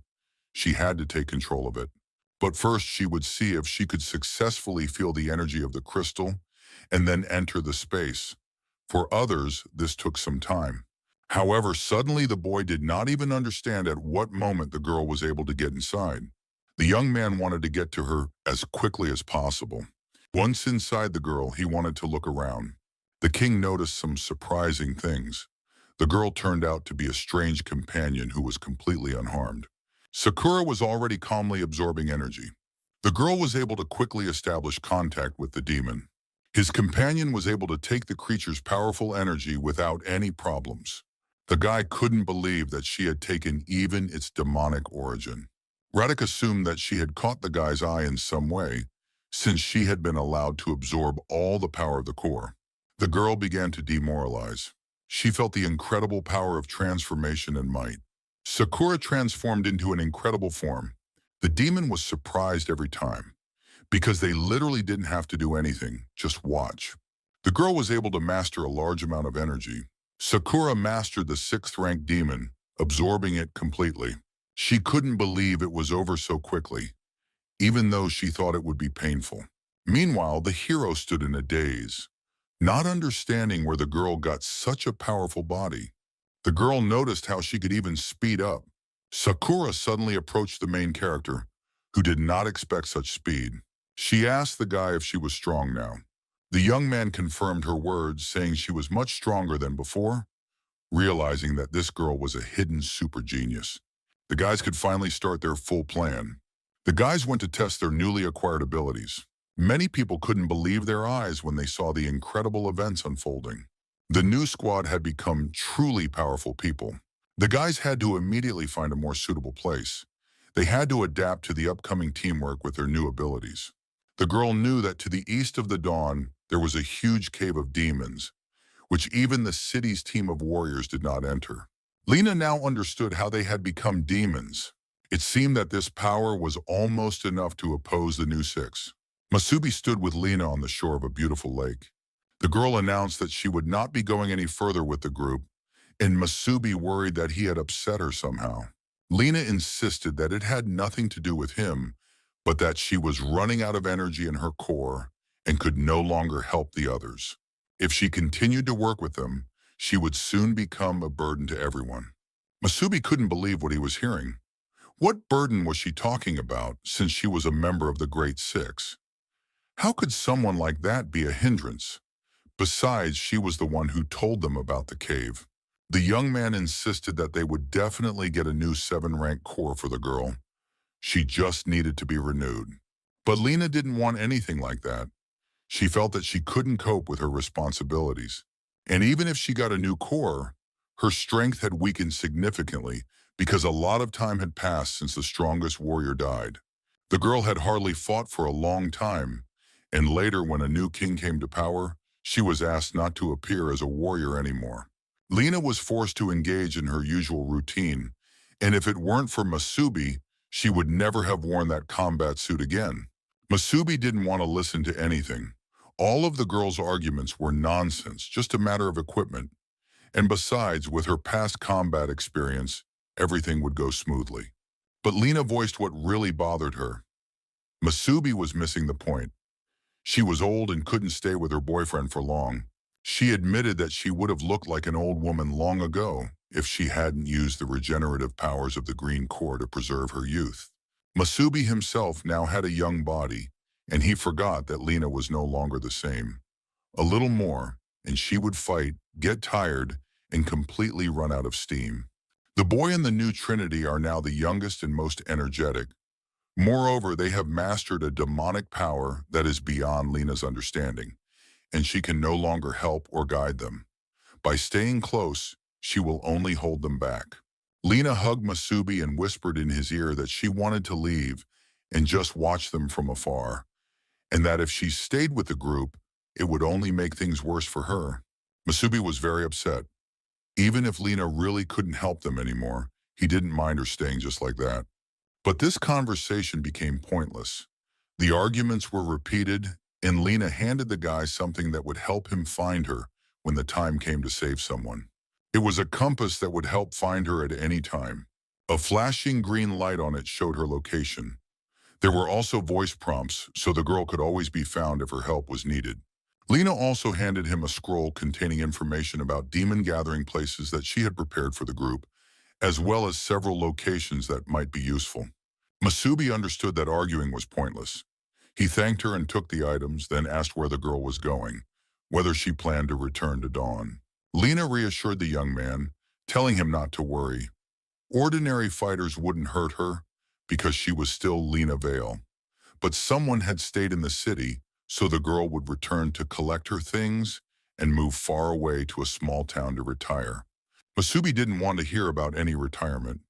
He asked if Lena was going to say goodbye to the guys. She decided to leave quietly. Lena had lived alone for many years, and now she had grown accustomed to the guys over the last few days. Besides, she had noticed Rosa. Rosa was watching Masubi and Lena's conversation. Lena, in a purely feminine way, noticed that Rosa cherished the young man very much. So she asked him not to ignore her feelings, because after all, he was a fool in this area. Without giving the young man a chance to respond, Lena turned away, saying that there was a small town nearby. She would go there and come to the city by public transport. Lena walked away into the sunset, and Masubi shouted that as soon as he got a new 7th level green core, the girl wouldn't be able to refuse him. Lena walked and thought what a fool he was, because no woman wants to look awkward in front of someone she likes, especially when the guy has a better, prettier, and younger girlfriend. Meanwhile, the rest of the group ran up to Masubi. They wanted to know what was going on and where Lena had gone, because they hadn't even had time to say goodbye to her. Masubi said that she needed to go back and take care of her business. Rosa watched her leave, saddened that she didn't have a chance to thank her, because Lena had helped them all so much during that time. And so they had to go straight to the demon cave, because according to Lena's stories, this cave was the best option for Parabola to test the group's new combat power. But more importantly, Masubi was going to find a new green core and give it to Lena the next time they met her. The whole team agreed with this plan, and the excited guys set off for the cave. The streets of Dawn at night were filled with local thugs hiding in corners, hoping to rob someone. Lena, with a cloak thrown over her head, made her way through the streets to her home, trying to remain unnoticed. Fortunately, the window of her apartment was open. The girl jumped through the open window into the apartment in one leap. She had to act as quickly as possible. Just grab her things and leave immediately. Lena searched hard for one important thing, but suddenly her search was interrupted by a voice that said it didn't think she would come back.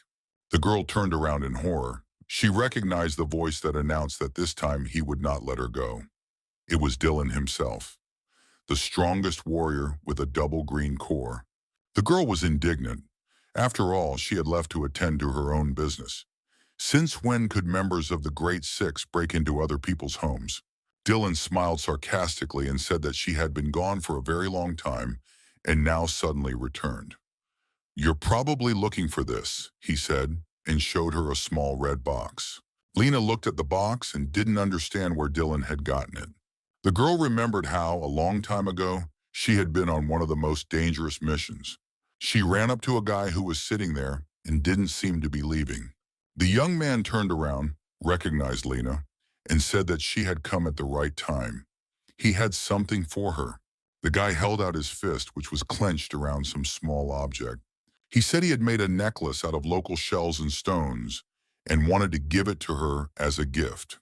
She really liked the necklace and said it was beautiful. Dylan noted that Lena's apartment was very modest and simple, and only one thing was kept in a separate box and carefully wrapped. He thought it was something valuable, but it turned out to be some kind of homemade trinket. Lena listened and boiled with anger and hatred. He didn't want to hear the story of how some stinking runt from the past had given her these shells. Lena couldn't control herself and rushed towards Dylan, intending to take the necklace from him. The girl managed to grab the necklace from the man's hands and clutched it tightly in her hand. Dylan kicked her in the stomach with all his might. She flew up to the ceiling and broke through the roof of the building with her back.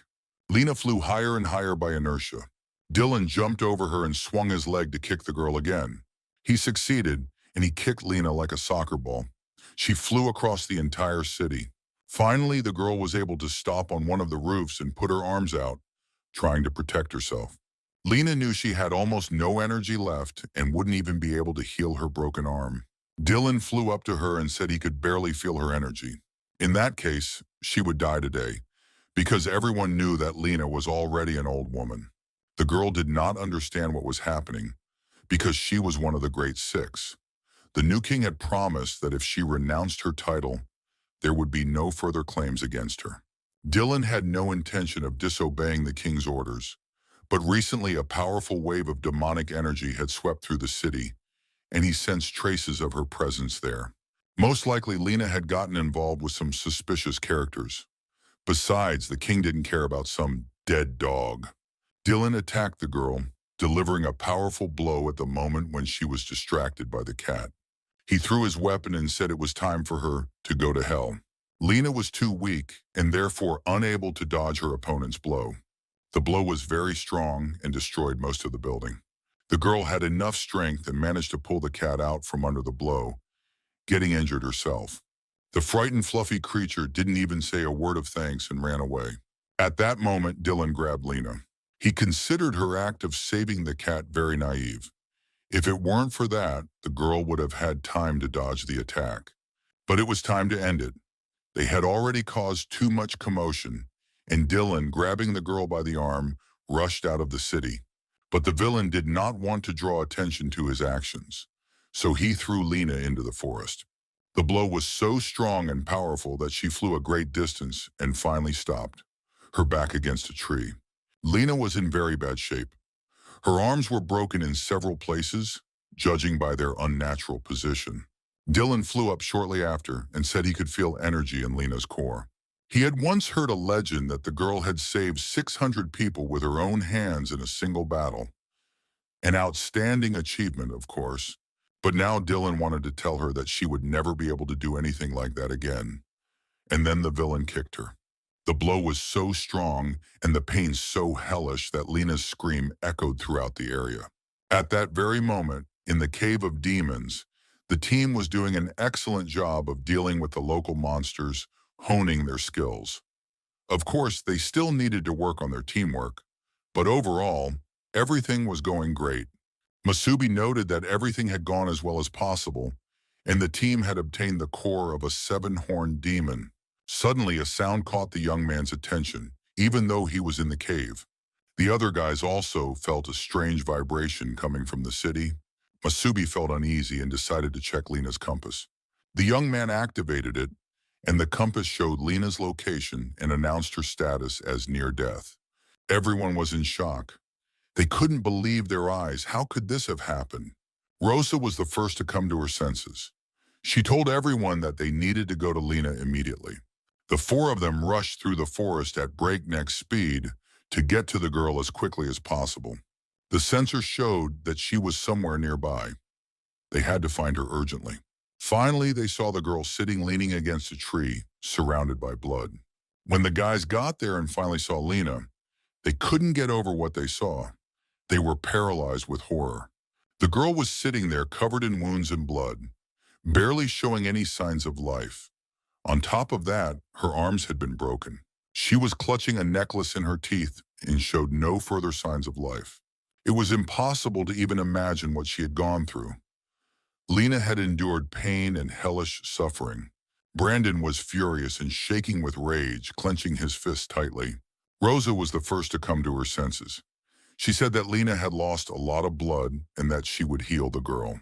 Rosa rose and activated her internal functions.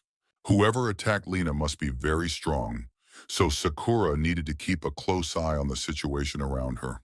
Sakura and Brand controlled the situation and carefully monitored the area. Rose, using all her abilities and inner strength, tried her best to heal Lena's wounds. Masubi noticed the necklace and remembered how he had once given it to his girlfriend. Lena said that she really liked this gift and would keep it forever. Masubi guessed that Lena had returned to the city to retrieve the necklace, even though it was just an old trinket he had once made for her. Rosa reported that the situation was dire, and the problem was not just Lena's broken arms. The girl had extensive internal organ damage, and her core was almost empty, so she couldn't heal herself. Rosa said that the youth sustained in her body by the core's energy was beginning to leave her body.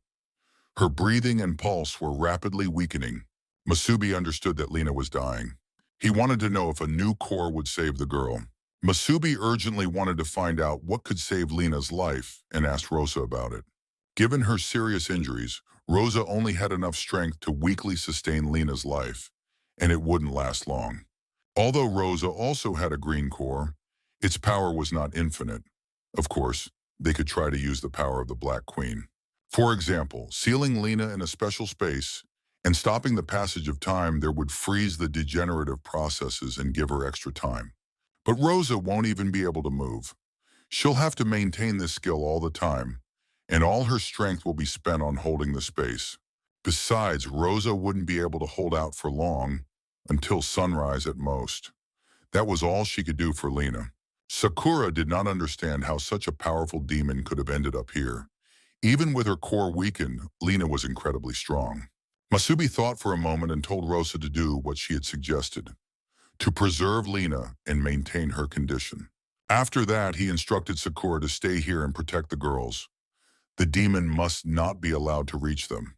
Brandon was to go with Masubi. They would find and punish the villain. Masubi was sure that this was Dylan's doing. The group members were stunned. Could it really be Dylan from the new top 6?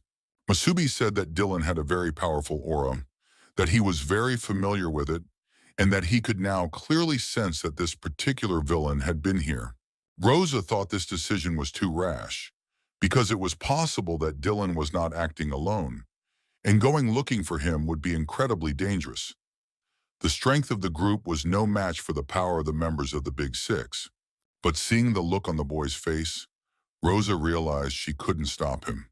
Rosa wanted to know what the boys were going to do with this villain. Masubi replied that he would kill the scoundrel, take his life, and rip out his balls. After that, the boys rushed to the City of Dawn. Brandon thought they were taking too much of a risk by simply storming the city. Besides, it would be difficult to find Dylan, and fighting inside the city could harm civilians. Masubi knew that it was very difficult to get into this city.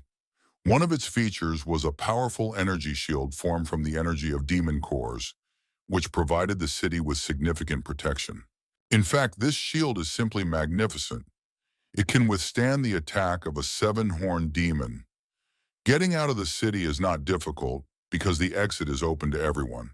Brandon wondered how his friend knew so much about the city's defenses. Masubi continued to argue that in that case, They needed to force Dylan to leave the city. The guys landed at high speed not far from the city walls.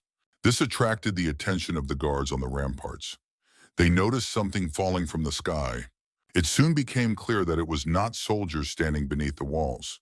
When the smoke cleared, people saw humanoid demons, very scary and aggressive. An order was given to urgently activate the ray defense cannon. However, it was better not to deal with humanoid demons because the automatic guidance system was not capable of accurately capturing such targets. Masubi watched what was happening and thought about how the cannons of the city he had once founded and built were now aimed at him. What irony of fate. In the eyes of the other people, the young man now looked like a real demon. He addressed the city guards, saying that they had not come to capture anyone and did not intend to kill anyone, but simply asked Dylan to come out to them. The guard was outraged. How dare this vile demon utter the name of Lord Dylan? Masubi waited patiently, slowly bending his fingers, knowing that anyone who stood in his way today would die. The city guards activated their cannons and opened fire. In response, Masubi held out his bare hands and blocked the cannon fire with a single movement. The townspeople understood that the demon was terrifyingly powerful and that they needed to urgently raise the alarm and request support. Brandon felt that his comrade was literally enraged and ready to cut down and kill all the inhabitants in a row. At that moment, his inner demon activated, calling all the residents a bunch of insignificant ants and sarcastically suggesting that they all be eliminated today. Masubi did not fall for the provocation because they were ordinary guards and he did not want to kill innocent people. Alarms sounded in the city, and the defenders rushed to their posts because the city was under attack by demons. Suddenly, a flying creature appeared in the sky above the city, and soon against the backdrop of the moon, the silhouette of this person could be seen. Without wasting any time on conversation, he attacked the uninvited guests who were at the city walls. Brandon immediately began to pump power into his protective dome. The enemy descended upon the young man, but Brandon's dome withstood the blow. Brandon exerted a tremendous amount of effort to maintain his dome and felt his strength rapidly diminishing. But then Masubi began to support him from behind, and together they were able to withstand this powerful blow. Masubi instantly recognized the villain who had attacked them. It was none other than Dylan, standing with his leg raised after the blow. The villain sensed that his opponent had blocked the attack. He thought it was surprisingly cool. The guards on the city walls recognized the great hero of six and relaxed a little. After all, with him, the city was safe. But just in case, all the ray guns were activated, ready to support Master Dylan with fire. Dylan, looking at the demons, said he was surprised by their appearance and suggested that the old woman might indeed be connected to the enemies of mankind.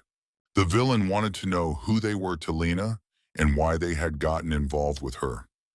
He confidently stated that the girl had deliberately maintained her youth in order to serve the demons faithfully. Dylan also argued that he had done the right thing by getting rid of her, because her existence was a disgrace to all the warriors of humanity. After these words, Masubi could not hold back and revealed his energy. Dylan immediately felt the young man's power, as well as a familiar feeling that he couldn't shake. Masubi asked Brandon for a favor. He asked Brandon to restrain the soldiers who had come to support their master. Masubi himself was going to deal with Dylan personally. The young man rushed into the attack at tremendous speed, determined to kill this bastard. His sword met resistance from Dylan's protective shield. The blow was so powerful that the shield shattered into pieces, and Dylan had to jump back sharply. The villain again felt that his opponent's aura seemed strangely familiar. At that moment, Masubi delivered another swift blow, but Dylan managed to activate a protective ring around himself. The ring was so powerful that all of Masubi's attacks completely missed their target. Masubi, not losing his fighting spirit, continued to attack the protective dome again and again. Finally, the guy managed to grab the protective dome and began to pull it up along with Dylan himself. Soon the defense crumbled, and Masubi kicked his opponent in the chest with all his might. The blow was so strong that Dylan felt a sharp pain, and a trickle of blood ran down his face. But while he was clearing his throat, his energy paw was launched around Masubi. In the next moment, a powerful energy fist squeezed the young man, and the villain rose into the air with his helpless opponent hanging in his hand. Dylan didn't understand what kind of strange demon he had encountered, because it fought in a completely unusual way. The villain even thought that this demon had some kind of personal grudge against him, against Dylan himself. Masubi had no intention of talking to his opponent. He immediately threw his sword at him. The sword stuck into the ground, and at that moment, Brandon did his best to distract the guards, preventing them from intervening and helping their master. The city's defenders tried to surround Brandon. They had done so several times already, but each time he broke through their encirclement. After scattering the soldiers once again, he stopped, and at that moment the guards realized that none of the men were injured. This strange demon was simply waving them away without killing them. Brandon did not want to kill people, but there were too many of them. Masubi needed to hurry. At that moment, a powerful blow struck the young man, and he fell to the ground with a cry. The blow was delivered from behind and from a distance, from the wall where someone was standing. Indeed, powerful defenders were sitting on the city wall. They were watching the battle and were the captains of the groups, but they did not notice that the stranger had withstood their attack. This was strange because demons had not dared to attack the city for a long time. Moreover, it was unclear why the city guards immediately summoned one of the Great Six. A couple of warriors decided to intervene in the battle and rushed from the city wall straight onto the battlefield. The commander of the city guard ordered the defense system to prepare to open fire. Brandon sensed that two 7th-rank warriors had joined the city's regular defenders, which was a serious challenge. But the young man knew that he had to hold out for at least a little while to buy time for Masubi, so his protective dome continued to resist. A hail of blows rained down from all sides, from cannons, from individual defenders, and from the two strongest warriors of Dawn City. Masubi lay wounded and completely immobilized after being attacked by Dylan. Dylan was a really tough opponent. His two 7th-rank cores were equivalent to two separate 7-horned demons, and the guy still didn't have enough strength. Dylan continued to attack, not allowing his opponent to recover, striking again and again. Masubi was still alive, but completely unable to resist. He only had enough strength to watch his opponent. Brandon was also under tremendous pressure, and his protective dome was soon damaged. After that, the young man suffered several injuries that could well have been fatal. In addition, dawn was approaching, and Lena was barely clinging to life after her injuries. Sakura, who was supposed to protect her friends from demons, was also exhausted. Dylan decided it was time to end it and launched a powerful attack on the demon, which, in his opinion, should have died after such a blow. The enemy was already celebrating victory. He considered the demon brave for having the courage to come to the city gates, but still called it foolish because the demon was weak. But then something caught the villain's attention. The powerful spear attack should have been enough to kill the demon, but a powerful energy broke through the smoke. Masubi asked his master to lend him strength. Now he was gradually recovering. The Scarlet King had been waiting for a long time for the young man to stop wasting time on foolish pride and finally call on him for help. Dylan understood that the demon had become several times stronger. He was healing his wounds, which meant that something unusual was happening. And indeed, the young man was literally growing stronger before his eyes. His wounds were healing, and his body was becoming stronger. Masubi had fully recovered, and now he needed to arm himself. His sword was nearby. The young man summoned it, and soon the weapon was in his hands. It had been a long time since he had encountered the crimson sword of the tide. The boy needed a few lessons in the art of wielding a blade, but the Scarlet King would take care of that next time. The city's defenders noticed that the demonic core in the demon's chest had changed, and this caused a wave of fear. One of the warriors realized that they were facing a higher demon, which was a very serious problem. The warrior shouted at the people to hurry back to the city because they would not have enough strength to hold back such a dangerous opponent. The 7th-level warrior was outraged by the desertion and warned that she would kill anyone who tried to move or head for the city gates. Brandon also noticed that Masubi's aura had changed. Now it was completely different from before and looked frighteningly strange. Masubi really did look demonic. His core glowed brightly, and a powerful energy aura swirled around his body. He was extremely serious and made a terrifying impression on people and warriors alike. Dylan wasn't scared by his appearance, but the villain realized that his opponent was hiding his power. It turned out that he was a 7-ranked demon, but in Dylan's opinion, it didn't matter. He was going to kill Masubi anyway. The villain activated his soul-devouring spikes, and long ropes studded with spikes appeared in his hands. Dylan was going to attack with them. Dylan was very confident. He had such a dangerous weapon, and he also possessed 2 7-rank cores. He thought he had absolutely nothing to fear. The man carefully folded his spikes to make them easier to throw and did not even notice his opponent approaching. Suddenly, Masubi was right in front of Dylan. The demon cut through the soul-devouring spikes with his sword, and the blow was so powerful that it reached Dylan himself. The villain did not have time to react and flew for a very long time after the blow, leaving a huge trail on the ground. The city's defenders were shocked. Not only had a hail of stones and earth fallen on them, but it also turned out that their lord Dylan had been knocked down by a demon. Masubi still felt unwell, and his body was covered in wounds that needed urgent treatment. The Scarlet King took control of the body, but it was still a weak human body. His mental power also remained at an extremely low level. There were a huge number of limitations, and in this state, the demon was very weak. Even the sight of the battlefield, where he had been successful so far, did not inspire hope. The Scarlet King could not settle properly in the young man's body.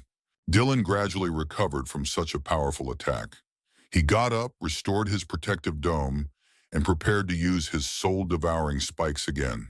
The villain was very experienced. He understood that the speed and power of his opponent's attack did not correspond to the rank of an ordinary demon.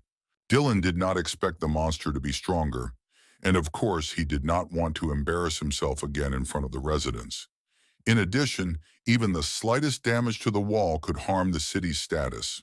Now the demons were too close to the city walls, and that was bad for everyone, but especially for Dylan himself.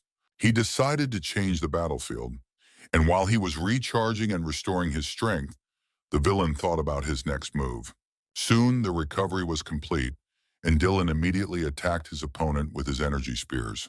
He really hoped that his opponent would fall, and even said so with each strike.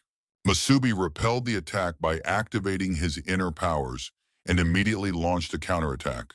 He struck his opponent again, holding his Crimson Tide sword in his hands. Dylan had a rough time, to say the least. He missed the blow again, and his whole body shook from the impact of the attack. On top of that, he was humiliated in front of the residents once again, getting beaten up by some demon. Dylan was furious at what was happening, and as soon as he recovered, he immediately rushed into the attack. His actions had virtually no effect, because the demon did not even deem it necessary to defend himself, except by activating his internal defensive energy. Masubi was very focused and tense, and it was clear that he was having to exert considerable effort. However, he was dealing with a truly formidable opponent, so it could be said that the fight was going relatively well for him. At one point, both opponents rushed at each other, and their energy attacks collided in the air, producing powerful explosions that blinded everyone nearby. Dylan was barely conscious. He didn't understand what had happened or what he had just done. His arm had been severed, and it was clear that he was in extreme pain. The Scarlet King was furious that the young man had used such a powerful attack in the direction of the city because it was extremely irresponsible. There were innocent people there. Not long ago, he had defended this very city. Masubi asked the Scarlet King to help him cut off his opponent's other arm. After all, he had done the same to Lena, so there was no reason to feel sorry for him. It's time to give him what he deserves and chop off his second arm, even though the young man's physical body may not be able to withstand such stress. After all, Dylan was now one of the strongest warriors, so it was necessary to destroy him before his body was completely ruined. The Scarlet King wanted to teach Masubi a few techniques that would help the young man in this and subsequent battles. Far beyond the horizon in the east, the sky was already beginning to lighten little by little. Dawn was approaching. A fierce battle was raging in the forest, in which Sakura did not rest for a minute and destroyed all the approaching demons. The girl was really good at fighting. She dealt with demons of different levels, knowing that everyone was counting on her. There were many monsters, and even standing on the body of a slain beast, she saw the glowing, bloodthirsty eyes of her next opponents, ready to jump out and attack at any moment. Rosa continued to maintain Lena's vegetative state, using all her energy to preserve the life force of the nearly dead girl. Rosa understood that time was running out and that it was incredibly difficult for her to maintain Lena's health. She needed to find a new seven-horned demon core urgently and as quickly as possible. At that time, the battle continued at dawn under the city walls, and the rivals periodically crossed paths, not yielding to each other in strength. Their attacks were practically non-stop. Dylan desperately wanted to destroy his opponent. This demon had truly tormented and enraged him. Too much energy had been wasted. Masubi calmly withstood these attacks, making no attempt to dodge or hide, and the spikes could not hold him back. The young man cut them down, swinging his sword without feeling any particular discomfort. Dylan continued to increase the pressure, pumping up his spikes and preparing to crush his opponent with the power of his cores. His attacks were aimed at the demon, but at some point Dylan noticed that there was no one in front of him. And indeed, at that moment, Masubi was already behind him, ready to destroy his opponent without further ado. The demon used his Crimson Tide sword and pierced the villain's body, who did not have time to activate his defense or even try to dodge the blow. Dylan understood that this blow exceeded the strength and capabilities of a seven-horned demon. The villain noticed that his opponent had used the energy of the sword to lengthen the blade and reach him from a distance. The city's warriors noticed that their lord was in a losing position. They decided that they had to help him and join the battle. Hearing this conversation, Brandon, who had been lying unconscious, came to his senses. He grabbed the warriors by their arms and legs and said he would not allow them to interfere. Brandon was defenseless, and one of the warriors simply stabbed him in the back with a spear, even though the young man continued to say that they should not interfere in the fight. But at that moment, intense pain pierced the boy's body. He managed to understand that the warrior had defeated him quickly and with almost no effort. So, the difference between his abilities and the strength of the seventh-rank warriors was enormous. But was this really the limit of Brandon's abilities? The young man remembered his mentor and thought that he had to give it his all. He had to use the power that had been left aside during his transformation. Suddenly, an enormous, incredibly powerful energy flared up so brightly that all the warriors nearby jumped back in fear. Brandon amazed those present with his willpower. It became clear that he had evolved and was now a five-horned demon. Brandon knew he had to protect what he had sworn to protect, and he planned to do so immediately. At that moment, Dylan was flying at tremendous speed after another blow with his sword, offering absolutely no resistance. Thanks to his power, he did not fall immediately, but remained on his feet and began to gradually level off. He was able to activate his protective energy barrier with sharp spikes pointing in all directions and took advantage of the deafening explosion. Dylan directed this explosion at his opponent in the hope that it would at least cause him some harm. Indeed, Masubi was damaged by this attack. The young man did not have time to create a protective barrier or cover himself with his sword, but he withstood the blow and immediately counterattacked. This time, Dylan was thrown very far beyond the city limits and landed in the forest after another attack. The blow was so powerful that when the villain fell to the ground, he caused local fissures in the soil and cracks spread in all directions. Both of the enemy's arms were severed. Of course, it looked like obvious revenge for similar actions that Dylan had committed against Lena. Dylan continued to ponder, trying to guess why this demon was so angry with him because of that old woman. Perhaps there was some kind of relationship between them. At that moment, the Scarlet King spoke in the boy's head, saying that there was no time left. He had to kill the enemy and take the core immediately. Masubi raised the Crimson Tide sword and prepared to attack, because he understood that the Scarlet King was right. Dawn would soon break, and Lena could die. Seeing that his enemy was preparing to attack, Dylan said that the insolent man was greatly underestimating his abilities and began to urgently restore his health and heal himself. The wounds on his body began to heal before our eyes, but that was not enough. The villain's arms soon grew back. It seemed as if they had always been there and had never disappeared. Dylan, of course, promised the king of the city that he would not show his true form to everyone. But now he believed that the time had come when there was no way around it, and soon Dylan's health as well as his strength and power were fully restored. Masubi realized that he was facing a demon, and now the young man agreed that it was necessary to destroy it and take the cores as quickly as possible. However, this would most likely be more difficult because the enemy was stronger than ever before. He too had turned into a demon. Masubi watched the transformation closely and guessed that it was a process of demonization. Besides, he was clearly no fool. During the battle, the opponents gradually moved away from the city, and now no one would notice that the great hero Dylan had turned into a demon. Dylan said he couldn't remember the last time he had used this form, but now his opponent had forced him to resort to it, although it was always nice to have a backup option. In addition, Dylan claimed that he disliked his own appearance, but it gave him certain bonuses. And in the next moment, the villain flew into the air at tremendous speed to get closer to his opponent. In this form, Dylan was practically invulnerable. He knew it and was about to destroy Masubi. Dylan created a pillar of the abyss that devoured souls. These were no longer spikes, but a huge and powerful force capable of engulfing his opponent. This pillar struck the ground with such force that several meters of soil and rocks flew up and scattered, creating a huge crater. Saying that he was not finished yet, Dylan continued to spin his spiked rope, planning to lasso his opponent. Soon, Dylan's demonic image was completely ready. He spread his powers throughout the area and now watched the result closely, looking down. Nothing was happening, so the villain had to look closely. Any opponent should have already been destroyed because it was impossible to withstand such a blow. Soon the dust, smoke, and stones settled, and finally something became visible. Masubi's energy silhouette began to appear on the ground. Holding his crimson tide sword in his hands, he was alive, but it was clear that he had exerted a lot of strength to withstand such a blow. Dylan's demonic power surprised the young man.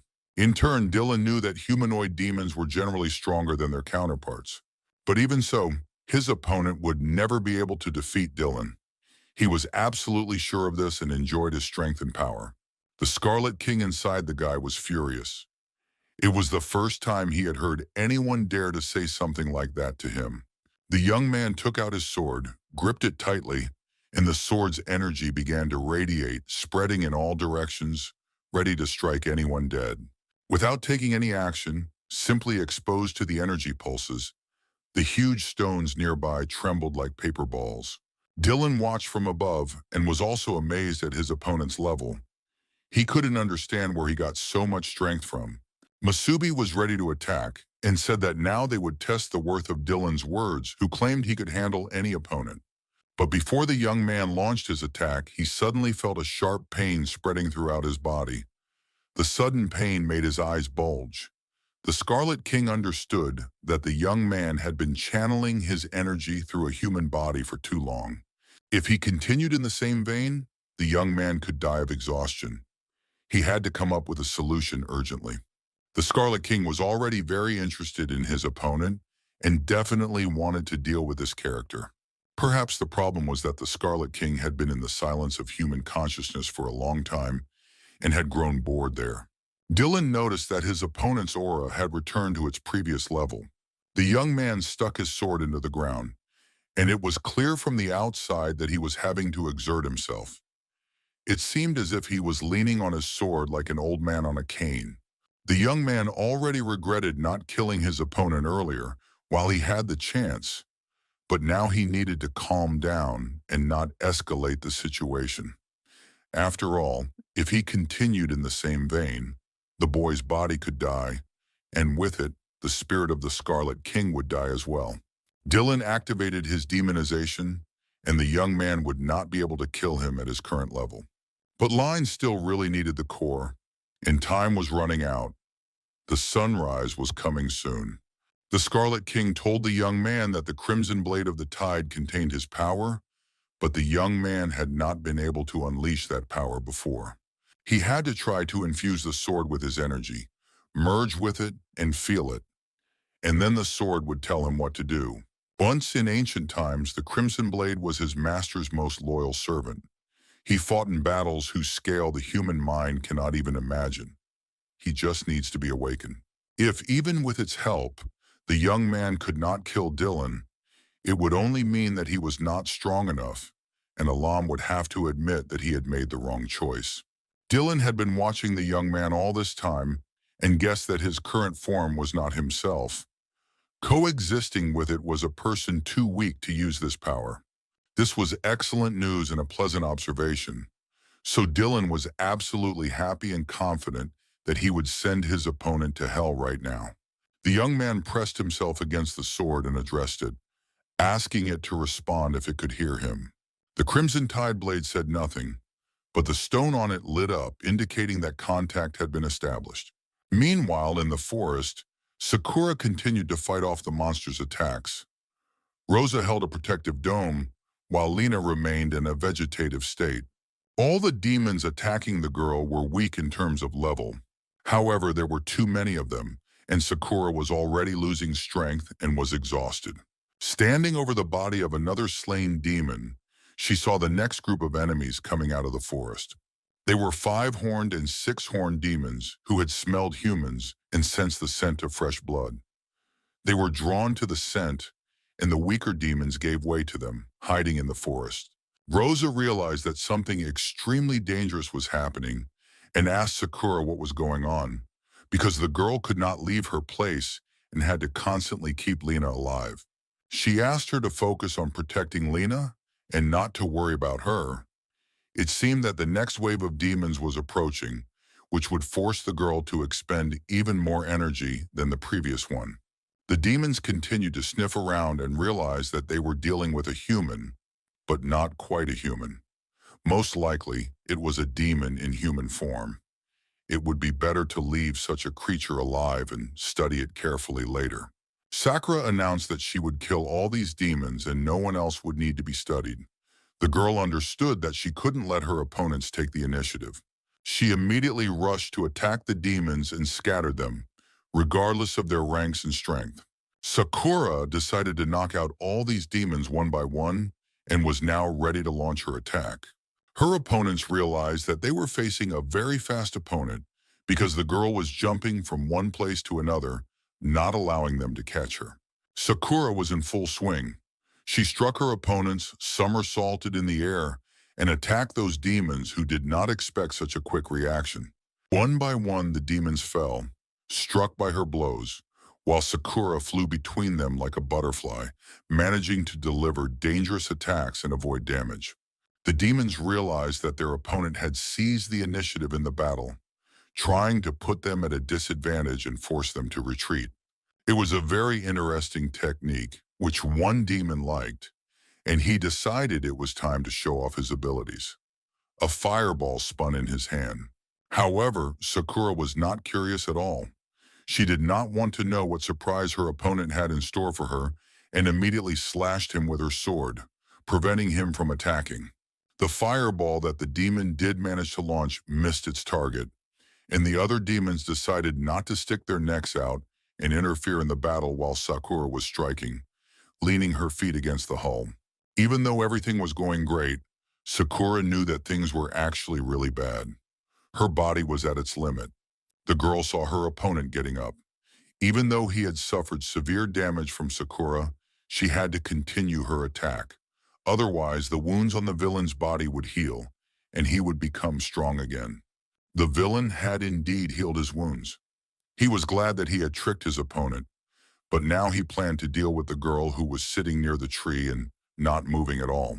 The demon jumped up sharply and rushed towards Rosa, intending to attack her. Rosa couldn't do anything at all. All her strength was spent on keeping Lena alive. She couldn't even cover herself with her hands and was forced to close her eyes before the blow. But Sakura saw everything that was happening. She managed to catch up with the demon and inflict such damage on him that a huge dent remained in the ground, and his blood spattered in all directions. Rose, shocked by what was happening so close to her, continued to protect Lena. Only her flowing hair showed that something was happening. Suddenly, Rosa saw that her friend was in grave danger and managed to shout to Sakura to be careful. But Sakura did not have time to do anything and avoid the attack.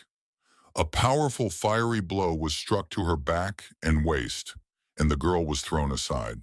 Seeing all this, Rosa screamed so loudly and desperately that the trees shook and ripples ran across the ground. Sakura was beside herself with rage. Although her body could no longer sustain the previous intensity of her attacks, she had no intention of sparing the demons and struck her opponent again. The girl was in a serious rage, and those demons who had not yet been injured were caught in a storm of blades, and the surrounding area was flooded with demonic blood. After this attack, not a single demon remained alive. Sakura turned to the creatures in the forest and told them not to be shy and to come out and fight right now. Such a terrifyingly aggressive attack, wild screams, and instantly killed demons made an indelible impression on their comrades, who discussed it among themselves and came to certain conclusions. The demons decided to retreat and left the clearing completely. Now they knew what a woman looked like when she was angry, and as their mother had once told them, it was better to avoid such women. Rosa was happy. She saw that the demons were leaving, and she really had a chance to hold out until the boys returned. But Sakura did not answer her friend because her body began to disappear into space. It seemed as if the girl was dissolving. In a warlike pose, completely disconnected, she did not react to anything. Most likely, her body was trying to conserve energy after destroying too many demons of various ranks. The Crimson Tide Sword was indignant, saying that the boy was not the Scarlet King, and what right did he have to awaken the sword? The young man was stunned to hear that the Crimson Tide blade could talk, which meant that it was indeed a living being. Dylan was at a distance. He was still afraid to approach the enemy and could not understand what the guy with the sword was doing there. Dylan was sure that his enemy could not defeat him because he did not feel much power coming from his opponent at that moment. The young man continued his conversation with the blade and asked the Crimson Tide Sword to help him kill the bastard standing opposite him. But the sword categorically and firmly stated that it would not do so. By this point, Dylan was ready to attack and aimed his spears at the young man. Thick ropes with spikes began to bind the boy's body, causing pain and preventing him from responding to the attack. Masubi felt that these vines were sucking the energy out of him, and he needed to get rid of them urgently, but he didn't have enough strength yet. Dylan knew that once caught in his poisonous ivy, any opponent would quickly turn into a pool of blood on the ground. The thorny vines continued to twist around the boy's body, and he felt them sucking out his core, losing energy at a very rapid pace. The boy was almost invisible under the vines, but he asked Crimson Blade why he refused to fight alongside him. Blade was very proud and knew his worth. He said that only the Scarlet King had the right to use his services, and the young man was nobody. The situation continued to worsen. The core on the young man's chest was almost empty, and the number of vines released by Dylan turned him into a ball of knitting thread. But suddenly something happened. As they say, they weren't expecting it, and then it happened. There was a powerful explosion, and the vines flew in different directions, as if bitten through by macaroni. Masubi stood at full height, completely free of the poisonous ivy, and in his hands was the huge crimson sword of the tide. The young man knew that he would most likely lose, but he decided to act with dignity and not let his opponent crush him. Dylan didn't like this at all. Remembering that his opponent had already used a similar lightning bolt at the beginning of the fight, it was unclear where he got such a rare and dangerous element from. Dylan decided that he needed to end the fight as quickly as possible before any more trouble happened. The young man prepared to attack, but then the sword in his hand, as if clearing its throat, spoke. It was struck by the force with which the young man had repelled the poison ivy, and now saw that he was worthy of fighting with such a sword. This was wonderful news, and so he needed to finish off his opponent as quickly as possible. Together with the crimson blade of the tide, the young man let out a victorious cry. Then something strange happened. His hand began to grow protective plates, giving the impression that he had put on a glove. All this was thought out by the Crimson Tide, who wanted to show the young man his true strength, for which he needed to strengthen his hand. And now this wonderful tandem was ready to fight Gillen. The sword treated the young man with respect, considering him worthy, and now they were truly strong. Dylan realized that the further he went, the more he disliked this situation. He couldn't figure out what his opponent was all about. One thing was clear. He had to end this fight as quickly as possible, and the villain directed all his demonic power at the young man. The most powerful and effective skills were used, and huge mouths descended from the sky. No longer plants, but huge snakes. It was the most terrifying demonic formation of a poisonous python, and several snakes attacked their opponent with their huge mouths. Masubi stood completely calm, not moving or showing fear until the last moment, and then suddenly lunged upward toward the huge python. The young man, spurring himself on with a shout and activating the Crimson Tide sword, attacked. Soon the two opponents met, and it was a truly terrifying sight. Dylan felt disgusting. The thought occurred to him that the enemy had managed to break through the formation, although this was absolutely impossible. Then there was an explosion that lit up the entire area and illuminated the forest as if it were daytime. Continuing the battle, Dylan kept shouting that he was unbeatable and that his opponent could do nothing against him. Masubi did not consider the villain a serious obstacle. He was a pathetic parody of a member of the real Great Six, of which he himself had once been king. The words about the king amused Dylan, who considered it absolute nonsense because the king was dead.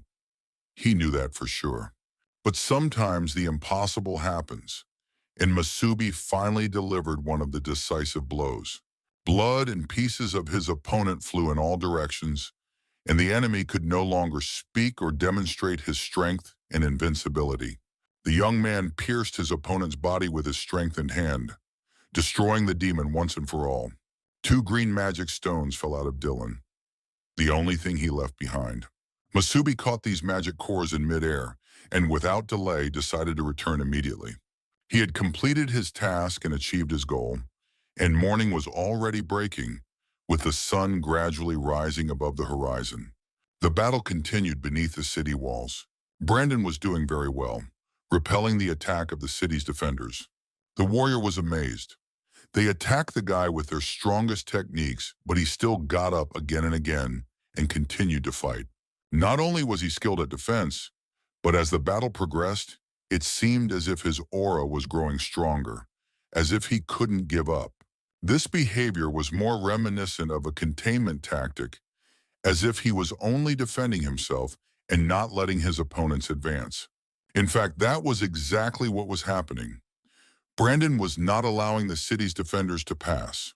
His opponents had to kill him because he had dragged them into a very long battle, and the ordinary soldiers were already beginning to lose confidence in their commanders. It was decided to launch a combined attack. The city's defenders agreed to deliver a final powerful blow to finish off the enemy. Activating their abilities, they simultaneously leaped high into the air. Then, combining their forces, they directed their attack at the demon. Brandon anxiously awaited the approaching blow, realizing that his energy might not be enough.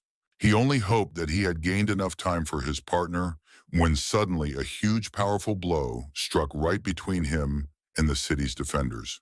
Masubi suddenly found himself at the very epicenter of the fight. He decided to use a double lightning strike.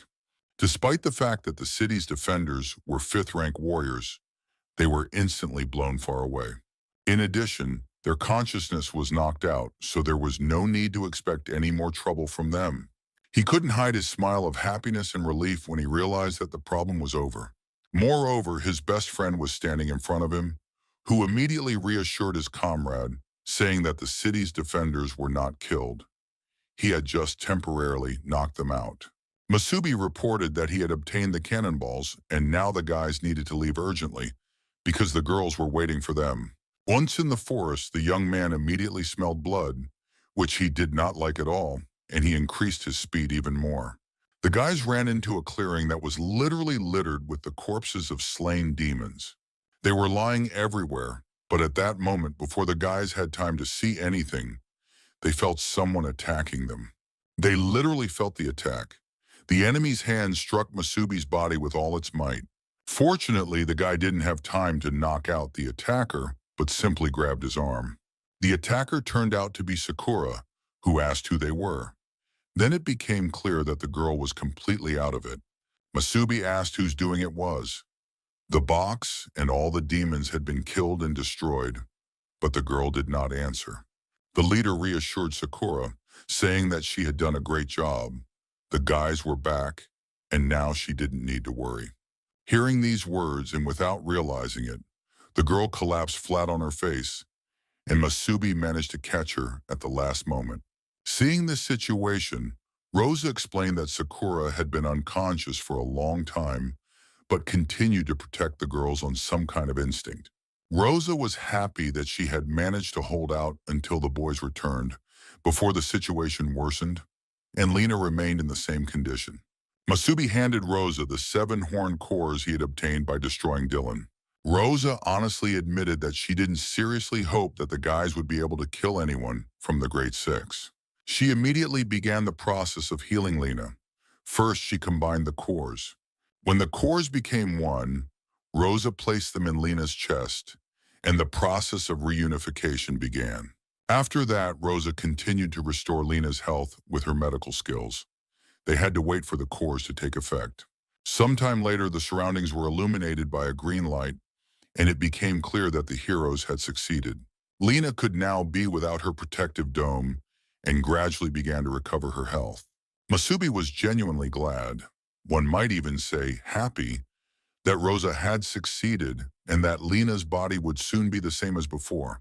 But instead of rejoicing with the boys, Rosa, exhausted after a night of treatment, fell down breathless. Now both girls lay exhausted. They had expended too much energy and passed out.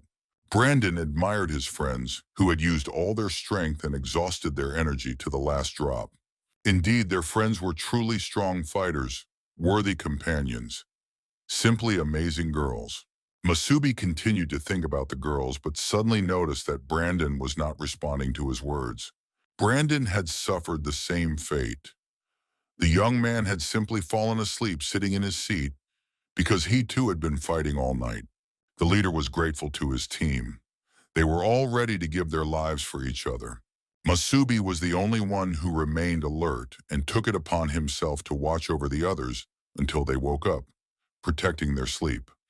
After all, they needed to recover. Lena woke up in the middle of a beautiful green meadow.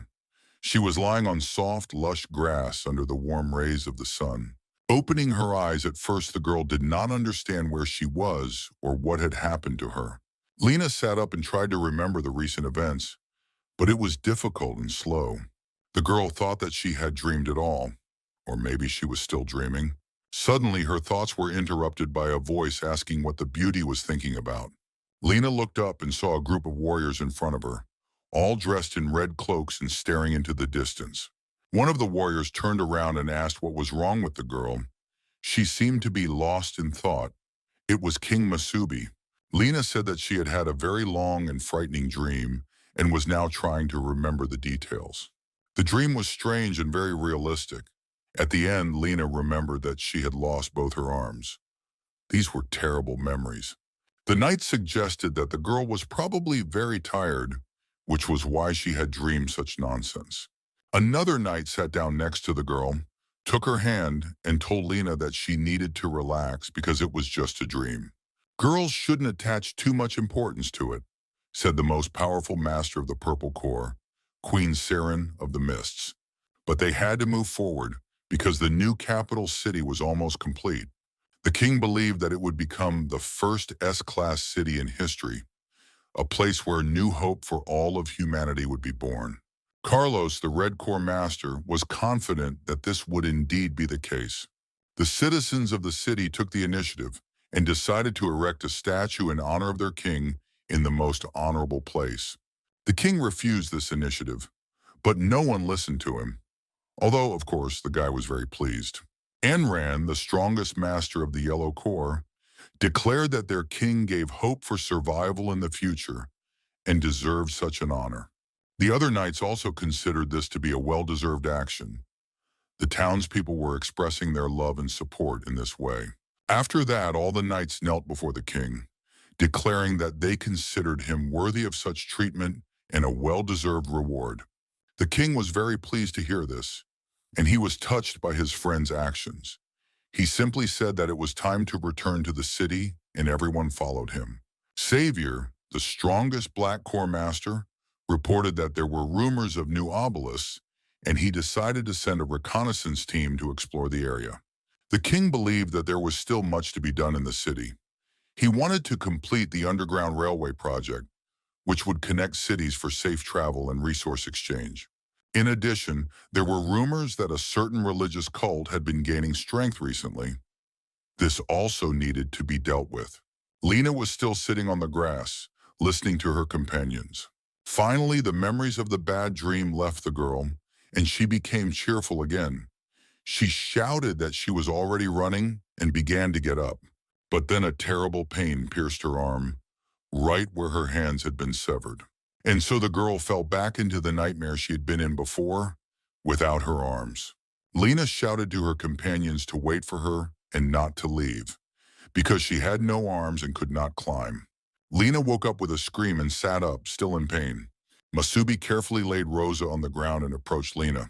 Lena woke up from her nightmare and now looked at her hands. She had been living without them for some time now. Powerful energy filled her body, and the beauty felt completely young and healthy.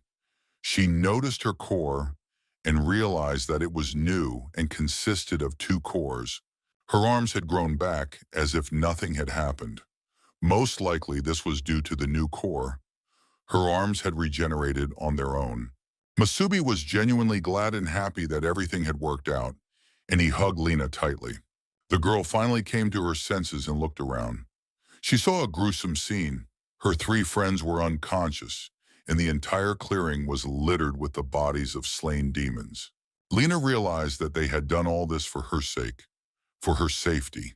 She began to apologize for putting them in danger because they could have died. The young man asked her not to apologize. They had done what they thought was necessary. After all, everyone wanted to help her. Her friends didn't care about the consequences because she had become a true comrade in arms to them. This meant one thing: anyone on the team was willing to sacrifice themselves for her. Masubi briefly recounted the latest events, and the news of Dylan's death greatly upset Lena. It could create a huge problem. As soon as the new king and the other members of the Six learned of their comrade's death, they would turn everything upside down to find those responsible. They had to leave immediately. Everyone needed to recover, but the guys were exhausted and there was no time to waste. Lena knew that 3 of the old 6 had died. Desha had been thrown into prison, but Anran was still there. After his injury, he renounced his title and went to a closed city. He could be found there, and it should be safe near him. Indeed, Anran had been a good friend of the king in his past life, so once the plan was agreed upon, it was time to move forward. Lena undertook to heal all the boys and activated her magical abilities. Fortunately, she now had enough strength. Dylan's cores were simply amazing. They were very powerful. Their power was enough to completely restore the hands, and the treatment that Lena performed took almost no energy from her. It reminded her of the situation with Rosa, when a very strong green core was needed. Now, thanks to what Masubi and the whole team had done, they had a new member. The young man asked how long it would take to get to Anran, but it was unclear how their relationship would develop. It was not a matter of distance. It was unclear whether he would accept the group after the king's death. Anran had fallen into despair and even hated the king. He hated him for leaving them at such an inopportune moment and for everything that had gone wrong since then. Masubi believed that it was still worth meeting him in person and explaining everything. At that time, in one of the uninhabited areas of the earth, mountains covered the entire surface. Huge, deep caves were located here, and most likely there were many demons in them. The warrior stood in the center of the cave, and hungry eyes of the local inhabitants, demons, stared at him from all sides. The young man had come here to train. He looked around calmly and confidently, believing that he was surrounded by a bunch of weaklings. The man was moving deeper into the cave when an emergency call rang. This was very surprising, as he had not received such signals for a long time. The warrior answered the call, saying that he was surprised and did not understand why this emergency communication was being used. The guy had been in this cave many times before, so there was no need to worry about him, let alone call him here. But he was told the terrible news. Dylan was dead. The guy couldn't find the words to express his emotions. It was known that Dylan had been fighting a demon-like creature. There were two of them. One was holding back the support squad, and the other, far from the city, was fighting Dylan.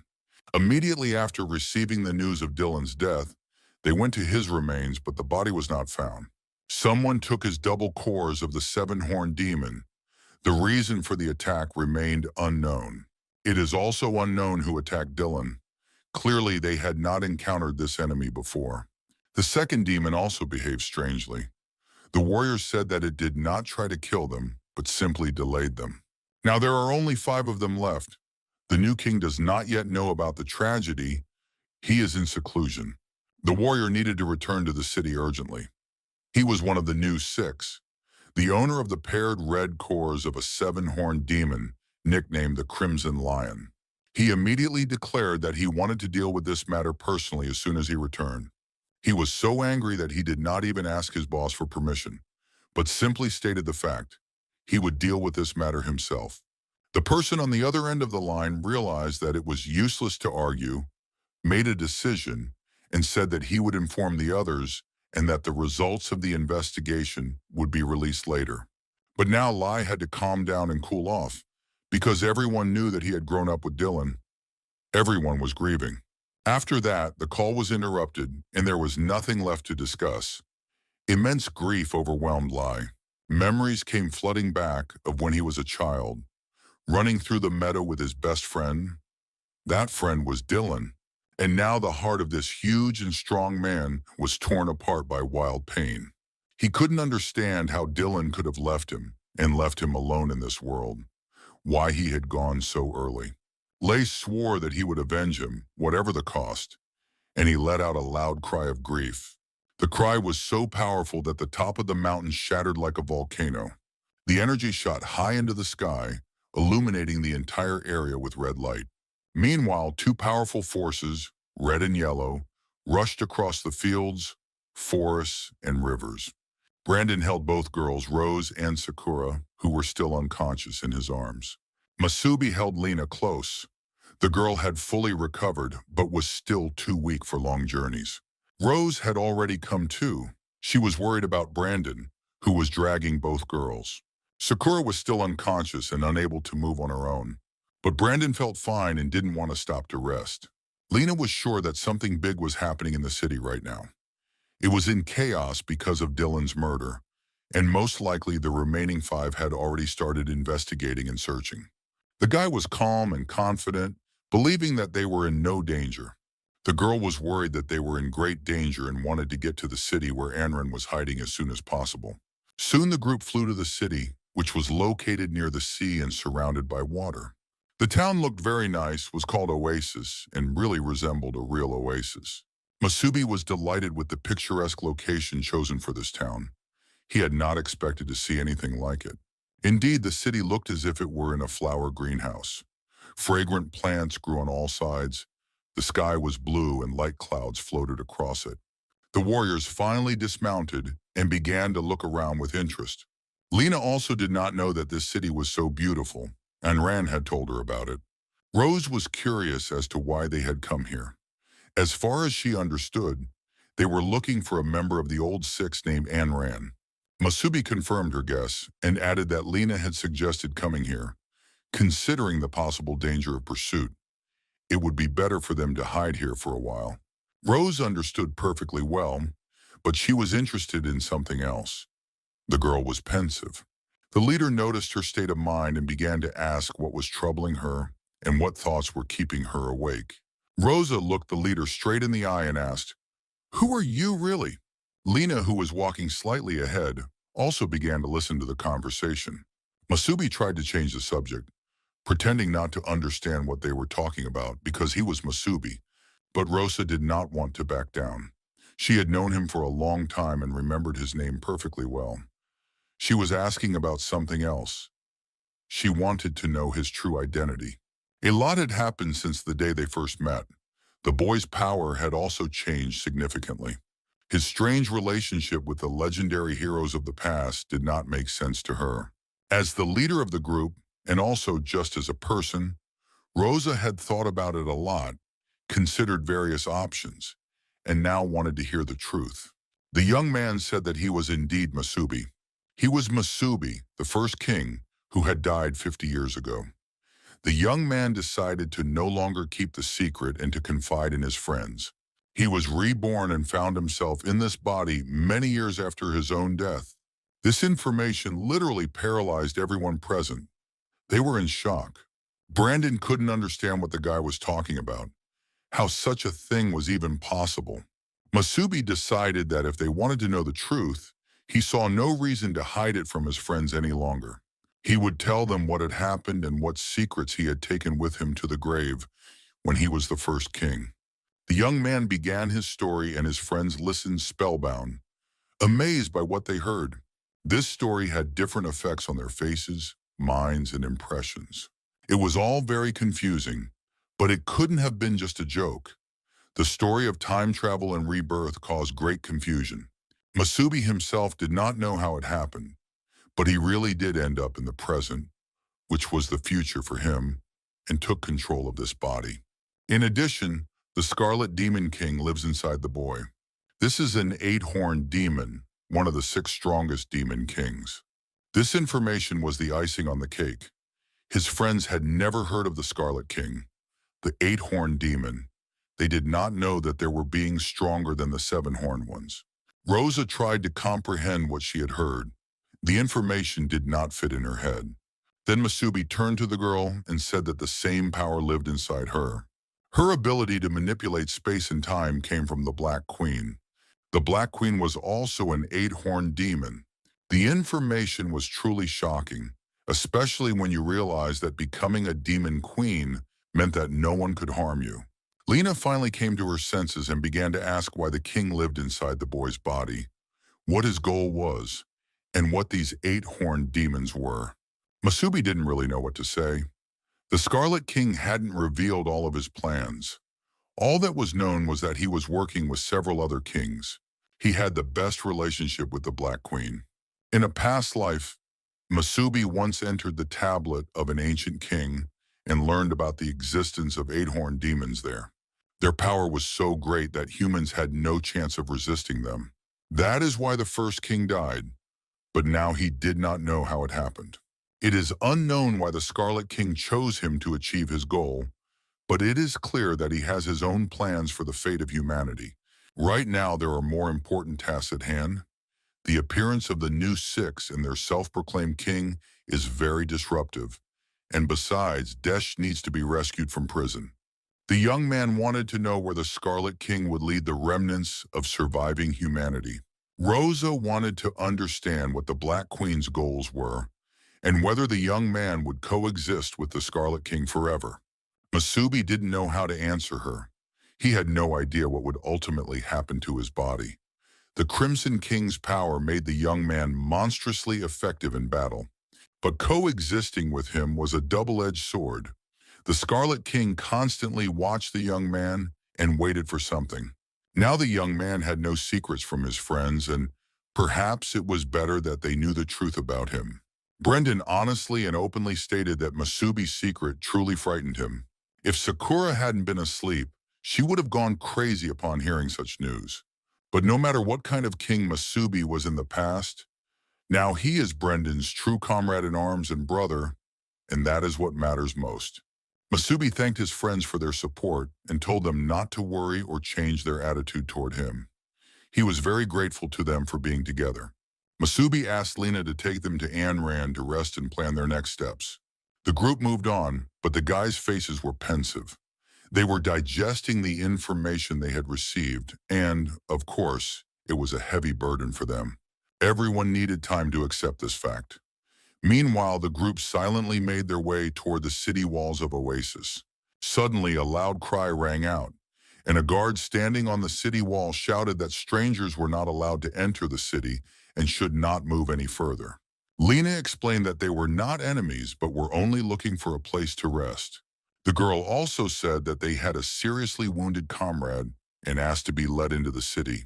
But the guard was extra careful, saying that demons could come in disguised as people, so strangers weren't allowed in the city at all. Lena was furious. She thought this behavior was ridiculous, and Brendan demanded a place to rest and recover, saying that they had come from the city of Helios. Apparently, all these threats and requests had no effect on the guards, because in the next moment, a warning spear was thrust into the ground at Brendan's feet. Masubi listened silently to these dialogues without getting involved in the argument. However, his inner demon was already beginning to boil, and it soon became clear that the boy would not be able to endure such treatment for long. He found it simply ridiculous to hear the guard threaten to kill the entire company, while Masubi himself grabbed the spear that had flown in from the city.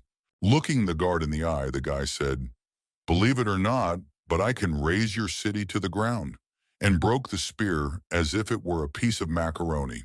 The guard was simply terrified. In addition, he saw the stranger's eyes and began to shout that it was a demon and that all the city's soldiers needed to prepare for battle. Masubi's companions began to calm him down, saying that the guard was only a first-rank soldier and was just doing his job, so there was no need to be aggressive towards him. Suddenly, there was a flash from the city gates and something shot up into the sky. Gaining altitude, this thing landed quite powerfully at high speed in front of the comrades, between them and the city. When the dust and fog cleared, everyone saw a large and powerful knight in yellow. His aura was extremely deadly and strong. Raising his head and glaring menacingly at the newcomers, the warrior said that he had come personally to see who had the audacity to behave this way in front of the city gates. The guard's mood immediately improved. He recognized Lord Anran, who had come in person to save his city. It was indeed the guardian of the earth, Anran, who now looked at the travelers and waited for their answer. Masubi stepped forward, intending to immediately deal with the stranger who had appeared from the sky. But Lena intervened. Lena took off her hood and addressed the warrior, saying that it was she, Lena, and that she was very happy to see her comrade Anran. After that, the Yellow Knight began to remove his helmet, because he really recognized his old friend from past battles. Anran turned out to be a gray-haired old man, with a wrinkled face and disheveled hair. He stared at Lena, realizing that this beautiful young girl must look about the same as he did. After that, the knight looked around at the whole company and asked Lena why she had come to his city. Lena explained that they needed a place to rest. One of her team members was seriously injured, and she pointed to Sakura. The group had no malicious intentions, they just needed temporary shelter. Anran thought for a moment and shouted to the guards to open the gates, even though the guard tried to hint at the evil aura coming from one of the travelers. The Yellow Knight reassured the city's defenders, saying that he was there, so nothing bad would happen. The guards stopped arguing, and soon the city gates were open to the guests. The doors of the city's main palace swung open, and Lai, who was very angry and determined, burst into the room. Trina greeted him. She expressed her condolences, saying that she knew how close Lai had been to Dylan. Trina was one of the members of the new Six, possessed a double purple core, and was nicknamed Gentle Heart. Crimson Lion was indeed very upset. His face was literally contorted with hatred for the murder of his close friend and a thirst for revenge. All this time, Lai had been carrying a briefcase, which he now placed on the table in front of Trina. Inside the briefcase was a new set of cores of all colors, necessary to enhance the abilities of the knights. Lai asked Trina to send him all the data on Dylan's battle. The guy didn't care who his friend's killer was. Trina saw and felt that she couldn't stop Lai, but she told him that someone would be going with him on this mission. Lai tried to object, but the girl said that it was not up for discussion, but an order from above. Therefore, he simply had to accept the fact that he would have a partner. The information about the order from above struck the warrior. He understood that Wang was not ready yet and wondered how everything would happen now. The warrior was confused. But then a demon stepped out of the darkness and said that this would be his first time working with humans. He looked very relaxed, wearing a robe and slippers, and came out to meet his new partner. This was a demon nicknamed Young Chick, and indeed this young man with purple hair looked very gentle and touching. The partners went to the scene of the battle where Dylan had met his death in order to gather the necessary information or find some clues about the killer's identity. The demon understood that the warrior was very upset that they were forced to work together, and he told him so directly. Indeed, Lai confirmed that if it weren't for the decree from above, he wouldn't even look at this demon, who is only a five-horned demon and would only be a burden to him. Lai advised him not to get in his way because in reality he couldn't stand all demons. The demon struggled to contain his hatred upon hearing these words and said that he could kill the warrior with a single movement of his hand. In the next moment, his hand did indeed pierce Lai's body. The stunned warrior looked at the weapon sticking out of his chest and the blood pouring around him, unable to understand how the demon dared to sneak up on him. But in the next moment, Lai was walking unharmed along the road next to the demon, who suggested that they calmly continue their journey together. Lai did not argue or try to figure anything out. However, he was struck in surprise that his chest had taken all this, which meant that it was all an illusion, and a very powerful one at that, since the warrior did not recognize it immediately. Looking at the back of the departing demon, Lai realized that he was not facing a five-horned demon, but a very powerful creature. At that moment, the demon said, "You said I was five-horned. That's right. That's exactly the level I wanted to show you." The demon turned to his partner, who was in shock, realizing that his thoughts were easily read, and said that they needed to get going because the demon also needed revenge. The small cozy house was very noisy and cheerful. Sakura finally came to her senses and was now devouring literally every piece of food she could find. In addition, her companions told her the story of Masubi, and the girl was simply stunned to learn that their leader was the king himself. While Brendan, Rosa, and Sakura were devouring the food supplies and enjoying their rest, the other members of the team remained outside. Masubi confessed to Anran who he was and told him his story. Lena summed up by saying that they needed to get Daishu out of prison. The guys from Masubi's team were quite strong, and if they came up with a good plan, they could achieve this together. Enran listened to his friend's story in silence, saying nothing and showing little reaction. Then he stepped toward Masubi. The next moment, the man punched the guy in the face with all his might. Masubi either didn't have time or didn't want to defend himself and fell to the grass, receiving a powerful punch to the jaw. Lena was literally furious at her friend's behavior.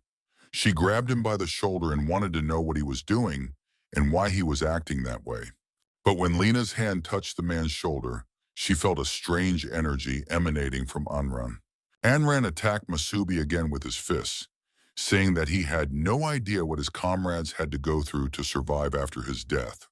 Masubi rushed into the damn obelisk with the king's tablets, ignoring all his friends' advice and not listening to their warnings. Masubi has no idea what happened after that, how they all survived, and how they managed to get through all the hell that followed.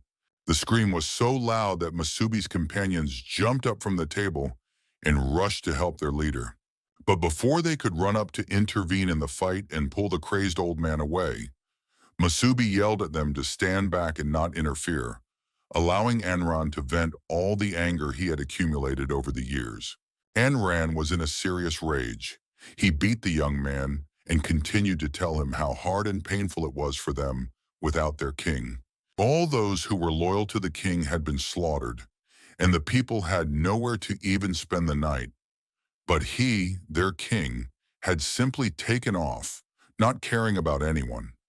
And now he had shown up as if nothing had happened after so many years, and was talking about some kind of salvation. Masubi could only say, "Forgive me." The face of the king who had called Anran to go with him came to mind. And in this life, Masubi intended to repay his knight 1,000-fold. But then a woman and a boy appeared in the courtyard, drawn by the noise, and watched their beloved man with concern. The boy with a stick in his hands turned to the strangers and said who they were, and that neither he nor his father liked them, and that they should all leave immediately. Stunned, looking at the new participants in the dialogue, Lena realized that Anran had a normal human family. Anran bowed his head before his king and said that he asked his king's forgiveness, but he was no longer Anran, the defender of Earth. The man had fled to this town, met a woman he loved, and had a child. In his old age, he had given himself to them and was content with the little he had. He no longer had the strength that once defined him, and all he was capable of now was protecting his family in this town. Masubi listened silently to this confession, not condemning his comrade, but disappointed that he had found no support in Anran. The old knight knelt before his king, bowed his head in a deep bow, and asked that the warriors leave the town once their wounds had healed. Sakura, now rested and refreshed, began to flirt with the boy, saying that they were not here to cause trouble. She smiled sweetly at the boy and said that they were not going to interfere with him and his wonderful family, but that she just needed to rest a little and heal her wounds. The boy felt a little ashamed of his behavior and was pleasantly embarrassed, saying that okay, he was ready to let them into his house. Brendan hugged the boy around the shoulders and reassured him that they were good guys who specialized in killing monsters and didn't hurt people at all. That day, the hostess had many helpers in the kitchen who bustled about with her, preparing a delicious lunch. The woman said that these were the first guests in their house. They usually led a very secluded lifestyle. The hostess was even a little afraid that she would not be able to cook enough for so many people to treat them all to a delicious and high-quality meal. The woman said that these were the first guests in such a long time, not only for their family, but for the entire town. The fact is that new people very rarely come to the town, so everyone was wary of the strangers. Rosa reassured the woman, saying that they meant no harm and understood, so there was no need to worry about it, especially since the guests had arrived without any warning. In fact, they should apologize for their sudden appearance and for the disturbance. Lena also said that they were all very happy to find a place to rest, especially in such wonderful company, because Mr. Anran and his wife had done them a great service by providing shelter. The woman was glad to hear this because it is always nice to help. And now it was time to enjoy a delicious dinner as soon as the food was ready. Masubi was sitting on the grass at that moment, watching the sunset, which was very beautiful and peaceful. Anran approached his former king, because the men had so much to discuss, and once they had been very important and close people to each other. Looking at the current Masubi, Anran saw his king, his youth, and his lost hopes. The man honestly admitted that even Lena could not convince him that Masubi was the king. Anran did not believe in time travel and reincarnation. It all sounded too magical. Anran gave in to his emotions and hit Masubi a couple of times, but now he thinks about it constantly and realizes that he shouldn't have done that. The man knelt, bowed his head low, and said, "King, Anran greets you." Anran began to tell his king about the past years, when he was seriously wounded and had to flee to this small town. The man thought he was going to die. But here one of the local women nursed him back to health after his injury. She took him into her home and later became his wife. The woman never actually asked about her husband's past, but simply followed him quietly. Soon they realized they loved each other, and Anran decided to give up everything. He left the old six in his title. Now he was just the husband and protector of one woman. In addition, he had a city that had accepted him, and the man felt grateful to its inhabitants and wanted to protect them from external enemies. After some time, they had a child. Life became quiet and peaceful, and now this was the most important treasure in Anran's life. Masubi did not condemn the warrior, but said that he was sincerely happy for him and for the fact that he had found a place for which he was willing to do anything. Masubi said with sadness in his eyes that he had never even tried to imagine such a life. It seemed that it did not exist for the young man. Once he was called the strongest warrior, and later, the king. Masubi knew that a peaceful, quiet human life was not in store for him. He was the one who created such a life for other people. That is why Masubi never stopped. Even when Masubi decided to enter the obelisk to try to get to the truth, despite everyone's objections. These obelisks brought disasters upon people's heads, and Masubi believed that he had to find out the reason and ensure safety, because as long as the obelisks existed, death and disaster would not cease. The war against the demons brought temporary victory and even peace and security. The frightened people easily believed it all. Anran realized that they were all very naive at the time and did not believe their king, and that he alone understood the scale of the disaster. Perhaps that was why he was king. Masubi said that now he himself was curious to see where the new king wanted to lead humanity. However, while fighting Dylan, the young man realized that the so-called New Six possessed the art of turning into a demon through pure demonization, and this greatly disturbed him. It is unknown what other secrets the new king hides. Anran was very alarmed. He sincerely advised his king not to meddle in the affairs of the head of the New Six. The man had seen this person's power with his own eyes and believed that he was completely invulnerable and possessed terrifying power. Masubi replied that it didn't matter and that he would meet the new king at any cost. Besides, he did not understand why Anran was so sure that Masubi did not have the strength to oppose him when the young man looked almost like a demon. Anran had already noticed these changes in his king's eyes and decided that it was not worth pursuing the conversation any further. Soon the whole company was sitting at a common table laden with delicious food, and the hostess announced that it was time for dinner. Anran was very touched. It had been so long since his house had been so noisy and cheerful, and it was a very pleasant feeling that he had been deprived of for many years. Dinner was in full swing when suddenly Masubi felt a call from his crimson sword, Tide. Without warning, the blade activated and caused changes in Masubi's hand. Everyone present noticed this. The stone inlaid in the crimson sword of the Tide lit up and informed its owner that enemies were approaching. The team members immediately realized that the situation was changing and that they needed to act urgently, dropping everything unnecessary and attending to their immediate tasks. Meanwhile, above Anran's house, where the whole company was sitting at the festive table, a bird with purple energy was flying.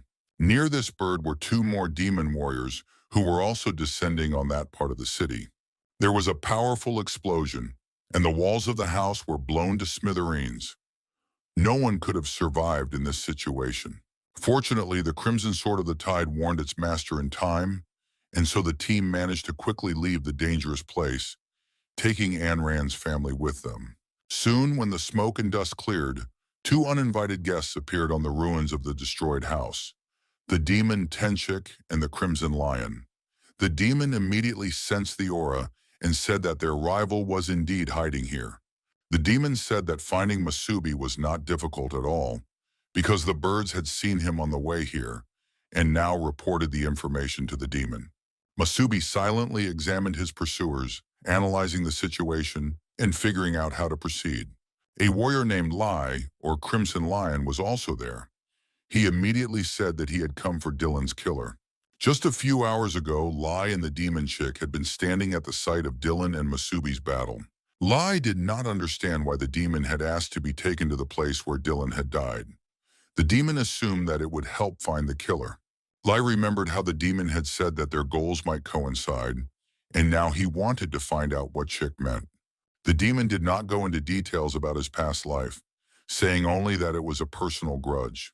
The one he was looking for was extremely unusual.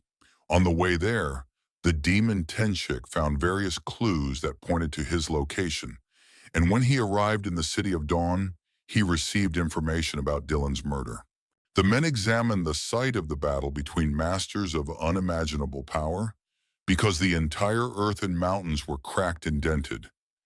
It could not have been a mere coincidence.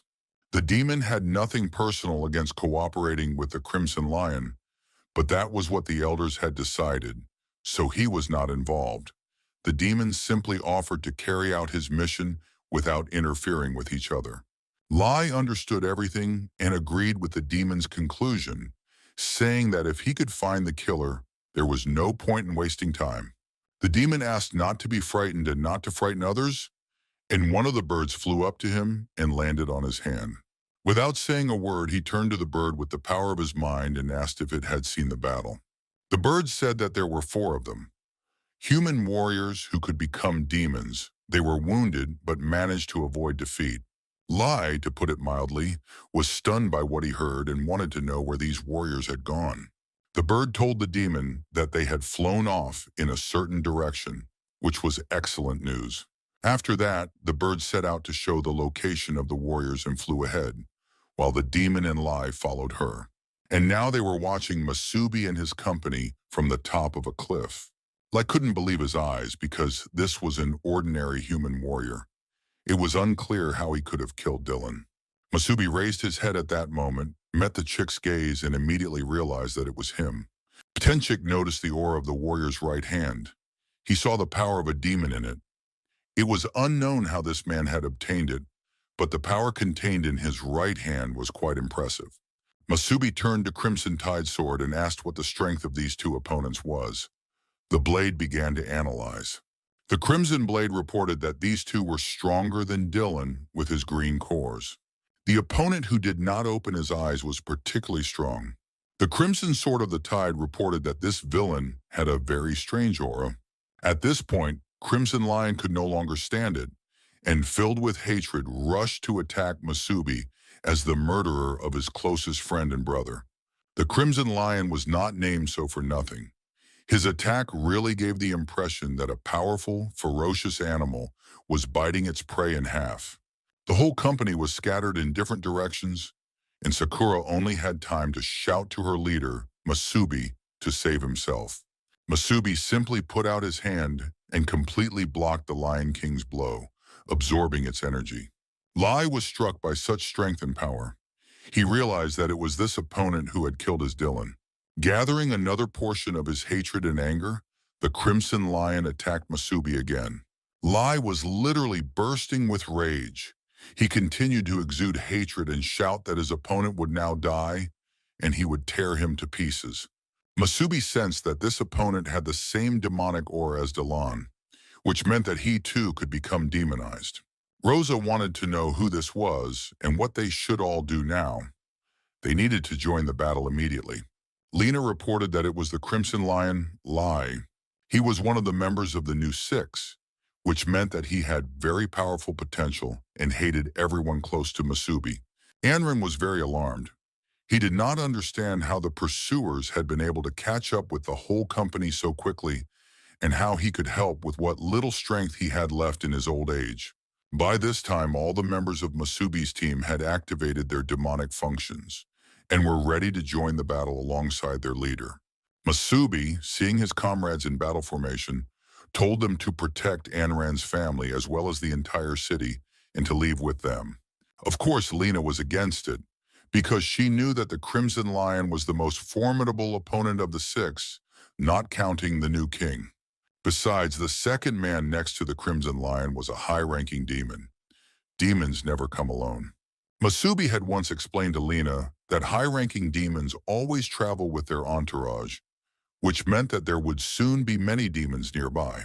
Lena understood the whole problem that had arisen and told Anran that his family had to be taken away from here. And before the old warrior could say anything, Lena grabbed him and his family and rushed away from the battlefield with them. At that moment, Masubi's entire team prepared to attack the Crimson Lion. Rosa, Sakura, and Brandon all unleashed their full power on the enemy. Rosa noticed her opponent's crazy reaction speed.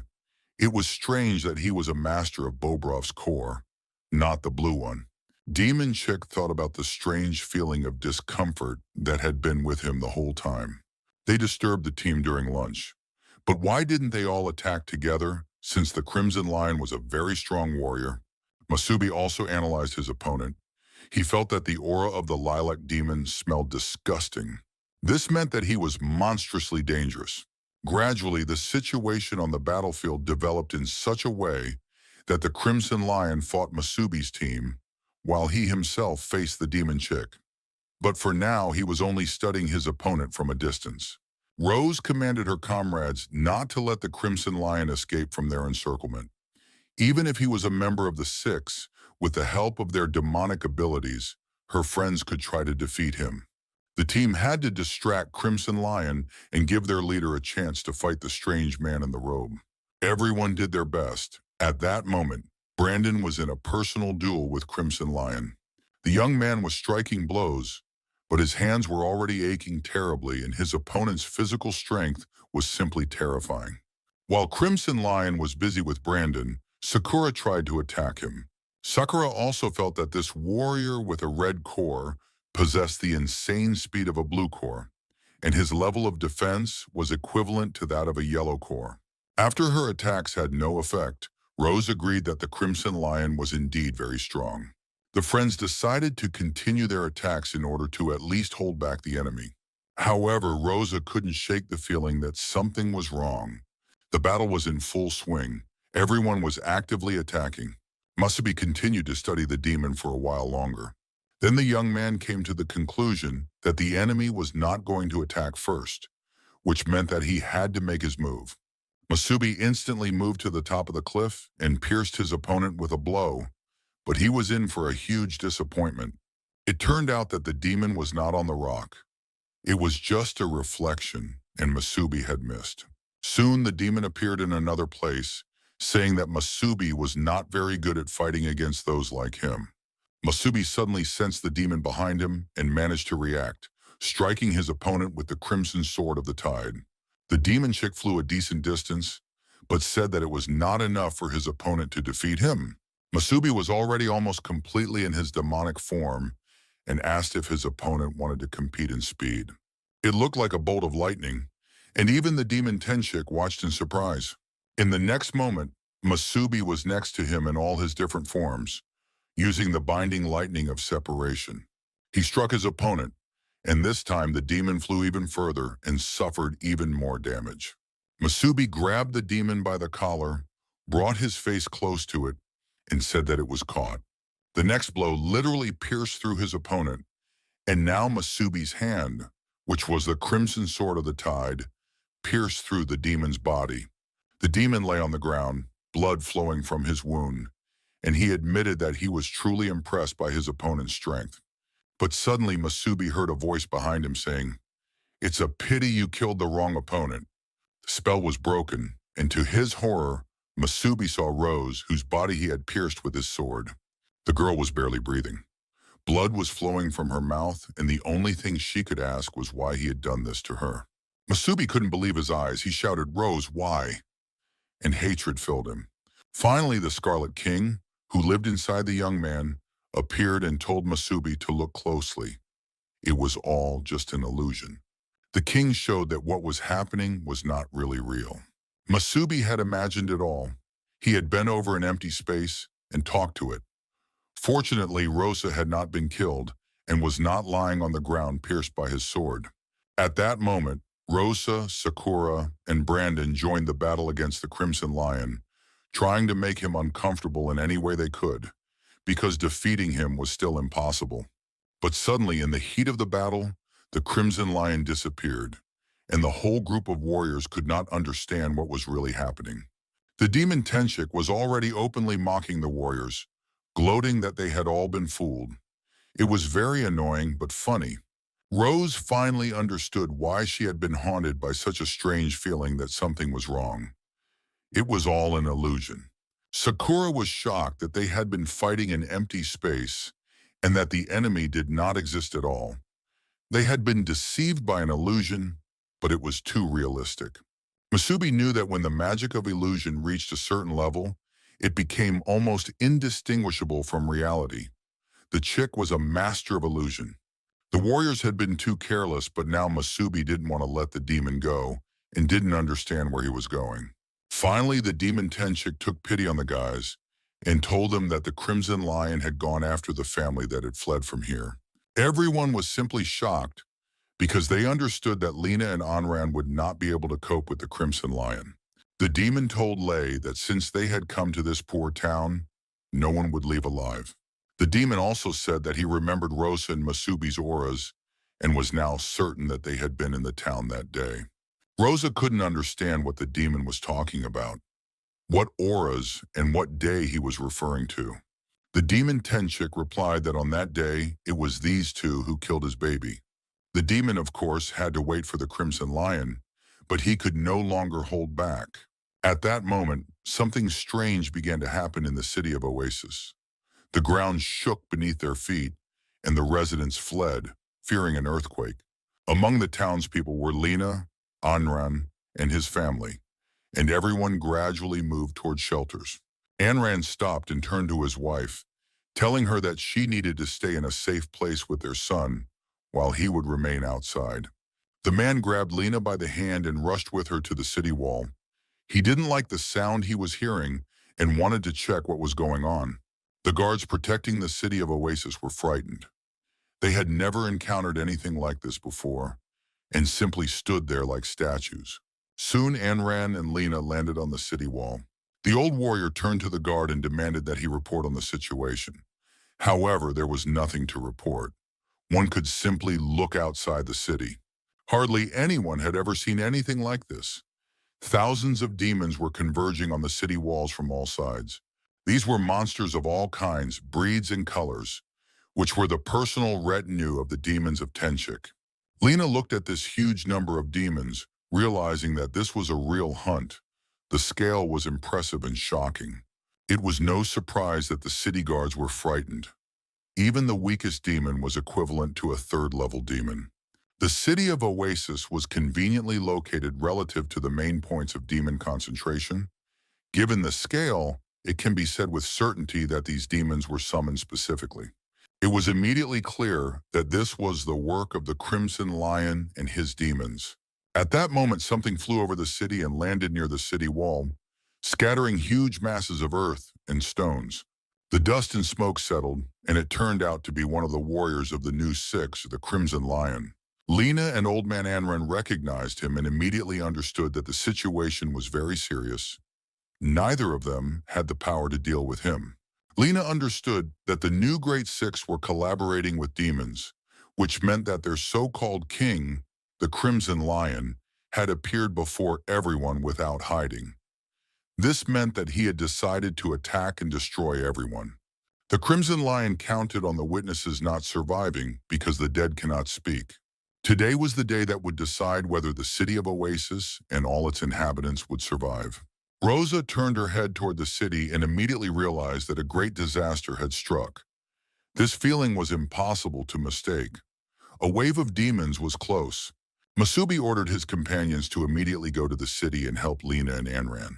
Rosa tried to dissuade Masubi, saying that he could not remain alone against an opponent whose aura and power of illusion clearly indicated that he was a very high-ranking demon.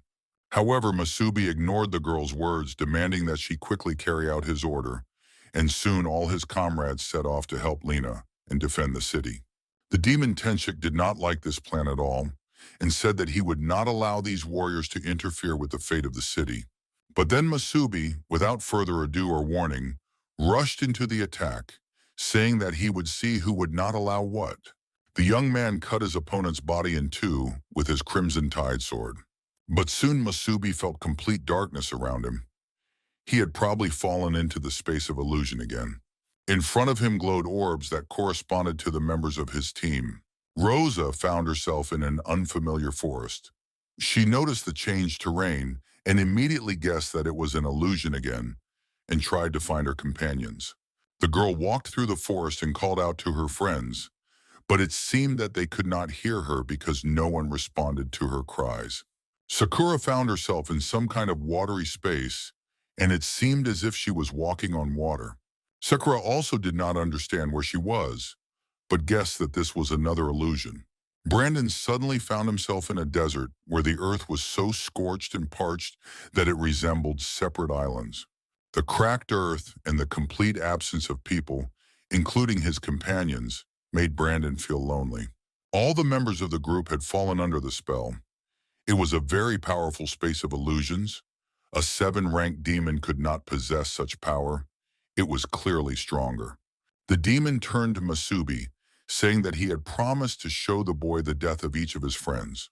He added that the show would begin soon, as he was already eagerly awaiting it. Finally, the advanced seven-horned demon nicknamed Young Chick appeared in all his glory. He said he liked to play with people like Masubi, who had at least some bit of power, and now the demon would not kill his opponent quickly because he took special pleasure in watching his opponent suffer. Masubi clenched his fist in rage and launched an instant lightning attack. The demon admitted that it was indeed a magnificent blow, but it didn't matter. No matter how powerful the opponent's attack was, all blows would only hit illusions. Masubi realized that his opponent was also an illusion, but he didn't expect anything else. Therefore, it was pointless to waste energy on Tenchik's demons. Roddick whispered to the guy to save his energy. Roddick hated illusions more than anything else because there was nothing to destroy. Tenchik thought the enemy looked calm. He got the feeling that the young man had a lot of experience fighting demons, and there really was no point in wasting energy on a fight with a copy. However, the most dangerous thing about illusory space is that time can be controlled. Therefore, even if he did not engage in battle, the demon Tenchik would still destroy Masubi. He did this by destroying his team and invited Masubi to watch his comrades with him, each of whom had already spent more than 2 days in the illusory space. Masubi looked with pain in his eyes at the images that the demon was transmitting to him. Rosa sank deeper and deeper into the forest. Soul-sucking thorns and poisonous ivy gradually took over her body. The girl tried to resist, periodically cutting through these poisonous vines. Rosa realized that she had been here for an awfully long time, and no attacks were helping her break through the barriers and escape from this space of illusions. Once again freed, the beauty stood hunched over, regaining her strength and catching her breath.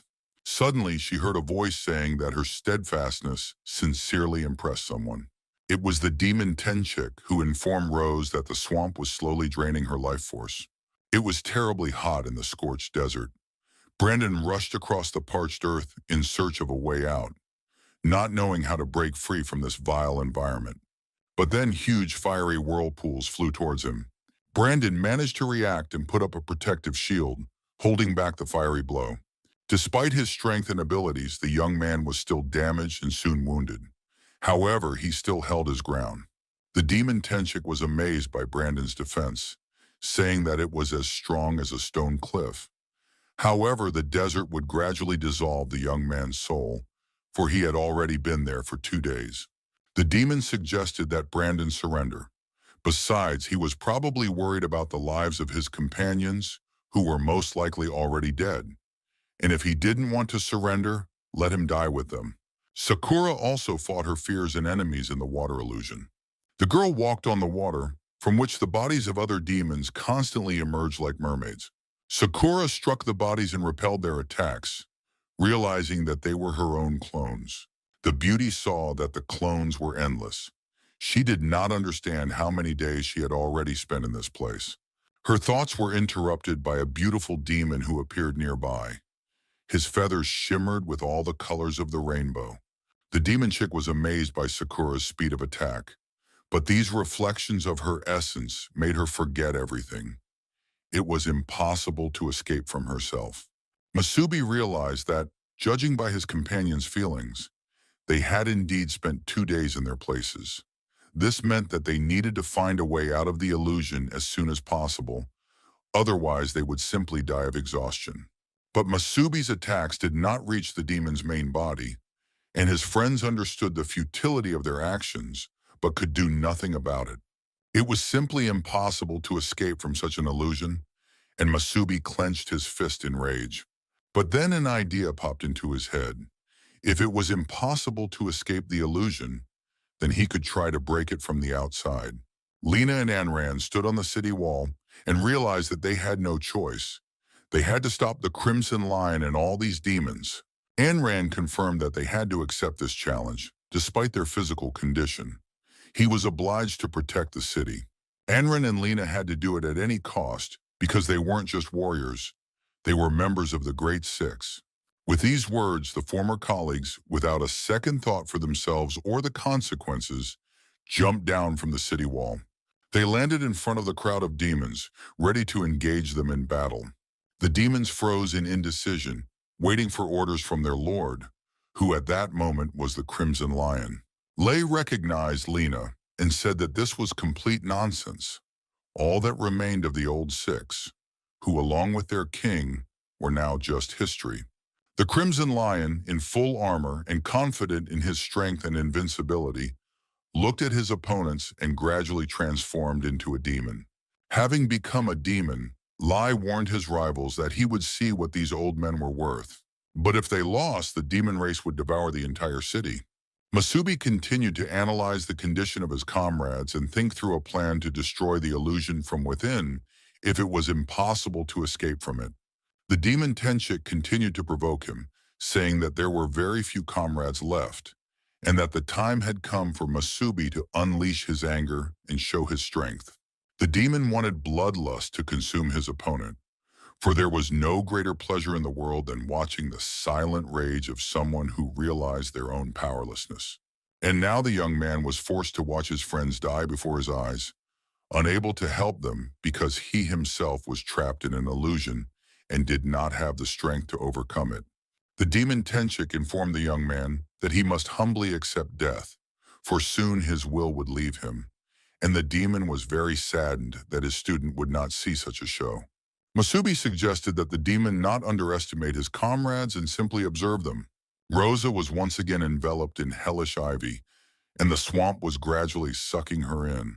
But the girl was the captain and had no moral right to give up first. She had to find a way to dispel the illusion and help the others. Brandon continued to hold up his protective shield, realizing that it was just a desert and just a storm, which he could easily handle now. Sakura reflected her doubles quickly, monotonously, and without unnecessary deliberation. She understood that she had to hold on and buy time. The demon Tenchik was genuinely surprised because his illusions should have already broken the warriors, but the resistance within his technique proved to be completely useless. Masubi said that the main problem was that demons did not understand humans and did not think about why humanity was still holding on despite their total superiority. Masubi was confident that he could defeat the demon simply as a human being, because humans possess certain spiritual qualities. He was already ready to put his plan into action, and a light appeared around him. He became more like a human than the Scarlet Demon King. The demon Tenchik, seeing his opponent's aura, began to tremble for some reason. He did not understand what was happening to him and why he was afraid of the appearance of this aura. Masubi raised his hand and proclaimed the main principles on which all of humanity is based: trust, courage, and hope. The demon guessed that his opponent was going to break his illusion from the outside. At that moment, Masubi grabbed the lightning bolt and proclaimed that he would break this illusion and dispel it throughout the area. Indeed, all his comrades felt as if they had been struck on the back of the head, which brought them back to reality, and the guys realized that this was the work of their leader. At that moment, the demon chick tried to restore his illusion, not understanding how this had happened. It seemed impossible, and he could not identify the strange force. The entire sky lit up with lightning bolts that cut through space and attracted everyone's attention. Lena immediately guessed that it was Masubi's doing. Anran noted that the aura was not like the one he exuded in his demonic form. All the demons stared at the sky in horror, their vile bodies trembling with fear. Gradually, they began to retreat, like animals experiencing fear and sensing danger even before it appeared nearby. The Crimson Lion assumed that the demon Tenchik had lost, but that was impossible, because his illusions were very strong and no one could defeat them. The Crimson Lion realized that he had been wrong to trust this demon, who was incapable of fighting a single warrior, and rushed into the attack. Anran and Lena tried to defend themselves from the attack together. They created an earthen protective shield and held it while the enemy struck with all his might. His fist struck the protective shield held by the two old men again and again, realizing that they had no choice and were obliged to do so. The shield gradually began to crumble. Anran could barely hold it up.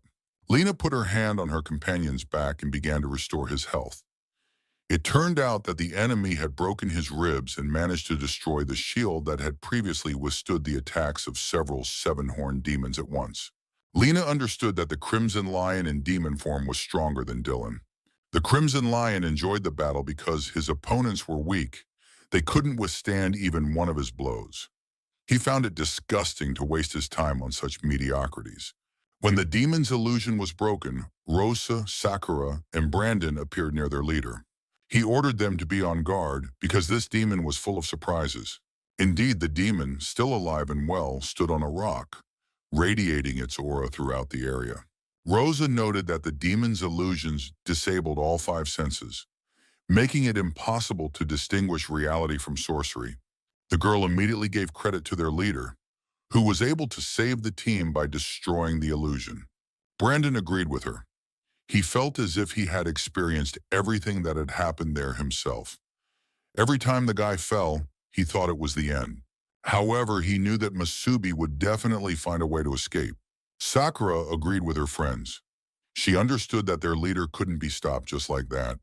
If they thought about it, staying in that illusion, they could live in their nightmares forever. The power of the demon chick was extraordinary. He surpassed all the other seven-horned demons the warriors had ever encountered. The demon was in a foul mood. He noticed the power of the lightning bolts that had destroyed his illusion. It must be some kind of unique magic. The demon aimed his hand at Masubi and activated his attack because the disgusting lightning was his most hated spell. This spell had once killed his apprentice, and now he was terribly angry at his opponent. Masubi charged his hand with the crimson sword of the tide and prepared to attack the demon. Rosa was shocked when she realized that their leader was going to fight the demon one-on-one. Masubi asked them to trust him and follow the plan strictly, to immediately go to the aid of Lena and Enran. After that, there was a huge explosion, a powerful burst of energy in the place where Masubi was standing. The demon Tenshik managed to notice how Masubi's three comrades left the area and headed to help the townspeople. It was unpleasant and annoying, but the demon watched with interest the place where his opponent was supposed to appear. Masubi himself was surprised because it turned out that his lightning powers were extremely effective against the demon. Lightning bolts pierced the young man's entire body, creating a glow and a distinctive crackling sound around him. They literally burst out of the young man's body, and he took the form of the lightning demon. The lightning demon challenged his opponent to attack, but the opponent considered it empty bravado and foolishness. In the end, the demons clashed, and the chicklet began his attack. He used a phantom claw that tore through the heart, but it proved to be practically useless, as the roar of the lightning dragon perfectly parried the attack. Then the demon chick unleashed heart-crushing phantoms on his opponent, which were supposed to tear Masubi to shreds. In response, the young man simply jumped up and prepared to activate his lightning strikes. And indeed, his lightning spear shattered Chick's attack. The spears did not stop after the deflection. They continued moving until everything around them was pierced by powerful, high-voltage discharges, including the enemy. The demon chick's defense failed. He was injured and his body was bleeding and damaged in many places.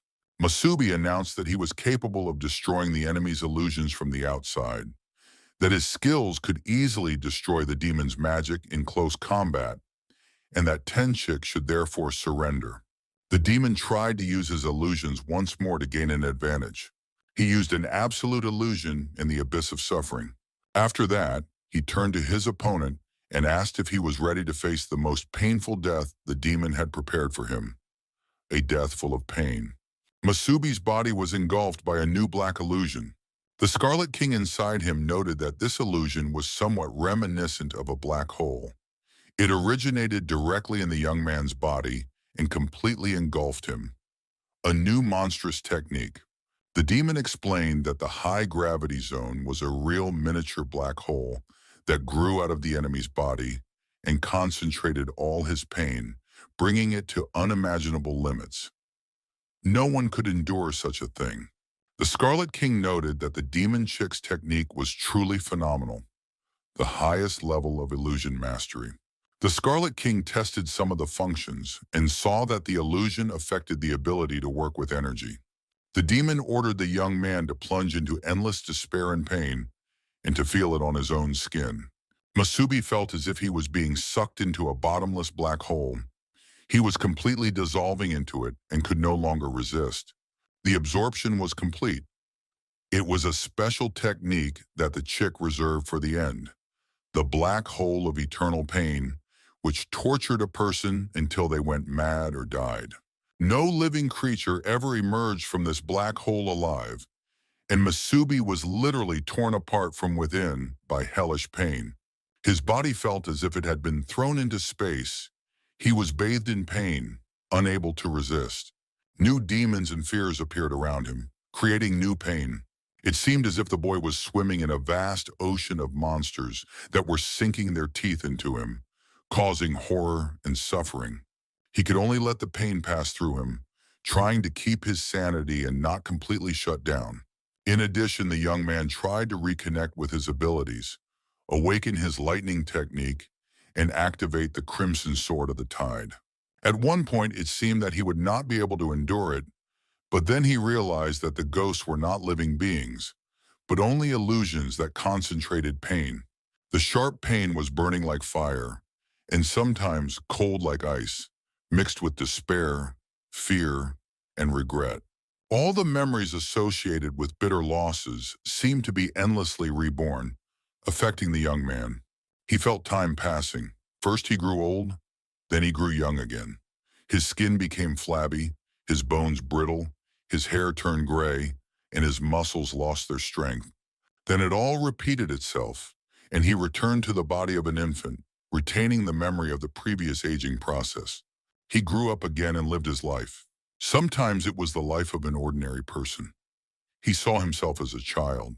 In this ordinary life, the young man witnessed with his own eyes how someone killed his loved ones. Sometimes it was the life of a warrior, a fighter against demons, and an ordinary warrior at that, dying in his first encounter with enemies. Sometimes Masubi appeared before his eyes as a lonely king, carrying the heavy burden of regret on his shoulders. He saw his destroyed comrades and friends and grieved again that he could not save them. Each rebirth added a new layer of pain to the palette of his feelings. It was torture through endless rebirths, suffering of spirit and flesh, the collapse of willpower, and torment by the most painful emotions, all of which would break anyone. The demon was sure that his victim was experiencing endless rebirths, and that every second was filled with suffering and pain. The villain noted with satisfaction that even the current king of the new six would not be able to escape this vicious circle. Suddenly, the demon chick was flooded with personal memories. He felt pity and sadness for the little girl he couldn't save. She was the only creature dear to him. The demon promised his student that he would avenge her, and now the moment had come. Looking at the lifeless body of his opponent, Chick wondered how long ago the young man had died and whether it was time to leave him. But suddenly Masubi opened his eyes. His entire demonic appearance was filled with hatred, and his body radiated enormous bolts of lightning. It was absolutely impossible. The demon Tenchik could not believe his eyes. After all, no one could survive the hell he had created. No one except the strongest warrior of humanity, who was now Masubi. 5 years ago, on a rainy day, the sky was gray and gloomy, and the destroyed city was a very sad sight. The streets were in ruins, and the bodies of civilians and soldiers lay among the destruction. There was no one left to even bury them. The demon walked among the ruins with great regret, lamenting that it was now impossible to establish even a small base here. He was a kind demon and even asked the soldiers to be more careful, but they still acted brutally. Of course, it was clear why his charges had not evolved. Their rate of development was too slow. The demon continued to wander among the ruined houses when suddenly someone grabbed him by the hem of his robe with a bloody hand. Under the rubble of the house, in a pool of his own blood, lay a man, apparently not yet dead, who managed to make himself known. The demon looked closely and saw that it was a little girl. She was barely breathing, pinned down by a heavy slab, her body covered in cuts and abrasions. The demon crouched down next to the child. She impressed him with her resilience and will to survive. It was probably her instinct for self-preservation. It was so amusing to watch people who were very resilient, yet fragile at the same time. Looking at this lonely child, the demon became interested and decided to give her life. But for that, he had to fulfill one condition. The girl had to forget that she had once been human. The demon took out one of the purple magic stones. He decided to give the stone to the child and use it to restore her health. The child was given the name Duji. All this was in the past. Now the demon had serious problems, and the most pleasant moments of his life came to mind. Masubi had no intention of sparing his opponent, continuing to destroy him with lightning bolts. The demon's body was already bleeding in many places. Finally, the demon chick itself experienced the pain of physical injury. It understood what its beloved had felt when the last drops of rain fell on her face. Realizing that his last moments were coming, the demon again asked his student for forgiveness for not being able to complete his revenge. After that, the villain fell to the ground, breathed his last breath, and died. Soon his body began to dissolve, as if the illusion had ended and the demon had never existed. In the place where he lay, a huge magical purple stone remained. Masubi, the victor of the battle, took this stone as a trophy. It turned out to be the core of the seven-horned demon, and the young man understood that if it weren't for the power of lightning that destroyed the illusion, he would never have defeated such a strong opponent. Masubi saw glimpses of the battle taking place beneath the city walls and understood the power possessed by the member of the new Great Six. With his current strength, it would be difficult to defeat such an opponent. Later, he would have to face even stronger demons and humans. The new king and his minions were very powerful. To protect those dear to him, Masubi must become even stronger and not hesitate. Only strength can help him find answers to all his questions, and the young man inserted the magic core into his chest. Unbearable pain pierced his entire body to the bone, and he let out a wild cry that echoed throughout the area. This cry, together with the streams of magical energy from the Scarlet King and the demon, combined to form something like a tornado. Masubi was finally able to open his eyes and felt that he was continuing to evolve. He had to do this until his body could withstand the power of the eight-horned demon. The young man soared into the sky, and thunder rumbled across the sky, lightning flashing. Now he was a very powerful warrior, taking the form of a seven-horned demon with eyes that combined the strength and power of two elements, red and purple. One wing appeared behind his back. The second was unnecessary. The pure element of lightning lifted him above the ground. Realizing that the process of evolution was complete and very successful at that, Masubi rose into the sky and rushed to help his friends. The battlefield outside the city walls looked very grim. Huge hordes of demons were still waiting and watching, hoping to rush in and tear the city of Oasis apart. Rosa, Sakura, and Brandon were already significantly exhausted and needed treatment and recovery. The Crimson Lion had also suffered quite a bit. He noted that one of the warriors was covering the entire city with his shield, while the second was healing 5 people at once, so they were not so weak after all. But even with the reinforcement of 3 assistants, the enemies could not break through his shield. They should be ashamed of their own weakness. Lena tried very hard, but she couldn't understand what kind of defense the enemy had that was impossible to break through. Anrin noted that the enemy's blows were very heavy, so the defense would not last long. Rosa tried to figure out the villain's weaknesses because they had to exist. She noticed the strange crimson field protecting the enemy and decided to find out what it was. Rosa crept up behind him and attacked the Crimson Lion from behind. Lai noted that the blow was not bad. The girl even managed to absorb part of his defense. She was doing well, but then a powerful blow struck her right in the chest. Rose flew back from the blow, and the Crimson Lion prepared to pounce on her to tear her in half. However, the girl was quick-witted. She managed to figure out the nature of the protective field and shouted to her comrades that the longer they fought, the more the Crimson Field absorbed the damage from the attacks and made the Crimson Lion only stronger. This allowed its owner to generate additional killing intent in battle, a unique and dangerous skill. Brandon and Sakura tried to attack the Crimson Lion at the same time. Brandon went in for a frontal attack, while Sakura had to break through the shield.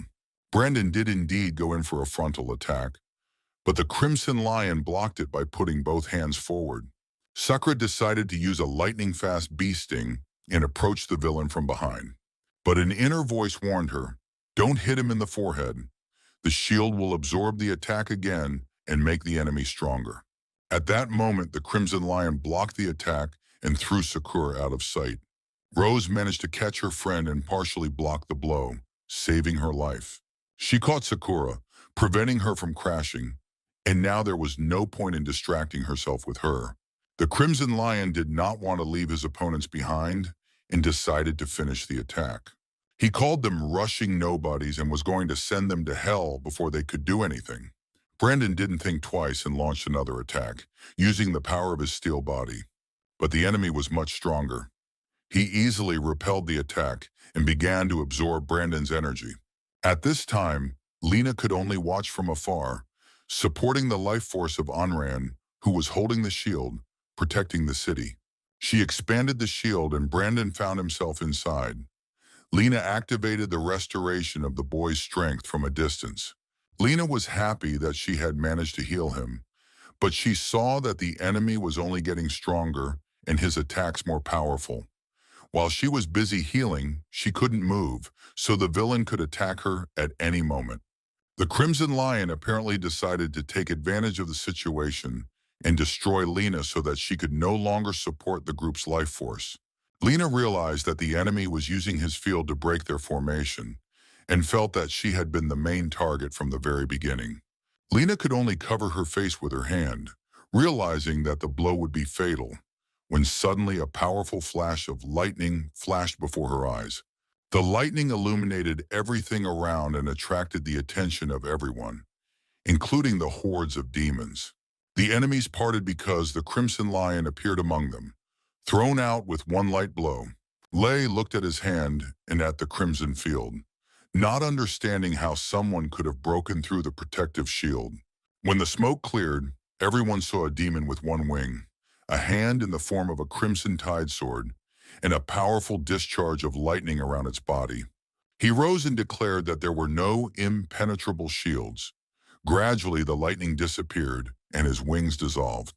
The eyes of his companions expressed admiration, delight, and surprise.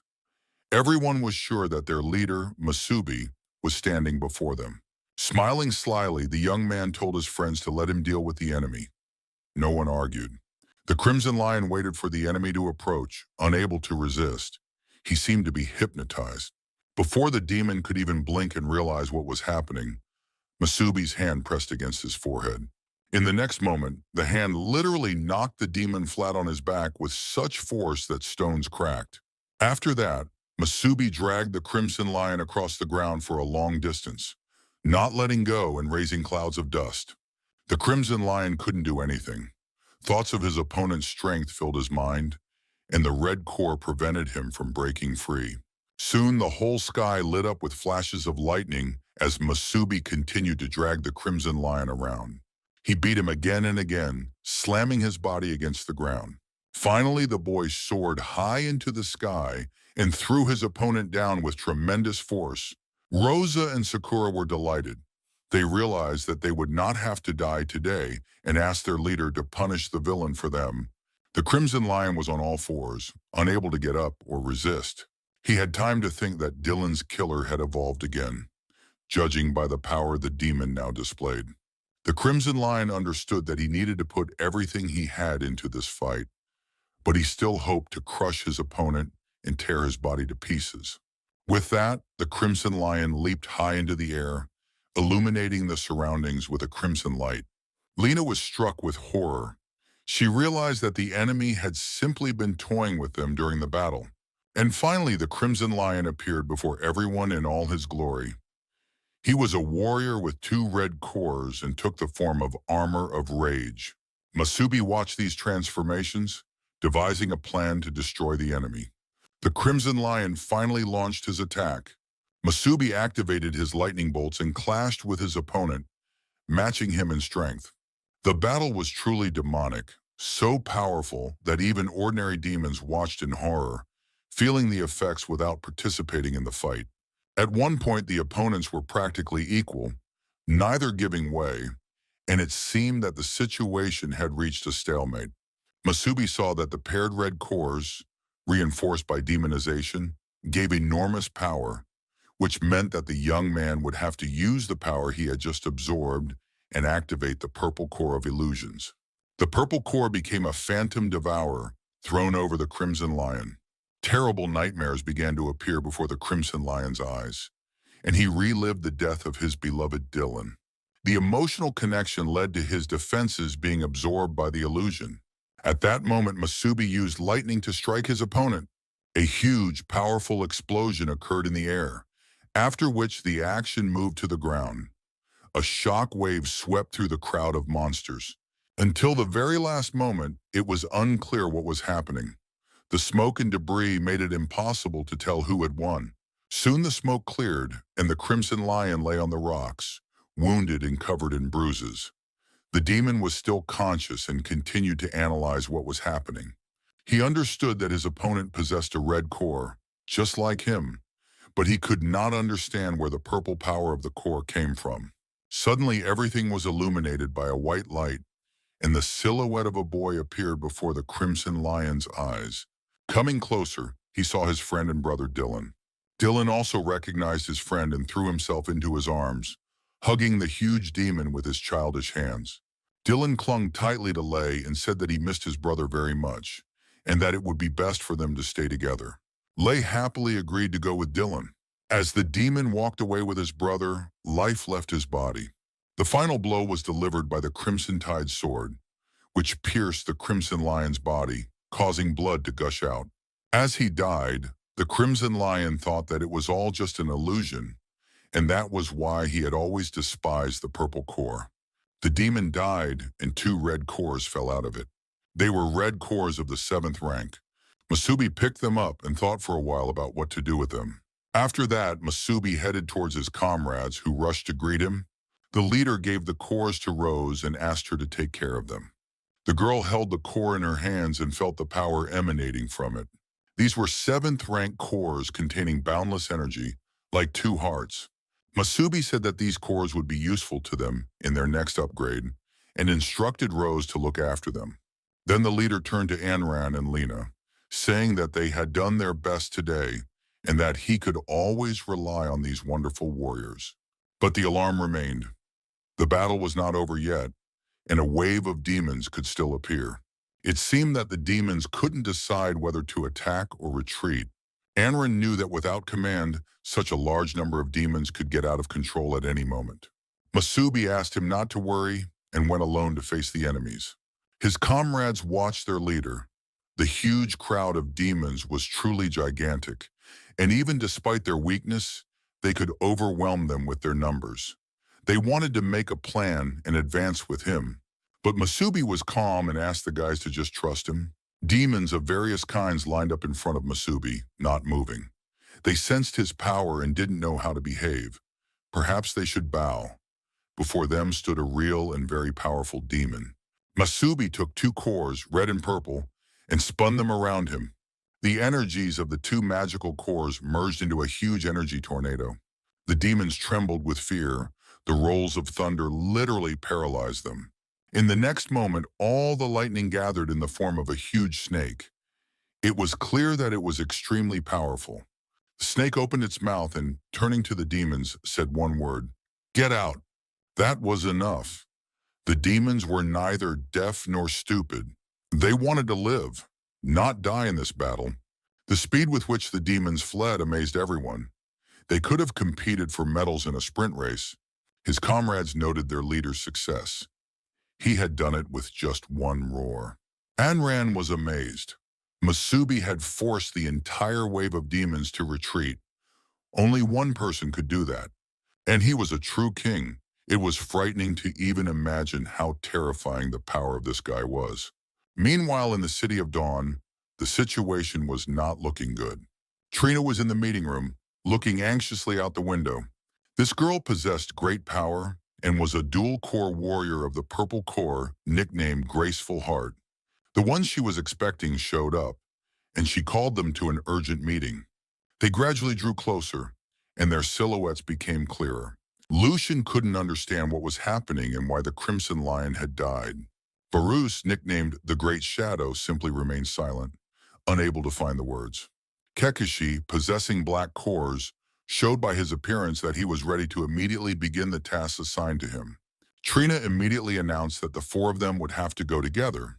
Anran hoped to take advantage of the respite to rest for a few days, but they were going to leave the city right away. Masubi believed that his presence was dangerous for the city. He thanked the old warrior for providing transportation, believing that this would be enough. The young man asked Lena once again if the information about Daishu's whereabouts was reliable. Lena said that she had not found the exact coordinates. Everything related to the old six had been classified by the new king, but the location itself was known. Lena handed him a sensor that would activate as soon as Masubi was near Daishu. All that was known was that he was being held in a place called the Tower of Sunset. According to the data collected, this place is guarded by some powerful entity, and it is because of this entity that there are no demons for many miles around the Tower of Sunset. It is literally a dead zone that no one dares to approach, not even demons. Sakura and Brandon were amazed to hear about the presence of a creature that even demons fear. Most likely it is this entity that is holding back someone as strong as Desha, but it is unclear whether it is a friend or foe. Masubi took the sensor from Lena's hands and said he understood everything. He was about to take the sensor, but Lena decided to say a few words about the situation. The girl noted that warriors with 2 cores and the ability to demonize were much stronger than she had imagined, and she wanted to study the data from the battles with Dylan and the Crimson Lion on the way. Her thoughts were interrupted by Masubi, who announced that Lena would remain in the city of Oasis. Everyone was stunned to hear the leader's decision. Lena tried to object, but Masubi was adamant. He wanted the girl to stay and help Anran defend the city. Knowing that Lena was here, the leader would be at ease. Anran tried to calm Lena down, saying that together they would be of benefit to the people. Lena understood that her age was already taking its toll, and soon it would be difficult for her to resist powerful opponents. Despite her inner regret, she realized that this was the right thing to do and promised to follow Masubi's plan. After that, the friends exchanged advice and wishes for a while. Lena took out the notes she had prepared in advance. The girl understood that she could no longer fight on equal terms with enemies of the new Six's level. Masubi reached out to Lena and sincerely thanked her. Just as many years ago, her king had thanked Lena. History was repeating itself. After the farewells, only Lena and Anran remained outside the city walls. The car with the warriors sped away into the distance. Anran admitted that he was sure Lena would insist and follow the king, no matter what it took. He wasn't sure if the girl had made the right decision because her feelings for the king were strong and well known to everyone. Moreover, the king carried a burden that none of them could even imagine. With pain in her eyes, Lena acknowledged that this era no longer belonged to the older generation of warriors, and her feelings for the king meant only one thing. She would help him as much as she could. Lena would always love her king, but she would never become a burden to him. Rosa said that the journey would be quite long. They would pass through 3 A-class cities along the way, and in one of them, they would be able to stop and rest. Rosa was happy to hear this. She had never been to an A-class city before. The girl was looking forward to the trip and dreamed of being able to visit a normal service center where her camera could be repaired. Brandon hoped that there would be enough restaurants in the big city to eat his fill because his stomach was growling, and dinner at the Oasis had been interrupted by villains and a fight. They had expended a great deal of strength and energy in the fight. Brandon jokingly said that he could eat 2 bowls at once. Sakura also loved to snack, and the 2 of them dreamed about the dishes they would eat first. They asked Rosa, who had been silent the whole time, if she was hungry. Rosa admitted that she only dreamed of a normal bath. Sakura hugged her friend and promised that she would definitely rub her back. Masubi drove the car pensively the whole time, thinking about the future and realizing that it was time to take his team's strength to a new level. Soon, the friends arrived in the A-class city and stopped near a hotel they found along the way. The manager standing behind the reception desk noted that sales for the day had been quite good. The day before, 4 guests had arrived who turned out to be warriors from another city. They looked mediocre. They were covered in dust and very tired. It was difficult to assess their strength, But among them was a very generous girl who paid for the two most expensive rooms on the roof of the hotel.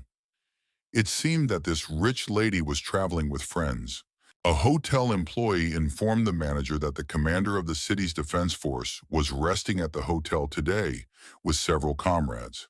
It would be good if there were no problems with the new guests if the two groups crossed paths.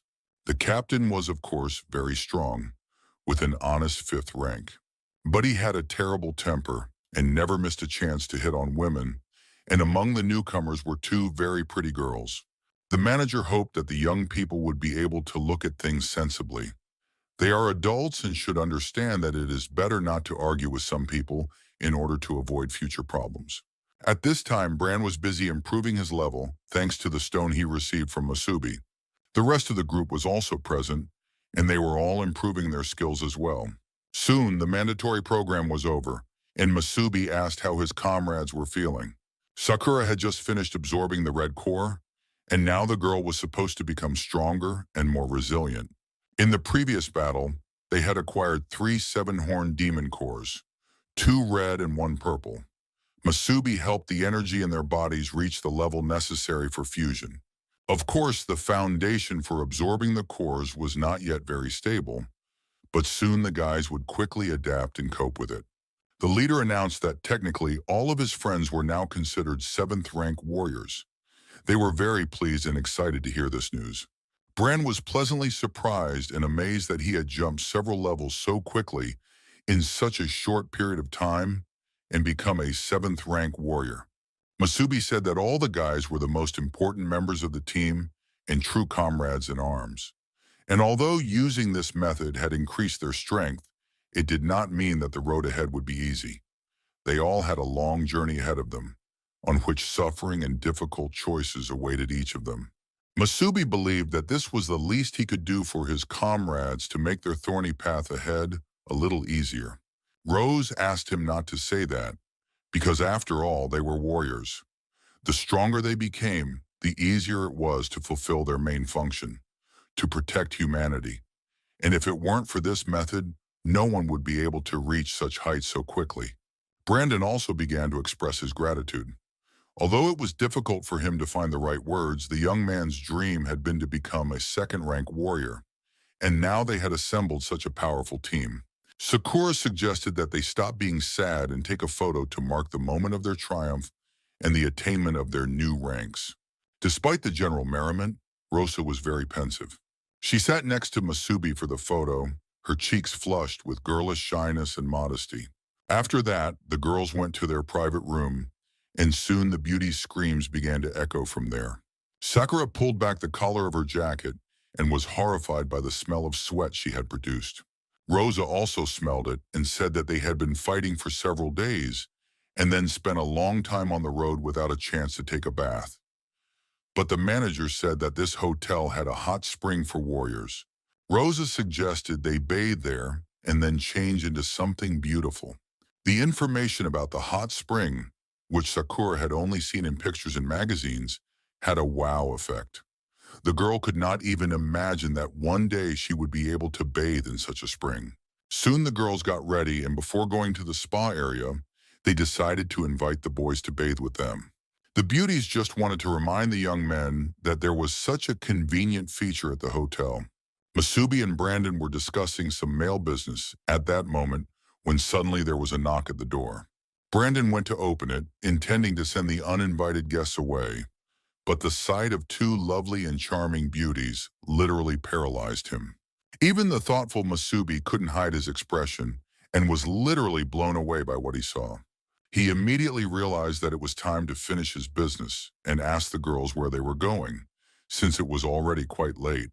Rosa and Sakura told them about the hot spring at the hotel and came to invite the guys to spend some time there too. The guys were stunned by the offer, and of course, they couldn't and didn't want to refuse, promising to join their friends right away.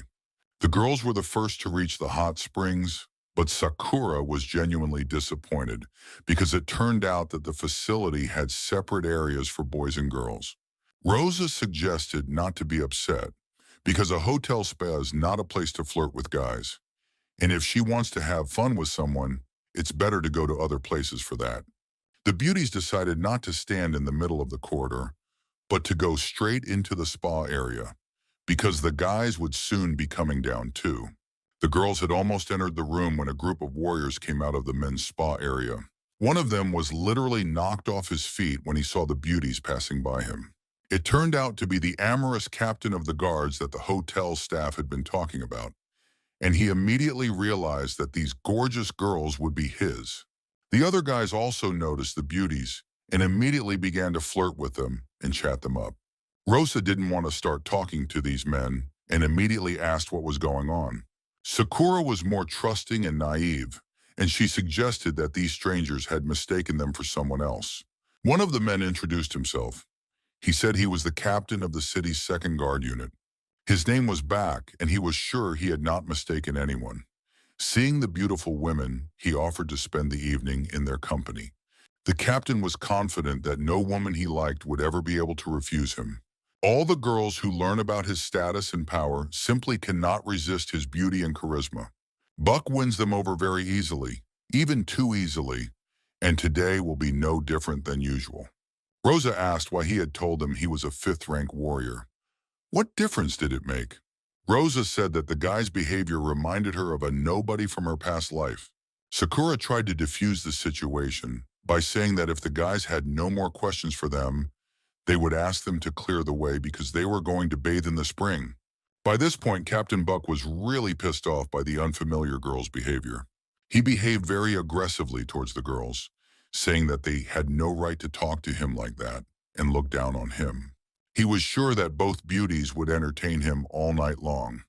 He hoped that they had heard and understood him. Rosa, without flinching or changing her expression, asked what would happen to her if it turned out that she didn't understand. The captain stuck out his nasty tongue and said that otherwise everything would be exactly the same, but only by force. At that moment, two strangers in robes approached the group, and one of them said that the captain had exactly 3 seconds to take his hands off the girls. Captain Buck was furious. They don't understand who they're talking to in that tone. They probably don't even know who I am. In response, he heard one word, 3. One of the captain's comrades tried to calm the stranger down, saying that he was being disrespectful to the commander of the guard. Masubi uttered one word, 2. The captain continued to yell, because these strangers probably didn't know how to count. They couldn't see how many opponents there were and couldn't calculate their strength correctly, yet they dared to open their mouths. The next moment, the word 1 was heard, and a flash of lightning shot out, which no one had time to see clearly. But Captain Buck had time to feel a fist on his face and the taste of blood that immediately appeared in his throat. The blow was so swift and powerful that the captain's comrades did not even notice where their leader had gone. When they came to their senses, they looked up and saw the body of the guard captain at the end of the corridor. The men rushed to help their boss. The commander was alive but battered. He was on all fours, coughing. He was very curious about the stranger's speed. He must be a warrior too, but he wasn't wearing a suit. How could he see so well? Usually warriors rely on a special converter installed in their suits. It transforms energy, and thanks to this device, warriors can safely use the power of demonic cores. The higher the synchronization with the device, the more power the core can release to the warrior. Everyone in the modern world knows this. Masubi explained that the 4 of them did not need to be in suits to use their energy. Realizing the strength of their opponents, the captain and his friends ran away, their heels and bare thighs flashing, promising that the strangers would pay for this humiliation. That's how the guys' hot spring vacation started. In the end, they entered the spa area and dispersed to their respective territories. The women's section of the hot spring was full of vacationers. Rosa and Sakura enjoyed this place with pleasure. They felt as if their bodies were melting in the warm water, while other visitors admired their figures. The girls dreamed for a while that they would also like to have such figures, and then turned to the beauties. One of the girls asked, "Where are these strangers who look so amazing from?" And then she offered to treat them to tea. It was a special tea that is harvested in this area, A cup of this tea while bathing in the spring was the best way to relieve fatigue.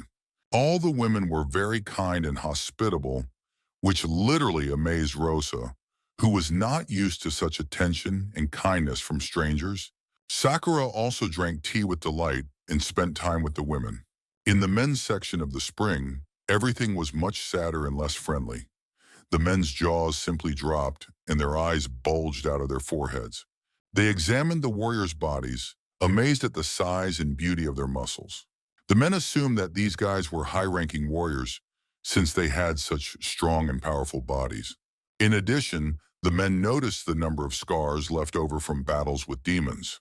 Masubi and Brand noticed that they were attracting increased attention from the men. But there was another strange moment. All the men swam far away from the guys and huddled together at a distance. It was strange, but in the eyes of the other visitors to the spa area, the guys looked like real demons, exuding strength and power. It was better to stay away from such neighbors in the pool. The girls came out of their section, happy, and noted how cool the people in the pool were. At the same time, other pool visitors noted that the people were somewhat unsociable. Other girls were swimming with them in the spring, who treated them to delicious tea, were very nice, and also told them about all the interesting places in the city. Masubi, of course, wondered why everything at their spa was not at all what he had expected. He didn't understand, but decided not to worry about it. Rosa suggested going into town right away, because they needed to buy a new lens for Sakura's camera. The group of friends was walking through the city, which was full of people, when suddenly their attention was drawn to a group of strangers dressed in cloaks who looked different from the usual residents. They were indeed unusual residents, the four strongest from the City of Dawn. At one point, the group of strangers in cloaks passed by Masubi and his companions. They passed each other completely calmly, without drawing attention to each other. However, the young man froze in place and sensed something. Trina, for it was she, also stopped and began to analyze her feelings. Rosa, Sakura, and Brandon didn't understand at first why their leader had stopped, but then they immediately sensed the aura of the four strangers. At that moment, the strangers turned around and glanced at the group of friends. Finally, the strangers in cloaks turned around and at Trina's command moved on.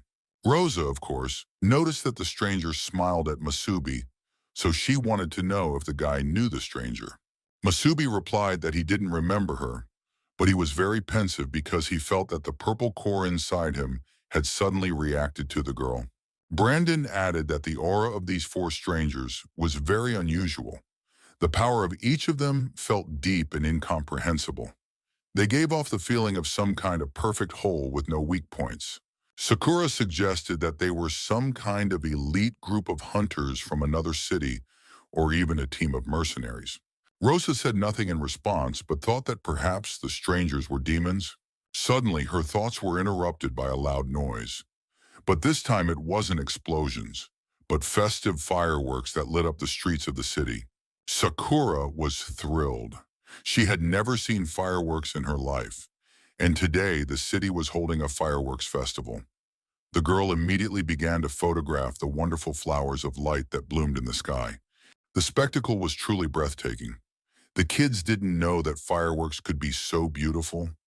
They had heard stories from their elders about such wonders.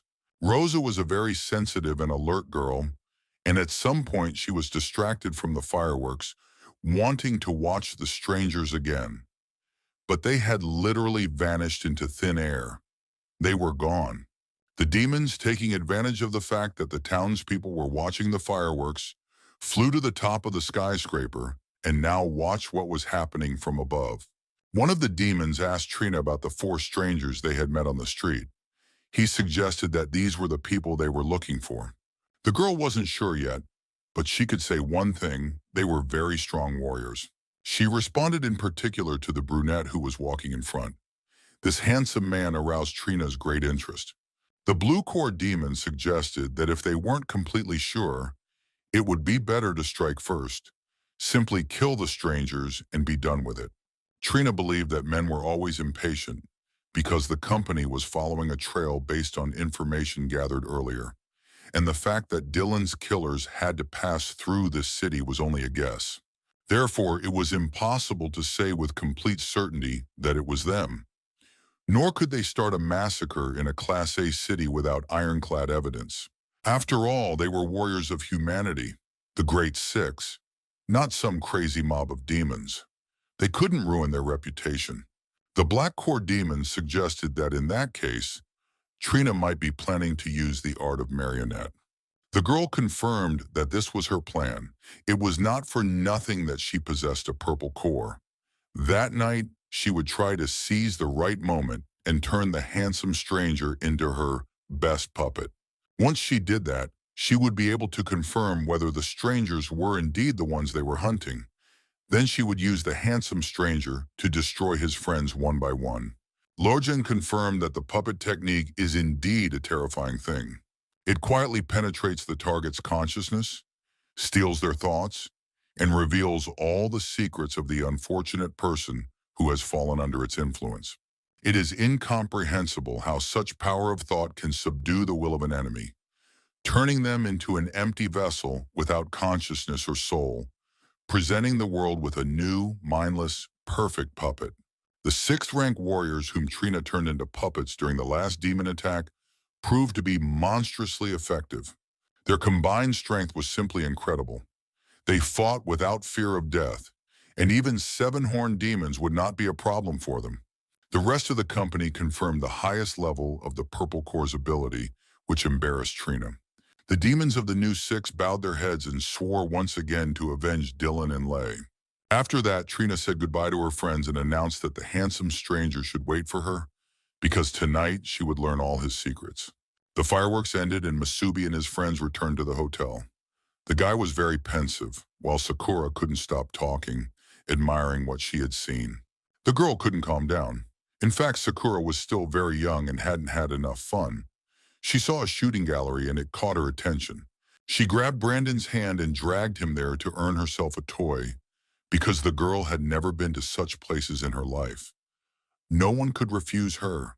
At that moment, magical lightning flashed from one of the skyscrapers, because the demons on the roof were studying the situation. Trina, who was watching the group, noted the good relations within the team. Everyone was very friendly and respectful towards each other. But that was even better, because the stronger the warriors were among themselves, the easier it would be to destroy them with their own hands. After observing the strangers for a while, Trina realized that the pretty blonde named Rosa was their captain. But in fact, the main member of the team was a handsome man named Masubi. His name was the same as that of the former king. I wonder if that has any significance or if it's just a coincidence. Soon Trina finished her analysis and decided it was time to take action. Brandon was holding a large pile of toys that Sakura had earned at the shooting gallery. The girl was in high spirits, her nose turned up above her head. Suddenly, Masubi's attention was drawn to a girl sitting on a bench, but she was emitting a purple glow and was most likely an illusion. The beauty didn't say a word, but simply looked intently at the young man and spread her magical influence over him. Masubi suddenly stopped, and Rosa immediately asked what had happened. The leader said directly that he had seen the girl from the group of 4 strangers they had encountered earlier. This girl was sitting right here, under a tree. The guys began to carefully examine the surrounding area, trying to see the stranger. However, the bench under the tree was completely empty, and the warriors did not notice anything suspicious. Masubi suggested that he might have been mistaken, and the group moved on. Trina soon found herself behind the young man and reached out her hand to him. She took Masubi's hand. The boy turned to the girl and looked into her eyes. At that moment, the activation process took place, and the marionette soldier's technique was launched. Now for Masubi, no one and nothing else in the world existed. He saw only one person. Soon everything disappeared, and the boy fell into an illusion. He was standing in the center of a magic circle, and his body was bound by strong chains on all sides. At that moment in the real world, Masubi simply stood still, or rather looked as if he was thinking about something very important. Trina had created this technique through the dark side of the spiritual world, and here there were only her and her victim. There was a symbolic keyhole on the boy's chest. Trina warned that from this moment on, he would have no secrets left. Masubi himself would tell her everything, but it was already clear that the young man was clearly worth this technique. The beauty saw such a giant spiritual key appear in her hand for the first time. It meant that the victim was hiding a lot. Trina clenched the illusory key in her hands and threw it at the guy. The key flew toward Masubi at tremendous speed and was supposed to stick into the keyhole to reveal the inner world of the person. Trina said that her Morok could not be removed. If she managed to unlock the mental lock of her victim's consciousness, she would then be able to completely merge with his spirit and consciousness and achieve absolute control over the guy. The key was already a few centimeters from the keyhole when a huge red hand grabbed it and prevented it from entering the lock. In the next second, the Scarlet Demon King broke the illusory lock. This terrified Trina and caused her great surprise. How could this have happened, and who was this person standing before her? Masubi, in the form of a huge and powerful demon, informed her that she had chosen the wrong person for her insignificant experiments. The Scarlet Demon was truly gigantic, so powerful and strong that Trina felt like a bug compared to him. The girl was stunned. She did not understand what kind of giant creature had appeared before her. In addition, he possessed an insane mental defense skill and could influence her because the body did not. Masubi stood motionless, and above him towered a huge, powerful demon. He was so strong that he could overcome all obstacles. Trina guessed that this demon simply coexisted with a human in the same body. The Scarlet Demon asked the girl, "Did you really think you could penetrate the mind imprisoned in this body? You have only demonstrated a pitiful level of mastery of your ability and disgraced yourself." After that, the Scarlet Demon took a lightning bolt and attacked Trina, telling her to get lost. Masubi felt the fragments of the illusion scatter around him. The alarm boys noticed that their leader was very pensive and tried to find out what was wrong with him. Masubi looked once more at where Trina had been standing just a moment ago and thought again that perhaps he had imagined it, even though he couldn't have been mistaken. The young man was sure he had seen the girl who had taken his hand. Oh well, it didn't matter now. Masubi reassured his friends and they continued their walk through the city together. Masubi decided that it was a residual effect of the skill, but now he was sure that no outside influence was affecting his core of illusion. However, they needed to be careful. After that, the whole group moved on, continuing their local walk around the city. Nearby, behind the counter of a kiosk, sat Trina, exhausted and weakened. The girl was in shock. She didn't understand what had happened to her and what she had seen, but it was some kind of terrifying creature. With a single movement of his finger, this demon unleashed such enormous power that even the strongest illusion was destroyed instantly. Trina realized that fortunately she had managed to run away and leave the guy's mind. Otherwise, her head would have been torn off. At that moment, a waiter approached the girl, who was sitting exhausted on the floor, and said that he had just left, and some homeless people had already made their way into the hall. Trina was barely holding on to keep from passing out, and her breathing was still uneven, but she was strong enough to order the waiter to ignore her presence. The man under the influence of hypnotic powers turned around and left the place. Trina was knocked out. She was so knocked out that even her passive stealth skill didn't work. This indicates a complete disruption of energy circulation. It was all because of the creature that lived in the stranger's mind. But that was simply impossible. It was the first time Trina had encountered a situation where her puppet art had failed. Having fully regained her strength, the beauty stood up and was in a very serious mood. She understood that she couldn't make the same mistake twice. Trina decided to destroy the entire team from within and switched to attacking the blonde captain. Sakura continued to have fun like a little child. She tried on masks, laughed, and giggled.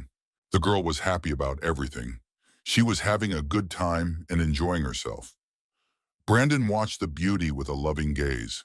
Rose also smiled as she looked at her happy friend, when suddenly Trina appeared behind her, again in her illusory state. This time the girl directed her energy at the group of 4 friends, but now she narrowed her attack, and to avoid interference from the unfamiliar entity emanating from Masubi, she increased the distance. Of course, this greatly increased her energy expenditure, But that didn't matter anymore. Soon, Rosa found herself in the same mental captivity that Masubi had been in just a moment ago. Trina wanted to use the captain as a point of influence. It was amusing to note that Rosa's mind key was also quite large, but still not as large as Masubi's. Trina grabbed the key, threw it at Rosa, and ordered her to open her mind and become her puppet. The key stuck in the keyhole and began to turn, while chains tightly bound the beauty. Trina was happy. This time the lock of her mind had opened, and there would be no second mistake. After all, she was one of the great six. But suddenly the girl felt some kind of influence in someone's presence. A black demon appeared near Trina and asked what nonsense was going on here. The black demon turned to Trina and asked, "Has the girl decided to use some kind of skill that affects the mind of her beloved baby Rosa?" The black demon turned to her ward, saying that she did not know what to do with her favorite. She had made her worry again. In the next moment, the lock was destroyed, and all the chains and shackles disappeared.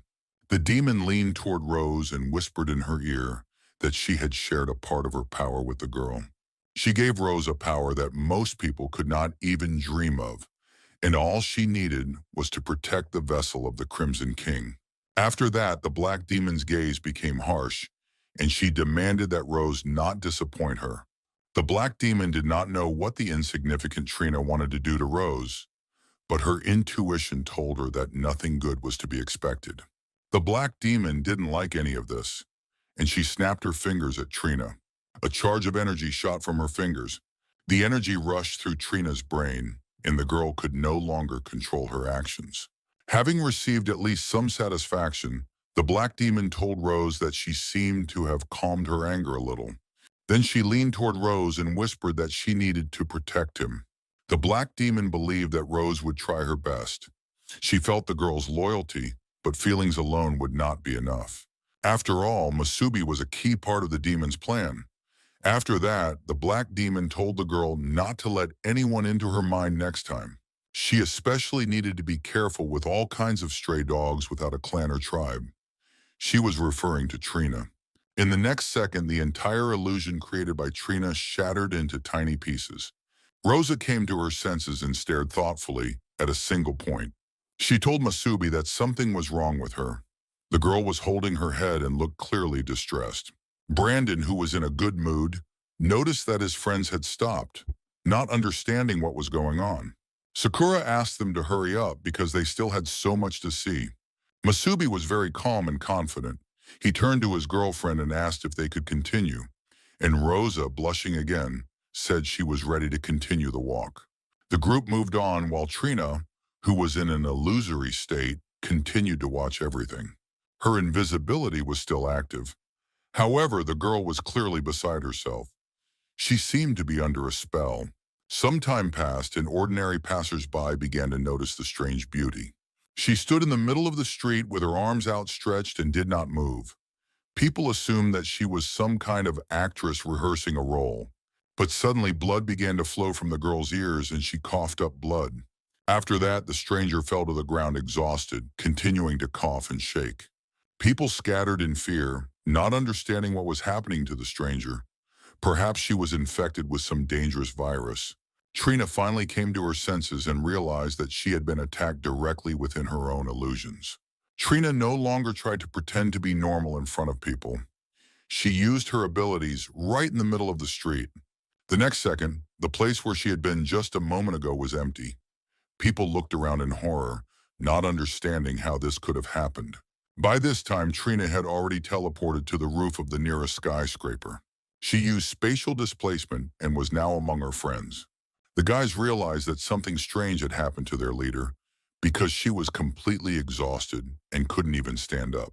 The girl said that she had been hit by a powerful mental attack and her core was severely damaged. Her head was splitting, and she needed to immediately begin restoring her mental abilities. Trina realized that Rosa and Masubi had something in common. They both had divine or demonic protectors. At this stage, Trina couldn't even analyze what it was exactly, and she didn't understand what had happened. But the most important and unanswerable question remained: who were they anyway?